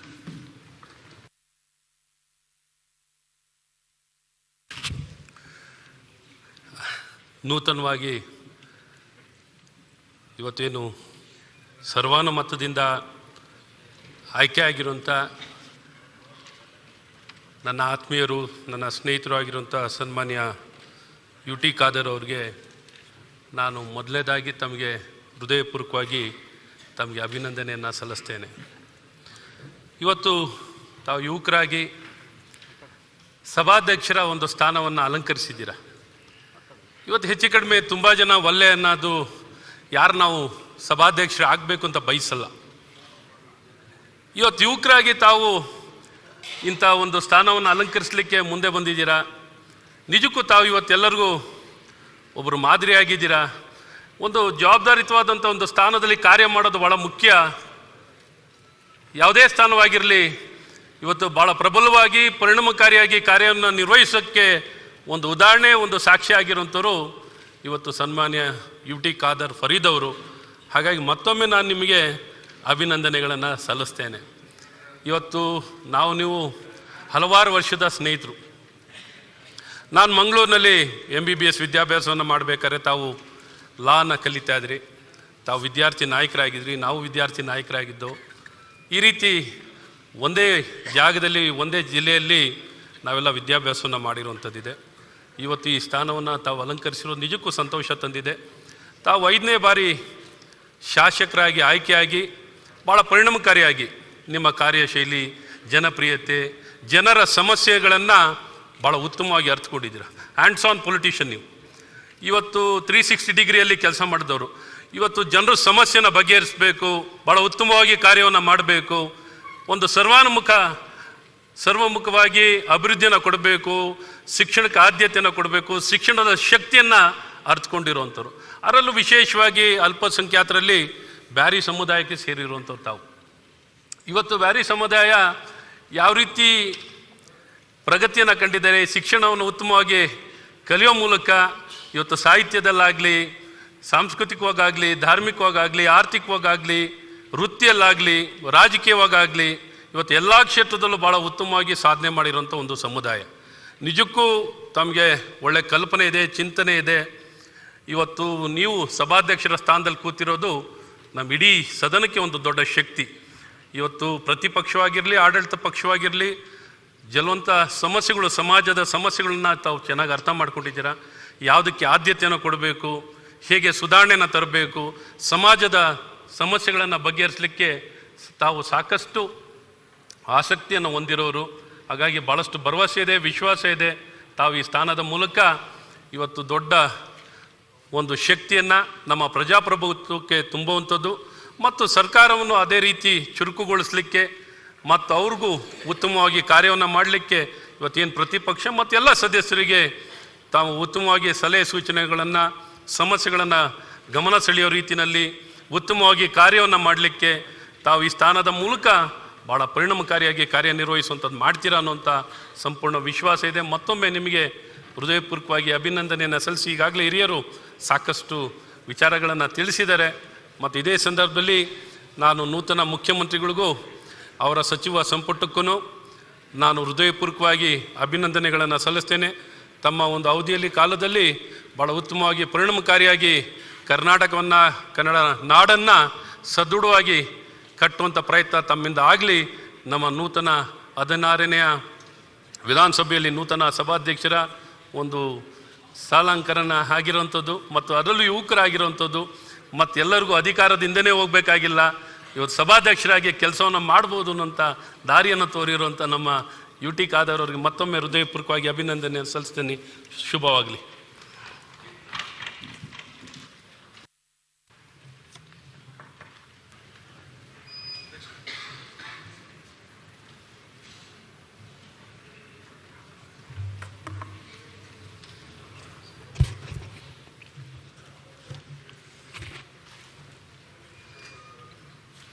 ಕರ್ನಾಟಕ ರಾಜ್ಯದ ವಿಧಾನಸಭೆಯಲ್ಲಿ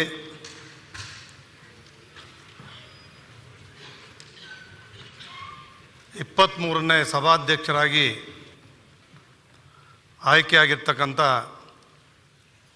ಅಧ್ಯಕ್ಷರಿಗೆ ಮೊದಲು ಅಭಿನಂದನೆಯನ್ನು ನಮ್ಮ ಪಕ್ಷದ ಪರವಾಗಿ ಸಲ್ಲಿಸ್ತೇನೆ. ಅಧ್ಯಕ್ಷರೇ, ಈ ಒಂದು ಅಧ್ಯಕ್ಷರ ಆಯ್ಕೆಯನ್ನು ನಮ್ಮ ರಾಷ್ಟ್ರೀಯ ಅಧ್ಯಕ್ಷರಾದಂಥ HD ದೇವೇಗೌಡರು ನೋಡಿ ಭಾರಿ ಸಂತೋಷಪಟ್ಟಿದ್ದಾರೆ. ಅವ್ರ ಕನಸು ಇವತ್ತು ನೆನಸಾಗಿದೆ. ಇವತ್ತು ತಮ್ಮ ಜೊತೆ ನಾನು ಸಚಿವರಾಗಿದ್ದಂಥ ಸಮ್ಮಿಶ್ರ ಸರ್ಕಾರದಲ್ಲಿ ಸಚಿವರಾಗಿದ್ದಂಥ ಸಂದರ್ಭದಲ್ಲಿ ತಾವು ನಗರಾಭಿವೃದ್ಧಿ ಸಚಿವರಾಗಿ ಆ ರಿವ್ಯೂಗೆ ಬಂದಂಥ ಸಂದರ್ಭ, ಮೈಸೂರಿನಲ್ಲಿ ನೋಡಿದಂಥ ಸಂದರ್ಭ, ಮೊದಲು ಅಧಿಕಾರಿಗಳನ್ನ ರಿವ್ಯೂ ಮಾಡಿ ಸಾಮಾನ್ಯ ಜನರ ಜೊತೆ ಅವ್ರ ಕಷ್ಟಗಳನ್ನ ವಿಚಾರಿಸಿ ಅದಕ್ಕೆ ಯಾವ ರೀತಿ ಪರಿಹಾರ ಕೊಡಬೇಕು ಅಂತಕ್ಕಂಥದ್ದನ್ನು ಸ್ಥಳದಲ್ಲೇ ತಾವು ಮಂತ್ರಿಗಳಾಗಿ ನಿಮ್ಮ ಜೊತೆ ನಾನು ನೋಡಿದ್ದೇನೆ. ಉಪನಾಯಕರಾಗಿ ವಿಶ್ವೇಶ್ವರ ಹೆಗಡೆ ಕಾಗೇರಿಯವರು ಆ ಕಡೆ ಈ ಕಡೆ ಚರ್ಚೆ ಜೋರಾದಂಥ ಸಂದರ್ಭದಲ್ಲಿ ಒಂದೇ ಬಾರಿಗೆ 3-4 ಜನ ಎದ್ದು ಮಾತಾಡ್ತಕ್ಕಂಥ ಸಂದರ್ಭದಲ್ಲಿ ನೀವು ಉಪನಾಯಕಿರ್ತಕ್ಕಂಥ ನೀವು ಒಬ್ಬರೇ ಅವರೆಲ್ಲರೂ ಕೂಡ ಸಮಾಧಾನಪಡಿಸಿ ಕೂರಿಸ್ತಾ ಇದ್ರಿ. ಅವ್ರು ನೋಡಿರ್ತಕ್ಕಂಥದ್ದು ಎಲ್ಲರೂ ಕೂಡ ಸಮಾಧಾನ ಪಡಿಸ್ತಾ ಇದ್ರಿ. ಬೇರೆ ಯಾವ ನಾಯಕರು ಕೂಡ ಆ ಕೂರಿಸೋ ಶಕ್ತಿನೇ ಇರ್ತಿರ್ಲಿಲ್ಲ. ನಿಮ್ಮ ಪಕ್ಷದಲ್ಲಿ ಅದನ್ನು ನೀವು ಮಾಡ್ತಾಯಿದ್ರಿ. ಭಾಳ ಶಿಸ್ತನ್ನು ಕೂಡ ತಾವು ಕಾಪಾಡ್ತಾ ಇದ್ರಿ. ಇದನ್ನೆಲ್ಲನೂ ಕೂಡ ನೀವು ಶಾಸಕರಾಗಿ, ಸಚಿವರಾಗಿ, ಉಪನಾಯಕರಾಗಿ ಅತ್ಯಂತ ಯಶಸ್ವಿಯಾಗಿ ಜನಮೆಚ್ಚುವ ರೀತಿಯಲ್ಲಿ ನೀವು ಸೇವೆಯನ್ನು ಸಲ್ಲಿಸಿದಿರಿ. ರಾಷ್ಟ್ರದಲ್ಲಿ ಇವತ್ತಿಗೂ ಕೂಡ ಅಬ್ದುಲ್ ಕಲಾಂರವರನ್ನು ಅವರು ರಾಷ್ಟ್ರಪತಿ ಆದಾಗ ಭಾಳ ನಿಸ್ಸಂಶಯದಿಂದ ನೋಡ್ತಾ ಇದ್ದರು ದೇಶದ ಜನ. ಆದರೆ ಅವ್ರು ರಾಷ್ಟ್ರಪತಿ ಆದಮೇಲೆ ಅವ್ರು ಯಾವ ರೀತಿ ರಾಷ್ಟ್ರಪತಿ ಅಧಿಕಾರವನ್ನು ನಡೆಸಿದ್ರು, ಇಡೀ ಪ್ರಪಂಚಕ್ಕೆ ಮೆಚ್ಚುಗೆ ಆಗ್ತಕ್ಕಂಥ ಅಧಿಕಾರವನ್ನು ಅಬ್ದುಲ್ ಕಲಾಂ ಅವರು ನಡೆಸಿದರು. ಇವತ್ತು ತಾವು ಏನು ಅಧ್ಯಕ್ಷರಾಗಿ ಇಲ್ಲಿ ಕೂತಿದ್ದೀರಿ, ಭಾಳ ಜನರೆಲ್ಲರ ಹೆಸರನ್ನು ಕೂಡ ಬಾಳಿಗವರಿಂದ ಹಿಡಿದು SM ಕೃಷ್ಣ ಅವರಿಂದ ಹಿಡಿದು ವಿಶ್ವೇಶ್ವರ ಕಾಗೇರಿ ಹೆಗಡೆಯವ್ರಿಗೂ ಕೂಡ ಕಾಗೇರಿಯವರು ಕೂಡ ಭಾಳ ಯಶಸ್ವಿಯಾಗಿ ನಿರ್ವಹಿಸಿದ್ದಾರೆ. ಆ ರೀತಿ ತಮ್ಮಿಂದನೂ ಕೂಡ ರಾಜ್ಯದ ಜನ ನಿರೀಕ್ಷೆ ಮಾಡ್ತಾ ಇದ್ದಾರೆ. ಕಾಂಗ್ರೆಸ್ ಪಕ್ಷ ತಮ್ಮನ್ನು ಆಯ್ಕೆ ಮಾಡಿರ್ತಕ್ಕಂಥದ್ದು ಭಾರಿ ಸಂತೋಷ. ಆ ನಾಯಕರನ್ನು, ಆ ಪಕ್ಷದವರನ್ನು ನಾನು ತುಂಬ ಹೃದಯದಿಂದ ಅಭಿನಂದಿಸ್ತೇನೆ. ಸರ್ವಾನುಮತದಿಂದ ಅವರೇನು ನಿಮ್ಮನ್ನು ಆಯ್ಕೆ ಮಾಡಿದ್ದಾರೆ ನಾವೆಲ್ಲರೂ ಕೂಡ ಒಪ್ಪಿ ತಮಗೆ ಅನುಮೋದನೆಯನ್ನು, ಬೆಂಬಲವನ್ನು ನಾವೆಲ್ಲರೂ ಕೂಡ ಕೊಟ್ಟಿದ್ದೇವೆ. ಭಾಳಷ್ಟು ವಿಷಯಗಳು ಚರ್ಚೆ ಆಗುವಾಗ ರಾಜ್ಯಕ್ಕೆ ಅತಿ ಮುಖ್ಯವಾದಂಥ ವಿಷಯ ಯಾವುದು, ಅದ್ರ ಬಗ್ಗೆ ಎಷ್ಟು ಚರ್ಚೆ ಮಾತಾಡ್ತಾ ಯಾವುದೋ ಒಂದು ಸಣ್ಣ ಸಣ್ಣ ವಿಚಾರನ್ನೇ ದಿನಗಟ್ಟಲೆ ಮಾತಾಡ್ತಕ್ಕಂಥದ್ದನ್ನು ತಡಿತಕ್ಕಂಥದ್ದನ್ನು ಮಾಡಬೇಕಾಯ್ತದೆ. ರಾಜ್ಯಕ್ಕೆ ತುರ್ತಾಗಿ ಆಗಬೇಕಾದಂಥ ವಿಷಯಗಳ ಬಗ್ಗೆ ಆ ಕಡೆನೂ ಇರಲಿ, ನಮ್ಮ ವಿರೋಧ ಪಕ್ಷಗಳಿಂದ ಸಲಹೆ ಸೂಚನೆಗಳು ಕೊಟ್ಟು ಅದನ್ನು ಪರಿಣಾಮಕಾರಿಯಾಗಿ ಮಾಡ್ತಕ್ಕಂಥದ್ದನ್ನು ಜಾರಿಗೆ ತರುವ ಮೂಲಕ ಈಗ ಎಲ್ಲರೂ ಕೂಡ ಹೇಳಿದ್ದಾರೆ. ಯುವಕರಿಗೆ ರಮೇಶ್ ಕುಮಾರ್ ಅವರು ಹೇಳ್ತಿದ್ರು, ಕಾಗೇರಿಯವರು ಕೂಡ ಹೇಳ್ತಾಯಿದ್ರು ಯುವಕರಿಗೆ ಆದ್ಯತೆ ಕೊಡಿ ಅಂತೇಳಿ ಎಲ್ಲರೂ ಕೊಟ್ಕೊಂಡು ಬಂದಿದ್ದಾರೆ. ತರಬೇತಿನೂ ಕೂಡ ಕೊಟ್ಟಿದ್ದಾರೆ. ಆದರೆ ಇವತ್ತು ನಿಮ್ಗೇನಪ್ಪ ಅಂದರೆ ಮುಖ್ಯಮಂತ್ರಿಯವರು ಕೂಡ ಕಾನೂನು ಪದವೀಧರರು, ಭಾಳಷ್ಟು ಸುದೀರ್ಘ ಅನುಭವ ಇರ್ತಕ್ಕಂಥವ್ರು. 83ರಿಂದ ಇವತ್ತಿನವರೆಗೆ ಸುಮಾರು 13-14 ಬಜೆಟ್ ಮಂಡಿಸಿದ್ದು, ಈಗ ಮಂಡಿಸಿದ್ರೆ 20 ಬಜೆಟ್ ಆಗ್ಬೋದು. ಆ ರೀತಿ ಭಾಳ ಅನುಭವ ಇರ್ತಕ್ಕಂಥ ಮುಖ್ಯಮಂತ್ರಿಗಳು ನಿಮ್ಗೆ ಇರೋದ್ರಿಂದ ನಿಮ್ಗೆ ಅಷ್ಟು ಕಷ್ಟ ಆಗಲಾರ್ದು. ಯಾಕೆಂದರೆ ಅವ್ರು ಉಡಾಫೆ ಮಾಡಲ್ಲ, ವಿರೋಧ ಪಕ್ಷದವ್ರನ್ನೂ ಉಡಾಫೆ ಮಾಡಲ್ಲ. ತಮ್ಮ ಮೂಲಕ ಕೇಳೋದನ್ನು ಕೂಡ ಕೇಳಿ ಇಲ್ಲೇನು ಚರ್ಚೆ ಆಗ್ತವೆ ಆ ವಿಷಯಗಳು ಜಾರಿಗೆ ಬರಬೇಕು. ನಾನು ಕಂಡಂಥದ್ದು ಭಾಳಷ್ಟು ವಿಷಯಗಳು ಚರ್ಚೆ ಆಗ್ತವೆ, ಅಲ್ಲಿ ಸರ್ಕಾರದಲ್ಲಿ ಇಂಪ್ಲಿಮೆಂಟ್ ಆಗೋದೇ ಇಲ್ಲ, ಅದನ್ನು ತಗೊಂಡು ನೋಡೋದು ಇಲ್ಲ. ಸದನದಲ್ಲಿ ಏನು ಚರ್ಚೆ ಆಗುತ್ತೆ ಆ ಸಂಬಂಧಪಟ್ಟಂಥ ಖಾತೆ ಸಚಿವರುಗಳು ಅದು ನೋಡ್ತಕ್ಕಂಥ ಅಭ್ಯಾಸ ಬೆಳೆಸ್ಕೊಂಡೇ ಇಲ್ಲ, ತೀರ್ಮಾನ ತಗೊಳ್ತಕ್ಕಂಥದ್ದು ಇಲ್ಲ. ಅದರಿಂದ ಅಂಥ ಒಂದು ಕಾಲ ಇವತ್ತು ಚೆನ್ನಾಗಿ ಆಗಿದೆ. ಇವತ್ತು ಇಡೀ ರಾಜ್ಯ ಏನು ನೋಡ್ತಾ ಇದ್ರೋ, ಇಡೀ ನಿಮ್ಮ ಸಮುದಾಯವನ್ನು, ನಿಮ್ಮನ್ನು ಇವತ್ತು ವಿಧಾನಸಭಾ ಅಧ್ಯಕ್ಷರು ಮಾಡಿದ್ದಾರೆ ಅನ್ನೋದನ್ನು ಎಲ್ಲ ಸಮುದಾಯಗಳು ಕೂಡ ನಿರೀಕ್ಷೆ ಮಾಡ್ತವೆ. ಅಬ್ದುಲ್ ಖಾದರ್ ಅವರು ಯಾವ ರೀತಿ ಸ್ಪೀಕರ್ ಆಗಿ ಆಡಳಿತ ನಡೆಸ್ತಾರೆ, ಇದಕ್ಕೊಂದು ಇತಿಹಾಸ ಇದೆ ಅಂತಕ್ಕಂಥ ಕರ್ನಾಟಕ ರಾಜ್ಯದ ಹೇಳಿದೆ ಅಷ್ಟೇ ನಾವು ಕರೆಯೋದು, ಹಂಗಾಗಿ ಅದು ಹೇಳ್ತಾರೆ. ಅದರಿಂದ ಇವತ್ತು ಒಂದು ಮಾದರಿಯಾಗಿ ಮಾಡಿದ್ದಾರೆ. ಏನಪ್ಪ ಅಂತ ಹೇಳಿದ್ರೆ ಮಂತ್ರಿಮಂಡಲ ಮಾಡುವಾಗ ಭಾಳ ಜನ ನೋಡ್ತಿದ್ದು, ಮಾಡಿದ್ರೆ ಒಕ್ಕಲಿಗರೇ 20 ಜನ, ಲಿಂಗಾಯತರೇ 20 ಜನ, ಅಥವಾ 10 ಜನ ಬೇರೆಯವರೇ, 10 ಜನ ಇನ್ಯಾರೋ ಮಾಡ್ತಿದ್ರು. 8 ಜನ ಮಾಡಿರ್ತಕ್ಕಂಥ ಆಯ್ಕೆ ಇದೆಯಲ್ಲ, ಇಡೀ ಎಲ್ಲ ಪಕ್ಷಗಳು, ಇಡೀ ದೇಶ, ರಾಜ್ಯ ಮೆಚ್ಚತಕ್ಕಂಥ ಕೆಲಸವನ್ನು ಇವತ್ತು ಮಾಡಿದ್ದಾರೆ. ಅದರಿಂದ ಅವ್ರನ್ನ ತುಂಬ ಹೃದಯದಿಂದ ನಾನು ಅಭಿನಂದಿಸ್ತೇನೆ. ಯಾಕೆಂದರೆ ಹಿರಿಯರಿದ್ದಾರೆ, ಅನುಭವ ಇದ್ದಾರೆ. ಇವತ್ತಿನ ಸಂದರ್ಭಕ್ಕೆ ರಾಜ್ಯ ತತ್ತರಿಸೋಗಿರ್ತಕ್ಕಂಥ ಸಂದರ್ಭದಲ್ಲಿ 5 ಗ್ಯಾರಂಟಿಗಳನ್ನು ಕೊಟ್ಟಿದ್ದಾರೆ. ಅದೆಲ್ಲ ಬಡವರ ಪರವಾಗಿ ಇರ್ತಕ್ಕಂಥದ್ದು, ರೈತರ ಪರವಾಗಿ ಇರ್ತಕ್ಕಂಥದ್ದು. ಅದನ್ನೆಲ್ಲ ಜಾರಿಗೆ ತರಬೇಕು ಅಂತ ಹೇಳಿದ್ರೆ ಇವ್ರ ಅನುಭವ ಭಾಳ ಮುಖ್ಯ, ಒಟ್ಟಾಗಿ ಮಾಡ್ತಕ್ಕಂಥದ್ದು ಮುಖ್ಯ. ಅನುಭವ ಇರ್ತಕ್ಕಂಥ ಮುಖ್ಯಮಂತ್ರಿ, ಉಪಮುಖ್ಯಮಂತ್ರಿಗಳು, ಮಂತ್ರಿಗಳು ಎಲ್ಲರೂ ಇರೋದ್ರಿಂದ ರಾಜ್ಯದ ಜನ ತುಂಬ ನಿರೀಕ್ಷೆ ಮಾಡ್ತಾ ಇದ್ದಾರೆ. ಅದಕ್ಕನುಗುಣವಾಗಿ ನಿಮ್ಮ ಅಧ್ಯಕ್ಷರು ಮಾಡೋ ಮೂಲಕ ಅದನ್ನು ಮಾಡಿ ಸಾಬೀತು ಮಾಡಿದ್ದಾರೆ. ಅದರಿಂದ ಅಧ್ಯಕ್ಷರೇ, ನಿಮ್ಮಿಂದ ಅಬ್ದುಲ್ ಕಲಾಂರವರು ಯಾವ ರೀತಿ ಜನಮೆಚ್ಚುಗೆಯನ್ನು ಗಳಿಸಿದ್ದಾರೆ, ವಿಧಾನಸಭಾ ಅಧ್ಯಕ್ಷರಾಗಿ ನೀವು ಅದೇ ರೀತಿ ಮೆಚ್ಚುಗೆಯನ್ನು ಗಳಿಸ್ತೀರಿ. ಕೀರ್ತಿ, ಗೌರವ, ಘನತೆಯನ್ನು, ಪೀಠದ ಘನತೆಯನ್ನು ಎತ್ತಿ ಹಿಡಿತೀರಿ ಅಂತಕ್ಕಂಥ ನಂಬಿಕೆ ಸದನಕ್ಕೂ ಇದೆ, ರಾಜ್ಯಕ್ಕೂ ಇದೆ. ಅದನ್ನು ಮಾಡ್ತಕ್ಕಂಥ ಶಕ್ತಿಯನ್ನು ಆ ದೇವರು ಚಾಮುಂಡೇಶ್ವರಿ ನಿಮಗೆ ಕೊಡಲಿ ಅಂತೇಳಿ ಪ್ರಾರ್ಥನೆ ಮಾಡಿ ನಾನು ಮಾತು ಮುಗಿಸ್ತೇನೆ ಅಧ್ಯಕ್ಷರೇ. 16ನೇ ವಿಧಾನಸಭೆಯ ಸನ್ಮಾನ್ಯ ಅಧ್ಯಕ್ಷರೇ, ತಾವು ಈ ಪೀಠದಲ್ಲಿ ಕೂತಂಥ ಸಂದರ್ಭದಲ್ಲಿ ನನ್ನ ಕಡೆಯಿಂದ ವೈಯಕ್ತಿಕವಾಗಿ ಹಾರ್ದಿಕ ಅಭಿನಂದನೆಗಳನ್ನು ತಮಗೆ ಸಲ್ಲಿಸ್ತೇನೆ. ತಾವು ಮಂಗಳೂರಿನ ಒಂದು ವಿಶಿಷ್ಟ ಸಾಂಸ್ಕೃತಿಕ ಹಿನ್ನೆಲೆ ಇರತಕ್ಕಂಥ ಬ್ಯಾರಿ ಸಮುದಾಯದಿಂದ ಬಂದಿರತಕ್ಕಂಥವ್ರು. ಕರಾವಳಿ ಕರ್ನಾಟಕ ಮತ್ತು ಮಲೆನಾಡಿನಲ್ಲಿ ನಿಮ್ಮ ಸಮುದಾಯ ಇವತ್ತು ನಿಮ್ಮ ಪರಂಪರೆ, ನಿಮ್ಮ ಸಾಂಸ್ಕೃತಿಕ ಇದು ನಮ್ಮೆಲ್ಲರಿಗೂ ಕೂಡ ಪರಿಚಿತ. ಮತ್ತು ನೀವು ನನ್ನ ತೀರ್ಥಹಳ್ಳಿ ಕ್ಷೇತ್ರಕ್ಕೆ ಭಾಳ ಹತ್ತಿರದವರು. ನಿಮ್ಮನ್ನು ಭಾಳ ವೈಯಕ್ತಿಕವಾಗಿ ನಾನು ಗೌರವಿಸುವಂಥವ್ನು. ನಾನು ಹೋಮ್ ಮಿನಿಸ್ಟರ್ ಆಗಿದ್ದಂಥ ಸಂದರ್ಭದಲ್ಲಿ ತಾವು ಬಂದು ಅನೇಕ ಸಂಗತಿಗಳ ಬಗ್ಗೆ ನನ್ನ ಜೊತೆ ಚರ್ಚೆ ಮಾಡ್ತಾಯಿದ್ರು. ಈ ಸೆಕ್ಯುಲರಿಸಮ್ ಅನ್ನುವಂಥದ್ದು ನಮ್ಮ ರಾಜಕಾರಣಿಗಳ ಭಾಷಣದ ವಸ್ತು ಆಗಿಬಿಟ್ಟಿದೆ. ಆದರೆ ನಿಮ್ಮ ಬದುಕಿನಲ್ಲಿ ಇದು ಹಾಸು ಹೊಕ್ಕಾಗಿದೆ ಅನ್ನುವಂಥದ್ದು ನನಗೆ ನಿಮ್ಮ ಬಗ್ಗೆ ಇರುವಂಥ ಗೌರವ ಜಾಸ್ತಿ ಆಗುವ ಹಾಗೆ ಆಯಿತು. ಆ ಸಂದರ್ಭದಲ್ಲಿ ನೀವು ಕೊಟ್ಟಂಥ ಹಿಜಾಬಿನಿಂದ ಹಿಡಿದು ಎಲ್ಲ ಸಂಕಷ್ಟದ ಸಂದರ್ಭಗಳಲ್ಲೂ ಕೂಡ ನೀವು ನನಗೆ ಹೋಮ್ ಮಿನಿಸ್ಟರ್ ಆಗಿ ಕೊಟ್ಟಂಥ ಸಲಹೆಗಳು ನನಗೆ ಭಾಳ ಉಪಯೋಗಕ್ಕೆ ಬಂತು ಅನ್ನುವಂಥ ಮಾತನ್ನು ಈ ಸಂದರ್ಭದಲ್ಲಿ ಹೇಳ್ತಾ ಇದ್ದೇನೆ. ರಮೇಶ್ ಕುಮಾರ್ ಅವ್ರ ಬಗ್ಗೆ, ಹೆಗಡೆಯವ್ರ ಬಗ್ಗೆ ಈಗಾಗಲೇ ಮಿತ್ರರೆಲ್ಲ ನೆನಪು ಮಾಡ್ಕೊಂಡ್ರು.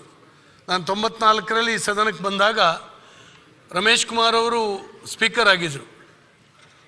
ನನಗೆ ಇವತ್ತಿಗೂ ಕೂಡ ನೆನಪಾಗ್ತದೆ ಅವತ್ತಿನ ಡಿಬೇಟ್ ಇದೆಯಲ್ಲ, ಭಾಳ ಮೌಲಿಕವಾಗಿರ್ತಕ್ಕಂಥ ಡಿಬೇಟ್. ನಾವು ಇತ್ತೀಚೆಗೆ ಅದನ್ನ ಕಳ್ಕೊಂಡಿದ್ದೀವಿ ಅವಕಾಶವನ್ನು ಅಂತೇಳಿ ಹೇಳಿ ನನಗನ್ಸುತ್ತೆ. ಅಧ್ಯಯನ ಮಾಡಿ ಎಚ್.ಎನ್. ನಂಜೇಗೌಡರು ಇರ್ಬೋದು, ಇಲ್ಲಿ ಖರ್ಗೆ ಅವರಿದ್ದರು, ಯಡಿಯೂರಪ್ಪನವರಿದ್ದರು, ಆ ಕಡೆ ಬೈರೇಗೌಡರು, ಅನೇಕರು, ವಾಟಾಳು ಇದ್ದರು. ಆ ಡಿಬೇಟು ದಿನಗಟ್ಟಲೆ ನಡೀತಾ ಇತ್ತು. ಅತ್ಯಂತ ಸ್ವಾರಸ್ಯಕರವಾಗಿತ್ತು ಮತ್ತು ವೈಚಾರಿಕತೆಯಿಂದ ಕೂಡಿತ್ತು. ಯಾಕೆ ಕರ್ನಾಟಕ ರಾಜ್ಯದ ಅಸೆಂಬ್ಲಿಗೆ ಇಡೀ ದೇಶದಲ್ಲಿ ಒಂದು ವಿಶಿಷ್ಟವಾಗಿರ್ತಕ್ಕಂಥ ಸ್ಥಾನ ಇದೆ ಅಂದರೆ ಈ ಕಾರಣಕ್ಕಾಗಿದೆ. ಬಹುಶಃ ರಮೇಶ್ ಕುಮಾರ್ ಅವರು ಅದಕ್ಕೆ ಪ್ರೋತ್ಸಾಹ ಕೊಡ್ತಾಯಿದ್ರು, ಹುಟ್ಟಾಕ್ತಾಯಿದ್ರು, ಆ ಡಿಬೇಟನ್ನು ಪ್ರೋತ್ಸಾಹಿಸ್ತಾಯಿದ್ರು. ಹೀಗೆ ಬಹುಶಃ ನಿಮ್ಮ ಪೀಠದಿಂದ ಅನೇಕ ಒಳ್ಳೆಯ ಚರ್ಚೆಗಳು ಆಗೋ ಹಾಗೆ ತಾವು ಉತ್ತೇಜನ ಕೊಟ್ಟರೆ ತುಂಬ ಒಳ್ಳೆಯದಾಗ್ತದೆ. ಕಾಗೇರಿಯವರು ಕೂಡ ಮೊನ್ನೆವರೆಗೆ ಸಂವಿಧಾನದ ಬಗ್ಗೆ, ಕಾನ್ಸ್ಟಿಟ್ಯೂಷನ್ ಬಗ್ಗೆ ಒಂದು ಡಿಬೇಟನ್ನು ಹುಟ್ಟಾಕಿದ್ರು. 2-3 ದಿನ ಇಲ್ಲಿ ಡಿಬೇಟ್ ನಡೀತು. ಎಷ್ಟು ಮೌಲಿಕವಾಗಿತ್ತು ಅಂದರೆ ನಾವು ಅನೇಕರು ಹೊಸದಾಗಿ ಅಧ್ಯಯನ ಮಾಡಿದ್ವಿ. ನಾವು ಆ ಡಿಬೇಟಿಗೋಸ್ಕರನೇ ಸಂವಿಧಾನವನ್ನು ಅದರಲ್ಲಿರುವಂಥ ಅಂಶಗಳನ್ನು ಅಧ್ಯಯನ ಮಾಡಿ ಬಂದು ಮಾತನಾಡಲಿಕ್ಕೆ ಸಾಧ್ಯ ಆಯಿತು. ಬಹುಶಃ ನಾವು ಓದಿ ಅಂತೇಳಿ ನೀವು ಸಂವಿಧಾನ ಪುಸ್ತಕ ಕೊಟ್ಬಿಟ್ಟಿದ್ದೀರಿ ಈಗಾಗಲೇ, ಯಾರು ಓದಲ್ಲ.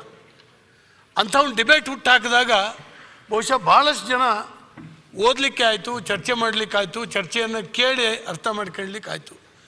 ಈ ರೀತಿ ಇವತ್ತು ಪೀಠದಲ್ಲಿ ಒಂದು ಸಭೆಯನ್ನು ನಿಯಂತ್ರಣ ಮಾಡುವಂಥದ್ದು, ಇನ್ನೊಂದು ಈ ರೀತಿ ಚರ್ಚೆಗಳನ್ನು ಹುಟ್ಟಾಕಿ ಮೌಲ್ಯಗಳನ್ನು ಜಾಸ್ತಿ ಮಾಡುವಂಥದ್ದು ಇವತ್ತು ತಮ್ಮ ಪೀಠದ ಕಡೆಯಿಂದ ಆಗಬೇಕು. ಖಂಡಿತವಾಗೂ ನೀವು ಉಪನಾಯಕರು ಆಗಿಯೂ ಕೂಡ ಭಾಳ ಸಂಯಮದಿಂದ ವಿರೋಧ ಪಕ್ಷವನ್ನು ಕೂಡ ನಿಯಂತ್ರಣಕ್ಕೆ ತಂದು ಎಲ್ಲೋ ಒಂದು ಕಡೆ ಗೊಂದಲ ಆಗದಿದ್ದ ಹಾಗೇನೂ ಕೂಡ ನೋಡ್ಕೊಳ್ತಾ ಇದ್ದೀರಿ. ನಿಮ್ಮ ತಾಳ್ಮೆ ಮತ್ತು ಇದು ತುಂಬ ಒಳ್ಳೆಯದಿತ್ತು. ಬಹುಶಃ ಭಾಷೆದು ಸ್ವಲ್ಪ ಕಷ್ಟ ಆಗ್ತದೋ ಅಂತ ಹೇಳಿ ನನಗೊಂದು ಸಂಶಯ ಉಂಟು. ಅದನ್ನು ತಾವು ತಿದ್ಕೊಂತೀರಿ ಮತ್ತು ನಮಗೆ ನಿಮ್ಮ ಬಗ್ಗೆ ಗೊತ್ತಿರೋದ್ರಿಂದ ಅಂಥದ್ದೇನು ತೊಂದರೆ ಆಗೋದಿಲ್ಲ. ಕನ್ನಡ ಅನೇಕ ಫ್ಲೂಯೆಂಟ್ ಆಗಿ ತಮಗೆ ಮಾತಾಡಲಿಕ್ಕೆ ಕಷ್ಟ ಆಗ್ಬೋದು, ಆದರೂ ಕೂಡ ಏನೂ ತೊಂದರೆ ಆಗೋದಿಲ್ಲ. ತಮ್ಮ ಮಾನಸಿಕವಾಗಿ ನೀವು ಒಳ್ಳೆಯವರಿದ್ದೀರಿ. ಮಾತಾಡ್ತಾರೆ, ಬಟ್ ಒಂದೊಂದು ಸಾರಿ ಫ್ಲೂಯೆಂಟಾಗಿ ಮಾತಾಡ್ಲಿಕ್ಕೆ ಕಷ್ಟ. ಮಂಗಳೂರು ಕನ್ನಡ ಮತ್ತು ತುಳು ಮಿಶ್ರಿತ ಬ್ಯಾರಿ ಮಿಶ್ರಿತ ಕನ್ನಡ ಇದೆ. ಆದರೂ ನೀವು ಯಶಸ್ವಿ ಆಗಬೇಕು ಅಂತ ನಮ್ಮೆಲ್ಲರದ ಹಾರೈಕೆ. ಯಾಕಂದರೆ ನಮ್ಮ ಪಕ್ಷ ಬೇರೆ ಇದು ಬೇರೆ ಇದ್ದರೂ ಕೂಡ ನಿಮ್ಮ ಬಗ್ಗೆ ಭಾಳ ಪ್ರೀತಿ ಇದೆ, ವಿಶ್ವಾಸ ಇದೆ. ಮತ್ತು ಆ ಸ್ಥಾನವನ್ನು ಅಲಂಕರಿಸಿದಂಥ ಸಂದರ್ಭದಲ್ಲಿ ನಮ್ಮ ವಿಧಾನಸಭೆಗೆ ಮೌಲ್ಯ ಮತ್ತು ಘನತೆಯನ್ನು ಎತ್ತಿಡಿಯೋದ್ರಲ್ಲಿ ನೀವು ಯಶಸ್ವಿ ಆಗಲಿ ಮತ್ತು ನಮ್ಮೆಲ್ಲರ ಸಹಕಾರ ಇದೆ ಅನ್ನುವಂಥ ಮಾತನ್ನು ಸಂದರ್ಭದಲ್ಲಿ ಹೇಳ್ತಾ ನಿಮ್ಗೆ ಅಭಿನಂದನೆ ಸಲ್ಲಿಸಿ ನನ್ನ ಮಾತು. HK ಪಾಟೀಲ್ ಅಂತ ತಮ್ಮ ನೆಕ್ಸ್ಟ್ ಬಾಲಕೃಷ್ಣ ಜಯಚಂದ್ರಜಿ ಅವರು ಮತ್ತು ಸುನಿಲ್ ಕುಮಾರ್. ಸನ್ಮಾನ್ಯ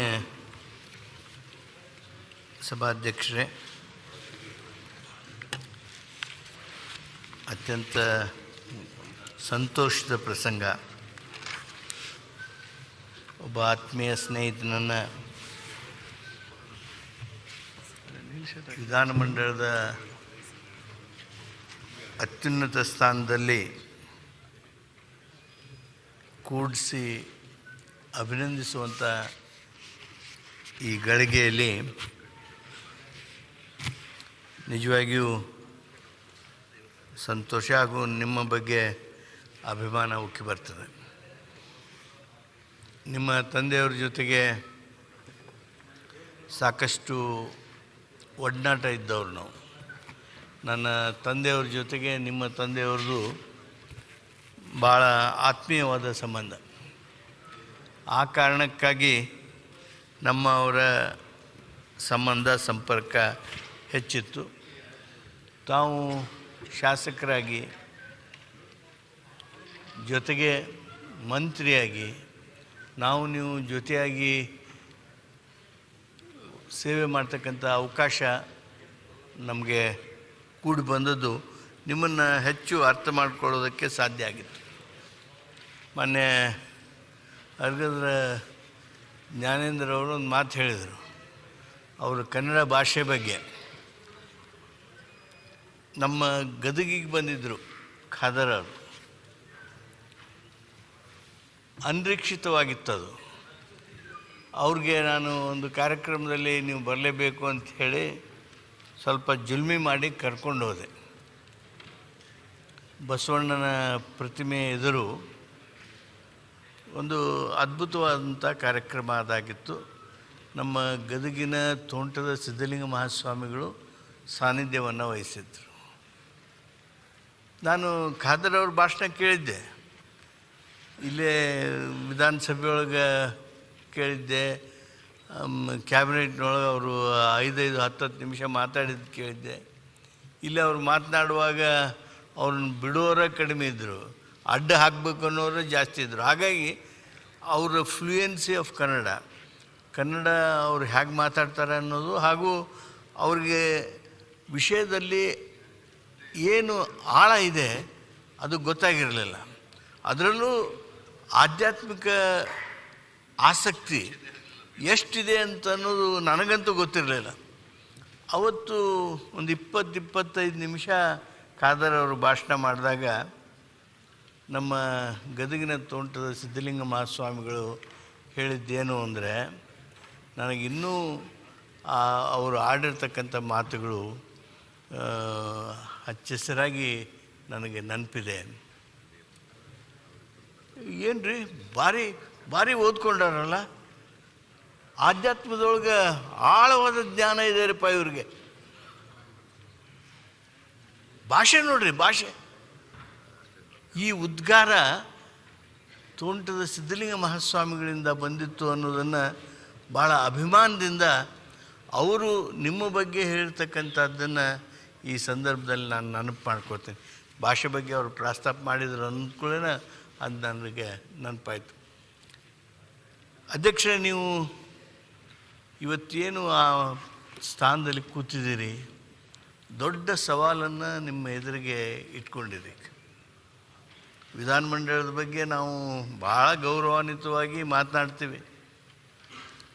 ಸಂವಿಧಾನಾತ್ಮಕವಾಗಿ ಅಷ್ಟೆಲ್ಲ ಹಕ್ಕು ಅಧಿಕಾರ ಆ ಘನತೆ ಇರತಕ್ಕಂಥದ್ದೇ ನಿಜ. ಆದರೆ ಹಲವು ವರ್ಷಗಳಲ್ಲಿ ನಾವು ಆತ್ಮಾವಲೋಕನೆ ಮಾಡ್ಕೊಳ್ಬೇಕಾಗಿರ್ತಕ್ಕಂಥ ಪ್ರಸಂಗ ಇವತ್ತು ನಮ್ಮ ಎದುರಿಗಿದೆ. ಏನಿಲ್ಲಿ ಏನು ನಡೀತದೆ ಅದು ಏನು ಯಾವುದು ಉಪಯೋಗ ಆಗ್ತಾಯಿದೆ ಈಗ. ನೀವು you are not only custodian of this house, your friend, philosopher and guide for all the members and also the government and also to political parties in that way. ನಾನು ಇಷ್ಟೇ ತಮಗೆ ಹೇಳ್ತೀನಿ, ನೀವು ಬರೀ ಈ ಸದನ ಇದನ್ನಷ್ಟೇ ನೋಡಬೇಡಿ. ಇದಲ್ಲದೆ ನೀವು ನಮಗೆ ಪಬ್ಲಿಕ್ ಅಕೌಂಟ್ಸ್ ಕಮಿಟಿ ಮಾಡಿದ್ದೀರಿ, ಅಂದಾಜು ಸಮಿತಿ ಮಾಡಿದ್ದೀರಿ, ಭರವಸೆ ಸಮಿತಿಗಳನ್ನು ಮಾಡಿದ್ದೀರಿ, ಹಲವಾರು ಇತರೆ ಕಮಿಟಿಗಳಿದಾವು. ಅವೆಲ್ಲ ಇವತ್ತು ಯಾವುದಕ್ಕೂ ಉಪಯುಕ್ತ ಇಲ್ಲ ಅನ್ನುವಂಥ ಒಂದು ಹಂತಕ್ಕೆ ಬಂದು ನಿಂತಿವೆ. ಅವುಗಳ ರಕ್ಷಣೆ ಅದು ನಿಮಗೆ ದೊಡ್ಡ ಸವಾಲು ಇವತ್ತು. ಪಬ್ಲಿಕ್ ಅಕೌಂಟ್ಸ್ ಕಮಿಟಿ ನಾವೆಲ್ಲ ಅಲ್ಲಿ ಕೂತವರು, ಇಲ್ಲೆಲ್ಲರೂ ದೊಡ್ಡವರು ಯಾರಿದ್ದೀರಿ, ಸೀನಿಯರ್ಸ್ ಯಾರಿದ್ದೀರಿ, ಪಬ್ಲಿಕ್ ಅಕೌಂಟ್ ಕಮಿಟಿಗೆ ಬಂದೇವಿ, ಕೂತೇವಿ, ಚರ್ಚೆ ಮಾಡೀವಿ. ಏನು ದೇಶಪಾಂಡೆ ಅವರ ನಿಮ್ಗೆ ಗೊತ್ತಿದೆ ಅಲ್ಲ, ಪಬ್ಲಿಕ್ ಅಕೌಂಟ್ ಕಮಿಟಿಯೊಳಗೆ ನಾವೇನು ಮಾತಾಡ್ತೀವಿ ಅಂದರೆ, ಏನು ರೀ ಇಲ್ಲೇನು ಮಾತಾಡಿ ಏನು ಮಾಡೋದು, ಏನೇನು ಉಪಯೋಗ ಆಗೋದಿಲ್ಲ. ದೊಡ್ಡ ದೊಡ್ಡ ಅಧಿಕಾರಿಗಳಿಗೆ, finance secretary, revenue secretary, all type of ಸೆಕ್ರೆಟ್ರೀಸ್ ಅವ್ರಿಗೆ ಹೇಳ್ತೀವಿ, ತಮಗೂ ಅದರ ಅನುಭವ ಇದೆ. ಎಲ್ಲರೂ ನಾವು ವ್ಯವಸ್ಥೆಯೊಳಗೆ ವಿಶ್ವಾಸ ಕಳೆದುಕೊಂಡು ಬಿಟ್ಟಿದ್ದೀವಿ. ಈಗ ನಿಮ್ಮ ಪಬ್ಲಿಕ್ ಅಕೌಂಟ್ ಕಮಿಟಿ ವರದಿ ಬಂತು ಅಂದರೆ ಮಾಧ್ಯಮದವರು ಅದ್ರ ಬಗ್ಗೆ ಆಸಕ್ತಿ ಇಲ್ಲ. ಯಾವ ಡಿಪಾರ್ಟ್ಮೆಂಟ್ ಬಗ್ಗೆ ಏನು ಬರೆದಿದ್ದಾರೆ, ಯಾವ ಮಂತ್ರಿ ಬಗ್ಗೆ ಏನು ಉಲ್ಲೇಖ ಮಾಡಿದ್ದಾರೆ. ಭರವಸೆ ಸಮಿತಿ ವರದಿಗಳಂತೂ ನೋಡಿ, ಇಲ್ಲಿ ನಾವು ಪರಿಶೀಲಿಸ್ತೇವೆ ಅಂತ ಹೇಳಿದರೆ that is an assurance by A minister. ಮಂತ್ರಿಗಳು ಪರಿಶೀಲಿಸ್ತೇವೆ ಅಂತೇಳಿ ಹೇಳಿದರೆ ದ್ಯಾಟ್ ಬಿಕಮ್ಸ್ ಅಶ್ಯೂರೆನ್ಸ್. ಆ ಭರವಸೆ ಕಲೌಟ್ ಮಾಡಿ ಅದರ ಮೇಲೆ ನಾವು ಗಂಟೆಗಟ್ಟಲೆ ಚರ್ಚೆ ಮಾಡ್ತೀವಿ. ಅಂದರೆ ಈ ಸದನದಲ್ಲಿ ಆಗಿರ್ತಕ್ಕಂಥ ನಡವಳಿಕೆಗಳಿಗೆ ಅಷ್ಟು ಮಹತ್ವ, ಅಷ್ಟು ಖರ್ಚು ಮಾಡಿ ಆ ವ್ಯವಸ್ಥೆ ರೂಪ ಮಾಡಿ ಸಂವಿಧಾನದ ಪ್ರಕಾರ ಅವುಗಳ ಅನುಷ್ಠಾನ ಆಗಬೇಕು. ಯಾವುದು ಅನುಷ್ಠಾನ ಆಗ್ತಾ ಹೇಳಿ? ಆತ್ಮಾವಲೋಕನೆ ಮಾಡಿಕೊಳ್ಬೇಕಾಗಿರ್ತಕ್ಕಂಥ ಈ ಸಂದರ್ಭದಲ್ಲಿ ನೀವು ಈ ದೊಡ್ಡ ಸವಾಲನ್ನು ಎದುರಿಸ್ತಾ ಇದ್ದೀರಿ. ಆ ಎಲ್ಲ ಸಮಿತಿಗಳ ವರದಿಗಳು ಹಾಗೂ ನಡವಳಿಕೆಗಳು ಇವತ್ತು ಅತ್ಯಂತ ಉಪಯುಕ್ತ ಆಗುವ ಹಾಗೆ ಎಲ್ಲಿ ನಾವು ನೋಡ್ತಾ ಇದ್ದೀವಿ. ಇಷ್ಟು ಡಿಟೋರೇಟ್ ಆಗಿಬಿಟ್ಟೇವಿ, ಕೆಳಮಟ್ಟಕ್ಕೆ ಬಂದುಬಿಟ್ಟೇವಿ. ನಾವು ಸಮಿತಿಗಳು ಕೊಟ್ಟ ವರದಿಯನ್ನು ವಿಧಾನಮಂಡಲದ ಇಲಾಖೆಯವರು ಹಂಗೆ ಇಟ್ಕೊಂಡ್ಕೊಂಡಿರ್ತಾರೆ. ಸರ್ಕಾರದ ಮುಲಾಜು ನೋಡೋದಲ್ಲ, ಮರ್ಜಿ ನೋಡೋದಲ್ಲ. ಈ ವಿಧಾನಮಂಡಲ ಸರ್ಕಾರದ ಮ್ಯಾಲಿದೆ, ಸರ್ಕಾರದ ಆಧೀನದಲ್ಲಿ ಕೆಲಸ ಮಾಡುವಂಥದ್ದಲ್ಲ ಇದು ಅನ್ನೋದನ್ನು ನಾವೆಲ್ಲರೂ ಎಚ್ಚರಿಕೆಯನ್ನು ವಹಿಸ್ಕೊಂಡಿರ್ಬೇಕು. ಆದ್ದರಿಂದ ನಾನು ನಿಮ್ಮಲ್ಲಿ ವಿನಂತಿ ಮಾಡ್ತೀನಿ, ಎಷ್ಟು ಪೆಂಡಿಂಗ್ ರಿಪೋರ್ಟ್ಸ್ ಅದಾವಲ್ರಿ ಅವನ್ನೆಲ್ಲ ಒಮ್ಮಕ್ಕಲೇ ಪ್ಲೇಸ್ ಮಾಡಿಬಿಡಿ. ನಾನು ಈ ಸಂದರ್ಭದಲ್ಲಿ ನಿಕಟಪೂರ್ವವಾಗಿರ್ತಕ್ಕಂಥ ಸಭಾಧ್ಯಕ್ಷರಾಗಿ ಸೇವೆ ಮಾಡಿದಂಥ ವಿಶ್ವೇಶ್ವರ ಹೆಗಡೆ ಕಾಗೇರಿಯವ್ರನ್ನ ನಾನು ಅತ್ಯಂತ ಗೌರವದಿಂದ ನೆನಪು ಮಾಡ್ಕೊಳ್ತೀನಿ. ಎರಡು ಭಾಳ ಉತ್ತಮವಾಗಿರ್ತಕ್ಕಂಥ ಕೆಲಸ ಮಾಡಿದರು. ಈ ವಿಧಾನಮಂಡಲದಲ್ಲಿ ಸಂವಿಧಾನದ ಬಗ್ಗೆ ಚರ್ಚೆ ಮಾಡಿಸಿದರು ಹಾಗೂ ಚುನಾವಣಾ ಸುಧಾರಣೆ ಬಗ್ಗೆ ಚರ್ಚೆ ಮಾಡಿಸಿದರು.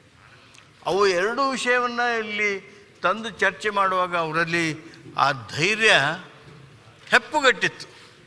ಆದರೆ ಅದರದ್ದು ಫಾಲೋಅಪ್ ಆ್ಯಕ್ಷನ್ಸ್ ಏನದಲ್ಲ, ಯಾವ ಒತ್ತಡಕ್ಕೆ ಬಿದ್ದರೋ ಗೊತ್ತಿಲ್ಲ, ಅದು ಎಲ್ಲಿಗೆ ಇತ್ತು ಅಲ್ಲಿಗೆ ನಿಂತದ್ದು. ಕೇವಲ ಇಲ್ಲಿ ಚರ್ಚೆ ಆಗಿ ಪತ್ರಿಕೆಯಲ್ಲಿ ಏನು ಬಂತು ಅಷ್ಟೇ. ಚುನಾವಣಾ ಆಯೋಗಕ್ಕೆ ಪತ್ರ ಬರೆದ್ರು ಅವರು, ಐ ಕಾಂಪ್ಲಿಮೆಂಟ್ ಹಿಮ್. ಉತ್ತರ ಬಂತು, ಆ ಉತ್ತರ ವಿಧಾನಮಂಡಲಕ್ಕೆ ಬರಬೇಕಾಗಿತ್ತು, ಅದರ ಮೇಲೆ ಚರ್ಚೆ ಆಗಬೇಕಾಗಿತ್ತು. ನೀವ್ಯಾರು ಚರ್ಚೆ ಮಾಡೋಕ್ಕೆ, ನೀವು ಮಾಡಬಾರ್ದು ಇದನ್ನು ಅಂಥೇಳಿ ಚುನಾವಣಾ ಆಯೋಗದವ್ರು ಅಂದುಬಿಟ್ರೆ, ಚುನಾವಣಾ ಸುಧಾರಣೆ ಸಲುವಾಗಿ ನಾವು ಕೊಟ್ಟಿರ್ತಕ್ಕಂಥ ಸಲಹೆಗಳಿಗೆ ವಿಧಾನಮಂಡಲ ಯಾಕೆ ಚರ್ಚೆ ಮಾಡಬೇಕಾಗಿತ್ತು ಇದನ್ನು ಅಂಥೇಳಿ ಚುನಾವಣಾ ಆಯೋಗ ಹೇಳೋದಾದರೆ ಅವರ ಉದ್ದಟತನವನ್ನು ನಾವು ಪ್ರಶ್ನೆ ಮಾಡಬೇಕಾಗ್ತದೆ. ಆದ್ದರಿಂದ ಅದು ಯಾವುದು ಅಷ್ಟಕ್ಕೆ ನಿಂತಿತ್ತು ಅವುಗಳನ್ನು ಮುಂದುವರಿಸ್ಕೊಂಡು ಹೋಗಬೇಕು. ನೀವು ಆ ಚುನಾವಣಾ ಆಯೋಗದ ಪತ್ರ ವಿಧಾನಮಂಡಲದಲ್ಲಿ ನೀವು ಇರಿಸಿ ಚರ್ಚೆ ಆಗುವ ಹಾಗೆ ಆಗಬೇಕು ಅಂಥೇಳಿ ನಾನು ಈ ಸಂದರ್ಭದೊಳಗೆ ತಮ್ಮಿಂದ ವಿಶೇಷವಾಗಿ ಅಪೇಕ್ಷೆ ಮಾಡ್ತೀನಿ. ಅಧ್ಯಕ್ಷರೇ, ತಾವು ವೈಕುಂಠ ಬಾಳಗಾರವರ ಆ ಕ್ಷೇತ್ರದ ಸಮೀಪದಿಂದ ಬಂದವರು, ಭಾಳ ದೊಡ್ಡ ಹೆಸರನ್ನು ಮಾಡಿದರು. ಬಣಕಾರವರು ಅತ್ಯಂತ ಪ್ರಾಮಾಣಿಕ ಸಭಾಪತಿಗಳು. ಎಷ್ಟು ಪ್ರಾಮಾಣಿಕರು ಅಂದ್ರೆ ಅವರು MLA ಆಗಿ ಅದು ಚುನಾವಣೆ ಫೇಲ್ ಆದರೆ ಮರುದಿವಸ ಅವರು ಹೊಲಕ್ಕೂ ಹೊಂಡ್ತಿದ್ರು, ಕೋಟ್ ಹಾಕ್ಕೊಂಡು ಕೋರ್ಟ್ಗೂ ಹೋಗ್ತಿದ್ರು. ಆಮೇಲೆ ಅವರು ಈ ಸ್ಥಾನದಲ್ಲಿದ್ದಾಗ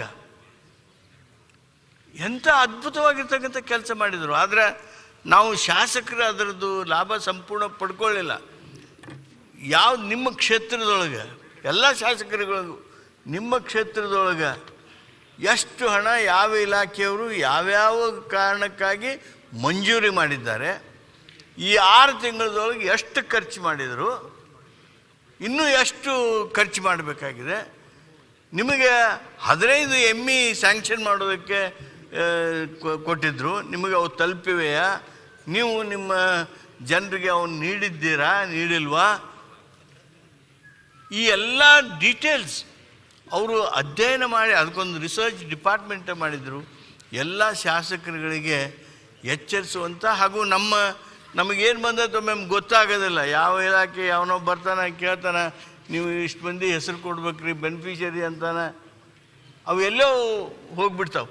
ಆದರೆ ಅವುಗಳನ್ನು ನಮಗೆ ಗಮನಕ್ಕೆ ತಂದು ಬಹುದೊಡ್ಡ ಕೆಲಸವನ್ನು ಬಣಕಾರವರು ಮಾಡಿದ್ದನ್ನು ಈ ಸಂದರ್ಭದಲ್ಲಿ ನಾನು ನೆನಪು ಮಾಡ್ತೀನಿ. ಆ ಒಂದು ಪದ್ಧತಿಯನ್ನು ಅದೇನು ಮಾಡಿದರು ಅದನ್ನು ಮುಂದುವರಿಸಿದರೆ ಶಾಸಕರಿಗೆ ಭಾಳ ಅನುಕೂಲ ಆಗ್ತದೆ ಅನ್ನೋದನ್ನು ಈ ಸಂದರ್ಭದೊಳಗೆ ನಾನು ಹೇಳೋದರ ಜೊತೆಗೆ, ರಮೇಶ್ ಕುಮಾರ್ ಅವರು ಈಗಾಗಲೇ ನಮ್ಮ ಉಪಮುಖ್ಯಮಂತ್ರಿಗಳಾದ ಶಿವಕುಮಾರ್ ಅವರು ಪ್ರಸ್ತಾಪ ಮಾಡಿದರು. ರಮೇಶ್ ಕುಮಾರ್ ಅವರು ಅವ್ರದ್ದು ಕನ್ಸೆಪ್ಟ್ ಅಂದರೆ ಲೀಡರ್ಸ್ ಶುಡ್ ಕ್ರಿಯೇಟ್ ಲೀಡರ್ಸ್. ಆಮೇಲೆ ಈ ಚರ್ಚೆಗೆ ಎಲ್ಲೋ ಒಂದು ಕಡೆ ನಾವು ಸ್ಟಿಮ್ಯುಲಸ್ ಆಗಬೇಕು. ಆ ಚರ್ಚೆ ಆಗುವ ಹಾಗೆ ಅನುಕೂಲಕರವಾಗಿರ್ತಕ್ಕಂಥ ವಾತಾವರಣವನ್ನು ರೂಪಿಸಬೇಕು. ಆ ರೀತಿಯ ಕಾಮೆಂಟ್ಸ್ಗಳು ಎಲ್ಲಿಂದ ಬರುವಾಗ ಮಾಡ್ತಿದ್ರು. ಆ ಚರ್ಚೆ ಹೆಚ್ಚೆಚ್ಚಾಗಿ ಆಗುವ ಹಾಗೆ ತಾವು ನೋಡ್ತೀರಿ ಅನ್ನೋದನ್ನು ನಾನು ಈ ಸಂದರ್ಭದೊಳಗೆ ಆಶೆ ಮಾಡ್ತಾ, ಮತ್ತೊಮ್ಮೆ ಅಧ್ಯಕ್ಷ, ವೈಯಕ್ತಿಕವಾಗಿ ನಾವೆಲ್ಲ ಬಹಳಷ್ಟು ನಿಮ್ಮ ಬಗ್ಗೆ ಬಲ್ಲವರಾಗಿದ್ದೇವೆ. ನಿಮ್ಮ ಈ ಅವಧಿಯೊಳಗೆ ನಮ್ಮ ವಿಧಾನಮಂಡಲದ ಇತಿಹಾಸ ಭಾಳ ದೊಡ್ಡದಾಗುತ್ತೆ. ನಿಮ್ಮ ಅವಧಿಯ ಈ ಕಾಲ ಸ್ವರ್ಣ ಪುಟದಲ್ಲಿ ಬರೆದಿಡುವಂಥ ಆಗಲಿ. ನಿಮಗೆ ಆ ರೀತಿಯಾಗಿರ್ತಕ್ಕಂಥ ಎಲ್ಲ ಶಕ್ತಿ ಸಾಮರ್ಥ್ಯ ಇದೆ, ವಯಸ್ಸಿದೆ. ಆ ಸ್ಥಾನವನ್ನು ಬಹುತೇಕ ಯಾರು ರಿಟೈರ್ ಆಗ್ತಿರ್ತಾರ, ಯಾರು ರಾಜಕಾರಣದೊಳಗೆ ಕೊನೆ ಹಂತದೊಳಗೆ ಇರ್ತಾರ, ಅವರಿಗೆ ಕೊಡುವಂಥ ಒಂದು ಪದ್ಧತಿ ಇತ್ತು. ಆದರೆ ಸನ್ಮಾನ್ಯ ಮುಖ್ಯಮಂತ್ರಿಗಳು ಸಿದ್ದರಾಮಯ್ಯನವರು, ಉಪಮುಖ್ಯಮಂತ್ರಿಗಳು ಹಾಗೂ ನಮ್ಮ ಪಕ್ಷದ ಹೈಕಮಾಂಡ್ ನಿಮ್ಮಂಥವ್ರನ್ನ ಅಲ್ಲಿ ಕೂಡಿಸೋದ್ರ ಮೂಲಕ ಒಂದು ವಿಶೇಷ ನಿರೀಕ್ಷೆಯನ್ನು ಇಟ್ಕೊಂಡಿದ್ದಾರೆ ಅಂಥೇಳಿ ನಾನು ಭಾವಿಸ್ಕೊತೀನಿ. ನಿಮಗೆ ಬಹುದೊಡ್ಡದಾಗಿರ್ತಕ್ಕಂಥ ಅವಕಾಶವಿದೆ. ಈ ವಿಧಾನಮಂಡಲದ ನಡವಳಿಕೆಗಳು ಮೌಲಿಕವಾಗಿ ಆಗ್ತಕ್ಕಂಥ ಮಾಡುವಂಥ ಒಂದು ಕೆಲಸ ತಮ್ಮಿಂದ ಆಗಲಿ. ಅದರ ಜೊತೆಗೇ ಈ ಪಕ್ಷಗಳನ್ನು ಸ್ವಲ್ಪ ಹೆಚ್ಚು ಕಡಿಮೆ ನಾವು ಆಚೆ ಕಡೆ ಇದ್ದಾಗ ಸಭಾಧ್ಯಕ್ಷರ ಮೈಮೇಲೆ ಬೀಳಕ್ಕೆ ಹೋಗ್ತಿರ್ತಿದ್ವಿ, ಅಂದರೆ ಶಬ್ದದಲ್ಲಿ ಮಾತಿನಲ್ಲಿ. ಅದೆಲ್ಲ ಸ್ವಲ್ಪ ಮಟ್ಟಿಗೆ ಇದ್ದಿದ್ರೂ ಸಹಿತ ಆ ಶಿಸ್ತು ಇನ್ನೂ ನಮ್ಮ ವಿಧಾನಮಂಡಲ ಕಳೆದುಕೊಂಡಿಲ್ಲ. ತಮ್ಮ ಕಾಲದಲ್ಲಿ ಇನ್ನೂ ಎತ್ತರಕ್ಕೆ ಏರಲಿ ಅಂತೇಳಿ ಹಾರೈಸಿ, ಮತ್ತೊಮ್ಮೆ ತಮಗೆ ಈ ಅವಕಾಶ ಏನು ಸಿಕ್ಕಿದೆ, ಈ ಅವಕಾಶದಲ್ಲಿ ನಿಮ್ಮ ವೈಯಕ್ತಿಕವಾಗಿ ಇರ್ತಕ್ಕಂಥ ವರ್ಚಸ್ಸು ಹಾಗೂ ವ್ಯಕ್ತಿತ್ವ ಎತ್ತರಕ್ಕೇರಲಿ ಅಂತೇಳಿ ಹಾರೈಸಿ ನಾನು ಮಾತನಾಡ್ತೀನಿ. ಸರ್, 16ನೇ ವಿಧಾನಸಭೆಯ ಸಭಾಧ್ಯಕ್ಷರಾಗಿ ಅವಿರೋಧವಾಗಿ ಆಯ್ಕೆಯಾಗಿರುವಂಥ ಈ ಸಂದರ್ಭದಲ್ಲಿ ವೈಯಕ್ತಿಕವಾಗಿ ಹಾಗೂ ಸದನದ ಪರವಾಗಿ ತಮಗೆ ಹೃದಯಪೂರ್ವಕವಾದಂಥ ಅಭಿನಂದನೆಗಳನ್ನು ಸಲ್ಲಿಸಲಿಕ್ಕೆ ಬಯಸ್ತಾ ಇದ್ದೇನೆ. ತಮ್ಮ ಸಾಮರ್ಥ್ಯದ ಆಧಾರದ ಮೇಲೆ ತಾವು ಇವತ್ತು ಸಭಾಧ್ಯಕ್ಷರಾಗಿ ಆಯ್ಕೆಯಾಗಿದ್ದೀರಾ ಎಂಬತಕ್ಕಂಥ ಒಂದು ಸಂತೋಷ ಕೂಡ ಇದೆ ಅಂತ ನಾನು ಈ ಸಂದರ್ಭದಲ್ಲಿ ಭಾವಿಸಿದ್ದೇನೆ. ಏಕೆಂದರೆ ಸದನದಲ್ಲಿ ಈ ಹಿಂದೆ ತಾವು ಮಂತ್ರಿಗಳಾಗಿ ಉಪನಾಯಕರಾಗಿ ನಿಮ್ಮ ಸಾಮರ್ಥ್ಯವನ್ನು ಸಾಬೀತು ಮಾಡಿರುವಂಥದ್ದು ನಮ್ಮೆಲ್ಲರಿಗೂ ಕೂಡ ನೋಡಿ ತಿಳಿದಿರುವಂಥ ವಿಚಾರ. ಸಾಮಾಜಿಕ ನ್ಯಾಯದ ಅಡಿನಲ್ಲಿ ಮಾನ್ಯ ಮುಖ್ಯಮಂತ್ರಿಗಳಾದಂಥ ಸನ್ಮಾನ್ಯ ಸಿದ್ದರಾಮಯ್ಯವರು, ಉಪಮುಖ್ಯಮಂತ್ರಿಗಳಾದಂಥ ಸನ್ಮಾನ್ಯ ಡಿ.ಕೆ. ಶಿವಕುಮಾರ್ ಅವರು, ಸರ್ಕಾರ ನಿಮಗೆ ಅವಕಾಶವನ್ನು ಮಾಡಿಕೊಟ್ಟಿರುವಂಥ ಈ ಸಂದರ್ಭದಲ್ಲಿ ಸರ್ಕಾರಕ್ಕೆ ವೈಯಕ್ತಿಕವಾಗಿ ಹೃದಯಪೂರ್ವಕವಾದಂಥ ಅಭಿನಂದನೆಗಳನ್ನು ಕೂಡ ಸಲ್ಲಿಸಲಿಕ್ಕೆ ಬಯಸ್ತಾ ಇದ್ದೇನೆ. ತಾವು ನಗರಾಭಿವೃದ್ಧಿ ಸಚಿವರಾಗಿ, ಆಹಾರ ಮತ್ತು ನಾಗರಿಕ ಪೂರೈಕೆ ಸಚಿವರಾಗಿ, ಈ ಸದನದ ಉಪನಾಯಕರಾಗಿ ಎಲ್ಲರ ನಡುವೆ ಸ್ನೇಹಮಯಗಳಾಗಿ ನಡ್ಕೊಳ್ತಕ್ಕಂಥ ಒಂದು ರೀತಿ ನಮ್ಮೆಲ್ಲರಿಗೂ ಕೂಡ ಸಂತೋಷವನ್ನು ತಂದಿದೆ. ಪ್ರತಿಯೊಬ್ಬರಲ್ಲೂ ಕೂಡ ವಿಶ್ವಾಸ ತುಂಬುವಂಥ ಕೆಲಸವನ್ನು ತಾವೆಲ್ಲರೂ ಕೂಡ ಮಾಡಿದ್ದೀರಿ.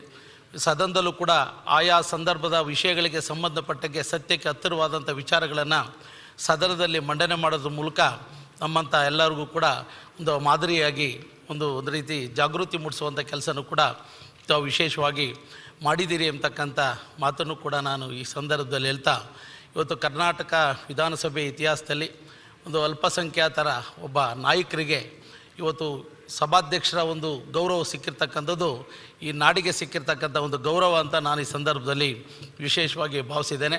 ನಿಮ್ಮ ಕನ್ನಡದ ಬಗ್ಗೆನೂ ಕೂಡ ನಮ್ಗೆ ಗೌರವ ಇದೆ. ಈಗ ನೀವು ಮಾತನಾಡುವಂಥ ಸಂದರ್ಭದಲ್ಲಿ ನಮ್ಮ ಅರಗ ಜ್ಞಾನೇಂದ್ರ ಸಾಹೇಬರು ಹೇಳಿದರು, ಆದರೆ ನೀವು ಮಾತನಾಡ್ತಕ್ಕಂಥ ಶೈಲಿ ನಾವು ಇನ್ನೂ ಕೂಡ ಹೆಚ್ಚು ಕೇಳಬೇಕು ಅಂತ ಅನ್ನಿಸ್ತಿರ್ತಕ್ಕಂಥದ್ದು ಉಪನಾಯಕರಾಗಿ ಮಾತಾಡುವಂಥ ಆ ಸಂದರ್ಭದಲ್ಲಿ. ಈ ಸಂದರ್ಭದಲ್ಲಿ ಈಗಾಗಲೇ ಗೌರವಾನ್ವಿತ ಎಲ್ಲ ಹಿರಿಯ ಸದಸ್ಯ ಹೆಚ್ಚು ಮಾತಾಡಿದ್ದಾನೆ, ಹೆಚ್ಚು ಮಾತಾಡಲಿಕ್ಕೆ ಹೋಗಲ್ಲ. ಏಕೆಂದರೆ ತಾವು ಆ ಪೀಠದಲ್ಲಿ ಕೂತು ಸರ್ಕಾರಕ್ಕೂ ಸಲಹೆ, ಮಾರ್ಗದರ್ಶನ, ಆದೇಶಗಳನ್ನು ಮಾಡುವಂಥ ಅವಕಾಶ ಇದೆ. ಪ್ರತಿಪಕ್ಷದ ನಾಯಕರು ಮತ್ತು ಸದಸ್ಯಗಳಿಗೂ ಕೂಡ ಆದೇಶ, ಸೂಚನೆಗಳನ್ನು ನೀಡುವಂಥ ಅವಕಾಶ ಇದೆ. ಏಕೆಂದರೆ ಚರ್ಚೆ ಮಾಡುವಂಥ ಸಂದರ್ಭದಲ್ಲಿ ಎಲ್ಲ ಚರ್ಚೆ ಮೊಟಕಾಗದ ರೀತಿ ಅದು ದಿಕ್ಕು ಹತ್ತಿರ ತಲುಪುವಂಥ ದೃಷ್ಟಿಯಲ್ಲಿ ತಾವು ಸಹಕಾರವನ್ನು ಮಾಡಬೇಕು ಅಂತ ನಾನು ಈ ಸಂದರ್ಭದಲ್ಲಿ ತಮಗೆ ಮನವಿಯನ್ನು ಕೂಡ ಈ ಸಂದರ್ಭದಲ್ಲಿ ಮಾಡಿ, ಏಕೆಂದರೆ ಸಭಾಧ್ಯಕ್ಷರ ಹುದ್ದೆ ಅತ್ಯುನ್ನತವಾದಂಥ ಹುದ್ದೆ.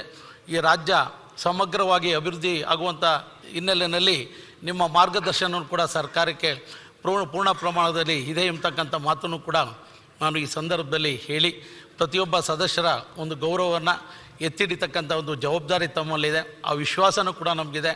ಈ ಒಂದು ವಿಧಾನಸಭೆಯ ಗೌರವವನ್ನು ಒಂದು ರಾಷ್ಟ್ರದಲ್ಲೇ ಉನ್ನತ ಮಟ್ಟಕ್ಕೆ ಕೊಂಡೊಯ್ತಿರತಕ್ಕಂಥ ವಿಶ್ವಾಸ ಇದೆ ಅಂತಕ್ಕಂಥ ಮಾತನ್ನು ಕೂಡ ಈ ಸಂದರ್ಭದಲ್ಲಿ ಹೇಳಿ, ನಿಮ್ಮ ಒಂದು ಅವಧಿನಲ್ಲಿ ಈ ಕರ್ನಾಟಕ ವಿಧಾನಸಭೆ ಒಂದು ಇತಿಹಾಸವನ್ನು ನಿರ್ಮಾಣ ಮಾಡುವಂಥ ದಿಕ್ಕಿನಲ್ಲಿ ಅವಕಾಶ ಆಗಲಿ ಅಂತ ನಾನು ಪ್ರಾರ್ಥನೆ ಮಾಡಿ ಮತ್ತೊಮ್ಮೆ ತಮಗೆ ಶುಭ ಕೋರಿ ಎರಡು ಮಾತನ್ನು ಮುಗಿಸ್ತೇನೆ. ನಮಸ್ಕಾರ.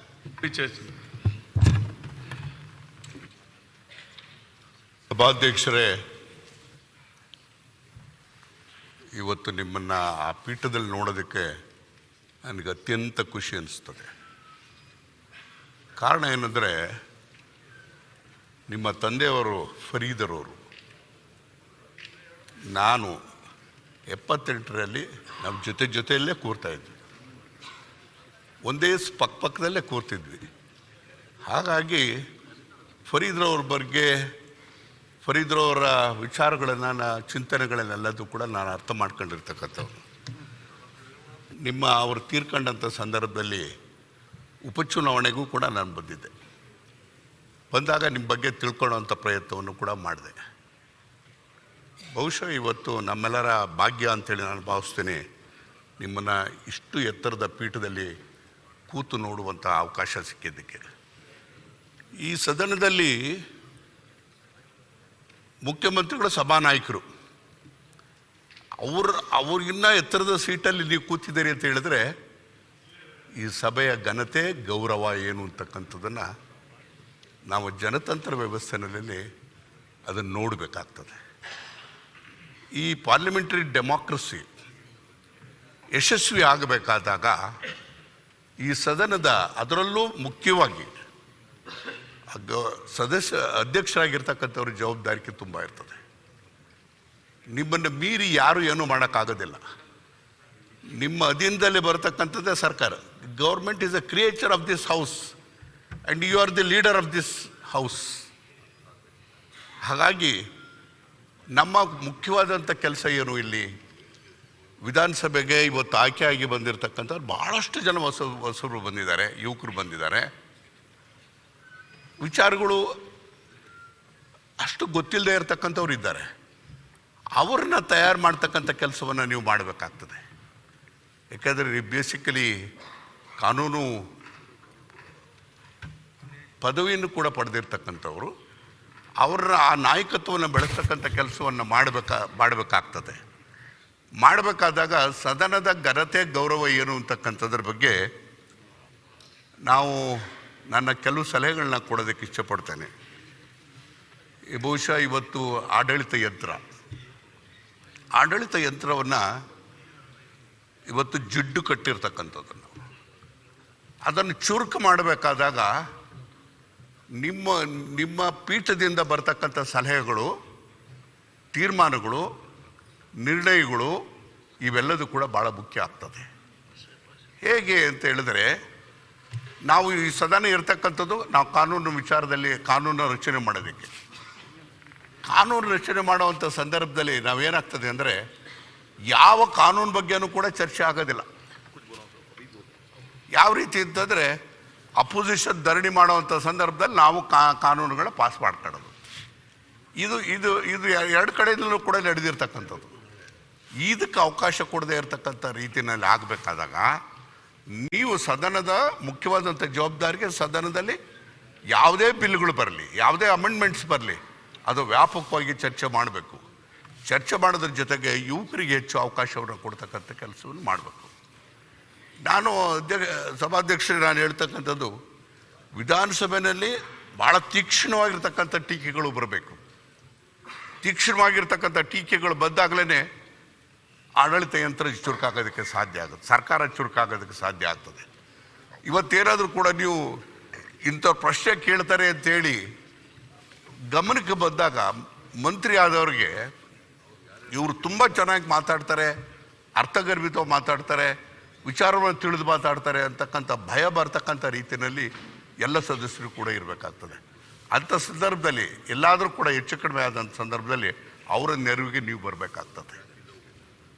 ಸಂಸದೀಯ ವ್ಯವಸ್ಥೆಯಲ್ಲಿ ಇವತ್ತು ನಿಮ್ಮ ಪಾತ್ರ ಎಷ್ಟು ದೊಡ್ಡದು ಅಂತಕ್ಕಂಥದ್ದನ್ನು ಹೇಳೋದಕ್ಕೆ ಸಾಧ್ಯ ಇಲ್ಲ. ನಾನು ಹೇಳ್ತಕ್ಕಂಥದ್ದು ಇಷ್ಟೇ, ಇವತ್ತು ಬಿಲ್ಗಳ ಮೇಲೆ ಚರ್ಚೆ ಆಗಬೇಕು.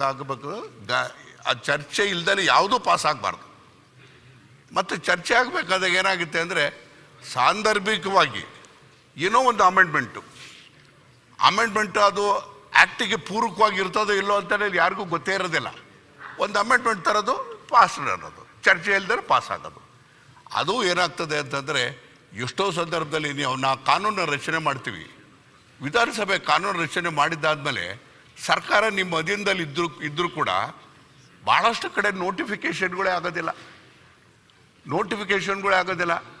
ಅವು ಜಾರಿನೇ ಬರೋದಿಲ್ಲ. ಜನ ತಿಳಿದಿರೋದು ಪತ್ರಿಕೆಯಲ್ಲಿ ಬರ್ತಾ ಇದೆ, ಪತ್ರಿಕೆಯಲ್ಲಿ ಬಂದಿದೆ ಕಾನೂನು ಪಾಸ್ ಆಗಿದೆ ಅಂತೇಳಿ.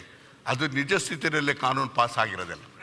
ಅಂಥ ಸಂದರ್ಭದಲ್ಲಿ ಇವತ್ತು ನೀವು ಎಷ್ಟು ಕಾನೂನುಗಳನ್ನ ಮಾಡಿದ್ದೀರಿ, ಕಾನೂನುಗಳು ಎಷ್ಟು ಜಾರಿಯಲ್ಲಿದ್ದಾವೆ, ಯಾವ ರೀತಿಯಾಗಿ ಇದ್ದಾವೆ ಅಂತಕ್ಕಂಥ ವಿಚಾರಗಳನ್ನು ಕೂಡ ಇವತ್ತು ನೀವು ಒಂದು ಟೈಮ್ ಫಿಕ್ಸ್ ಮಾಡಿ ಸದಸ್ಯರ ಚರ್ಚೆಗಳನ್ನು ಮಾಡ್ತಕ್ಕಂಥ ಕೆಲಸವನ್ನು ಮಾಡಬೇಕಾಗ್ತದೆ. ಆಗ ಮಾತ್ರ ನಾವು ಆಡಳಿತ ಯಂತ್ರವನ್ನು ಚುರುಕು ಮಾಡೋದಕ್ಕೆ ಸಾಧ್ಯ ಆಗ್ತದೆ. ಇಲ್ಲದೆ ಅದು ಒಂದು ಈಗಾಗಲೇ ಎಚ್ ಕೆ ಪಾಟೀಲ್ರವರು ಕೂಡ ಪ್ರಸ್ತಾಪ ಮಾಡಿದರು. ಇವು ನಮ್ಮ ಸ್ಟ್ಯಾಂಡಿಂಗ್ ಕಮಿಟೀಸ್ ಇದೆ. ಸ್ಟ್ಯಾಂಡಿಂಗ್ ಕಮಿಟೀಸ್ನಲ್ಲಿ ವ್ಯಾಪಕವಾಗಿ ಚರ್ಚೆ ಆಗ್ತದೆ. ಎಲ್ಲ ಅಧಿಕಾರಿಗಳು ಕೂಡ ಇರ್ತಾರೆ, ಮುಖ್ಯ ಕಾರ್ಯದರ್ಶಿಗಳು ಕೂಡ ಇರ್ತದೆ. ಅಲ್ಲಿ ಅದೇ ಅಸೆಂಬ್ಲಿ ಪ್ರೊಸೀಡಿಂಗ್ಸ್ ಮಾಡೋ ರೀತಿಯಲ್ಲಿ ಎಲ್ಲದೂ ಕೂಡ ರೆಕಾರ್ಡ್ಗೆ ಹೋಗ್ತದೆ, ಎಲ್ಲದೂ ಇರ್ತದೆ. ಆದರೆ ಏನಾದರೂ ಚರ್ಚೆಗೆ ಬರ್ತದ, ಅದು ಪ್ರಯೋಜನಕ್ಕೆ ಬರ್ತದ ಅಂತ ಹೇಳಿದ್ರೆ ಯಾವ ವರದಿಗಳು ಕೂಡ ಇವತ್ತು ಇಂಪ್ಲಿಮೆಂಟ್ ಆಗ್ತಾ ಇಲ್ಲ. ಎಲ್ಲ ಒಂದು ಕಡೆ ನಿಯಮವನ್ನು ಬದಲು ಮಾಡೋತಕ್ಕಂಥ ಕೆಲಸವನ್ನು ಮಾಡಿ.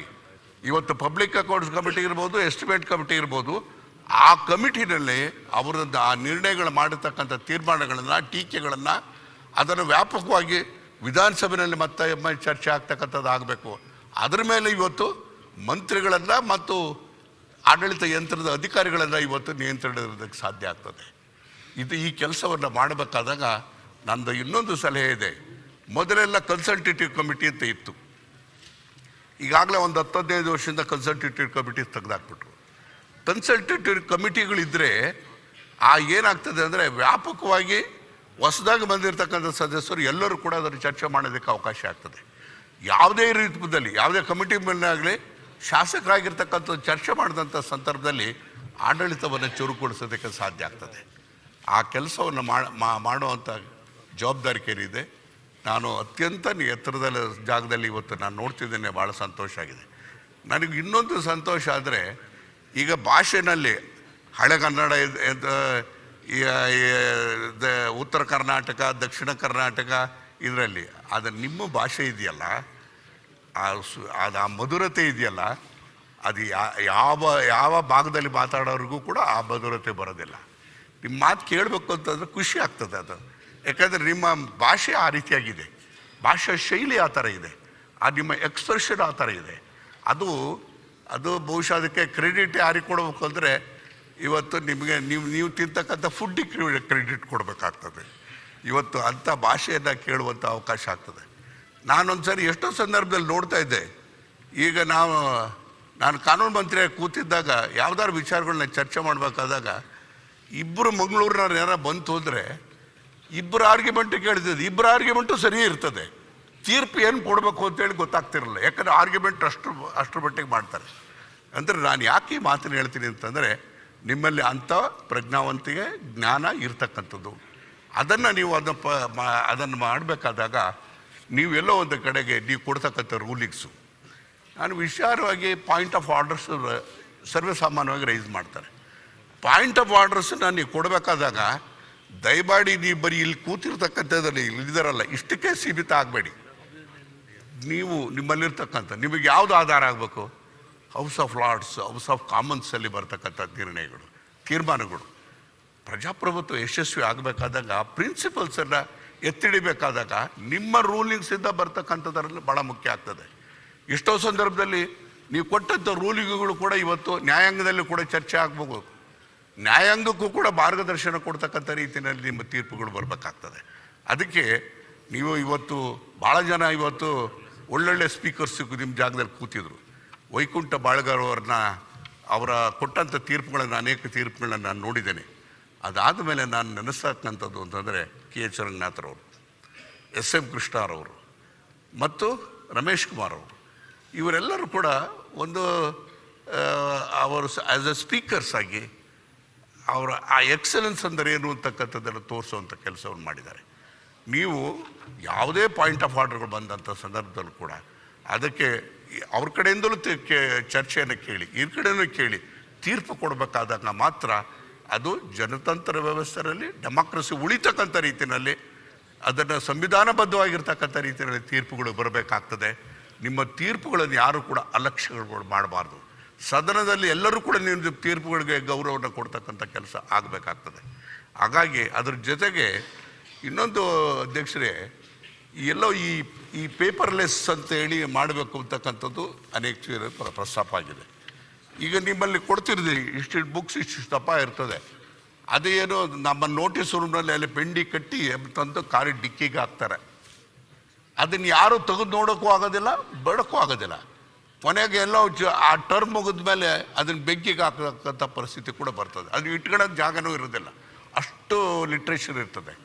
ಆದರೆ ಅದರ ಅದನ್ನು ಕಡಿಮೆ ಮಾಡಬೇಕಾದಾಗ ನೀವು ಪೇಪರ್ಲೆಸ್ ಬರ್ತಕ್ಕಂಥ ರೀತಿಯಲ್ಲಿ ನೀವು ಹೊಸ ಶಾಸಕರು, ಈಗೆಲ್ಲದು ಸೋಷಿಯಲ್ ಮೀಡಿಯಾ ಬಗ್ಗೆ ಗೊತ್ತಿರ್ತಕ್ಕಂಥದ್ದು, ಸೋಷಿಯಲ್ ಮೀಡಿಯಾ ಬಗ್ಗೆ, ಇವತ್ತು ಟೆಕ್ನಾಲಜಿ ಬಗ್ಗೆ, ನಿಮಗೆ 5G ಇದೆ, 6G ಇದೆ, ಅದೆಲ್ಲದೂ ಕೂಡ ಬಂದಿರಬೇಕಾದಾಗ ಅದನ್ನು ಪ್ರಯೋಗ ಮಾಡೋದಕ್ಕೆ ಪೇಪರ್ಲೆಸ್ ಬರ್ತಕ್ಕಂಥ ಡಿಸ್ಕಷನ್ ಬರ್ತಕ್ಕಂಥದ್ದಕ್ಕೆ ನೀವೆಲ್ಲ ಸದಸ್ಯರುಗಳಿಗೂ ಕೂಡ ಒಂದು ರೀತಿಯಾದ ಮಾಹಿತಿಯನ್ನು ಕೊಡ್ತಕ್ಕಂಥ ಕೆಲಸವನ್ನು ಮಾಡಬೇಕು ಅನ್ನೋದ್ರ ಜೊತೆಗೆ, ಇತ್ತೀಚಿನ ದಿನಗಳಲ್ಲಿ ಏನಾಗಿದೆ ಅಂತ ಹೇಳಿದ್ರೆ, ನೀವು ಯಾವುದೇ ಪ್ರಶ್ನೆಗಳನ್ನು ಯಾವುದೇ ಸದಸ್ಯರಿಗೆ ಕೇಳಿದ್ರೆ ಮಂತ್ರಿಗಳು ಹೇಳ್ತಕ್ಕಂಥ ಸರ್ವೇ ಸಾಮಾನ್ಯ ಉತ್ತರ ಏನಂತ ಹೇಳಿದ್ರೆ, ಪರಿಶೀಲನೆ ಮಾಡ್ತೀನಿ, ನಾನು ನೋಡ್ತೇನೆ ಅಂತೇಳಿ. ಅವ್ರು ಪರಿಶೀಲನೆ ಮಾಡ್ತೀನಿ, ನೋಡ್ತೇನೆ ಅಂತಕ್ಕಂಥದ್ದು ಅದು ಅಶ್ಯೂರೆನ್ಸ್ ಕಮಿಟಿ ಮುಂದೆ ಹೋಗುತ್ತೆ. ಅದು ಹೋಗಿ ಅಶ್ಯೂರೆನ್ಸ್ ಕಮಿಟಿನಲ್ಲಿ ತೀರ್ಪಾಗೋದು ಯಾವಾಗ ಅಂದರೆ ಅವನ ಟರ್ಮ್ ಮುಗಿದೋಗಿರ್ತದೆ. ಟರ್ಮ್ ಮುಗಿದೋದ್ಮೇಲೆ ಅದು ಅಶ್ಯೂರೆನ್ಸ್ ಕಮಿಟಿ ಮುಂದೆ ಹೋಗೋದು. ಇದಕ್ಕೆಲ್ಲದಕ್ಕೂ ಅವಕಾಶ ಕಡಿವಾಣ ಹಾಕೋದಕ್ಕೆ ಸಾಧ್ಯತೆ ಇದೆ. ಇದ್ರ ಬಗ್ಗೆ ನೀವು ಒಂದು ರೂಲ್ಸ್ ಕಮಿಟಿಯನ್ನು ಮಾಡಿ ಯಾವ ರೀತಿಯ ಕಡಿವಾಣ ಹಾಕ್ಬೋದು ಅಂತಕ್ಕಂಥದ್ರ ಬಗ್ಗೆ ನೀವು ಒಂದು ರೀತಿಯಾದಂಥ ಮಾರ್ಗದರ್ಶನವನ್ನು ಮಾಡಬೇಕು ಅಂತಕ್ಕಂಥ ಹೇಳೋದ್ರ ಜೊತೆಗೆ, ಇವತ್ತು ವಿಧಾನಸಭೆಯಲ್ಲಿ ಚರ್ಚೆಗಳಾಗಬೇಕು. ಚರ್ಚೆಗಳಾದಂಥ ಸಂದರ್ಭದಲ್ಲೇ ನೀವು ಚರ್ಚೆ ಆಗೋಂಥ ಸಂದರ್ಭದಲ್ಲಿ ಅಧಿಕಾರಿಗಳು ಯಾರೂ ಇರೋದೇ ಇಲ್ಲ. ಕಂಪಲ್ಸರಿ ಬಂದು ಕೂರಲೇಬೇಕು ಅವರು. ಯಾರೋ ಇರ್ತಾರೆ, ಯಾರೋ ಬರ್ಕೊಳ್ತಾರೆ ಅಂತಕ್ಕಂಥ ಪ್ರಶ್ನೆ ಅಲ್ಲ. ಅಂದರೆ ಇವತ್ತು ಯಾರಾದರೂ ಒಬ್ಬರು ಮಾತಾಡ್ತಾರೆ ಅಂತಂದ್ರೆ ನಾವು ಹೋಗಿ ಕೂರಬೇಕು, ಇಲ್ಲದ್ರೆ ತಪ್ಪಾಗ್ತದೆ ಅಂತಕ್ಕಂಥ ಭಾವನೆ ಅವ್ರಿಗೆ ಆಡಳಿತ ಅಧಿಕಾರಿಗಳಿಗೆ ಬರಬೇಕಾಗ್ತದೆ. ನಾನು ಒಂದು ಮಾತನ್ನು ಹೇಳ್ತೀನಿ ಅಧ್ಯಕ್ಷರೇ, ಹೆಚ್ಚು ಮಾತಾಡೋಕ್ಕೆ ಹೋಗೋದಿಲ್ಲ. ದೇವರಾಜ್ ಅರಸು ಅವರು ಸಿದ್ದರಾಮಯ್ಯನವ್ರ ಜಾಗದಲ್ಲಿ ಕೂತಿದ್ದಂತ ನಾವು ನೋಡಿದ್ವಿ. ನಾವೆಲ್ಲ ಹುಡುಗರು ಅವಾಗ ಚರ್ಚೆ ಆಗ್ತಾಯಿದ್ದು. ಆವಾಗ ದೇವೇಗೌಡರು ವಿರೋಧ ಪಕ್ಷದ ನಾಯಕರಾಗಿದ್ದರು. ಚರ್ಚೆ ಆಗಬೇಕಾದಾಗ ಟೇಬಲ್ ಮೇಲೆ ಪುಸ್ತಕಗಳನ್ನ ಇಟ್ಕೊಂಡಿರ್ತಿದ್ರು ರೂಲಿಂಗ್ಸ್ ಕೊಡೋದಕ್ಕೆ. ಚರ್ಚೆ ಎಷ್ಟೊತ್ತವರೆಗೂ ಆಗೋದ್ರಲ್ಲಿ ರಾತ್ರಿ 12:15 ಗಂಟೆ 1 ಗಂಟೆವರೆಗೂ ಕೂಡ ಚರ್ಚೆ ಆಗ್ತಾಯಿತ್ತು. ಆ ರೀತಿಯಾಗಿರ್ತಕ್ಕಂಥ ಚರ್ಚೆಗಳನ್ನು ಇವತ್ತು ಆಗ್ತಾ ಇಲ್ಲ. ಅದಕ್ಕೆ ಅಪೋಸಿಷನ್ ಯಾವತ್ತೂ ಕೂಡ ಅತ್ಯಂತ ಕ್ರಿಯಾಶೀಲವಾಗಿ ಇರಬೇಕು. ಅಪೋಸಿಷನ್ ಯಾವಾಗ ಕ್ರಿಯಾಶೀಲವಾಗಿ ಇರ್ತದೋ ಆಗ ಮಾತ್ರ ನಮ್ಮ ಪ್ರಜಾಪ್ರಭುತ್ವದ ತತ್ವ ಉಳಿಯೋದಕ್ಕೆ ಸಾಧ್ಯ ಆಗ್ತದೆ, ಸಂವಿಧಾನದ ಆಶಯಗಳನ್ನು ಈಡೇರಿಸೋದಕ್ಕೆ ಸಾಧ್ಯ ಆಗ್ತದೆ. ಅಂತಹ ರೀತಿಯಲ್ಲಿ ಎತ್ತರದ ಸ್ಥಾನದಲ್ಲಿ ನೀವು ಕೂತಿದ್ದೀರಿ, ಅತ್ಯಂತ ಸಂತೋಷ. ನಿಮ್ಮ ಭಾಷೆಯನ್ನು ಕೇಳಬೇಕು, ನಿಮ್ಮ ಭಾಷೆಯನ್ನು ನಾವು ಆ ಮಧುರತೆಯನ್ನು ನಾವು ಅನುಭವಿಸುವಂಥ ರೀತಿಯಲ್ಲಿ ಆಗಬೇಕು ಅಂತ ಹೇಳೋದ್ರ ಜೊತೆಗೆ ಎಲ್ಲೋ ಒಂದು ಕಡೆಗೆ ಇವೆಲ್ಲದಕ್ಕೂ ಕೂಡ ಕಡಿವಾಣ ಆಗ್ತಕ್ಕಂಥ ಕೆಲಸವನ್ನು ಮಾಡಬೇಕು ಅಂತಕ್ಕಂಥ ವಿನಂತಿಯನ್ನು ಮಾಡಿ ಇವತ್ತು ನನಗೆ ಮಾತಾಡೋದಕ್ಕೆ ಅವಕಾಶ ಕೊಟ್ಟಿದ್ದಕ್ಕೆ ಅಭಿನಂದಿಸಿ ನಾನು ಮಾತನ್ನು ಮುಗಿಸ್ತೇನೆ. ನಮಸ್ಕಾರ. ಸುನಿಲ್ ಕುಮಾರ್, ಅದು ಒಂದು ನಿಮಿಷ ಮಿನಿಸ್ಟರ್ಗೆ ನಾವು ಹೋಗ್ಲಿಕ್ಕೆ ಹೆಚ್ಚು ಮಾಡ್ಬೋದು ಆಗ್ಬೋದು.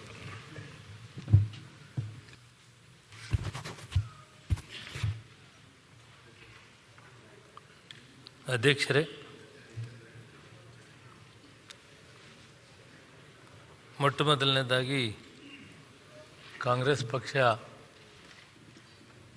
ಮುಖ್ಯಮಂತ್ರಿಗಳಂತ ಸಿದ್ದರಾಮಯ್ಯನವರು ಪ್ರಸ್ತಾವನೆಯನ್ನು ಮಂಡಿಸಿದರು. ಉಪಮುಖ್ಯಮಂತ್ರಿಗಳಂತ ಶಿವಕುಮಾರ್ ಅವರು ಅನುಮೋದಿಸಿದ್ದಾರೆ. ಇವರಿಗೆ ಅಭಿನಂದನೆಯನ್ನು ಸಲ್ಲಿಸ್ತೇನೆ. ಅದೇ ರೀತಿ ವಿರೋಧ ಪಕ್ಷದ ಮಾಜಿ ಮುಖ್ಯಮಂತ್ರಿಗಳು SR ಬೊಮ್ಮಾಯಿ ಸಾಹೇಬರು ಮತ್ತು ಆ ಪಕ್ಷದ ಎಲ್ಲ ಸದಸ್ಯರು ತಮಗೆ ಅವಿರೋಧವಾಗಿ ಆಯ್ಕೆ ಮಾಡಲಿಕ್ಕೆ ಅನುವು ಮಾಡಿಕೊಟ್ಟಿದ್ದಾರೆ. ಅದೇ ರೀತಿ ಜನತಾ ದಳದ JT ದೇವೇಗೌಡರು ಮಾತಾಡಿ ನಿಮ್ಮನ್ನು ಅವಿರೋಧವಾಗಿ ಆಯ್ಕೆ ಮಾಡಲಿಕ್ಕೆ ಅನುಕೂಲ ಮಾಡಿಕೊಟ್ಟಿದ್ದಕ್ಕೆ ಇವರೆರಡೂ ಪಕ್ಷಗಳಿಗೂ ಕೂಡ ಅಭಿನಂದನೆ ಸಲ್ಲಿಸೋಣ. ಪ್ರಜಾಪ್ರಭುತ್ವ ವ್ಯವಸ್ಥೆಯಲ್ಲಿ ಇಂಥ ಒಂದು ತೀರ್ಮಾನಗಳು ಇಂಥ ಒಂದು ಸ್ಥಾನಕ್ಕೆ ಅತ್ಯುತ್ತಮವಾದಂಥ ಘನತೆ ಗೌರವವನ್ನು ಎತ್ತಿ ಹಿಡಿದಂತಾಗ್ತದೆ.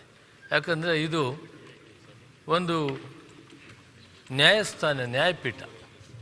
ಇದರಲ್ಲಿ ಎಲ್ಲಿವರೆಗೂ ನೀವು ಆಯ್ಕೆ ಆಗ್ತೀರಿ ಅಲ್ಲಿವರೆಗೂ ಆ ಪಕ್ಷಕ್ಕೆ ನೀವು ನಿಷ್ಠೆಯಾಗಿರಬೇಕಾಗ್ತದೆ. ಅದಾದ ಮೇಲೆ ನೀವು ಅಧ್ಯಕ್ಷರಾದ ಮೇಲೆ ಈ ಸಭೆಗೆ ಕಟ್ಟಕಡೆಯ ಸದಸ್ಯ ಯಾವ ಪಕ್ಷದಿಂದ ಆಯ್ಕೆ ಆಗಿದೆ ಅನ್ನೋದು ಮುಖ್ಯ ಅಲ್ಲ, ಆ ಸದಸ್ಯ ಆಯ್ಕೆ ಆಗಿರೋದು ಬಹಳ ಮುಖ್ಯ ಆಗ್ತದೆ. ಆ ಕಟ್ಟಕಡೆಯ ವ್ಯಕ್ತಿಗೆ ತನ್ನ ಅಭಿಪ್ರಾಯವನ್ನು, ತನ್ನ ಭಾವನೆಗಳನ್ನು, ತನ್ನ ಕ್ಷೇತ್ರದ ಬಗ್ಗೆ ಸವಿಸ್ತಾರವಾಗಿ ಹೇಳೋದಕ್ಕೆ ಒಂದು ಅವಕಾಶ ಮಾಡಿಕೊಡೋದ್ರಲ್ಲಿ ನಿಮ್ಮ ಕೀರ್ತಿ ಹೆಚ್ಚಾಗ್ತದೆ. ಒಂದು ಪಕ್ಷದಿಂದ ಬಂದಿರಲ್ಲ, ಒಬ್ಬ ಇಂಡಿಪೆಂಡೆಂಟಾಗಿ ಆಯ್ಕೆ ಆಗಿರ್ತಾನೆ, ಅಂಥವ್ರಿಗೆ ಅವಕಾಶ ಮಾಡಿಕೊಡ್ಬೇಕು. ಯುವಕರಿಗೆ, ಮೊಟ್ಟ ಮೊದಲು ಬಂದಿರೋರಿಗೆ ಹೆಚ್ಚಿನ ಅವಕಾಶವನ್ನು ಕೊಡೋದ್ರ ಮುಖಾಂತರ ಇದು ಪ್ರಜಾಪ್ರಭುತ್ವ ವ್ಯವಸ್ಥೆಯಲ್ಲಿ ಅವ್ರಿಗೊಂದು ಪಾಠ ಕಲಿಬೇಕಾಗ್ತದೆ. ಜೊತೆಗೆ ಹೊಸ ಸದಸ್ಯರು ಹೆಚ್ಚಿನ ಕಾಲ ಸಭೆಯಲ್ಲಿ ಕುಂತಿರಬೇಕಾಗ್ತದೆ. ನಾವು ಪಾರ್ಲಿಮೆಂಟ್ಗೆ ಹೋದಂಥ ಕಾಲದಲ್ಲಿ 91ರಲ್ಲಿ ಶಿವರಾಜ್ ಪಾಟೀಲ್ ಅವರು ನಮ್ಮ ಸ್ಪೀಕರ್ ಆಗಿದ್ದರು. ಆಮೇಲೆ ಮಹಾರಾಷ್ಟ್ರ ಮುಖ್ಯಮಂತ್ರಿ ಜೋಶಿ ಸಾಹೇಬರು ಬಂದರು, ಸೋಮನಾಥ್ ಚಟರ್ಜಿ ಅವರು ಬಂದರು. ಸೋಮನಾಥ್ ಚಟರ್ಜಿ, ಇಂದ್ರಜಿತ್ ಅವರು, ಗುಪ್ತಾ ಅವರು ಪಾರ್ಲಿಮೆಂಟಲ್ಲಿ ಎದ್ದು ನಿಂತ್ಕೊಂಡು ಮಾತಾಡೋಕ್ಕೆ ಹಿಡಿದ್ರೆ 1-1.5 ಗಂಟೆ ಮಾತಾಡ್ತಿದ್ರು. ಆ 1.5 ಗಂಟೆ ಮಾತಾಡೋಂಥ ಕಾಲದಲ್ಲಿ ಯಾವ ಪಕ್ಷ ಅಂತ ಹೇಳೋಂಗಿಲ್ಲ, ಎಲ್ಲ ಪಕ್ಷದ ಸದಸ್ಯರು ಕೂಡ ಪಿನ್ ಡ್ರಾಪ್ ಸೈಲೆಂಟ್. ಅಂದರೆ ಅವರ ಭಾಷಣದ ಪ್ರತಿ ಪದ, ಪ್ರತಿ ಅಭಿಪ್ರಾಯ, ಆ ಚಿಂತನೆ ಈ ದೇಶದ ಸಮಗ್ರತೆ, ಐಕ್ಯತೆ ಮತ್ತು ಅಭಿವೃದ್ಧಿ ಬಗ್ಗೆ ಅಷ್ಟೊಂದು ಎತ್ತರವಾದಂಥ ರೀತಿಯಲ್ಲಿ ಭಾಷಣಗಳು ಮಾಡ್ತಾಯಿದ್ರು. ಅವನ್ನ ತೆಗೆದು ನಾವು ಓದುವಂಥ ಸಂದರ್ಭಗಳು ಬರ್ತಾಯಿತ್ತು. ಆದ್ದರಿಂದ ಈ ವ್ಯವಸ್ಥೆ, ನೀವು ಕುಂತಿರೋ ಜಾಗ, ನಾನು ಕೂಡ ತಾವು ಬೈ ಎಲೆಕ್ಷನಲ್ಲಿ ನಿಂತಾಗ ಮಂತ್ರಿ ಆಗಿದ್ದೆ ಕೇಂದ್ರದಲ್ಲಿ. ನಾನು ಕೂಡ ನಿಮ್ಮ ಎಲೆಕ್ಷನ್ನಲ್ಲಿ ಕೆಲಸ ಮಾಡಿದ್ದೀನಿ.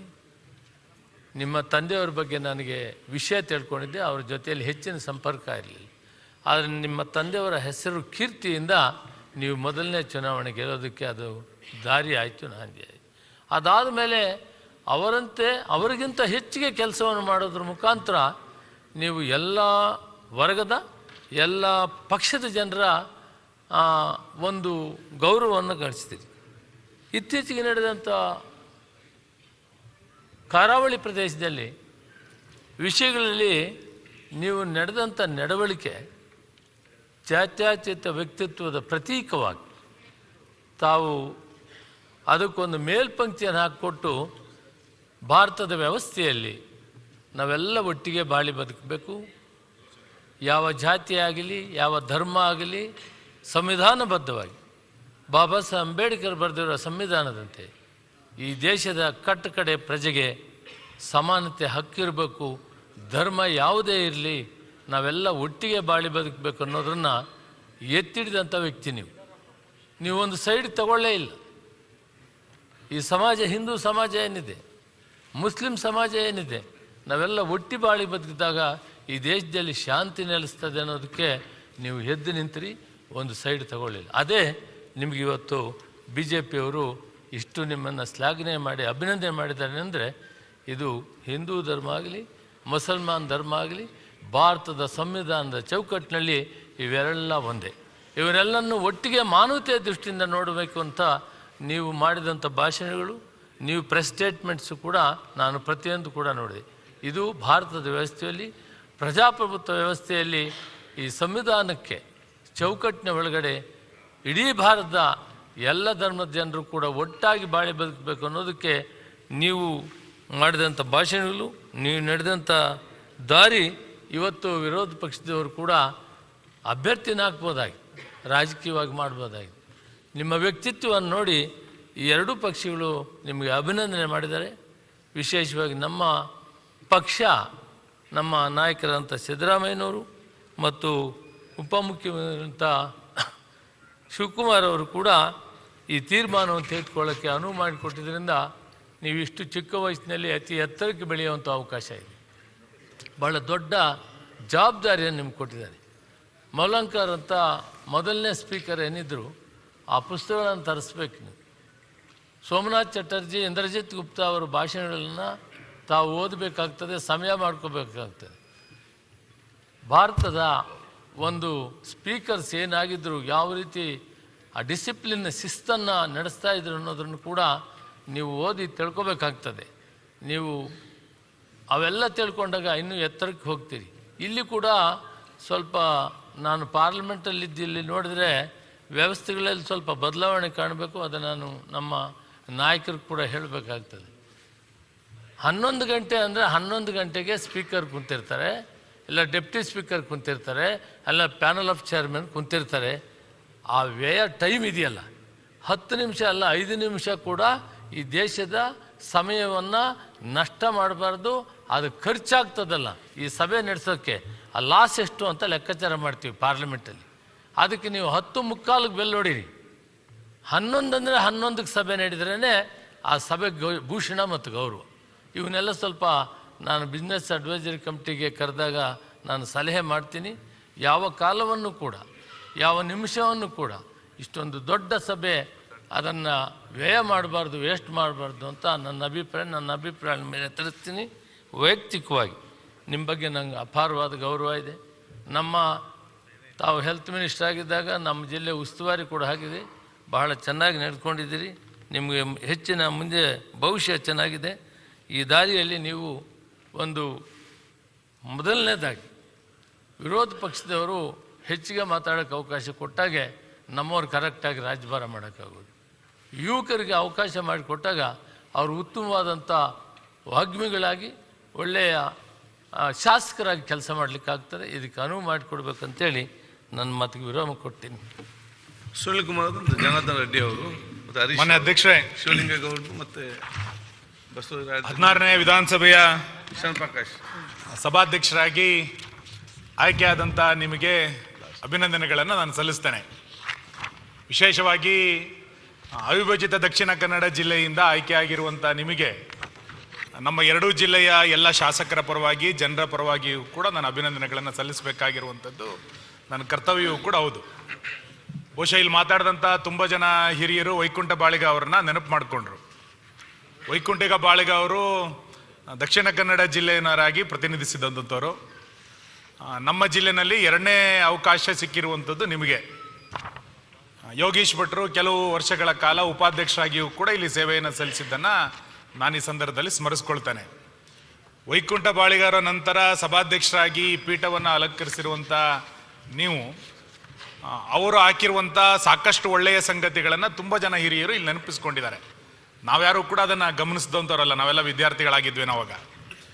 ಆ ರೀತಿಯಾದಂಥ ಒಂದು ಒಳ್ಳೆಯ ಅವಕಾಶ ಸಿಕ್ಕಿರುವಂಥ ಈ ಸಂದರ್ಭದಲ್ಲಿ ವಿಧಾನಸಭೆಯ ಕಲಾಪಗಳು ಮತ್ತು ಉಳಿದಂಥ ಎಲ್ಲ ಚಟುವಟಿಕೆಗಳನ್ನು ಅತ್ಯಂತ ಸಮರ್ಥವಾಗಿ ನೀವು ನಿಭಾಯಿಸ್ತೀರಿ ಎನ್ನುವಂಥ ವಿಶ್ವಾಸ ನನಗಿದ್ದೇ ಇದೆ. ಡಿ.ಕೆ. ಶಿವಕುಮಾರ್ ಅವರು ಮಾತಾಡಬೇಕಾದ್ರೆ ನಿಮ್ಮನ್ನು ಉಲ್ಲೇಖ ಮಾಡಿದರು. ನೀವು ಸೇವಾದಳದಿಂದ ಚಟುವಟಿಕೆಯನ್ನು ಆರಂಭ ಮಾಡಿದ್ರಿ ಅನ್ನುವಂಥ ಸಂಗತಿಯನ್ನು ಉಲ್ಲೇಖ ಮಾಡಿದರು. ನಾವೆಲ್ಲ 2004ರಲ್ಲಿ ಶಾಸಕರಾಗಿ ಬಂದಂಥವ್ರು. ಬಹುಶಃ ಆ ಕಾಲಘಟ್ಟದಲ್ಲಿ ಉಪಚುನಾವಣೆಯಲ್ಲಿ ನೀವು 2005ರಲ್ಲಿ ಗೆದ್ದು ಬಂದ್ರಿ ಅಂತ ನನಗೆ ನೆನಪು. ಸೇವಾದಳದಿಂದ ಸಾರ್ವಜನಿಕ ಜೀವನಕ್ಕೆ ವಿದ್ಯಾರ್ಥಿ ನಾಯಕರಾಗಿ ಬಂದಂಥ ನಿಮಗೆ ಸಮಸ್ಯೆಗಳ ಅರಿವು ಖಂಡಿತ ಇದ್ದೇ ಇದೆ. ನಾವೆಲ್ಲರೂ ಕೂಡ ವಿದ್ಯಾರ್ಥಿ ದಶೆಯಿಂದನೇ ಚಟುವಟಿಕೆಯಲ್ಲಿ ಸಾರ್ವಜನಿಕ ಚಟುವಟಿಕೆಯಲ್ಲಿ ಭಾಗವಹಿಸಿದಂಥವ್ರು. ಹಾಗಾಗಿ ಅವತ್ತು ಸಾರ್ವಜನಿಕ ಚಟುವಟಿಕೆಯಲ್ಲಿ ಯಾರು ಇರ್ತಾರೆ ಇವತ್ತಿಗೂ ಕೂಡ ಅಂಥವರಿಗೆ ಸ್ಥಳೀಯ ಸಮಸ್ಯೆಗಳು, ಅದರ ಆಳ, ಅದರ ನೋವು ಎಲ್ಲದೂ ಕೂಡ ಖಂಡಿತ ಗೊತ್ತಿರ್ತದೆ. ಬಹುಶಃ ವಿದ್ಯಾರ್ಥಿ ದಶೆಯಿಂದ ಕೆಲಸ ಮಾಡ್ತಾ ಇರುವಂಥ ನಿಮಗೆ ಗ್ರಾಮೀಣ ಪ್ರದೇಶದ ಜನರ ಮತ್ತು ಉಳಿದಂಥ ಎಲ್ಲ ಸಮಸ್ಯೆಗಳ ಅರಿವು ಖಂಡಿತ ಇದ್ದೇ ಇದೆ. ಆ ಸಮಸ್ಯೆಗಳ ಪರಿಹಾರಕ್ಕೆ ಆ ಪೀಠದಿಂದ ಒಳ್ಳೆಯ ಮಾರ್ಗದರ್ಶನವನ್ನು ನಮ್ಮೆಲ್ಲರಿಗೂ ಕೂಡ ನೀವು ಮಾಡ್ತೀರಿ ಎನ್ನುವಂಥ ವಿಶ್ವಾಸ ಮತ್ತು ಆ ನಿರೀಕ್ಷೆಯನ್ನು ನಾನು ಈ ಸಂದರ್ಭದಲ್ಲಿ ವ್ಯಕ್ತ ಮಾಡ್ತೇನೆ. ಎರಡನೇದು, ಹೊಸ ಶಾಸಕರುಗಳಿಗೆ ಅವಕಾಶಗಳನ್ನು ಹೆಚ್ಚು ಕೊಡಬೇಕು. ಯಾರು ಮಾತಾಡ್ತಾರೆ ಎನ್ಲಿಕ್ಕಿಂತ ಹೆಚ್ಚಾಗಿ ಯಾವ ಸಮಸ್ಯೆಯನ್ನು ಯಾರು ಮಾತಾಡ್ತಾ ಇದ್ದಾರೆ ಎನ್ನುವಂಥದ್ದು ಭಾಳ ಪ್ರಮುಖವಾಗಿರುವಂಥ ಸಂಗತಿ. ತುಂಬ ಸರಿ ಯಾರ ಹಿರಿಯ ಶಾಸಕರಿದ್ದಾರೆ ಮಾತಾಡಬೇಕು, ಅವ್ರಿಗೆ ಅವಕಾಶ ಕೊಡಬೇಕು ಅಂತ ಹೋದಾಗ ಒಳ್ಳೊಳ್ಳೆ ವಿಷಯಗಳನ್ನು, ಸಮಸ್ಯೆಗಳ ಅರಿವನ್ನು ತುಂಬ ಜನ ಮೊದಲ ಬಾರಿ ಗೆದ್ದಂಥ ಶಾಸಕರು ಕೂಡ ಮಾತಾಡ್ತಾರೆ.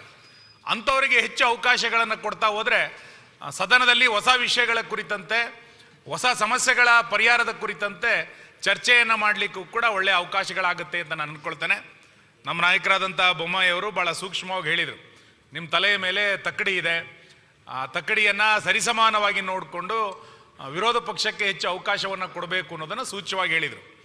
ನೀವು ಉಪನಾಯಕರಾಗಿದ್ದಾಗ ಹೇಗೆಲ್ಲ ಮಾತಾಡಿದಿರಿ ಅಂತ ನಮಗೆ ಚೆನ್ನಾಗಿ ನೆನಪಿದೆ. ನಾನಂತೂ ತುಂಬ ಚೆನ್ನಾಗಿ ನೆನಪಿಟ್ಕೊಂಡಿದ್ದೇನೆ ಅದನ್ನೆಲ್ಲದನ್ನು ಕೂಡ. ಎಲ್ಲ ವಿಷಯಗಳನ್ನು ಕೂಡ, ಎಲ್ಲ ವಿಷಯಗಳ ಬಗ್ಗೆಯೂ ಕೂಡ ನೀವು ಉಪನಾಯಕರಾಗಿ ಹೇಗೆ ಎದ್ದೆದ್ದು ಮಾತಾಡ್ತಾ ಇದ್ರಿ ಅಂತ, ಮಾತಾಡ್ತಿದ್ರಿ ಅಂತಂದರೆ ಸಾರ್ವಜನಿಕ ಕಳಕಳಿಯನ್ನು ಇಟ್ಟುಕೊಂಡು ಮಾತಾಡ್ತಿದ್ರಿ ಅಂತ. ಬಹುಶಃ ಇವತ್ತು ನಾವೆಲ್ಲ ವಿರೋಧ ಪಕ್ಷದಲ್ಲಿರುವಂಥ ಸಂದರ್ಭದಲ್ಲಿ ಅಷ್ಟೇ ರೀತಿಯಾದಂಥ ಸಾಮಾಜಿಕ ಕಳಕಳಿ ನಮಗೆಲ್ಲರಿಗೂ ಕೂಡ ಇದ್ದೇ ಇದೆ.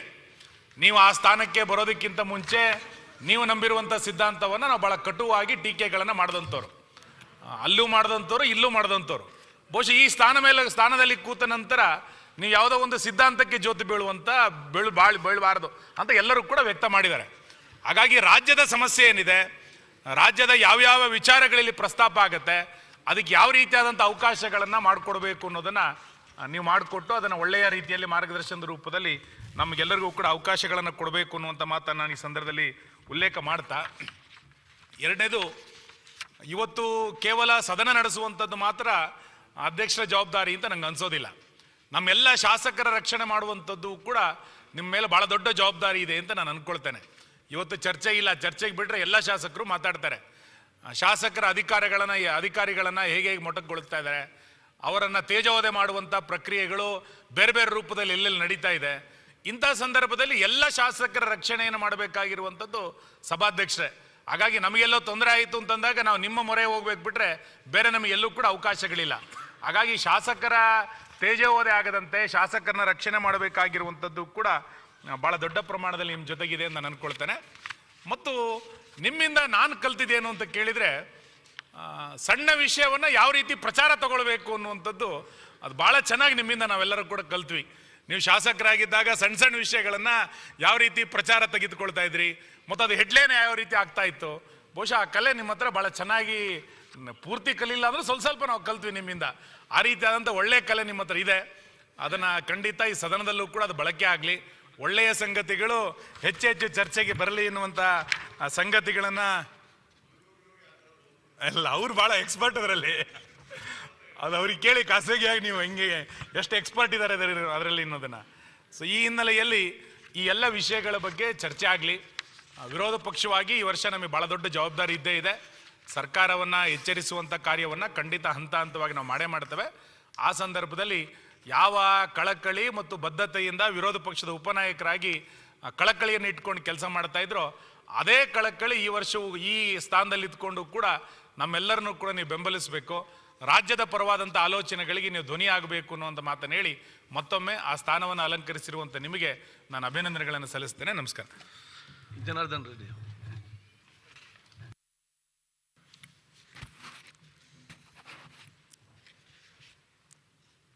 ಸರಳ ಮತ್ತು ಸಜ್ಜನಿಕೆಯ ಒಂದು ಹೆಸರು ಅಂತಂದರೆ ಅದು ಯು ಟಿ ಖಾದರ್ ಅವರು. ನಿಜವಾಗ್ಲೂ ನನಗಿವತ್ತು ತಾವು ಕರ್ನಾಟಕ ವಿಧಾನಸಭೆಯ ಅಧ್ಯಕ್ಷರಾಗಿದ್ದಕ್ಕೆ ನಾನು ನನ್ನ ವೈಯಕ್ತಿಕವಾಗಿ ಮತ್ತು ಕಲ್ಯಾಣ ರಾಜ್ಯ ಪ್ರಗತಿ ಪಕ್ಷದ ಪರವಾಗಿ ತಮಗೆ ನನ್ನ ಹೃತ್ಪೂರ್ವಕವಾದ ಅಭಿವಂದನೆಗಳನ್ನ ನಾನು ಸಲ್ಲಿಸ್ತಾ ಇದ್ದೀನಿ. ನಾನು ವಿಶೇಷವಾಗಿ ಕರಾವಳಿ ಕರ್ನಾಟಕ ಭಾಗದಲ್ಲಿ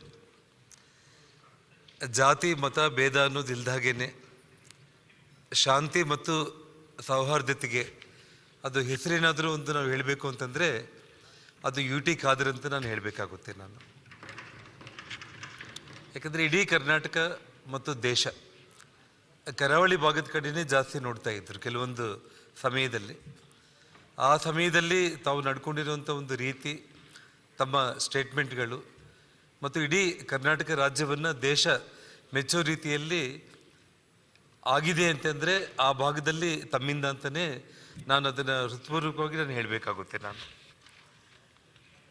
ಇವತ್ತು ನಮ್ಮ ಸದನದಲ್ಲಿ ಮೊದಲನೇ ಬಾರಿ ಆಯ್ಕೆಯಾಗಿರುವಂಥ ಶಾಸಕರು ಸರಿಸುಮಾರು 58ಕ್ಕೂ ಹೆಚ್ಚು ಶಾಸಕರಿದ್ದಾರಂತ. ಜೊತೆಗೆ ಅವರೆಲ್ಲರಿಗೂ ಕೂಡ ತಮ್ಮ ಮಾರ್ಗದರ್ಶನ, ವಿಶೇಷವಾಗಿ ನಮ್ಮ ಗೌರವಾನ್ವಿತ ಮುಖ್ಯಮಂತ್ರಿಗಳಾದ ಸಿದ್ದರಾಮಯ್ಯವರ ನೇತೃತ್ವದಲ್ಲಿ ಒಂದು ದೊಡ್ಡ ಬಹುಮತದ ಸರ್ಕಾರ ಇವತ್ತು ರಾಜ್ಯದಲ್ಲಿ ಬಂದಿರೋ ಕಾರಣ ಜನರ ನಿರೀಕ್ಷೆಗಳು ಕೂಡ ಬಹಳಷ್ಟಿದೆ.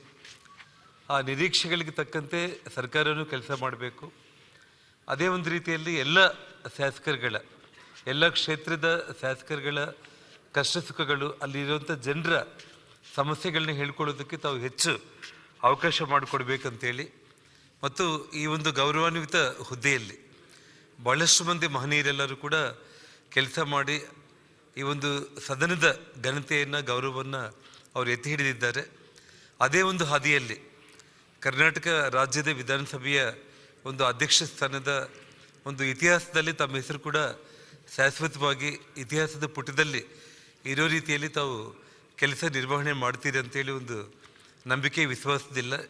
ತಮಗೆ ಇನ್ನೊಮ್ಮೆ ನಾನು ಕಲ್ಯಾಣ ರಾಜ್ಯ ಪ್ರಗತಿ ಪಕ್ಷದ ಪರವಾಗಿ ಅವ್ರ ಹೃತ್ಪೂರ್ವಕವಾದ ಅಭಿವಂದನೆಗಳನ್ನ ಸಲ್ಲಿಸಿ ನನ್ನ ಮಾತನ್ನು ಮುಕ್ತಾಯ ಮಾಡ್ತಾ ಇದ್ದೇನೆ.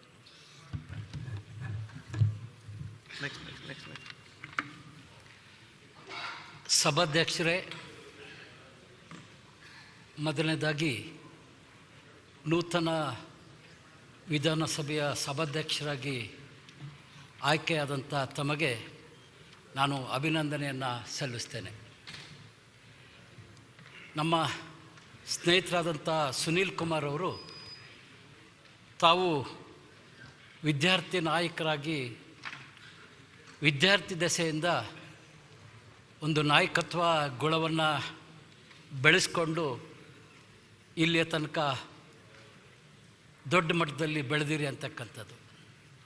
ಆದರೆ ನಾನು ನಿಮ್ಮಲ್ಲಿ ಗಮನಿಸಿದ್ದು ವಿದ್ಯಾರ್ಥಿ ನಾಯಕನಿಗಿಂತ ತಾವೊಬ್ಬ ಶ್ರೇಷ್ಠ ಕ್ರೀಡಾಪಟು ಅಂಥೇಳಿ ನಾನು ಭಾವಿಸಿದ್ದೇನೆ.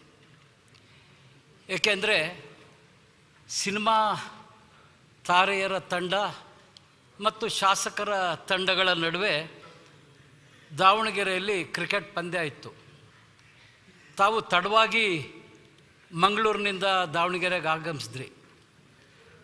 ಆ ಸಂದರ್ಭದಲ್ಲಿ ನಾನು ತಂಡದಲ್ಲಿದ್ದೆ. ನಿಮ್ಮ ವ್ಯಕ್ತಿತ್ವವನ್ನು ಗಮನಿಸಿ ನೀವು ಆ ಸಂದರ್ಭದಲ್ಲಿ ವಿರೋಧ ಪಕ್ಷದಲ್ಲಿದ್ದರೂ ಕೂಡ ಮಂಗಳೂರಿನಿಂದ ನಮ್ಮ ಸ್ನೇಹಿತರು ಬಂದಿದ್ದಾರೆ ಅಂಥೇಳಿ ನಿಮಗೆ ಸ್ಥಾನವನ್ನು ನಾನು ಬಿಟ್ಟುಕೊಟ್ಟಿದ್ದು ಅಂತೇಳಲಿಕ್ಕೆ ಸಂದರ್ಭದಲ್ಲಿ ನನಗೆ ಹೆಮ್ಮೆ ಆಗ್ತದೆ. ಇವತ್ತು ಈ ಸದನವನ್ನು ಕೂಡ ತಾವು ಕ್ರೀಡಾ ಮನೋಭಾವದಿಂದ ನೀವು ತೆಗೆದುಕೊಂಡು ಹೋಗ್ತೀರಿ. ತಾವು ಯಶಸ್ವಿ ಸಭಾಧ್ಯಕ್ಷರಾಗಿ ಮುಂದಿನ ದಿನದಲ್ಲಿ ಇನ್ನೂ ಉತ್ತಮವಾದಂಥ ಸ್ಥಾನವನ್ನು ಪಡೀಲೆಂದು ಆ ದೇವರಲ್ಲಿ ನಾನು ಪ್ರಾರ್ಥನೆ ಮಾಡ್ತೇನೆ. ಈ ಒಂದು ಕ್ರೀಡಾ ಮನೋಭಾವ ಅಂದಾಗ ನನಗೆ ನೆನಪು ಬರ್ತದೆ, ಅನೇಕರು ಹೇಳಿದರು ಈ ಒಂದು ಸದನದಲ್ಲಿ ಪ್ರಥಮ ಬಾರಿಗೆ ಆಯ್ಕೆಯಾದಂಥವ್ರ ಸಂಖ್ಯೆ ಕೂಡ ಹೆಚ್ಚಿದೆ. ಅದರ ಜೊತೆಯಲ್ಲಿ ಯುವಕರ ಸಂಖ್ಯೆ ಕೂಡ ಗಣನೀಯವಾಗಿ ಈ ಸದನದಲ್ಲಿ ಹೆಚ್ಚಾಗಿ ನಾವು ನೋಡ್ತಾ ಇದ್ದೇವೆ. ಇವತ್ತು ನಮ್ಮ ರಾಜ್ಯದ ಮುಂದಿನ ರಾಜಕೀಯ ಭವಿಷ್ಯದ ದೃಷ್ಟಿಯಿಂದ ಇವತ್ತು ಆ ಯುವಕರನ್ನು ಬೆಳೆಸ್ತಕ್ಕಂಥದ್ದು ಯುವಕ ಸಭಾಧ್ಯಕ್ಷರಾದಂಥ ತಮ್ಮ ಮೇಲೆ ಹೆಚ್ಚಿನ ಜವಾಬ್ದಾರಿ ಇದೆ ಅಂತೇಳಿ ನಾನು ಭಾವಿಸಿದ್ದೇನೆ. ನಾನು ನೀರಾವರಿ ಪ್ರದೇಶದಿಂದ ಆಯ್ಕೆಯಾದಂಥವನು. ಈ ನಮ್ಮ ನಾಲೆಗಳಲ್ಲಿ ನಾವು ನೀರು ಯಾವ ರೀತಿ ಹರಿಸ್ತೀವಿ ಅಂದರೆ, ನಾಲೆಯಲ್ಲಿ ಮೊದಲೇ ಇದ್ದವನಿಗೆ ಮೊದಲನೇದಾಗಿ ಜಮೀನುಗಳಿಗೆ ನೀರು ಕೊಡ್ತೇವೆ. ಈ ಕೊನೆಯ ಭಾಗದ ರೈತರಿಗೆ ನೀರೇ ಮುಟ್ಟೋದಿಲ್ಲ. ಮೊದಲನೇ ಭಾಗದಲ್ಲಿರ್ತಕ್ಕಂಥವ್ರು ನೀರು ಬಿಟ್ಟಂಥ ಸಂದರ್ಭದಲ್ಲಿ ಮೊದಲನೇ ನೀರು ಕಟ್ಕೊಳ್ತಾರೆ, ಕೊನೆ ಸಂದರ್ಭದಲ್ಲೂ ಅವರೇ ನೀರು ಕಟ್ಕೊಳ್ತಾರೆ. ಕೊನೆ ಭಾಗದವ್ರಿಗೆ ನೀರೇ ಸಿಗೋದಿಲ್ಲ. ಆದರೆ ವಿಶೇಷವಾಗಿ ಹಿರಿಯೂರು ತಾಲೂಕಿನ ವಾಣಿವಿಲಾಸ ಜಲಾಶಯದಲ್ಲಿ ಬೇರೆ ರೀತಿಯಾದಂಥ ವ್ಯವಸ್ಥೆ ಇದೆ. ನನಗೆ ಭಾಳ ಸಂತೋಷ ಆಯಿತು. ಅಲ್ಲಿ ನಾಲೆಗಳಲ್ಲಿ ನೀರು ಬಿಟ್ಟಾಗ ಆ ಜಲಾಶಯದ ಕೊನೆ ಭಾಗದ ಜಮೀನುಗಳಿಗೆ ಮೊದಲನೇದಾಗಿ ನೀರು ಬಿಡಬೇಕು. ನಾಲೆಯ ಮುಂಭಾಗದಲ್ಲಿರ್ತಕ್ಕಂಥವನಿಗೆ ಕೊನೆಗೆ ಸಿಗ್ತದೆ.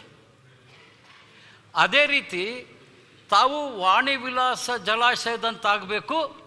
ಕೊನೆ ಭಾಗದಲ್ಲಿರ್ತಕ್ಕಂಥ ನಮ್ಮ ಯುವಕ ಮಿತ್ರರಿಗೆ ಇಲ್ಲಿ ಮಾತಾಡಲಿಕ್ಕೆ ಅವಕಾಶ ಕೊಡುವಂತಾಗಬೇಕು. ಇಲ್ಲ ಅಂದರೆ ನಮ್ಮ ಭಾಗದಲ್ಲಿ ಭದ್ರಾ ಜಲಾಶಯ, ತುಂಗಭದ್ರಾ ಜಲಾಶಯ ಹೇಗಪ್ಪ ಅಂದರೆ ಮುಂದಿದ್ದವನೇ ಪದೇ ಪದೇ ಕಟ್ಕೊಳ್ಳೋ ರೀತಿ ಆಗಬಾರ್ದು ಅಂತಕ್ಕಂಥ ವಿಚಾರವನ್ನು ಈ ಸಂದರ್ಭದಲ್ಲಿ ತಮ್ಮಲ್ಲಿ ಪ್ರಾರ್ಥನೆ ಮಾಡ್ತೇನೆ. ಇನ್ನೊಂದು ತಮ್ಮ ಬಗ್ಗೆ ವಿಶೇಷ ಗೌರವ ಏನಂದರೆ, ಹಿರಿಯ ಶಾಸಕರಾದಂಥ ಜಯಚಂದ್ರವರು, ಯಶಸ್ವಿ ಸಭಾಧ್ಯಕ್ಷರಾಗಿ ಸೇವೆ ಮಾಡಿದಂಥ ರಮೇಶ್ ಕುಮಾರ್ ಅವರು, ತಮ್ಮ ಪೂಜ್ಯ ತಂದೆಯವರಾದಂಥ UT ಫರೀದ್ರವರು, ಇವ್ರ ಜೊತೆ ನನ್ನ ತಂದೆಯವರು ಕೂಡ ದಿವಂಗತ P ಬಸವನಗೌಡರು ಆಡಳಿತ ಪಕ್ಷದಲ್ಲಿ ಜೊತೆಯಾಗಿ ಈ ರಾಜ್ಯದ ಸೇವೆಯನ್ನು ಮಾಡಿದವರು ಅಂಥೇಳಿ ಸಂದರ್ಭದಲ್ಲಿ ನಾನು ನಮ್ಮ ತಂದೆಯವ್ರನ್ನ ಜ್ಞಾಪಿಸ್ಕೊಳ್ಳಿಕ್ಕೆ ತುಂಬ ಹೆಮ್ಮೆ ಆಗ್ತದೆ. ಇವತ್ತು ನೀವು ಸದನದಲ್ಲಿ 2 ಬಾರಿ ಇದ್ದೀವಿ. 2008ರಲ್ಲಿ ಆಡಳಿತ ಪಕ್ಷದಲ್ಲಿ ನಾನಿದ್ದೆ. ಈ ಚುನಾವಣೆಯಲ್ಲಿ ನಾನು ವಿರೋಧ ಪಕ್ಷದಲ್ಲಿದ್ದೀನಿ, ತಾವು ಆಡಳಿತ ಪಕ್ಷದಲ್ಲಿದ್ದೀರಿ. ಆದರೆ ಆಯ್ತು ಕ್ಷಮಿಸ್ರಿ.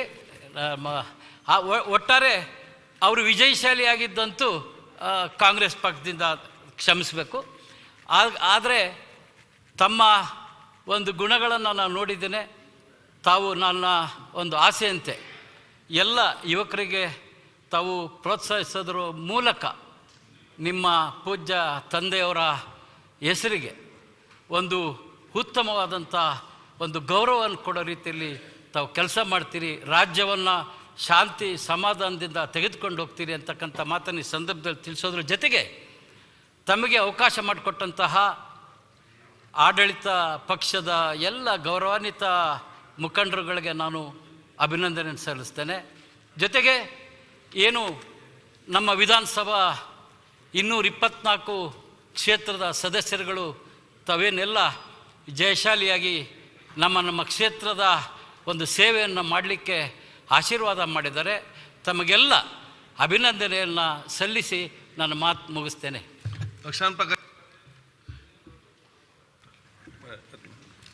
ಮಾನ್ಯ ಸಭಾಧ್ಯಕ್ಷರೇ, ಇವತ್ತು ತಾವು ಸಭಾಧ್ಯಕ್ಷರ ಸ್ಥಾನದಲ್ಲಿ ಕುಳಿತಿರ್ತಕ್ಕಂಥದ್ದು ನೋಡಿ ನಮಗೆ ಭಾಳ ಸಂತೋಷ ಆಗಿದೆ. ಯಾಕಂದರೆ ತಾವು ಎಲ್ಲ ಹಂತದಲ್ಲಿ ಒಬ್ಬ ಶಾಸಕ ಮೊದಲನೇ ಬಾರಿ ವಿಧಾನಸಭೆಯನ್ನು ಪ್ರವೇಶ ಮಾಡಿದಾಗ ಅವರು ಎಷ್ಟು ಪ್ರಯತ್ನ ಮಾಡಿ ಸದನದಲ್ಲಿ ಭಾಗವಹಿಸ್ತಾರೆ ಮತ್ತು ಅವರ ಪ್ರತಿನಿಧಿಸ್ತಕ್ಕಂಥ ಮತಕ್ಷೇತ್ರದಿಂದ ಇರ್ತಕ್ಕಂಥ ಸಮಸ್ಯೆಗಳಿಗೆ ಸ್ಪಂದನೆ ಸಿಗುವ ರೀತಿಯಲ್ಲಿ ಸದನದಲ್ಲಿ ಪ್ರಸ್ತಾಪ ಮಾಡುವಾಗ ಅವರು ಎದುರಿಸ್ತಕ್ಕಂಥ ಎಲ್ಲ ಅಡೆತಡೆಗಳು ಮತ್ತು ಅವಕಾಶದ ಕೊರತೆ ನೀವು ಮೊದಲನೇ ಬಾರಿ ಶಾಸಕರಾಗಿ ಇದನ್ನೆಲ್ಲ ನೀವು ಅನುಭವಿಸಿದ್ದೀರಿ, ನಾವು ಅನುಭವಿಸಿದ್ದೀವಿ. ಹಾಗಾಗಿ ತಮ್ಮಿಂದ ನಿರೀಕ್ಷೆ ಏನಂತಂದರೆ ಇವತ್ತು ಈ ಸದನ ಈ ಒಂದು ಎಲ್ಲ ಪ್ರಜಾಪ್ರಭುತ್ವ ವ್ಯವಸ್ಥೆಯಲ್ಲಿ ಭಾಳ ಉನ್ನತ ಸ್ಥಾನದಲ್ಲಿ ಈ ಸದನಕ್ಕೆ ಒಂದು ಗೌರವ ಇದೆ ಮತ್ತು ಅನೇಕ ಜನಪ್ರತಿನಿಧಿಗಳು ಈ ಸದನಕ್ಕೆ ಇದೊಂದು ದೇವಸ್ಥಾನ ಅಂತಕ್ಕಂಥ ಒಂದು ಭರವಸೆಯಿಂದ ಈ ಸದನಕ್ಕೆ ಬರ್ತಾರೆ. ಈ ಸದನದ ಮೇಲೆ ಇಡೀ ಕರ್ನಾಟಕ ರಾಜ್ಯದ ಜನರಿಗೆ ವಿಶ್ವಾಸ ಇದೆ. ಈ ಸದನದಲ್ಲಿ ಆಗ್ತಕ್ಕಂಥ ಚರ್ಚೆಗಳು, ಈ ಸದನದಲ್ಲಿ ಆಗ್ತಕ್ಕಂಥ ನಿರ್ಣಯಗಳು ಇವತ್ತು ಕರ್ನಾಟಕ ರಾಜ್ಯದ ಜನರ ಆಶೋತ್ತರಗಳನ್ನು ಈಡೇರಿಸ್ತಾರೆ ಅಂತಕ್ಕಂಥದ್ದು ಆ ಕಟ್ಟಕಡೆಯ ಮನುಷ್ಯನ ಒಂದು ಸ್ವಾಭಿಮಾನದ ಬದುಕಿಗಾಗಿ ಪರಿವರ್ತನೆ ಆಗ್ತದೆ, ಇದರಿಂದ ನಮಗೆ ನ್ಯಾಯ ಸಿಗ್ತದೆ, ನಮ್ಮ ಜೀವನದಲ್ಲಿ ಪರಿವರ್ತನೆ ಆಗ್ತದೆ ಅಂತಕ್ಕಂಥ ಭರವಸೆಯಿಂದ ಜನ ನಿರೀಕ್ಷೆಯಲ್ಲಿ ಇದ್ದಾರೆ. ಹಾಗಾಗಿ ಇವತ್ತು ಕರ್ತವ್ಯ ಏನಿದೆ ಅಂದರೆ ಈ ಸದನದಲ್ಲಿ ಆಗ್ತಕ್ಕಂಥ ಚರ್ಚೆಗೆ ನಿಷ್ಪಕ್ಷಪಾತವಾಗಿ, ಅದು ಆಡಳಿತ ಪಕ್ಷದಲ್ಲಿರ್ಬೋದು, ವಿರೋಧ ಪಕ್ಷದಲ್ಲಿರ್ಬೋದು, ಯಾವುದು ನ್ಯಾಯಸಮ್ಮತವಾಗಿದೆ, ಯಾವುದು ಸಾರ್ವಜನಿಕ ಹಿತಾಸಕ್ತಿಯಿಂದ ಕೂಡಿದೆ, ಯಾವ ಚರ್ಚೆಯಿಂದ ಯಾವ ನಿರ್ಣಯದಿಂದ ಇವತ್ತು ಕಟ್ಟಕಡೆಯ ಮನುಷ್ಯನ ಮತ್ತು ಸಾರ್ವಜನಿಕ ಹಿತಾಸಕ್ತಿಯಿಂದ ಕೂಡಿದೆ, ಅದನ್ನು ಎತ್ತಿ ಹಿಡಿತಕ್ಕಂಥದ್ದು ತಮ್ಮ ಕರ್ತವ್ಯ ಆಗಿದೆ. ಇವತ್ತು ಸರ್ಕಾರ ಎಡವಿದಾಗ ಅದಕ್ಕೆ ತಕ್ಕ ಒಂದು ಚಾಟಿ ಕೊಡ್ತಕ್ಕಂಥದ್ದು ಮತ್ತು ನಮ್ಮ ವಿರೋಧ ಪಕ್ಷದ ಶಾಸಕರ ಏನು ಅಹವಾಲುಗಳಿವೆ ಅವನ್ನು ಸರ್ಕಾರಕ್ಕೆ ತಲುಪಿಸ್ತಕ್ಕಂಥದ್ದು ಮತ್ತು ಅದನ್ನು ಕಾರ್ಯರೂಪಕ್ಕೆ ತರ್ತಕ್ಕಂಥದ್ದು. ಯಾಕಂದರೆ ಅನೇಕ ಸಾರಿ ಈ ಸದನದಲ್ಲಿ ಆಗಿರ್ತಕ್ಕಂಥ ಚರ್ಚೆಗಳಿಗೆ, ನಿರ್ಣಯಗಳಿಗೆ ಅದು ಕಾರ್ಯರೂಪಕ್ಕೆ ಬರೋದಿಲ್ಲ ಅಂತಕ್ಕಂಥ ಭಾವನೆ ಜನರಲ್ಲಿದೆ. ಅದನ್ನು ಇವತ್ತು ಬದಲಾಯಿಸ್ತಕ್ಕಂಥ ಒಂದು ಅವಕಾಶ ತಮಗಿದೆ. ಈ ಸದನದಲ್ಲಿ ಆಗಿರ್ತಕ್ಕಂಥ ಪ್ರತಿಯೊಂದು ನಿರ್ಣಯವೂ ಕೂಡ ಇವತ್ತು ಅದು ಕಾರ್ಯರೂಪಕ್ಕೆ ಬರಬೇಕು ಅಂತಕ್ಕಂಥ ಒಂದು ಜವಾಬ್ದಾರಿಯನ್ನು ತಾವು ತೆಗೆದುಕೊಳ್ತೀರಿ ಅಂತಕ್ಕಂಥ ವಿಶ್ವಾಸ ನಮಗಿದೆ. ಯಾಕಂದರೆ ತಾವು ಎಲ್ಲ ಹಂತದಲ್ಲಿ ಒಬ್ಬ ಭಾಳ ಅನುಭವಿ ಮತ್ತು ಒಂದು ಪ್ರಾಮಾಣಿಕತೆಯಿಂದ ಕೆಲಸ ಮಾಡ್ತಕ್ಕಂಥ ಒಬ್ಬ ಶಾಸಕರಾಗಿ, ಮಂತ್ರಿಗಳಾಗಿ, ವಿರೋಧ ಪಕ್ಷದ ಉಪನಾಯಕರಾಗಿ ತಾವು ಯಾವತ್ತೂ ಕೂಡ ಸಾರ್ವಜನಿಕ ಜೀವನದಲ್ಲಿ ಸಾರ್ವಜನಿಕ ಹಿತಾಸಕ್ತಿಯಿಂದ ಕೆಲಸ ಮಾಡಿರ್ತಕ್ಕಂಥ ಒಂದು ಅನುಭವ ತಮಗಿದೆ. ತಮ್ಮಿಂದ ನಿರೀಕ್ಷೆ ಇದೆ. ನಾವು ಈ ಸದನವನ್ನು ಒಂದು ಮೇಲ್ಸ್ತರಕ್ಕೆ ಒಯ್ಯಬೇಕಾಗಿದೆ. ಕರ್ನಾಟಕ ವಿಧಾನಸಭೆಗೆ ತನ್ನದೇ ಆಗಿರ್ತಕ್ಕಂಥ ಒಂದು ಘನತೆ ಇದೆ. ಆ ಘನತೆಯನ್ನು ಉಳಿಸಿ ಇಡೀ ದೇಶಕ್ಕೆ ಮಾದರಿಯಾಗಿ ಈ ಸದನದಲ್ಲಿ ನಾವು ಪಕ್ಷಪಾತ ಮಾಡ್ದೇ ಸಾರ್ವಜನಿಕ ಹಿತಾಸಕ್ತಿ ಮತ್ತು ಸತ್ಯ ಮತ್ತು ನ್ಯಾಯ ಇದನ್ನು ಎತ್ತಿ ಹಿಡಿತಕ್ಕಂಥ ಈ ಸದನ ಇದೆ. ಇಲ್ಲಿ ಸಾರ್ವಜನಿಕರಿಗೆ ನ್ಯಾಯ ಕೊಡ್ತಕ್ಕಂಥ ಇಲ್ಲಿ ನಿರ್ಣಯಗಳಾದರೆ ಅದು ಕಾರ್ಯರೂಪಕ್ಕೆ ಬರ್ತದೆ ಅಂತಕ್ಕಂಥ ಭರವಸೆಯನ್ನು ಮೂಡಿಸ್ತಕ್ಕಂಥ ಜವಾಬ್ದಾರಿ ತಮ್ಮದಿದೆ. ನಮ್ಮೆಲ್ಲರ ಸಹಕಾರ ತಮ್ಮಲ್ಲಿರ್ತದೆ. ತಮಗೆ ಶುಭವಾಗಲಿ. ನಮಸ್ಕಾರ. ಸನ್ಮಾನ್ಯ ಅಧ್ಯಕ್ಷರೇ, ಇವತ್ತು ನೂತನವಾಗಿ ವಿಧಾನಸಭಾ ಅಧ್ಯಕ್ಷರಾಗಿ ಆಯ್ಕೆಯಾಗಿರ್ತಕ್ಕಂಥ ನಿಮಗೆ ನಾನು ಅತೀವವಾದಂಥ ಸಂತೋಷವನ್ನು ವ್ಯಕ್ತಪಡಿಸ್ತಾ ಇದ್ದೀನಿ. ಕಾರಣ 2008ರಲ್ಲಿ ನೀವು ಶಾಸಕರಾಗಿ, ನಾವು ಶಾಸಕರಾಗಿ ಒಂದು ಎಸ್ಟಿಮೇಟ್ ಕಮಿಟಿನಲ್ಲಿ ಕೆಲಸ ಮಾಡ್ತಾಯಿದ್ದು. ನಿಮ್ಮ ಜಾಣ್ಮತನದಿಂದ ಒಬ್ಬ ಅಧಿಕಾರಿಯ 28 ಕೋಟಿ ರೂಪಾಯಿ ಹಣವನ್ನು ವಾಪಸ್ಸು ಸರ್ಕಾರಕ್ಕೆ ಕಟ್ಟಿಸ್ತಕ್ಕಂಥ ಕೆಲಸ ನಾವೆಲ್ಲ ಸೇರಿ ಮಾಡಿದ್ದು. ಸಮಿತಿನಲ್ಲೂ ಆ ರೀತಿ ಜಾಗರೂಕತೆಯಿಂದ ಕೆಲಸ ಮಾಡ್ತಾಯಿದ್ರಿ.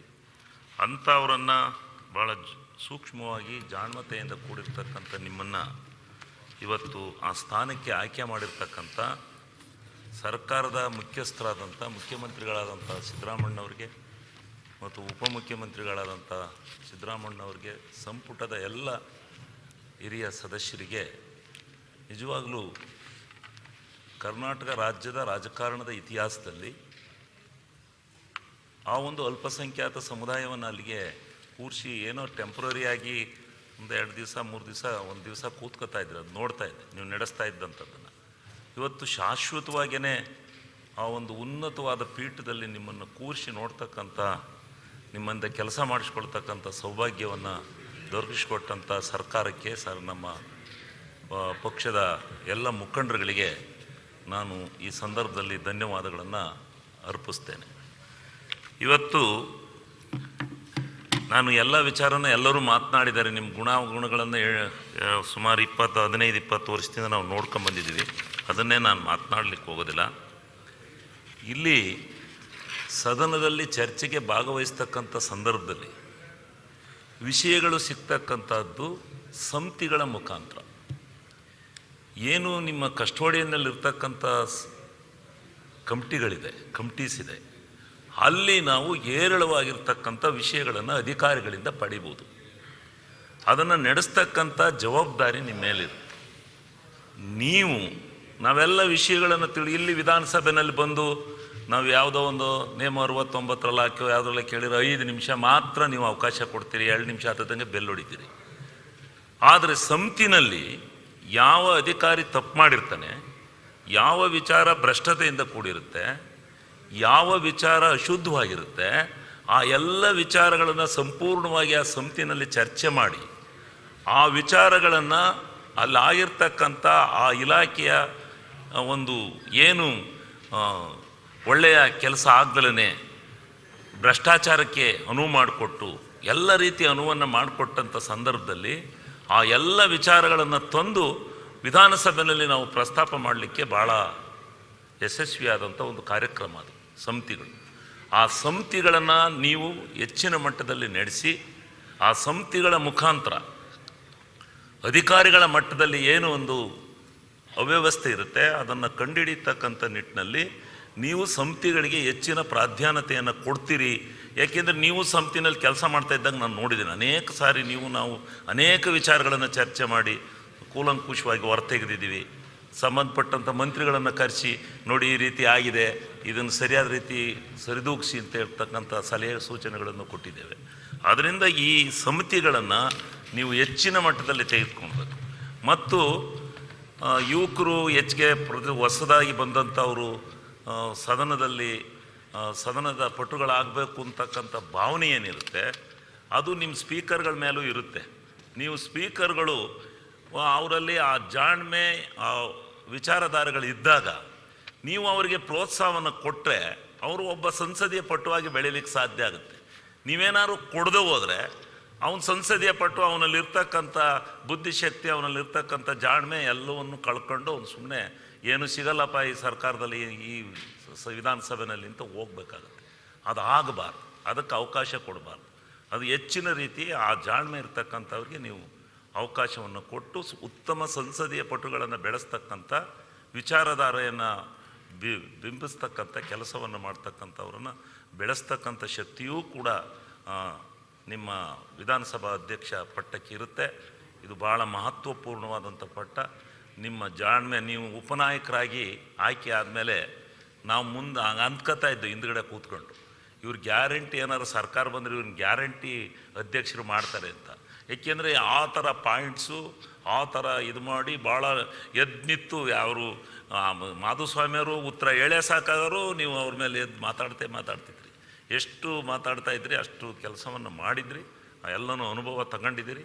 ಆ ಅನುಭವದ ಆಧಾರದ ಮೇಲೆ ಈಗ ಈ ಸದನದ ಕಸ್ಟೋಡಿಯನ್ ನೀವು ಈ ವಿಧಾನಸಭೆಯ ಕಸ್ಟೋಡಿಯನ್ ನೀವು ಹೆಚ್ಚಿನ ರೀತಿಯಲ್ಲಿ ಉನ್ನತ ಮಟ್ಟದಲ್ಲಿ ಇದನ್ನು ನೀವು ನಡೆಸ್ಕೊಂಡು ಹೋಗ್ತಕ್ಕಂಥ ಭರವಸೆ ನಮಗಿದೆ. ಇದನ್ನು ನಿಮ್ಮನ್ನು ಆ ಸ್ಥಾನ ನಾವ್ಯಾರೂ ನಿಮ್ಮನ್ನು ಆ ಸ್ಥಾನಕ್ಕೆ ಗುರುತಿಸಿರಲ್ಲ. ನಾವು ಅಷ್ಟು ಜನ ಗುರುತಿಸ್ಕೊಂಡು ಪೇಪರ್ನವರು ಬರೆಯಾರಲ್ಲ, ನಮ್ಮ ಜಯಚಂದ್ರ ಅವರು, ನಮ್ಮ ಇವರು ಅವರು ಒಂದು 7-8 ಜನ ವಯಸ್ಸಾದರೇ ಬರೆಯೋರು. ನಿಮ್ಮದು ಯಾರೂ ಬರೆದಿರಲಿಲ್ಲ. ಇದು ಹೆಂಗೆ ನಮ್ಮ ಪಕ್ಷದ ಮುಖಂಡರುಗಳು ಒಳಿತಾವ ಗೊತ್ತಿಲ್ಲ, ಒಡೆದ್ಬಿಟ್ಟು ಅವ್ರು ಮಾಡಿರೋದಂತೂ ಭಾಳ ನಿಜವಾಗ್ಲೂ ಸಾಮಾಜಿಕ ನ್ಯಾಯವನ್ನು ದೊರಕಿಸ್ಕೊಡ್ತಕ್ಕಂಥ ನಿಟ್ಟಿನಲ್ಲಿ ಭಾಳ ಪ್ರಮುಖವಾದಂಥ ಒಂದು ಹೆಜ್ಜೆಯನ್ನು ಇಟ್ಟು ನಿಮ್ಮನ್ನು ಆ ಸ್ಥಾನಕ್ಕೆ ಕೂರಿಸಿದ್ದಾರೆ. ಅದಕ್ಕೆ ನಾನು ಆ ಸ್ಥಾನಕ್ಕೆ ಕೂರಲಿಕ್ಕೆ ಅವರು ಸಹಾಯ ಮಾಡಿದಂಥ ಅವ್ರಿಗೆ, ಮತ್ತು ವಿರೋಧಿ ಪಕ್ಷನೂ ಎಷ್ಟು ಬಹಳ ಹೆಮ್ಮೆಯಿಂದ ನಿಮ್ಮ ಆಯ್ಕೆಯನ್ನು ಒಪ್ಕೊಂಡು ಶ್ಲಾಘನೆ ಮಾಡಿ ಮಾತನಾಡಿದ್ದಾರೆ. ಆದ್ದರಿಂದ ಎಲ್ಲರೂ ಸದನದಲ್ಲಿ ಒಳ್ಳೆಯ ಅಭಿಪ್ರಾಯವನ್ನು ಇಟ್ಕೊಂಡು ಮಾಡಿರ್ತಕ್ಕಂಥ ನಿಮಗೆ ನಿಜವಾಗ್ಲೂ ಭಗವಂತ ಒಳ್ಳೇದು ಮಾಡಲಿ. ಮುಂದೆ ಯಶಸ್ವಿಯಾದ ಅಧ್ಯಕ್ಷರು ಅಂತ ಹೇಳಿ ತಾವು ಹೆಸರು ತಗೊಳ್ಳಿ ಅಂತ ಹೇಳಿ ಈ ಸಂದರ್ಭದಲ್ಲಿ ಮಾತಾಡೋಕ್ಕೆ ಅವಕಾಶ ಕೊಟ್ಟಿದ್ದಕ್ಕೆ ನಿಮಗೆ ಧನ್ಯವಾದಗಳನ್ನು ಅರ್ಪಿಸ್ತೇನೆ. ರಾಯರೆಡ್ಡಿ ಅವರು ಮತ್ತು ಲಾಸ್ಟ್ ಒಂದು ಕೋನರೆಡ್ಡಿ ಅವರು.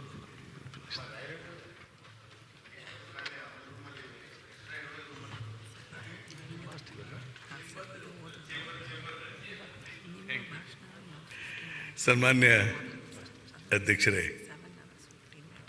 ಈ 16ನೇ ವಿಧಾನಸಭೆಯ ಸಭಾಧ್ಯಕ್ಷರಾಗಿ ತಾವು ಅವಿರೋಧವಾಗಿ ಆಯ್ಕೆಯಾಗಿರೋದಕ್ಕೆ ಹಾರ್ದಿಕವಾಗಿ ನಾನು ಅಭಿನಂದಿಸ್ತೇನೆ. ತಾವು ಅವಿರೋಧ ಆಗಿ ಆಯ್ಕೆಯಾಗುವ ಮುನ್ನ ತಮ್ಮನ್ನು ಈ ಉನ್ನತ ಸ್ಥಾನಕ್ಕೆ ಅಂದರೆ ಸಭಾಧ್ಯಕ್ಷರನ್ನಾಗಿ ಮಾಡಬೇಕಂತ ಕಾಂಗ್ರೆಸ್ ಪಕ್ಷ ತೀರ್ಮಾನ ಮಾಡಿ, ಕಾಂಗ್ರೆಸ್ ಪಕ್ಷದ ವರಿಷ್ಠರು, ಅದರಲ್ಲಿ ವಿಶೇಷವಾಗಿ ಶಾಸಕಾಂಗ ಪಕ್ಷದ ನಾಯಕರಾದಂಥ ಮುಖ್ಯಮಂತ್ರಿಗಳಂಥ ಸನ್ಮಾನ್ಯ ಸಿದ್ದರಾಮಯ್ಯನವರು, ಪ್ರದೇಶ ಕಾಂಗ್ರೆಸ್ ಸಮಿತಿ ಅಧ್ಯಕ್ಷರು, ಉಪಮುಖ್ಯಮಂತ್ರಿಗಳಂಥ DK ಶಿವಕುಮಾರ್ ಮತ್ತು ಎಲ್ಲ ಹಿರಿಯ ಮುಖಂಡರು ಸೇರಿ ತೀರ್ಮಾನ ತೆಗೆದುಕೊಂಡಂತೆ ತಮ್ಮನ್ನು ವಿಧಾನಸಭೆಯ ಅಧ್ಯಕ್ಷರನ್ನ ನೇಮಕ ಮಾಡಲಾಯಿತು. ಅದರಂತೆ ಈ ದಿನ ತಾವು ಏನು ಅವಿರೋಧವಾಗಿ ಆಯ್ಕೆ ಆಗಿದ್ದೀರಿ, ಈ ಸಂದರ್ಭದಲ್ಲಿ ಈ ಅವಿರೋಧ ಆಯ್ಕೆಗೆ ವಿರೋಧ ಪಕ್ಷದ ನಾಯಕರಾದಂಥ ಬೊಮ್ಮಾಯಿ ಅವರು ಮತ್ತು ಅವ್ರ ಟೀಮ್, ಮಾಜಿ ಮುಖ್ಯಮಂತ್ರಿಗಳು, JDS ಪಕ್ಷ ಮತ್ತು ಇನ್ನಿತರ ಎಲ್ಲರೂ ಕೂಡ ಸಹಕಾರವನ್ನು ನೀಡಿದ್ದಾರೆ. ಈ ಹಿನ್ನೆಲೆಯಲ್ಲಿ ತಾವು ಅವಿರೋಧವಾಗಿ ಆಯ್ಕೆಯಾದದ್ದು ಅತ್ಯಂತ ಸಂತೋಷದ ವಿಚಾರ. ತಾವೊಬ್ಬ ಗುಣಮಟ್ಟದ ನಾಯಕ, ಎ ಮ್ಯಾನ್ ಆಫ್ ಕ್ವಾಲಿಟಿ. ನಾನು ಅದನ್ನು ನೋಡಿಕೊಂಡಿದ್ದೇನೆ. ಕಳೆದ 2004ರಿಂದ ತಮ್ಮನ್ನು ಶಾಸಕಾಗಿ ನಾನು ನೋಡಿದ್ದೇನೆ. ನಿಮ್ಮ ತಂದೆಯವ್ರ ಜೊತೆಗೂ ನಾನು ಶಾಸಕ ಆಗಿದ್ದೆ. ಹೀಗಾಗಿ ನಿಮ್ಮ ವ್ಯಕ್ತಿತ್ವ, ನಿಮ್ಮ ವಿಚಾರವನ್ನು ನಾನು ತಿಳ್ಕೊಂಡಾಗ ಒಬ್ಬ ಉತ್ತಮವಾದಂಥ ವ್ಯಕ್ತಿನ ನಮ್ಮ ನಾಯಕರು ಅಧ್ಯಕ್ಷರನ್ನು ಮಾಡಿದ್ದಾರೆ ಅನ್ನೋ ತೀರ್ಮಾನವನ್ನು ಒಳ್ಳೆಯದಂತ ನಾನು ಅಭಿನಂದಿಸ್ತೇನೆ. ತಾವು ಮಂತ್ರಿಗಳಾಗಿ minister for health, minister for food, urban development, TTC ಬೇರೆ ಬೇರೆ ಇಲಾಖೆಗಳನ್ನು ಅತ್ಯಂತ ಸಮರ್ಥಕವಾಗಿ ಜನಪರವಾದಂಥ ಆಡಳಿತವನ್ನು ಕೊಟ್ಟಿದ್ದೀರಿ ಮತ್ತು ಆಡಳಿತದ ಸುಧಾರಣೆಗೆ ಪ್ರಾಮಾಣಿಕ ಪ್ರಯತ್ನ ಚಿಂತನೆಯನ್ನು ಮಾಡಿದ್ದೀರಿ. ಅದಕ್ಕೆ ನಾನು ಮೊದಲೇದಾಗಿ ಇನ್ನೂ ಹೆಚ್ಚು ತಮ್ಮನ್ನು ಅಭಿನಂದಿಸ್ತೇನೆ. ಅದರ ಅವಶ್ಯಕತೆ ಇಂದಿನ ಪ್ರಜಾಪ್ರಭುತ್ವಕ್ಕೆ ಬಹಳ ಅವಶ್ಯಕತೆ ಇದೆ, ಇಂಥ ಗುಣ ವಿಚಾರಗಳಿರುವಂಥ ನಾಯಕರು. ಅದಕ್ಕೆ ನಾನು ನಿಮಗೆ ಅಭಿನಂದಿಸ್ತೇನೆ. ಮತ್ತು ಭಾಳ ಜನ ಶಿವಲಿಂಗೇಗೌಡರ ಮಾತನ್ನೇ ರೆಫರೆನ್ಸ್ ತಗೊಳ್ತೇನೆ. ಭಾಳ ಜನ ಸ್ಪೀಕರ್ ಆಗಲಿಕ್ಕೆ ಹಿಂದೇಟು ಹಾಕಿದರು ಅಂತ ಪತ್ರಿಕೆಯಲ್ಲಿ ಓದಿದೆ. ಹಾಗೇನಿಲ್ಲ, ನನಗೇನು ಹಂಗೆ ಅನಿಸ್ಲಿಲ್ಲ. ದೇಶಪಾಂಡೆ ಅವರು ಇರ್ಬೋದು, ಜಯಚಂದ್ರ ಇರ್ಬೋದು, ನನ್ನ ಹೆಸರು ರೆಫರೆನ್ಸ್ ಬಂದಿದೆ, ಬೇರೆ ಬೇರೆ ಹೆಸರು ಬಂದಿದ್ದಾವೆ. ಯಾರೂ ಹಿಂದೇಟು ಹಾಕಿದಾರ ಅಂತ ಏನಲ್ಲ. ಅದಕ್ಕೆ ಕಾರಣ ಈ ಮೌಢ್ಯಗಳು. ನನಗೆ ಅದು ಬೇಜಾರಾಗಿದೆ. ಸ್ಪೀಕರ್ ಆದವರೆಲ್ಲ ಮುಂದೆ ಸೋತು ಬಿಡ್ತಾರೆ, ಇದು ಮೌಢ್ಯಗಳನ್ನು ಬಿತ್ತಾರಲ್ಲ. ದಯಮಾಡಿ ಪತ್ರಿಕೆಯವರು ಅಥವಾ ಬೇರೆಯವರು ಯಾರು ಹೇಳ್ತಾರೆ, ಇದು ಭಾಳ ತಪ್ಪು, ಇದು ಮೌಢ್ಯ. ನೋಡಿ ಅಧ್ಯಕ್ಷರೇ, ಬಹಳ ಉನ್ನತ ಸ್ಥಾನ. ಮೊದಲನೇ ಅಧ್ಯಕ್ಷರು ರುದ್ರಪ್ಪ ಅವರು ವಾಪಸ್ ಆರಿಸಿ ಬರಲಿಲ್ವಾ? ತದನಂತರ Vaikuntha Baliga 2 terms speaker, 62 to 68. ಮೊದಲನೇ ಟರ್ಮ್ ಅವರು ಆರಿಸಿ ಬಂದ ಮೇಲೆ 2ನೇ ಟರ್ಮ್ ಯಾಕೆ ಆರಿಸಿ ಬಂದ್ರು? ಅವ್ರು ನಿಮ್ಮ ಜಿಲ್ಲೆಯವರೇ, ಬೆಳ್ತಂಗ್ಳಿ ಕಾಣುತ್ತೆ ಅವರು, ಅದು ವಾಟ್ ಎವರ್ ನಿಮ್ಮ ಜಿಲ್ಲೆಯವರೇ. ಮತ್ತು ಎರಡನೇ ಸಾರಿ ಆರಿಸಿ ಬರಲಿಲ್ವಾ ಅವರು? ರಮೇಶ್ ಕುಮಾರ್ ಅವರು ಆರಿಸಿ ಬರಲಿಲ್ವಾ? SM ಕೃಷ್ಣ ಆರಿಸಿ ಬರಲಿಲ್ವಾ? ಇವರೆಲ್ಲ ಉತ್ತಮ DB ಚಂದ್ರೇಗೌಡರು ಆರಿಸಿ ಬರಲಿಲ್ವಾ? ಇವರೆಲ್ಲ ಒಳ್ಳೆ ಕಾಗೋಡು ತಿಮ್ಮಪ್ಪನಂಥವ್ರು, ಒಳ್ಳೆಯ ಪ್ರಗತಿದಾಯಕ ವಿಚಾರ ಉಳ್ಳಂಥವ್ರು, ಅನುಭವ ಉಳ್ಳಂಥವ್ರು ಆ ಪೀಠದ ಮೇಲೆ ಕೂತಿದ್ದಾರೆ. ಹೀಗಾಗಿ ಆ ಉನ್ನತ ಪರಂಪರೆಯನ್ನು ಹೊಂದಿದಂತೆ ನಾನು ಇವೆಲ್ಲ ಹೆಸರುಗಳು ಹೇಳಿದೆ, ಅವರನ್ನು ಮೀರಿಸಿ ಇನ್ನೂ ಒಳ್ಳೆಯ ಕೆಲಸ ಖಾದರ್ ಮಾಡಿದರು ಪ್ರಜಾಪ್ರಭುತ್ವದ ಈ ಸಂಸ್ಥೆಗೆ ಅನ್ನೋದು ಬರಬೇಕು ಅಂತ ನನ್ನದೊಂದು ಸಲಹೆ. ಸನ್ಮಾನ್ಯ ಅಧ್ಯಕ್ಷರ, ಒಂದು ಸಂಪ್ರದಾಯ ಇತ್ತು ಹಿಂದೆ, ಯಾರು ಸಭಾಧ್ಯಕ್ಷರಾಗ್ತಾರೆ ಅವರಿಗೆ ಸಾರ್ವಜನಿಕ ಇದು ಸ್ವಲ್ಪ ಕಡಿಮೆ ಆಗ್ತದೆ, ತಾವು ಪಕ್ಷದಲ್ಲಿ ಸದಸ್ಯರಾಗಿರೋದು ಸಾಂಪ್ರದಾಯಿಕವಾಗಿ ಸರಿಯಲ್ಲ ಅನ್ನೋದು ಒಂದು ಅಭಿಪ್ರಾಯದಿಂದ ತಾವು ಪಕ್ಷದ ಸದಸ್ಯರಾಗಿ ಮುಂದುವರಿಯೋದು ಬಿಟ್ಟದ್ದು ನಿಮಗೆ ಬಿಟ್ಟಂಥ ವಿಚಾರ. ಹಿಂದೆಲ್ಲವರು ತಾತ್ಕಾಲಿಕವಾಗಿ ಪಕ್ಷದಲ್ಲಿ ಉಳಿದಿಲ್ಲ, ಅಂದರೆ ನೀವು ಇಂಡಿಪೆಂಡೆಂಟ್ ಆಗಿರಬೇಕು ಅನ್ನೋದು ಒಂದು ಸಂಪ್ರದಾಯ. There is no fast and rules in constitution ಅಥವಾ ಯಾವುದೇ ಲಾ ಬುಕ್ಕಲ್ಲಿ ಇಲ್ಲ, ಆದರೆ ತಮ್ಮ ಬಿಟ್ಟಂಥ ವಿಚಾರ. ಹೀಗಾಗಿ ಏನಾಗ್ತದೆ, ಸಾರ್ವಜನಿಕವಾಗಿ ಸ್ವಲ್ಪ ತೊಂದರೆ ಆಗ್ತದೆ ಸ್ಪೀಕರ್ ಆದವ್ರಿಗೆ, ಜನರನ್ನ ಪಕ್ಷದ ಕಾರ್ಯಕರ್ತರನ್ನ ಭೇಟಿ ಮಾಡಲಿಕ್ಕೆ, ಪಕ್ಷದ ಕಾರ್ಯ ಚಟುವಟಿಕೆಗಳಲ್ಲಿ. ಹೀಗಾಗಿ 5 ವರ್ಷ ಆದಂಥವ್ರಿಗೆ ಕೆಲವೊಂದು ಸಾರಿ ಹಿನ್ನಡೆ ಆಗ್ತದೆ ಸಂಘಟನೆಯಲ್ಲಿ. ಆ ವಿಚಾರಕ್ಕೆ ಒಂದು ಒಳ್ಳೆಯ ಸಂಪ್ರದಾಯವನ್ನು ಕರ್ನಾಟಕದಲ್ಲಿ ಹಾಕಿದ್ರು. ಯಾರು ಸ್ಪೀಕರ್ ಆಗಿರ್ತಾರೆ ಮುಂದೆ ಅವರ ಚುನಾವಣೆಯಲ್ಲಿ ಬೇರೆ ಪಾರ್ಟಿ ಕ್ಯಾಂಡಿಡೇಟ್ ಹಾಕ್ತಿರ್ಲಿಲ್ಲ, ಅವ್ರು ಇಂಡಿಪೆಂಡೆಂಟ್ ನಿಲ್ತಿದ್ರು, ಯಾವ ಪಾರ್ಟಿನೂ ಕ್ಯಾಂಡಿಡೇಟ್ ಆಗಿಲ್ಲ. ಅದ್ರ ಉದಾಹರಣೆ ನಮ್ಮ ಮುಂದಿದ್ದಾವೆ. ರಂಗನಾಥ್ ಅವರು ಇದೆ ಮತ್ತು ನಾಗರತ್ನಮ್ಮವರು ನಿಂತಾಗೂ ಇದೆ, ಪಾರ್ಟಿ ಕ್ಯಾಂಡಿಡೇಟ್ ಹಾಕ್ತಿರಲಿಲ್ಲ. ಆ ಸಂಪ್ರದಾಯ ಮುಂದುವರೆದ್ರೆ ಭಾಳ ಉತ್ತಮ. ನಾಳೆ ಖಾದರ್ ಅವ್ರು ನಿಂತರೆ BJP ಅವರು ಬೇರೆಯವ್ರು ಯಾರು ಅವ್ರ ವಿರುದ್ಧ ಕ್ಯಾಂಡಿಡೇಟ್ ಹಾಕಬಾರ್ದು. ಅವ್ರನ್ನ ಅವಿರೋಧವಾಗಿ ಹೇಗೆ ಆಯ್ಕೆ ಮಾಡಿದರೆ ವಿಧಾನಸಭೆಗೆ ಆಯ್ಕೆ ಮಾಡಬೇಕು. ಇದು ಸಂಪ್ರದಾಯ ಹಿಂದಿತ್ತು ಅನ್ನೋದಕ್ಕೆ ನಾನು ಹೇಳ್ತಾ ಇದ್ದೇನೆ. I am not telling new thing. ನನ್ನ ವಿರುದ್ಧ ಕ್ಯಾಂಡಿಡೇಟ್ ಆಗ್ಬೇಕಂತ ಹೇಳಿದ್ರೆ ನನಗೆ ಬೋರ್ ಆಗ್ತದೆ ಅಲ್ಲಿ. ಸರಿ, ಅದು ನಾನು ಅವ್ರಿಗೆ ಹೇಳಿದೆ, ಇದು ಮುಂದೇನೂ ಆ ಥರ ವಿರೋಧ ಅವ್ರನ್ನ ಆಯ್ಕೆ ಮಾಡಿ ಅಂತ ಹೇಳಿ. ಭಾಳ ಸಂತೋಷ, ಆ ಥರದ ಸಂಪ್ರದಾಯ ಇತ್ತು. ಆಮೇಲೆ ಮಾಡ್ರಿ ಅಂತ ಅವ್ರನ್ನ, ಯಾಕೆಂದ್ರೆ ಹೊಗಳೇ ಮಾಡಿದ್ರಲ್ಲ, ಅದಕ್ಕೆ ತಮ್ಮ ಜಾತ್ಯತೀತ ವ್ಯಕ್ತಿತ್ವ, ಉತ್ತಮ ಆಡಳಿತ ಇವೆಲ್ಲವೂ ಕೂಡ ನಮಗೆಲ್ಲ ಸಹಕಾರಿ ಆಗ್ತದೆ. ತಮ್ಮ ಮಾನವೀಯ ಮೌಲ್ಯಗಳು ಕೂಡ ನಾನು ಪ್ರಶಂಸೆ ಮಾಡ್ತೇನೆ. ಅಧ್ಯಕ್ಷರೇ, ಮುನಿಯಪ್ಪನವರು 7 ಕಾಲ ಸಂಸತ್ ಸದಸ್ಯರಾಗಿದ್ದರು. ನಾನು ಅವ್ರ ಜೊತೆಗೆ ಸಂಸತ್ತಿಗೆ ಒಂದು ಸಾರಿ ಆಗಿದ್ದೆ. I am happy. ಹೀಗಾಗಿ ದಯಮಾಡಿ ತಾವೇನು ಅಧ್ಯಕ್ಷರಾಗಿದ್ದೀರಿ, ಇತ್ತೀಚಿನ ದಿನಮಾನಗಳಲ್ಲಿ ನಾನು ಭಾಳ ನೊಂದು ಮನಸ್ಸಿನಿಂದ ಹೇಳ್ತೇನೆ, ದಯವಿಟ್ಟು ಯಾರು ಸದಸ್ಯರು ತಪ್ಪು ತಿಳ್ಕೋಬಾರ್ದು. Is my appeal. ಶಿಸ್ತು ಕಡಿಮೆ ಆಗ್ತಾ ಇದೆ ಸದನದಲ್ಲಿ. ಅದು ರೂಲಿಂಗ್ ಪಾರ್ಟಿ ಇರ್ಬೋದು, ಅಪೋಸಿಷನ್ ಇರ್ಬೋದು, ಸದಸ್ಯರೇ. ಆ ಶಿಸ್ತನ್ನು ಕಾಪಾಡಬೇಕಾದದ್ದು ಆದ್ಯ ಕರ್ತವ್ಯ ಮೊದಲು ಸದಸ್ಯರು. ನಿನ್ನೆ ಉದಾಹರಣೆಗೆ ತಗೊಂಡಿದ್ದೆ, ಏನೇನೋ ತಗೊಳ್ತಾರೆ, ಇದೆಲ್ಲ ಸಂಪ್ರದಾಯ ಸರಿಯಲ್ಲ. ಅಪೀಲ್ ಮಾಡಿದರು ಇವರು, ಆರ್ಡರ್ ಮಾಡಿದರು ಸಭಾಧ್ಯಕ್ಷರು, ಹಾಗೆಲ್ಲ ಮಾಡೋದು ತಪ್ಪದೆ ಎಲ್ಲ. ದಯಮಾಡಿ ಮುಂದಿನ ದಿನಮಾನಗಳಲ್ಲಿ ಇದು ಒಂದು ಉತ್ತಮ ವಿಧಾನಸಭೆ, ಒಳ್ಳೆಯ ಸದಸ್ಯರಿದ್ದಾರೆ, ನಿಯಮಾವಳಿಯನ್ನು ಪಾಲನೆ ಮಾಡ್ತಾರಂತ ಸದಸ್ಯರು ಸಹಕಾರ ಕೊಡಬೇಕು. ಸಹಕಾರ ಮಾಡಿದ್ರೆ ದಯಮಾಡಿ ನೀವು ಆ್ಯಕ್ಷನ್ ತಗೋಬೇಕು. ಹ್ಯಾಂಗೆ ಬೇಕು ಹ್ಯಾಂಗೆ ಮಾತಾಡ್ತಾರೆ, ಹ್ಯಾಂಗೆ ಮಾತಾಡಬೇಕನ್ನಂಥ ಕಾನೂನಿದೆ, ಹ್ಯಾಂಗೆ ನಿಲ್ಲಬೇಕನ್ನೋದು ಕಾನೂನಿದೆ. ಅವು ಯಾವ ನಿಯಮಾವಳಿಯನ್ನು ಪರಿಶೀಲನೆ ಮಾಡದೇ ಇದ್ದರೆ ಸದನಕ್ಕೆ ಗೌರವ ಬರೋದಿಲ್ಲ. ಅದ್ರ ಬಗ್ಗೆ ನಮ್ಮ ಎಲ್ಲ ಸದಸ್ಯರು ನನ್ನಿಂದ ಹಿಡಿದು ನಾವು ಆ ಶಿಸ್ತನ್ನು ಪಾಲಿಸಬೇಕಾದಂಥ ಅವಶ್ಯಕತೆ ಇದೆ ಅನ್ನೋದು ಮಾತನ್ನು ಹೇಳ್ತೇನೆ. ಇನ್ನು ಎರಡನೇದಾಗಿ, ನೀವು 11 ಗಂಟೆಗೆ ವಿಧಾನಸಭೆ ಅಂದರೆ 11 ಗಂಟೆಗೆ ಪ್ರಾರಂಭ ಆಗಲೇಬೇಕು. You should not bother. Quorum ಇದೆಯೋ ಕೋರಮ್ ಇಲ್ಲ ಅಂದರೆ ನೀವು ಬಂದ್ಬಿಟ್ಟು ಅಡ್ಜರ್ ಮಾಡಿ ಹೋಗಿ, ಅಂದರೆ ಗೊತ್ತಾಗಲಿ ಇವ್ರಿಗೆಲ್ಲ. ಲೋಕಸಭೆಯಲ್ಲಿ ಹಾಗೆ ಆಗ್ತದೆ. 11 ಗಂಟೆ ಅಂದರೆ 11 ಎಕ್ಸಾಕ್ಟ್ಲಿ 11. ಯಾರು ಇರಲಿ ಬಿಡಲಿ, ಸ್ಪೀಕರ್ ಸಿಟ್ ಅಂದ. ಏನು ಮುನಿಯಪ್ಪನವ್ರೆ? ರೆಡಿ ಮಾಡಿ ನಿಮ್ಮ ಕಾಲದಲ್ಲಿ ತೋರಿಸ್ಬೇಕು ಅದನ್ನು. ಏನಪ್ಪ ಖಾದರ್ ಅವ್ರು ಅಧ್ಯಕ್ಷರಾದ ಮೇಲೆ ಎಷ್ಟು ಬದಲಾವಣೆ ಆಯ್ತು ಅಂತ. 5 ಗಂಟೆಗೆ ಅಂದರೆ 5 ಗಂಟೆಗೆ ಮುಂದಾಕಬೇಕು. ಈ ಶಿಸ್ತನ್ನು ತರಬೇಕು. ಇನ್ನು ಎರಡನೇದು, ಈ ಕ್ವಶನ್ ಅವರ್ ಸುಮ್ಮನೆ ಲೆಂಗ್ತಿ ಎಳಿತಾರೆ, ಕ್ವಾಲಿಟಿ ಆಫ್ ದ ಕ್ವಶನ್ ಇರೋದಿಲ್ಲ. ಉದಾಹರಣೆಗೆ ಹೇಳ್ತೇನೆ ಅಧ್ಯಕ್ಷರೇ, ನಾನು ಲೆಂಗ್ತಿ ತೊಗೊಳ್ಳಲ್ಲ, ಮಿನಿಟ್ ಐ ವಿಲ್ ಫಿನಿಶ್. ಏನಾಗುತ್ತೆ, ಕ್ವಶನ್ ಅವರು ಏನೇನೋ ಮಾತಾಡ್ತಾರೆ. ಅದಕ್ಕೆ ದಯಮಾಡಿ ಅದಕ್ಕೊಂದು ಗೈಡ್ಲೈನ್ಸನ್ನು ಮಾಡಿ, ಯಾವ ಥರ ಕ್ವಶನ್ ಕೇಳಬೇಕು, ಏನು ಮಾಡಬೇಕು ಅನ್ನೋದನ್ನು ಮಾಡಿ. ಆಮೇಲೆ ಭಾಳ ಜನ ಸದಸ್ಯರಿಗೆ ಏನು ಮಾತಾಡಬೇಕು ಅಂತ ಸಬ್ಜೆಕ್ಟ್ ಮಾಹಿತಿ ಇಲ್ಲದೇ ಏನಾದ್ರು ಮಾತಾಡ್ತಾರೆ. ಅವ್ರಿಗೆ ಮಾಹಿತಿಯನ್ನು ಕೊಡಿಸ್ಬೇಕು. ಇದು ಲೋಕಸಭೆಯಲ್ಲಿ ಕೊಡ್ತಾರೆ. ಲೋಕಸಭೆಯಲ್ಲಿ ನೀವು ಸರ್ಕಾರದ ಪರ ಮಾತಾಡ್ತಿರೋ ಸರ್ಕಾರದ ವಿರುದ್ಧ ಮಾತಾಡ್ತಿರೋ ಅಂತ ಕೇಳ್ತಾರೆ. ಅವಾಗ ಸರ್ಕಾರದ ಪರ ಮಾತಾಡಿದ್ರೆ ನಿಮ್ಗೊಂದು ಸೆಟ್ ಆಫ್ ಇದನ್ನು ಮಾಡಿಕೊಡ್ತಾರೆ. ಸರ್ಕಾರದ ವಿರುದ್ಧ ಮಾತಾಡ್ತಾ ಇದ್ರೆ ಸರ್ಕಾರದ ವಿರುದ್ಧ ಒಂದು ಮಾಡಿಕೊಡ್ತಾರೆ. That library is working there like that. ಅದನ್ನು ಇಲ್ಲಿನೂ ಕೂಡ ತಾವು ಪ್ರಾರಂಭ ಮಾಡಿ ಸಭಾಧ್ಯಕ್ಷರಾಗಿ. ಯಾರು ಸರ್ಕಾರದ ಪರವಾಗಿ ಹೆಂಗೆ ಮಾತಾಡಬೇಕಂತ ಕೊಡಿಸಿ ಅವ್ರಿಗೆ ಸಬ್ಜೆಕ್ಟ್ ಮೇಲೆ. ವಿರೋಧ ಮಾತಾಡೋರಿಗೆ ಅದನ್ನು ಕೊಡಿ.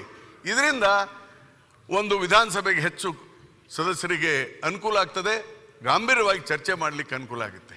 ಆ ಹಿನ್ನೆಲೆಯಲ್ಲಿ ಇನ್ನೂ ಹಲವಾರು ವಿಚಾರಗಳನ್ನು ನಮ್ಮ ಬೊಮ್ಮಾರು ಹೇಳಿದಾಗೆ ಖಾಸಗಿಯಾಗಿ ಮಾತಾಡ್ತೇನೆ. ದಯಮಾಡಿ ಈ ಸದನ ಉತ್ತಮ ರೀತಿಯಲ್ಲಿ ನಡೀಲಿಕ್ಕೆ ಮತ್ತು ಒಳ್ಳೆಯ ಚರ್ಚೆ, ಜನಪರವಾದಂಥ ಚರ್ಚೆ ಆಗಲಿಕ್ಕೆ ಒಳ್ಳೆಯ ತೀರ್ಮಾನವನ್ನು ತಾವು ತೆಗೆದುಕೊಳ್ತೀರಿ. ಒಂದು ಒಳ್ಳೆಯ ಸಂಪ್ರದಾಯಗಳನ್ನು ಏನಿದ್ದಾವೆ ಅದನ್ನು ಪರಿಪಾಲನೆ ಮಾಡಲಿಕ್ಕೆ ನೀವು ಕ್ರಮ ತೆಗೆದುಕೊಳ್ತೀರಿ ಅನ್ನೋಂಥ ಮಾತನ್ನು ಹೇಳಿ, ಇವತ್ತಿನ ದಿವಸ ತಾವು ಈ ವಿಧಾನಸಭಾ ಅಧ್ಯಕ್ಷರಾಗಿ ಅವಿರೋಧ ಆಗಕ್ಕೆ ಹೃತ್ಪೂರ್ವಕವಾದಂಥ ಅಭಿನಂದನೆಗಳನ್ನ ಮತ್ತೊಮ್ಮೆ ಸಲ್ಲಿಸಿ ನನ್ನ ಮಾತುಗಳನ್ನು ಮುಗಿಸ್ತೇನೆ. ನಮಸ್ಕಾರ. Konareddy next D R Patil ಮತ್ತು ವಿಜಯೇಂದ್ರ. ಮಾನ್ಯ ಅಧ್ಯಕ್ಷರೇ, ವಿಶೇಷವಾಗಿ ತಮಗೆ ಸಚಿವರಾಗಿ ಒಳ್ಳೆಯ ಕೆಲಸಗಳನ್ನು ಮಾಡಿದ್ದನ್ನು ತಾವು ನೋಡಿದ್ವಿ. ನಮಗೆ ಇವತ್ತು ಭಾಳ ಸಂತೋಷ ಆಗಿದೆ ತಾವು ಅಂಥ ಉನ್ನತ ಸ್ಥಾನವನ್ನು ಅಲಂಕರಿಸಿದ್ದಕ್ಕೆ. ಒಂದು ಆಡಳಿತ ಪಕ್ಷಕ್ಕೆ ವಿರೋಧ ಪಕ್ಷ ಇರಬೇಕು. ನಮ್ಮ ಮುಖ್ಯಮಂತ್ರಿಗಳಂಥ ಸನ್ಮಾನ್ಯ ಸಿದ್ದರಾಮಯ್ಯ ಸಾಹೇಬ್ರಿಗೆ ಮತ್ತು ಡಿ ಕೆ ಶಿವಕುಮಾರ್ ಸಾಹೇಬ್ರಿಗೆ ಸನ್ಮಾನ್ಯ ಮಾಜಿ ಮುಖ್ಯಮಂತ್ರಿ ಬಸವರಾಜ ಬೊಮ್ಮಾಯಿ ಸಾಹೇಬರು ಇಲ್ಲ ನೀವು ಇನ್ನೂ ಖಾತೆನ ಹಂಚಿಲ್ಲ ಅಂತ ಹೇಳಿದರು. ಯಾವಾಗ ಸರ್ಕಾರ ರೆಡಿ ಆತಂದ್ರೆ ವಿರೋಧ ಪಕ್ಷನೂ ಇರಬೇಕು. ತಾವು ಕೂಡ ಬೇಗನೆ ಆಗಲಿ ಅನ್ನೋದಕ್ಕೆ ತಮ್ಮ ಒಳ್ಳೆಯದಕ್ಕೂ ಕೂಡ ಹೇಳಿ ಇವತ್ತೆಲ್ಲ ವಿಧಾನಸಭೆಯಲ್ಲಿ ಚರ್ಚೆ ಆಗಿದೆ, ತಮ್ಮ ಬಗ್ಗೆ ಗುಣಗಾನ ಆಗಿದೆ. ನಾ ಹೆಚ್ಚು ಮಾತನಾಡ್ದನ ಅಲ್ಲ ಅದು ಹೇಳೇನೀಗ. ಅದಕ್ಕೆ ಹೆಚ್ಚು ನೀರಾವರಿ ವಿಷಯಗಳ ಬಗ್ಗೆ ಇರ್ಬೋದು, ಕೃಷ್ಣ ಕಾವೇರಿ ಇರ್ಬೋದು, ಮಹದಾಯಿ ಮೇಕೆದಾಟು ಇಂಥ ವಿಷಯಗಳಿಗೆ ಚರ್ಚೆ ಆಗಬೇಕು. ರೈತರ ಬಗ್ಗೆ ಚರ್ಚೆ ಮಾಡಲಿಕ್ಕೆ ತಾವು ಹೆಚ್ಚು ಅವಕಾಶವನ್ನು ಕೊಡಬೇಕು ಅಂತ ತಿಳ್ಕೊಂಡು ಹೇಳಿ ನಾನು ತಮಗೆ ಶುಭವನ್ನು ಕೋರಿ ನಾನು ಮಾತನಾಡ್ತೀನಿ. D R Patil.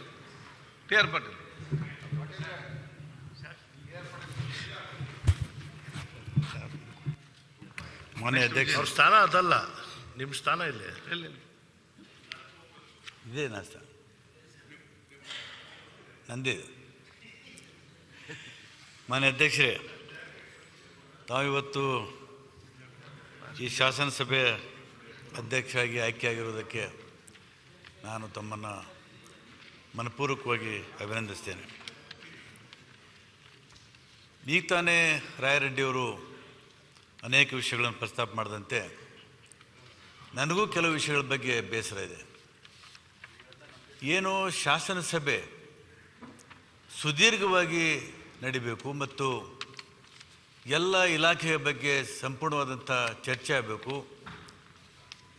ಮತ್ತು ಇನ್ನೂ ಅನೇಕ ವಿಷಯಗಳ ಬಗ್ಗೆ ಸದಸ್ಯರು ತಮ್ಮ ತಮ್ಮ ಕ್ಷೇತ್ರದ ಭಾಗದ ಸಮಸ್ಯೆಗಳನ್ನು ತಂದಿಟ್ಟಾಗ ಅದಕ್ಕೆ ಸಮರ್ಥವಾದಂಥ ಉತ್ತರವನ್ನು ಸರ್ಕಾರ ಕೊಡಬೇಕು. ಆದರೆ ದುರ್ದೈವ, ಇತ್ತೀಚೆಗೆ ಸದನ ತನ್ನ ಗುಣಮಟ್ಟವನ್ನು ಕಳ್ಕೊಳ್ತಾ ಇದೆ ಅನ್ನುವಂಥ ಭಾವನೆ ಇವತ್ತು ಅನೇಕರಲ್ಲಿ ಬಂದಿದೆ.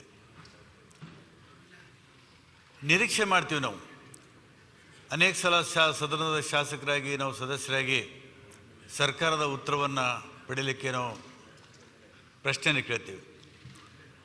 ಹಿಂದೆ ನಿಯಮಿತವಾಗಿ ನಾವು ಕೇಳಿದಂಥ ಪ್ರಶ್ನೆಗೆ ಸರ್ಕಾರ ಖಚಿತವಾದಂಥ ಉತ್ತರ ಸದನ ಮುಗಿದ ನಂತರ ಕೊಡುವಂಥ ಒಂದು ವ್ಯವಸ್ಥೆ ಇತ್ತು. ಆದರೆ ಇತ್ತೀಚೆಗೆ ಇಲಾಖೆಯಿಂದ ಯಾವ ಸರ್ಕಾರದಿಂದ ಉತ್ತರನೇ ಬರೋದಿಲ್ಲ. ಈ ಒಂದು ಪರಿಪಾಠ ಭಾಳ ದೊಡ್ಡ ಅನ್ಯಾಯ ಆಗ್ತದೆ ಅಧ್ಯಕ್ಷರೇ. ಅದಕ್ಕೆ ತಾವು ವಿನಂತಿ ಮಾಡ್ಕೋತೇನೆ, ಯಾರೇ ಸದಸ್ಯರು ಪ್ರಶ್ನೆಗಳು ಕೇಳಿ ಅದಕ್ಕೆ ಉತ್ತರವನ್ನು ಸರ್ಕಾರ ಒದಗಿಸಲೇಬೇಕನ್ನುವಂಥದ್ದು ಕಟ್ಟುನಿಟ್ಟಿನ ನಿಯಮವನ್ನು ತಾವು ಮಾಡಿ ಸರ್ಕಾರಕ್ಕೆ ತಾಕೀತು ಮಾಡ್ತೀರ ಅನ್ನುವಂಥ ಭಾವನೆಯನ್ನು ನಾನು ಇಟ್ಕೊಂಡಿದ್ದೇನೆ. ಮತ್ತು ಸದನ ಅನೇಕ ಸಲ ನಾನು ಪೀಠಾಧಿಪತಿಗಳ ಸಮಾವೇಶ ಭಾಗವಹಿಸಿದ್ದೇನೆ. ಈ ಪ್ರಿಸೈಡಿಂಗ್ ಆಫೀಸರ್ಸ್ ಕಾನ್ಫರೆನ್ಸಲ್ಲಿ ಎಲ್ಲರೂ ಯುನಾನಿಮಸ್ ಆಗಿ ಬಂದಂಥ ಒಂದು ಅಭಿಪ್ರಾಯ ಅಂದರೆ ವರ್ಷದಲ್ಲಿ ಕನಿಷ್ಠ ಶಾಸನ ಸಭೆ 100 ದಿವಸ ಆದರೂ ನಡಿಬೇಕನ್ನುವಂಥದ್ದು ನಿರ್ಣಯ ಆಗಿದೆ. ಆದರೆ ಇತ್ತೀಚೆಗೆ ಬರ್ತಾ ಬರ್ತಾ ಒಂದು ಇಡೀ ವರ್ಷದಲ್ಲಿ 30 ದಿನ, 35 ದಿವಸ, 40 ದಿವಸ ಜಾಸ್ತಿ ಆದರೆ 60 ದಿವಸ ಮಾತ್ರ ನಾವು ಸದನವನ್ನು ನಡೆಸುವಂಥ ಉದಾಹರಣೆಗಿದೆ. ಆದರೆ 60 ದಿವಸ ಕೂಡ ಇವತ್ತು ಸದನ ಸಾಕಾಗೋದಿಲ್ಲ. ಯಾಕಂದರೆ ಇವತ್ತು ಜಿಲ್ಲಾ ಪಂಚಾಯತು, ತಾಲೂಕು ಪಂಚಾಯತು, ಗ್ರಾಮ ಪಂಚಾಯತ್ ಬಂದ ಮೇಲೆ, ಅಧಿಕಾರದ ವಿಕೇಂದ್ರೀಕರಣ ಆದಮೇಲೆ ಆಯಾ ವ್ಯವಸ್ಥೆಯನ್ನು ನಾವು ಜವಾಬ್ದಾರಿಯನ್ನು ವಹಿಸ್ತೇವೆ. ಶಾಸನಸಭೆ ಸದಸ್ಯರಾಗಿ ನಾವು ರಾಜ್ಯದ ಪ್ರಮುಖವಾದಂಥ ಸಮಸ್ಯೆಗಳ ಬಗ್ಗೆ ಮತ್ತು ಇನ್ನಿತರ ವಿಷಯಗಳ ಬಗ್ಗೆ ಪ್ರಸ್ತಾಪ ಮಾಡಿ ಚರ್ಚೆ ಮಾಡುವಂಥದ್ದು ಯೋಗ್ಯ ಅಂತ ನನಗನ್ನಿಸ್ತದೆ. ಆಮೇಲೆ ಖಾಸಗಿ ವಿಧೇಯಕ ಅನೇಕ ಸಲ ಮಂಡನೆ ಆಗ್ತವೆ. ನನ್ನ ಅನುಭವದಲ್ಲಿ ಮಾನ್ಯ ಅಧ್ಯಕ್ಷರೇ, ಇಲ್ಲಿವರೆಗೆ ಖಾಸಗಿ ವಿಧೇಯಕದ ಮೇಲೆ ಸಂಪೂರ್ಣವಾದ ಚರ್ಚೆನೂ ಆಗಿಲ್ಲ, ಒಂದು ಅಂತ್ಯಕ್ಕೂ ಕೂಡ ತಲುಪಿಲ್ಲ. ಉದಾಹರಣಾರ್ಥವಾಗಿ ಹಿಂದೆ ನಾನು ವಿಧಾನ ಪರಿಷತ್ನಲ್ಲಿದ್ದಾಗ ಸಿದ್ಧಲಿಂಗಯ್ಯನವರು ಈ ಅಂತರ್ಜಾತಿ ವಿವಾಹ ಮಾಡಿಕೊಂಡವರಿಗೆ 4% ಸರ್ಕಾರಿ ನೌಕರಿಯಲ್ಲಿ ಮೀಸಲಾತಿ ಇಡಬೇಕನ್ನುವಂಥ ಒಂದು ಖಾಸಗಿ ನಿರ್ಣಯವನ್ನು ಮಂಡಿಸಿದರು. ಇಡೀ ನನ್ನ 6 ವರ್ಷ ಸಭೆ ಸದಸ್ಯನಾಗಿ ಉಳಿದ್ರು ಕೂಡ ಅದ್ರ ಬಗ್ಗೆ ಚರ್ಚೆನೇ ಆಗಲ್ಲ. ಯಾಕಂದ್ರೆ ವಾರಕ್ಕೆ ಒಂದೇ ದಿವಸ ಬರೋ ಚರ್ಚೆ, ಯಾವುದೂ ಕೂಡ ಚರ್ಚೆ ಆಗಲಿಲ್ಲ. ಇವತ್ತು ಕೂಡ ಅದು ವಿಧೇಯಕ ಹಾಗೇ ಅಲ್ಲಿ ಬಿದ್ದಿದೆ. ಅದೇ ಅನುಭವ ಇಲ್ಲಿ ವಿಧಾನಸಭೆಯಲ್ಲಿ ಕೂಡ ಆಗಬಾರ್ದು ಅನ್ನುವಂಥ ನನ್ನ ಪ್ರಾಮಾಣಿಕವಾದಂಥ ಅಭಿಪ್ರಾಯ. ಮತ್ತು ಈ ಸದನದ ಗುದ್ದಾಟನಲ್ಲಿ ಅನೇಕ ಸಲ ಬಜೆಟನ್ನು ನಾವು ಗೆಲೆಟನಿಗೆ ಹಾಕಿ ನಾವು ಪಾಸ್ ಮಾಡಿಕೊಡ್ತೀವಿ. ಇದು ಭಾಳ ಕೆಟ್ಟ ಪರಂಪರೆ. ಯಾಕಂದರೆ ಬಜೆಟ್ ಮೇಲೆ ಎಷ್ಟು ಚರ್ಚೆ ಆಗಬೇಕು, ಆ ಇಲಾಖೆಗಳ ಮೇಲೆ ಎಷ್ಟು ಚರ್ಚೆ ಆಗಬೇಕು, ಅದು ಇತ್ತೀಚೆಗೆ ಆಗ್ತಾಯಿಲ್ಲ. ದಯಮಾಡಿ ನಾನು ತಮ್ಮಿಂದ ನಿರೀಕ್ಷೆ ಮಾಡ್ತೀನಿ, ಈ ಯಾವುದೇ ಒಂದು ಸದನದಲ್ಲಿ ಮಂಡಿಸಿದಂಥ ಬಜೆಟ್ ಆಗಿರ್ಬೋದು, ವಿಷಯ ಆಗಿರ್ಬೋದು, ಕಾನೂನು ಆಗಿರ್ಬೋದು, ತಿದ್ದುಪಡಿ ಆಗಿರ್ಬೋದು, ಅದರ ಬಗ್ಗೆ ಸುದೀರ್ಘವಾದಂಥ ಚರ್ಚೆಯನ್ನು ನಡೆಸಬೇಕು ಅಂತ ಕೆಲಸವನ್ನು ತಾವು ಮಾಡಬೇಕು ಅಂತ ಹೇಳಿಕೊಂಡು, ಇವತ್ತು ಕೋರಮ್ ಮಾನ್ಯ ಅಧ್ಯಕ್ಷರೇ, ಇದು ಸಮಸ್ಯೆ ಬರೀ ಕರ್ನಾಟಕ ವಿಧಾನಸಭೆಗೆ ಸಂಬಂಧಪಟ್ಟದ್ದಲ್ಲ, ಇದು ಇಡೀ ದೇಶದಲ್ಲಿ ಪಾರ್ಲಿಮೆಂಟಲ್ಲಿ ಕೂಡ ಕೋರಮ್ ಸಮಸ್ಯೆ ಆಗ್ತಾಯಿದೆ. ಕೆಲವು ಸಲ ಸದನದಲ್ಲಿ ಇರಬೇಕಾದಂಥ ಕೋರಮ್ ಇರೋದಿಲ್ಲ, ಆದರೆ ಸರ್ಕಾರ ಉತ್ತರನೂ ಕೊಡ್ತದೆ, ಅದು ಸದನವೂ ನಡೀತದೆ. ಇದು ಆಗ್ಕೂಡದು. ತಕ್ಕ ಮಟ್ಟಿಗೆ ಆದಂಥ ಒಂದು ಕೋರಮ್ಮು ಸಭೆಗೆ ಇರಲೇಬೇಕು ಅಂತ ಒಂದು ವ್ಯವಸ್ಥೆಯನ್ನು ತಾವು ಮಾಡಬೇಕು. ಮತ್ತು ಏನು ಒಂದು 100 ದಿವಸಗಳ ಕಾಲ ಸದನ ನಡಿಬೇಕನ್ನುವಂಥದ್ದು ಅಭಿಪ್ರಾಯ ಇದೆ, ಅದನ್ನು ಮುಂದುವರಿಸಬೇಕು ಅಂತ ಮಾತಾಡ್ತಾ, ಇವತ್ತು ನಮ್ಮ ಕಡೆ ಒಂದು ಗಾದಿ ಮಾತಿದೆ, ಏನಂದರೆ ಮನೆಗೆ ಹಿರಿಯ ಮಗನಾಗಿ ಹುಟ್ಟಬಾರ್ದು, ಸಭೆಯ ಅಧ್ಯಕ್ಷನಾಗಬಾರ್ದು. ನಾವೆಲ್ಲ ಎದ್ದು ಹೋದರೂ ಕೂಡ ತಾವು ಕಾಯಮಾಗಿ ಕೂಡಬೇಕಾಗ್ತದೆ. ಆದರೆ ನಾವೆಲ್ಲರೂ ಕೂತ್ರೆ ಒಳ್ಳೆಯದು, ತಮಗೂ ಗೌರವ ಮತ್ತು ಸದನಕ್ಕೂ ಕೂಡ ಗೌರವ. ಆ ಥರ ಒಂದು ಪರಿಪಾಠವನ್ನು ಹಾಕಿಕೊಟ್ಟು ಈ ಒಂದು ಸಭೆಗೆ ಘನತೆ ಗೌರವವನ್ನು ತಂದು ಕೊಡ್ತೀರಿ ಅಂತ ನಾನು ಹೇಳ್ತಾ, ನಾವು ಮುಂದೆ ಭಾಳ ಪರಿಪೂರ್ಣವಾದಂಥ ಒಂದು ಪ್ರಬುದ್ಧವಾದಂಥ ಆ ಸ್ಥಾನದ ಘನತೆ ಗೌರವವನ್ನು ಕಾಪಾಡಿಕೊಂಡು ಸಮಯ ಸಂದರ್ಭ ಬಂದಾಗ ಸರ್ಕಾರಕ್ಕೂ ಕೂಡ ಚಾಟಿ ಬೀಸಿ ನಮ್ಮ ಸದನಕ್ಕೆ, ಸರ್ಕಾರಕ್ಕೆ ಒಳ್ಳೆಯ ಹೆಸರು ತರುವಂಥ ಕೆಲಸವನ್ನು ಮಾಡಬೇಕು ಅಂತ ಹೇಳಿಸಿ ಮತ್ತೊಮ್ಮೆ ನಿಮಗೆ ಶುಭಾಶಯನ್ನು ಕೋರಿ ನನ್ನ ಮಾತನ್ನು ಮುಗಿಸ್ತಾ ಇದ್ದೀನಿ. ಇನ್ನು ಕೇವಲ ಬಾಲ ಸದಸ್ಯರು ಇವತ್ತು ಆ ಬೇಡಿಕೆ ಇಟ್ಟು ಮಾತಾಡಲಿಕ್ಕೆ ಕೊನೆಯದಾಗಿ ವಿಜಯೇಂದ್ರ ಮಾತಾಡಿಕೊಂಡು ಮುಗಿಸುವ. ಬಹುಶಃ ಇಲ್ಲಿ ಅವಕಾಶ ಸಿಕ್ಕಲಿಲ್ಲ, ಮುಂದಿನ ಪ್ರಥಮ ಆದ್ಯತೆ ನೆಕ್ಸ್ಟ್ ಕೊಡಲ್ಲ ಸೆಷನ್ನಲ್ಲಿ. ಮಾನ್ಯ ಸಭಾಧ್ಯಕ್ಷರೇ, ಅವಿರೋಧವಾಗಿ ಆಯ್ಕೆಯಾಗಿರ್ತಕ್ಕಂಥ ತಮಗೆ ಎಲ್ಲ ಸದಸ್ಯರ ಪರವಾಗಿ ಹೃತ್ಪೂರ್ವಕ ಅಭಿನಂದನೆಯನ್ನು ಈ ಸಂದರ್ಭದಲ್ಲಿ ಸಲ್ಲಿಸ್ತಾ ಇದ್ದೇನೆ. ಅನೇಕ ಹಿರಿಯ ಸದಸ್ಯರು, ಈ ಸದನದ ಅನೇಕ ಹಿರಿಯ ಸದಸ್ಯರು ತಮ್ಮ ಪರಿಚಯವನ್ನು, ತಮ್ಮ ವ್ಯಕ್ತಿತ್ವದ ಪರಿಚಯವನ್ನು ಈ ಸದನದ ಮೂಲಕ ಈ ನಾಡಿನ ಜನತೆಗೆ ಪರಿಚಯನ ಮಾಡಿಕೊಟ್ಟಿದ್ದಾರೆ ಅನ್ನೋದನ್ನು ಭಾಳ ಹೆಮ್ಮೆಯಿಂದ ನಾನು ಈ ಸಂದರ್ಭದಲ್ಲಿ ಹೇಳೋದಕ್ಕೆ ಇಚ್ಛಪಡ್ತೇನೆ. ಅದರಲ್ಲೂ ಕೂಡ ವಿಶೇಷವಾಗಿ ತಮ್ಮ ಜಾತ್ಯತೀತ ವ್ಯಕ್ತಿತ್ವದ ಬಗ್ಗೆ ಅನೇಕ ಹಿರಿಯ ಸದಸ್ಯರು ಮಾತನಾಡಿರ್ತಕ್ಕಂಥದ್ದು ನಿಜವಾಗ್ಲೂ ಕೂಡ ನಮ್ಮೆಲ್ಲರೂ ಕೂಡ ತುಂಬ ಸಂತೋಷವನ್ನು ತಂದುಕೊಟ್ಟಿದೆ. ವಿಶೇಷವಾಗಿ ದಕ್ಷಿಣ ಕರ್ನಾಟಕದ ಕರಾವಳಿ ಭಾಗದ ಸದಸ್ಯರಾಗಿರ್ತಕ್ಕಂಥ ತಾವು ಸನ್ಮಾನ್ಯ BS ಯಡಿಯೂರಪ್ಪನವರು, ಮಾಜಿ ಮುಖ್ಯಮಂತ್ರಿಗಳು, ಇವತ್ತು ಈ ಮನೆಯ ಸದಸ್ಯರಲ್ಲ, ಆದರೆ ಪೂಜ್ಯ ತಂದೆಯವರು ಯಾವತ್ತೂ ಕೂಡ ದಕ್ಷಿಣ ಕನ್ನಡದವ್ರ ಬಗ್ಗೆ ಒಂದು ಮಾತನ್ನು ಹೇಳ್ತಿರ್ತಾರೆ. ದಕ್ಷಿಣ ಕನ್ನಡದವರು ಅಂತ ಹೇಳಿದ್ರೆ ಭಾಳ ಬುದ್ಧಿವಂತರು, ಸೌಮ್ಯ ಸ್ವಭಾವದವರು, ಭಾಳ ಒಳ್ಳೆ ನಡತೆ ಉಳ್ಳವರು ಅನ್ನುವುದನ್ನು ಸನ್ಮಾನ್ಯ ಯಡಿಯೂರಪ್ಪನವರು ಯಾವಾಗಲೂ ಕೂಡ ಹೇಳ್ತಾ ಇರ್ತಾರೆ. ಹಾಗಾಗಿ ತಾವು ವಿಶೇಷವಾಗಿ ದಕ್ಷಿಣ ಕನ್ನಡದಿಂದ ಆಯ್ಕೆಯಾಗಿ ಬಂದಿರತಕ್ಕಂಥ ತಮ್ಮಂಥ ಹಿರಿಯ ಸದಸ್ಯರು, ಯುವಕರು ತಮ್ಮಂಥವರು ಇವತ್ತು ಈ ಸಭೆಯ ಈ ಒಂದು ಸಭಾಧ್ಯಕ್ಷ ಇವತ್ತು ಆಯ್ಕೆ ಆಗಿರ್ತಕ್ಕಂಥದ್ದು, ಅವಿರೋಧವಾಗಿ ಆಯ್ಕೆ ಆಗಿರ್ತಕ್ಕಂಥದ್ದು ನಿಜವಾಗ್ಲೂ ಕೂಡ ನಮಗೆ ಸಂತೋಷನ ತಂದಿದೆ ಅಂತೇಳಿ ಸಂದರ್ಭದಲ್ಲಿ ಹೇಳ್ತಾ, ನನ್ನಂಥ ಅನೇಕ ಯುವ ಸದಸ್ಯರು ಇವತ್ತು ಶಾಸಕರಾಗಿ ಮೊದಲ ಬಾರಿಗೆ ಇವತ್ತು ಆಯ್ಕೆಯಾಗಿ ಸದನಕ್ಕೆ ಬಂದಿರತಕ್ಕಂಥ ಸಂದರ್ಭದಲ್ಲಿ ತಮ್ಮ ನೇತೃತ್ವದಲ್ಲಿ ನಮ್ಮೆಲ್ಲರಿಗೂ ಕೂಡ ಹೆಚ್ಚಿನ ಬೆಂಬಲ ಸಿಗ್ತದೆ, ಹೆಚ್ಚಿನ ಮಾರ್ಗದರ್ಶನ ಸಿಗ್ತದೆ ಅನ್ನೋ ವಿಶ್ವಾಸ ನಮ್ಮೆಲ್ಲರಿಗೂ ಕೂಡ ಇದೆ ಅಂಥೇಳಿ ಸಂದರ್ಭದಲ್ಲಿ ಹೇಳುತ್ತಾ ಮತ್ತೊಮ್ಮೆ ತಮಗೆ ಹೃತ್ಪೂರ್ವಕ ಅಭಿನಂದನೆಯನ್ನು ಸಲ್ಲಿಸ್ತಾ ನನ್ನ ಮಾತನ್ನು ಮುಗಿಸ್ತಾ ಇದ್ದೇನೆ.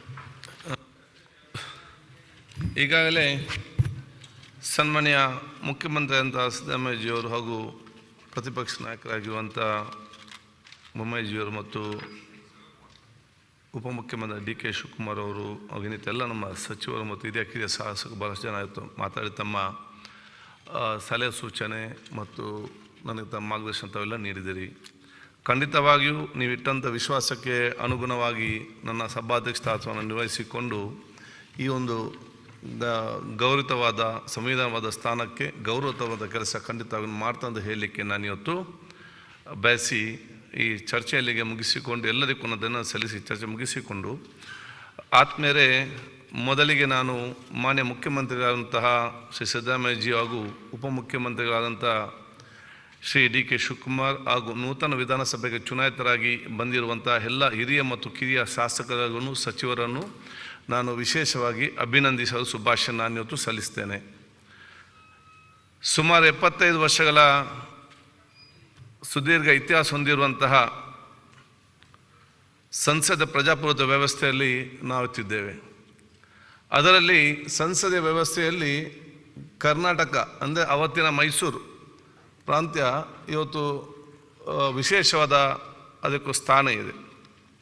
ಯಾಕೆಂತ ಹೇಳಿದರೆ ಇಡೀ ಭಾರತ ದೇಶದಲ್ಲಿ ಪ್ರಪ್ರಥಮ ಬಾರಿಗೆ ಏನಾದರೂ ಇವತ್ತು ಜನಪ್ರತಿನಿಧಿಗಳ ಪ್ರಜಾಪ್ರಭುತ್ವ ಎಂಬ ಎಲ್ಲಿ ಅದು ಸ್ಥಾಪನೆ ಆಗಿದ್ದರೆ ಅದು ಮೈಸೂರು ಪ್ರಾಂತ್ಯದಲ್ಲಿ ಅಂತ ಹೇಳಲಿಕ್ಕೆ ನಾನು ಇವತ್ತು ಬಯಸುವಂಥದ್ದು. ಆವತ್ತಿನ ಕಾಲದಲ್ಲಿ ಬಹುಶಃ ಇವತ್ತು ಬ್ರಿಟಿಷರು ಅದನ್ನು ಭಾಳಷ್ಟು ವಿರುದ್ಧ ಮಾಡಿದರೂ ಕೂಡ ಅವತ್ತಿನ ರಾಜರಾದಂತಹ ಶ್ರೀಮಾನ್ ಚಾಮರಾಜ ಒಡೆಯರವರು, ಅದೇ ರೀತಿ ನಾಲ್ವಡಿ ಕೃಷ್ಣರಾಜ ಒಡೆಯರವರು ವಿಶೇಷವಾದ ಆ ಒಂದು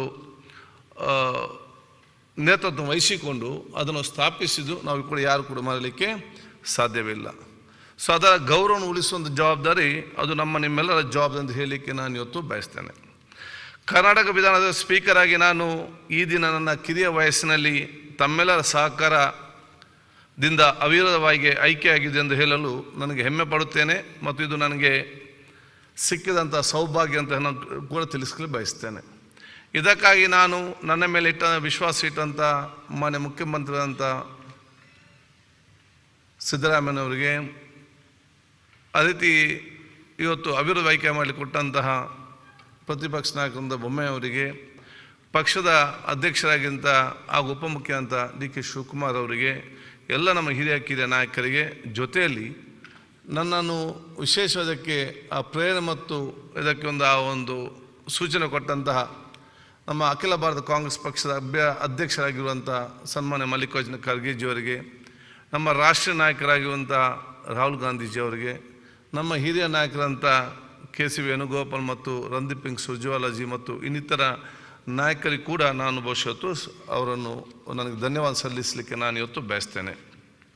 ಬಹುಶಃ ಇವತ್ತು ಈ ಒಂದು ಅವಕಾಶ ಸಿಕ್ಕಿದಂಥ ಸಂದರ್ಭದಲ್ಲಿ ಸರ್ವಶಕ್ತನ ದೇವರು, ನನ್ನ ತಂದೆ ತಾಯಂದಿರು, ನನ್ನ ಕ್ಷೇತ್ರದ ಮತದಾರರು, ನಮ್ಮ ಜಿಲ್ಲೆಯ ಎಲ್ಲ ನನ್ನ ಜನಸಮ್ಮತ್ತು, ಎಲ್ಲ ಧಾರ್ಮಿಕದ, ಎಲ್ಲ ಜಾತಿ, ಎಲ್ಲ ಧರ್ಮದ ಯಾರು ನನಗೆ ಆಶೀರ್ವಾದ ಮಾಡಿದ್ದಾರೆ ಎಲ್ಲ ನಮ್ಮ ಧಾರ್ಮಿಕ ಮುಖಂಡಗಳನ್ನು ಕೂಡ ನಾನು ಇವತ್ತು ಧನ್ಯವಾದ ಸಲ್ಲಿಸಿ, ನಾನು ವಿದ್ಯಾರ್ಥಿ ದಿಸೆಯಿಂದಲೇ ಸಕ್ರಿಯವಾದ ಸಾಮಾಜಿಕ, ಶೈಕ್ಷಣಿಕ, ಧಾರ್ಮಿಕ ಜೊತೆಯಲ್ಲಿ ಇವತ್ತು ರಾಜಕೀಯ ಕ್ಷೇತ್ರ ಕಾಲಿಟ್ಟ ಸಂದರ್ಭದಲ್ಲಿ ನನಗೆ ಅವತ್ತಿನಿಂದಲೂ ಇವತ್ತಿನವರೆಗೂ ಕೂಡ ಈ ಒಂದು ವ್ಯಕ್ತಿತ್ವ ಬೆಳೆಸಿಕೊಳ್ಳಲಿಕ್ಕೆ ಮಾರ್ಗದರ್ಶನ ಕೊಟ್ಟಂಥ ಸನ್ಮಾನ್ಯ ಬಿ ಜನಾರ್ದನ್ ಪೂಜಾರಿ ಅವರು, ನಮ್ಮನ್ನು ಅಗಲಿದಂಥ ಹಿರಿಯ ನಾಯಕರು ಆಸ್ಕರ್ ಫೆರ್ನಾಂಡಿಸ್ ಜಿ ಅವರು, ಅದೇ ರೀತಿ ಈಗ ಇದ್ದು ಬಹುಶಃ ನಮ್ಮ ಮಾಜಿ ಮುಖ್ಯಮಂತ್ರಿ ವೀರಪ್ಪ ಮೊಯ್ಲಿ ಅವರು ನಮ್ಮ ಜಿಲ್ಲೆಯವರಾಗಿದ್ದು, ಇವರನ್ನು ಕೂಡ ನಾನು ಸ್ಮರಿಸಲಿಕ್ಕೆ ನಾನು ಇವತ್ತು ಬಯಸಿ,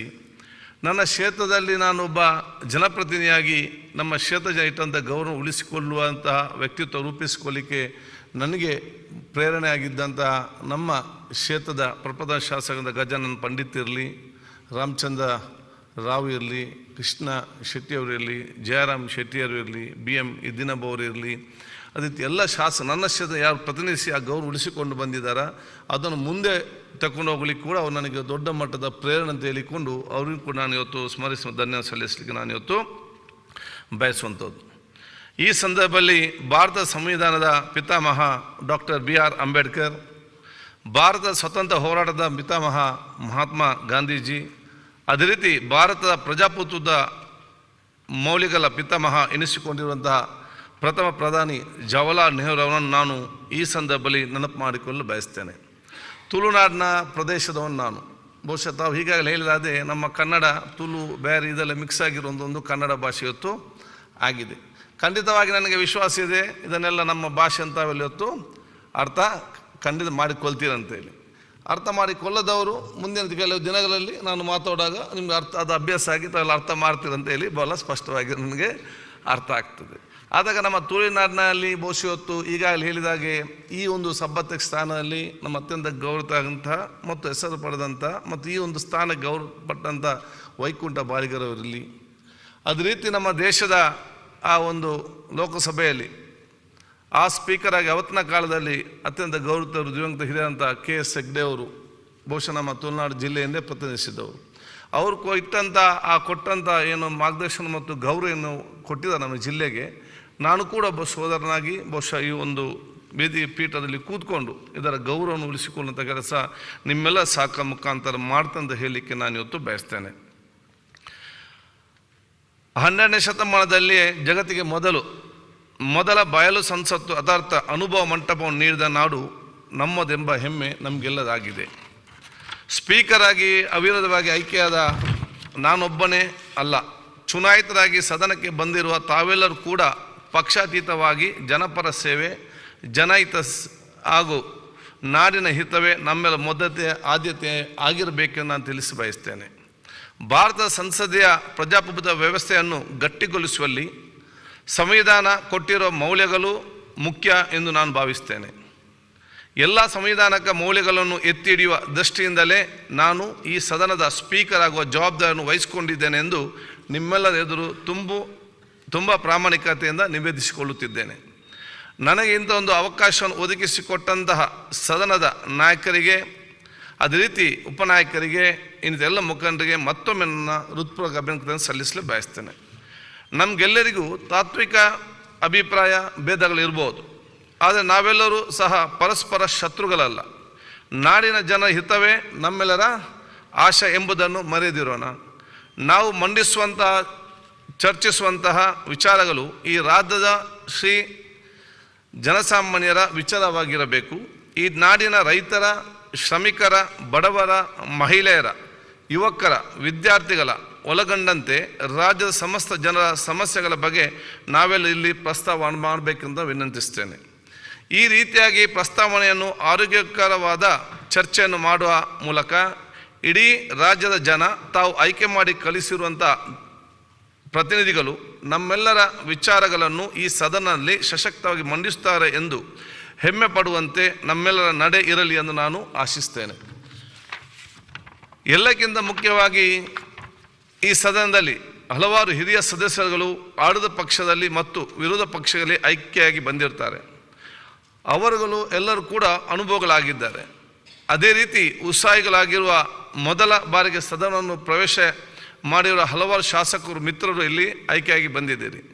ಈ ಎಲ್ಲ ಶಾಸಕರ ಗೌರವವನ್ನು ಪಕ್ಷಭೇದವಿಲ್ಲದೆ ಎತ್ತಿ ಹಿಡಿಯುವಂತಹ ಎಲ್ಲ ಶಾಸಕರ ಗೌರವಗಳನ್ನು ನಾಡಿನ ಎದುರು ಸಶಕ್ತವಾಗಿ ಕಾಪಾಡುವುದನ್ನು ನನ್ನ ಜವಾಬ್ದಾರಿಗೆ ನಾನು ಭಾವಿಸ್ತೇನೆ.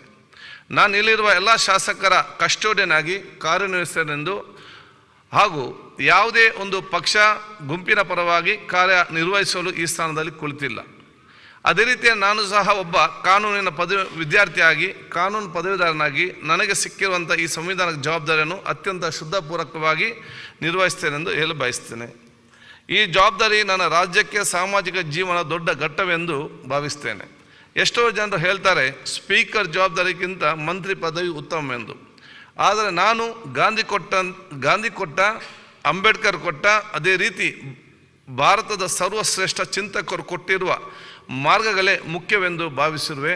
ಹಾಗೂ ನಾನು ಒಬ್ಬ ಕಾನೂನು ವಿದ್ಯಾರ್ಥಿಯಾಗಿ ಈ ಸ್ಪೀಕರ್ ಹುದ್ದೆಯಲ್ಲಿ ಕುಳಿತಿರುವುದು ಸೌಭಾಗ್ಯವೆಂದು ನಾನು ಭಾವಿಸಿದ್ದೇನೆ. ಈ ಸದನದಲ್ಲಿ ಹಲವಾರು ಮಹಾಮಹಿಯರು ಯೋಗ್ಯರು ಸಭಾಧ್ಯಕ್ಷರಾಗಿ ಸೇವೆ ಸಲ್ಲಿಸಿದ್ದಾರೆ.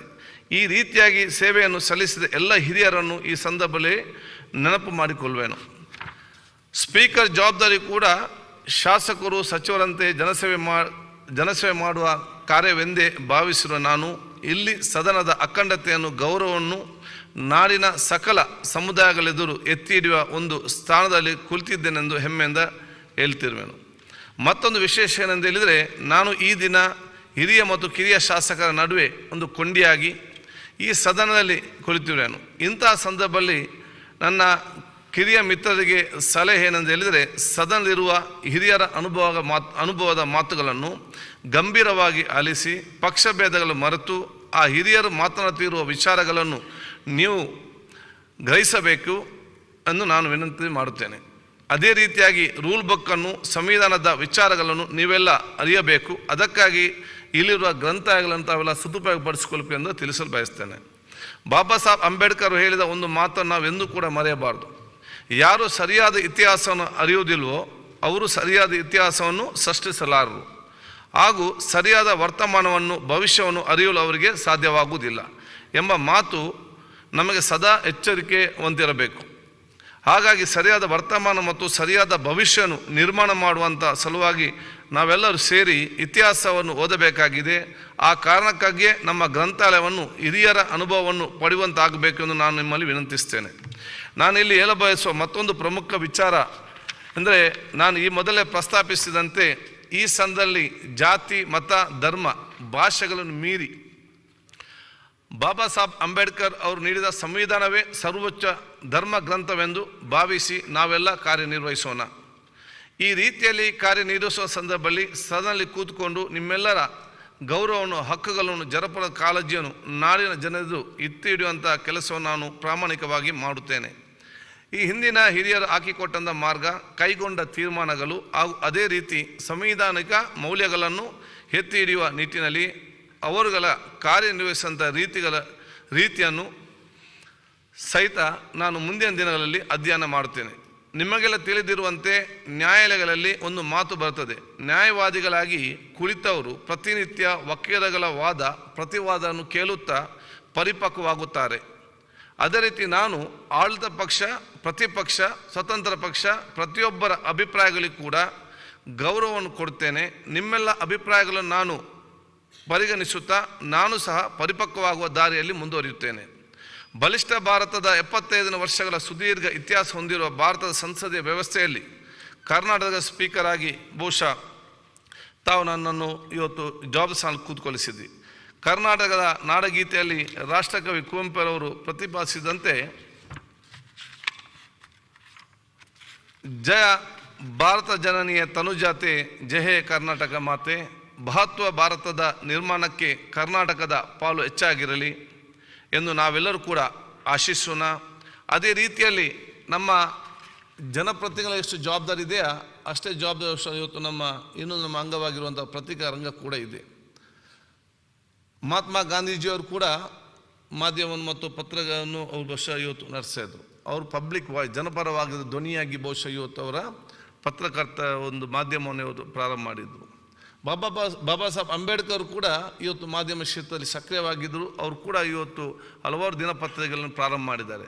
ಅವರು ಯಾರಿಗೆ ಧ್ವನಿ ಇಲ್ಲ ಅವರ ಪರವಾಗಿ ಧ್ವನಿಯಾಗಿ ಅವರು ಬಹುಶಃ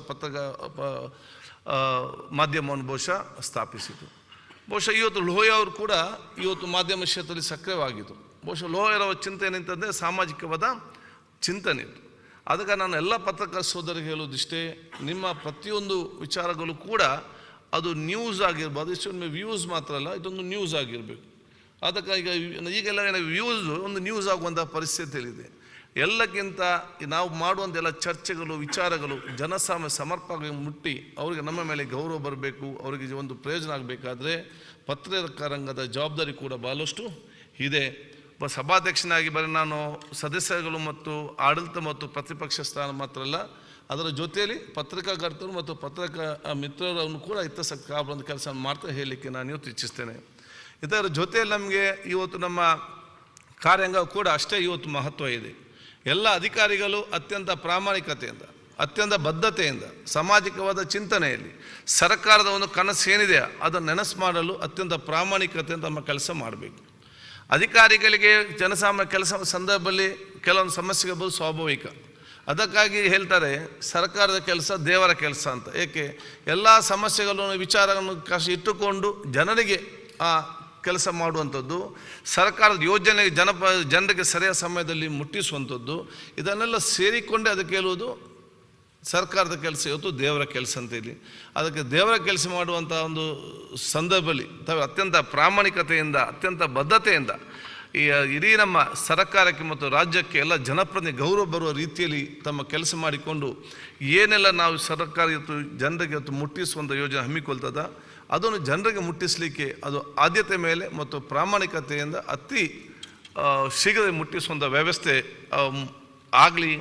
ಬಹುಶಃ ನಮ್ಮೆಲ್ಲರ ಒಗ್ಗಟ್ಟಿನ ಮತ್ತು ಪ್ರೀತಿಪೂರ್ವಕವಾದ ಒಂದು ಪ್ರಯತ್ನ ಮೂಲಕ ಅತ್ಯಂತ ಒಂದು ವಿಶ್ವಾಸಭರಿತವಾದ ಸಮಾಜ, ಅಭಿವೃದ್ಧಿಯ ಕರ್ನಾಟಕ, ಬಲಿಷ್ಠವಾದ ಭಾರತ ಇವತ್ತು ನಿರ್ಮಾಣ ಆಗಲಿ. ಅದಕ್ಕೆಲ್ಲ ನಾವು ನಮ್ಮ ಸಂಪೂರ್ಣ ಸಹಕಾರ ಕೊಡು ಅಂತ ಹೇಳಿಕೊಳ್ಳುತ್ತಾ, ಬಹುಶಃ ನಾನು ನಿಮಗೆಲ್ಲರಿಗೂ ಕೂಡ ಮತ್ತೊಮ್ಮೆ ನನ್ನ ಪ್ರೀತಿಪೂರ್ವಕ ಅಭಿನಂದನೆ, ಶುಭಾಶಯ ನಾನು ಇವತ್ತು ಸಲ್ಲಿಸಿಕೊಂಡು, ಬಹುಶಃ ನಿಮ್ಮೆಲ್ಲರ ಹಿತ ಕಾಪಾಡುವಂಥ ಆ ಒಂದು ಜವಾಬ್ದಾರಿ ಕೆಲಸ ನಾನು ಮಾಡ್ತೇನೆ. ನಿಮ್ಮೆಲ್ಲರ ಅದಕ್ಕೆ ಸಹಕಾರ ಇಲ್ಲ ನಾನು ಇವತ್ತು ಕೇಳಿಕೊಂಡು, ಬಹುಶಃ ಇವತ್ತು ನಮ್ಮ ಎಲ್ಲ ಪಕ್ಷದ ಮುಖಂಡರುಗಳಿಗೆ, ಹಿರಿಯ ಕಿರಿಯರಿಗೆ ನನ್ನ ಕೃತಜ್ಞತೆ ನಾನು ಇವತ್ತು ಸಲ್ಲಿಸಿ, ಸ್ವತಂತ್ರವಾಗಿ ಬಂದಂಥವ್ರು ಕೂಡಿದ್ದಾರೆ ಅವರಿಗೂ ಕೂಡ ಅವನನ್ನು ಗಮನಿಸಿಕೊಂಡು ನಿಮಗೆಲ್ಲರಿಗೂ ಕೂಡ ಮತ್ತೊಮ್ಮೆ ನನ್ನ ಶುಭಾಶಯ ಸಲ್ಲಿಸಿ ನಿಮ್ಮ ಸಹಕಾರ ಕೇಳಿಕೊಂಡು ನನ್ನ ಮಾತು ಮುಗಿಸ್ತೇನೆ. ಜೈ ಹಿಂದ್. ಅದೇ ರೀತಿಯಲ್ಲಿ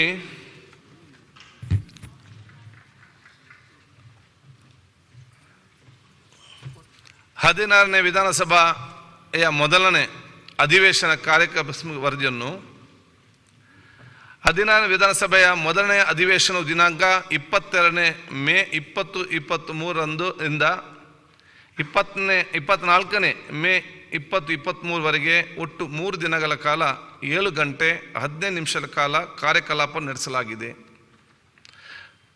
16ನೇ ವಿಧಾನಸಭೆಗೆ ನೂತನವಾಗಿ ಆಯ್ಕೆಗೊಂಡ ಒಟ್ಟು 223 ಮಾನ್ಯ ಸದಸ್ಯರುಗಳು ಘನವೆತ್ತ ರಾಜ್ಯಪಾಲರಿಂದ ನೇಮಕಗೊಂಡ ಹಂಗಾಮಿ ಸಭಾಧ್ಯಕ್ಷರಾದ ಶ್ರೀ ದೇಶಪಾಂಡೆಜಿಯವರು ಇವರ ಸಮ್ಮುಖದಲ್ಲಿ ಪ್ರಮಾಣ ವಚನವನ್ನು ಸ್ವೀಕರಿಸುತ್ತಾರೆ. ದಿನಾಂಕ 24/5/23 ಸಭಾಧ್ಯಕ್ಷ ಸ್ಥಾನಕ್ಕೆ ಚುನಾವಣೆ ನಡೆದು 16ನೇ ವಿಧಾನಸಭೆಯ ಸಭಾಧ್ಯಕ್ಷನಾಗಿ ನನ್ನನ್ನು ಅವಿರೋಧವಾಗಿ ಆಯ್ಕೆ ಮಾಡಲಾಗಿರುತ್ತದೆ.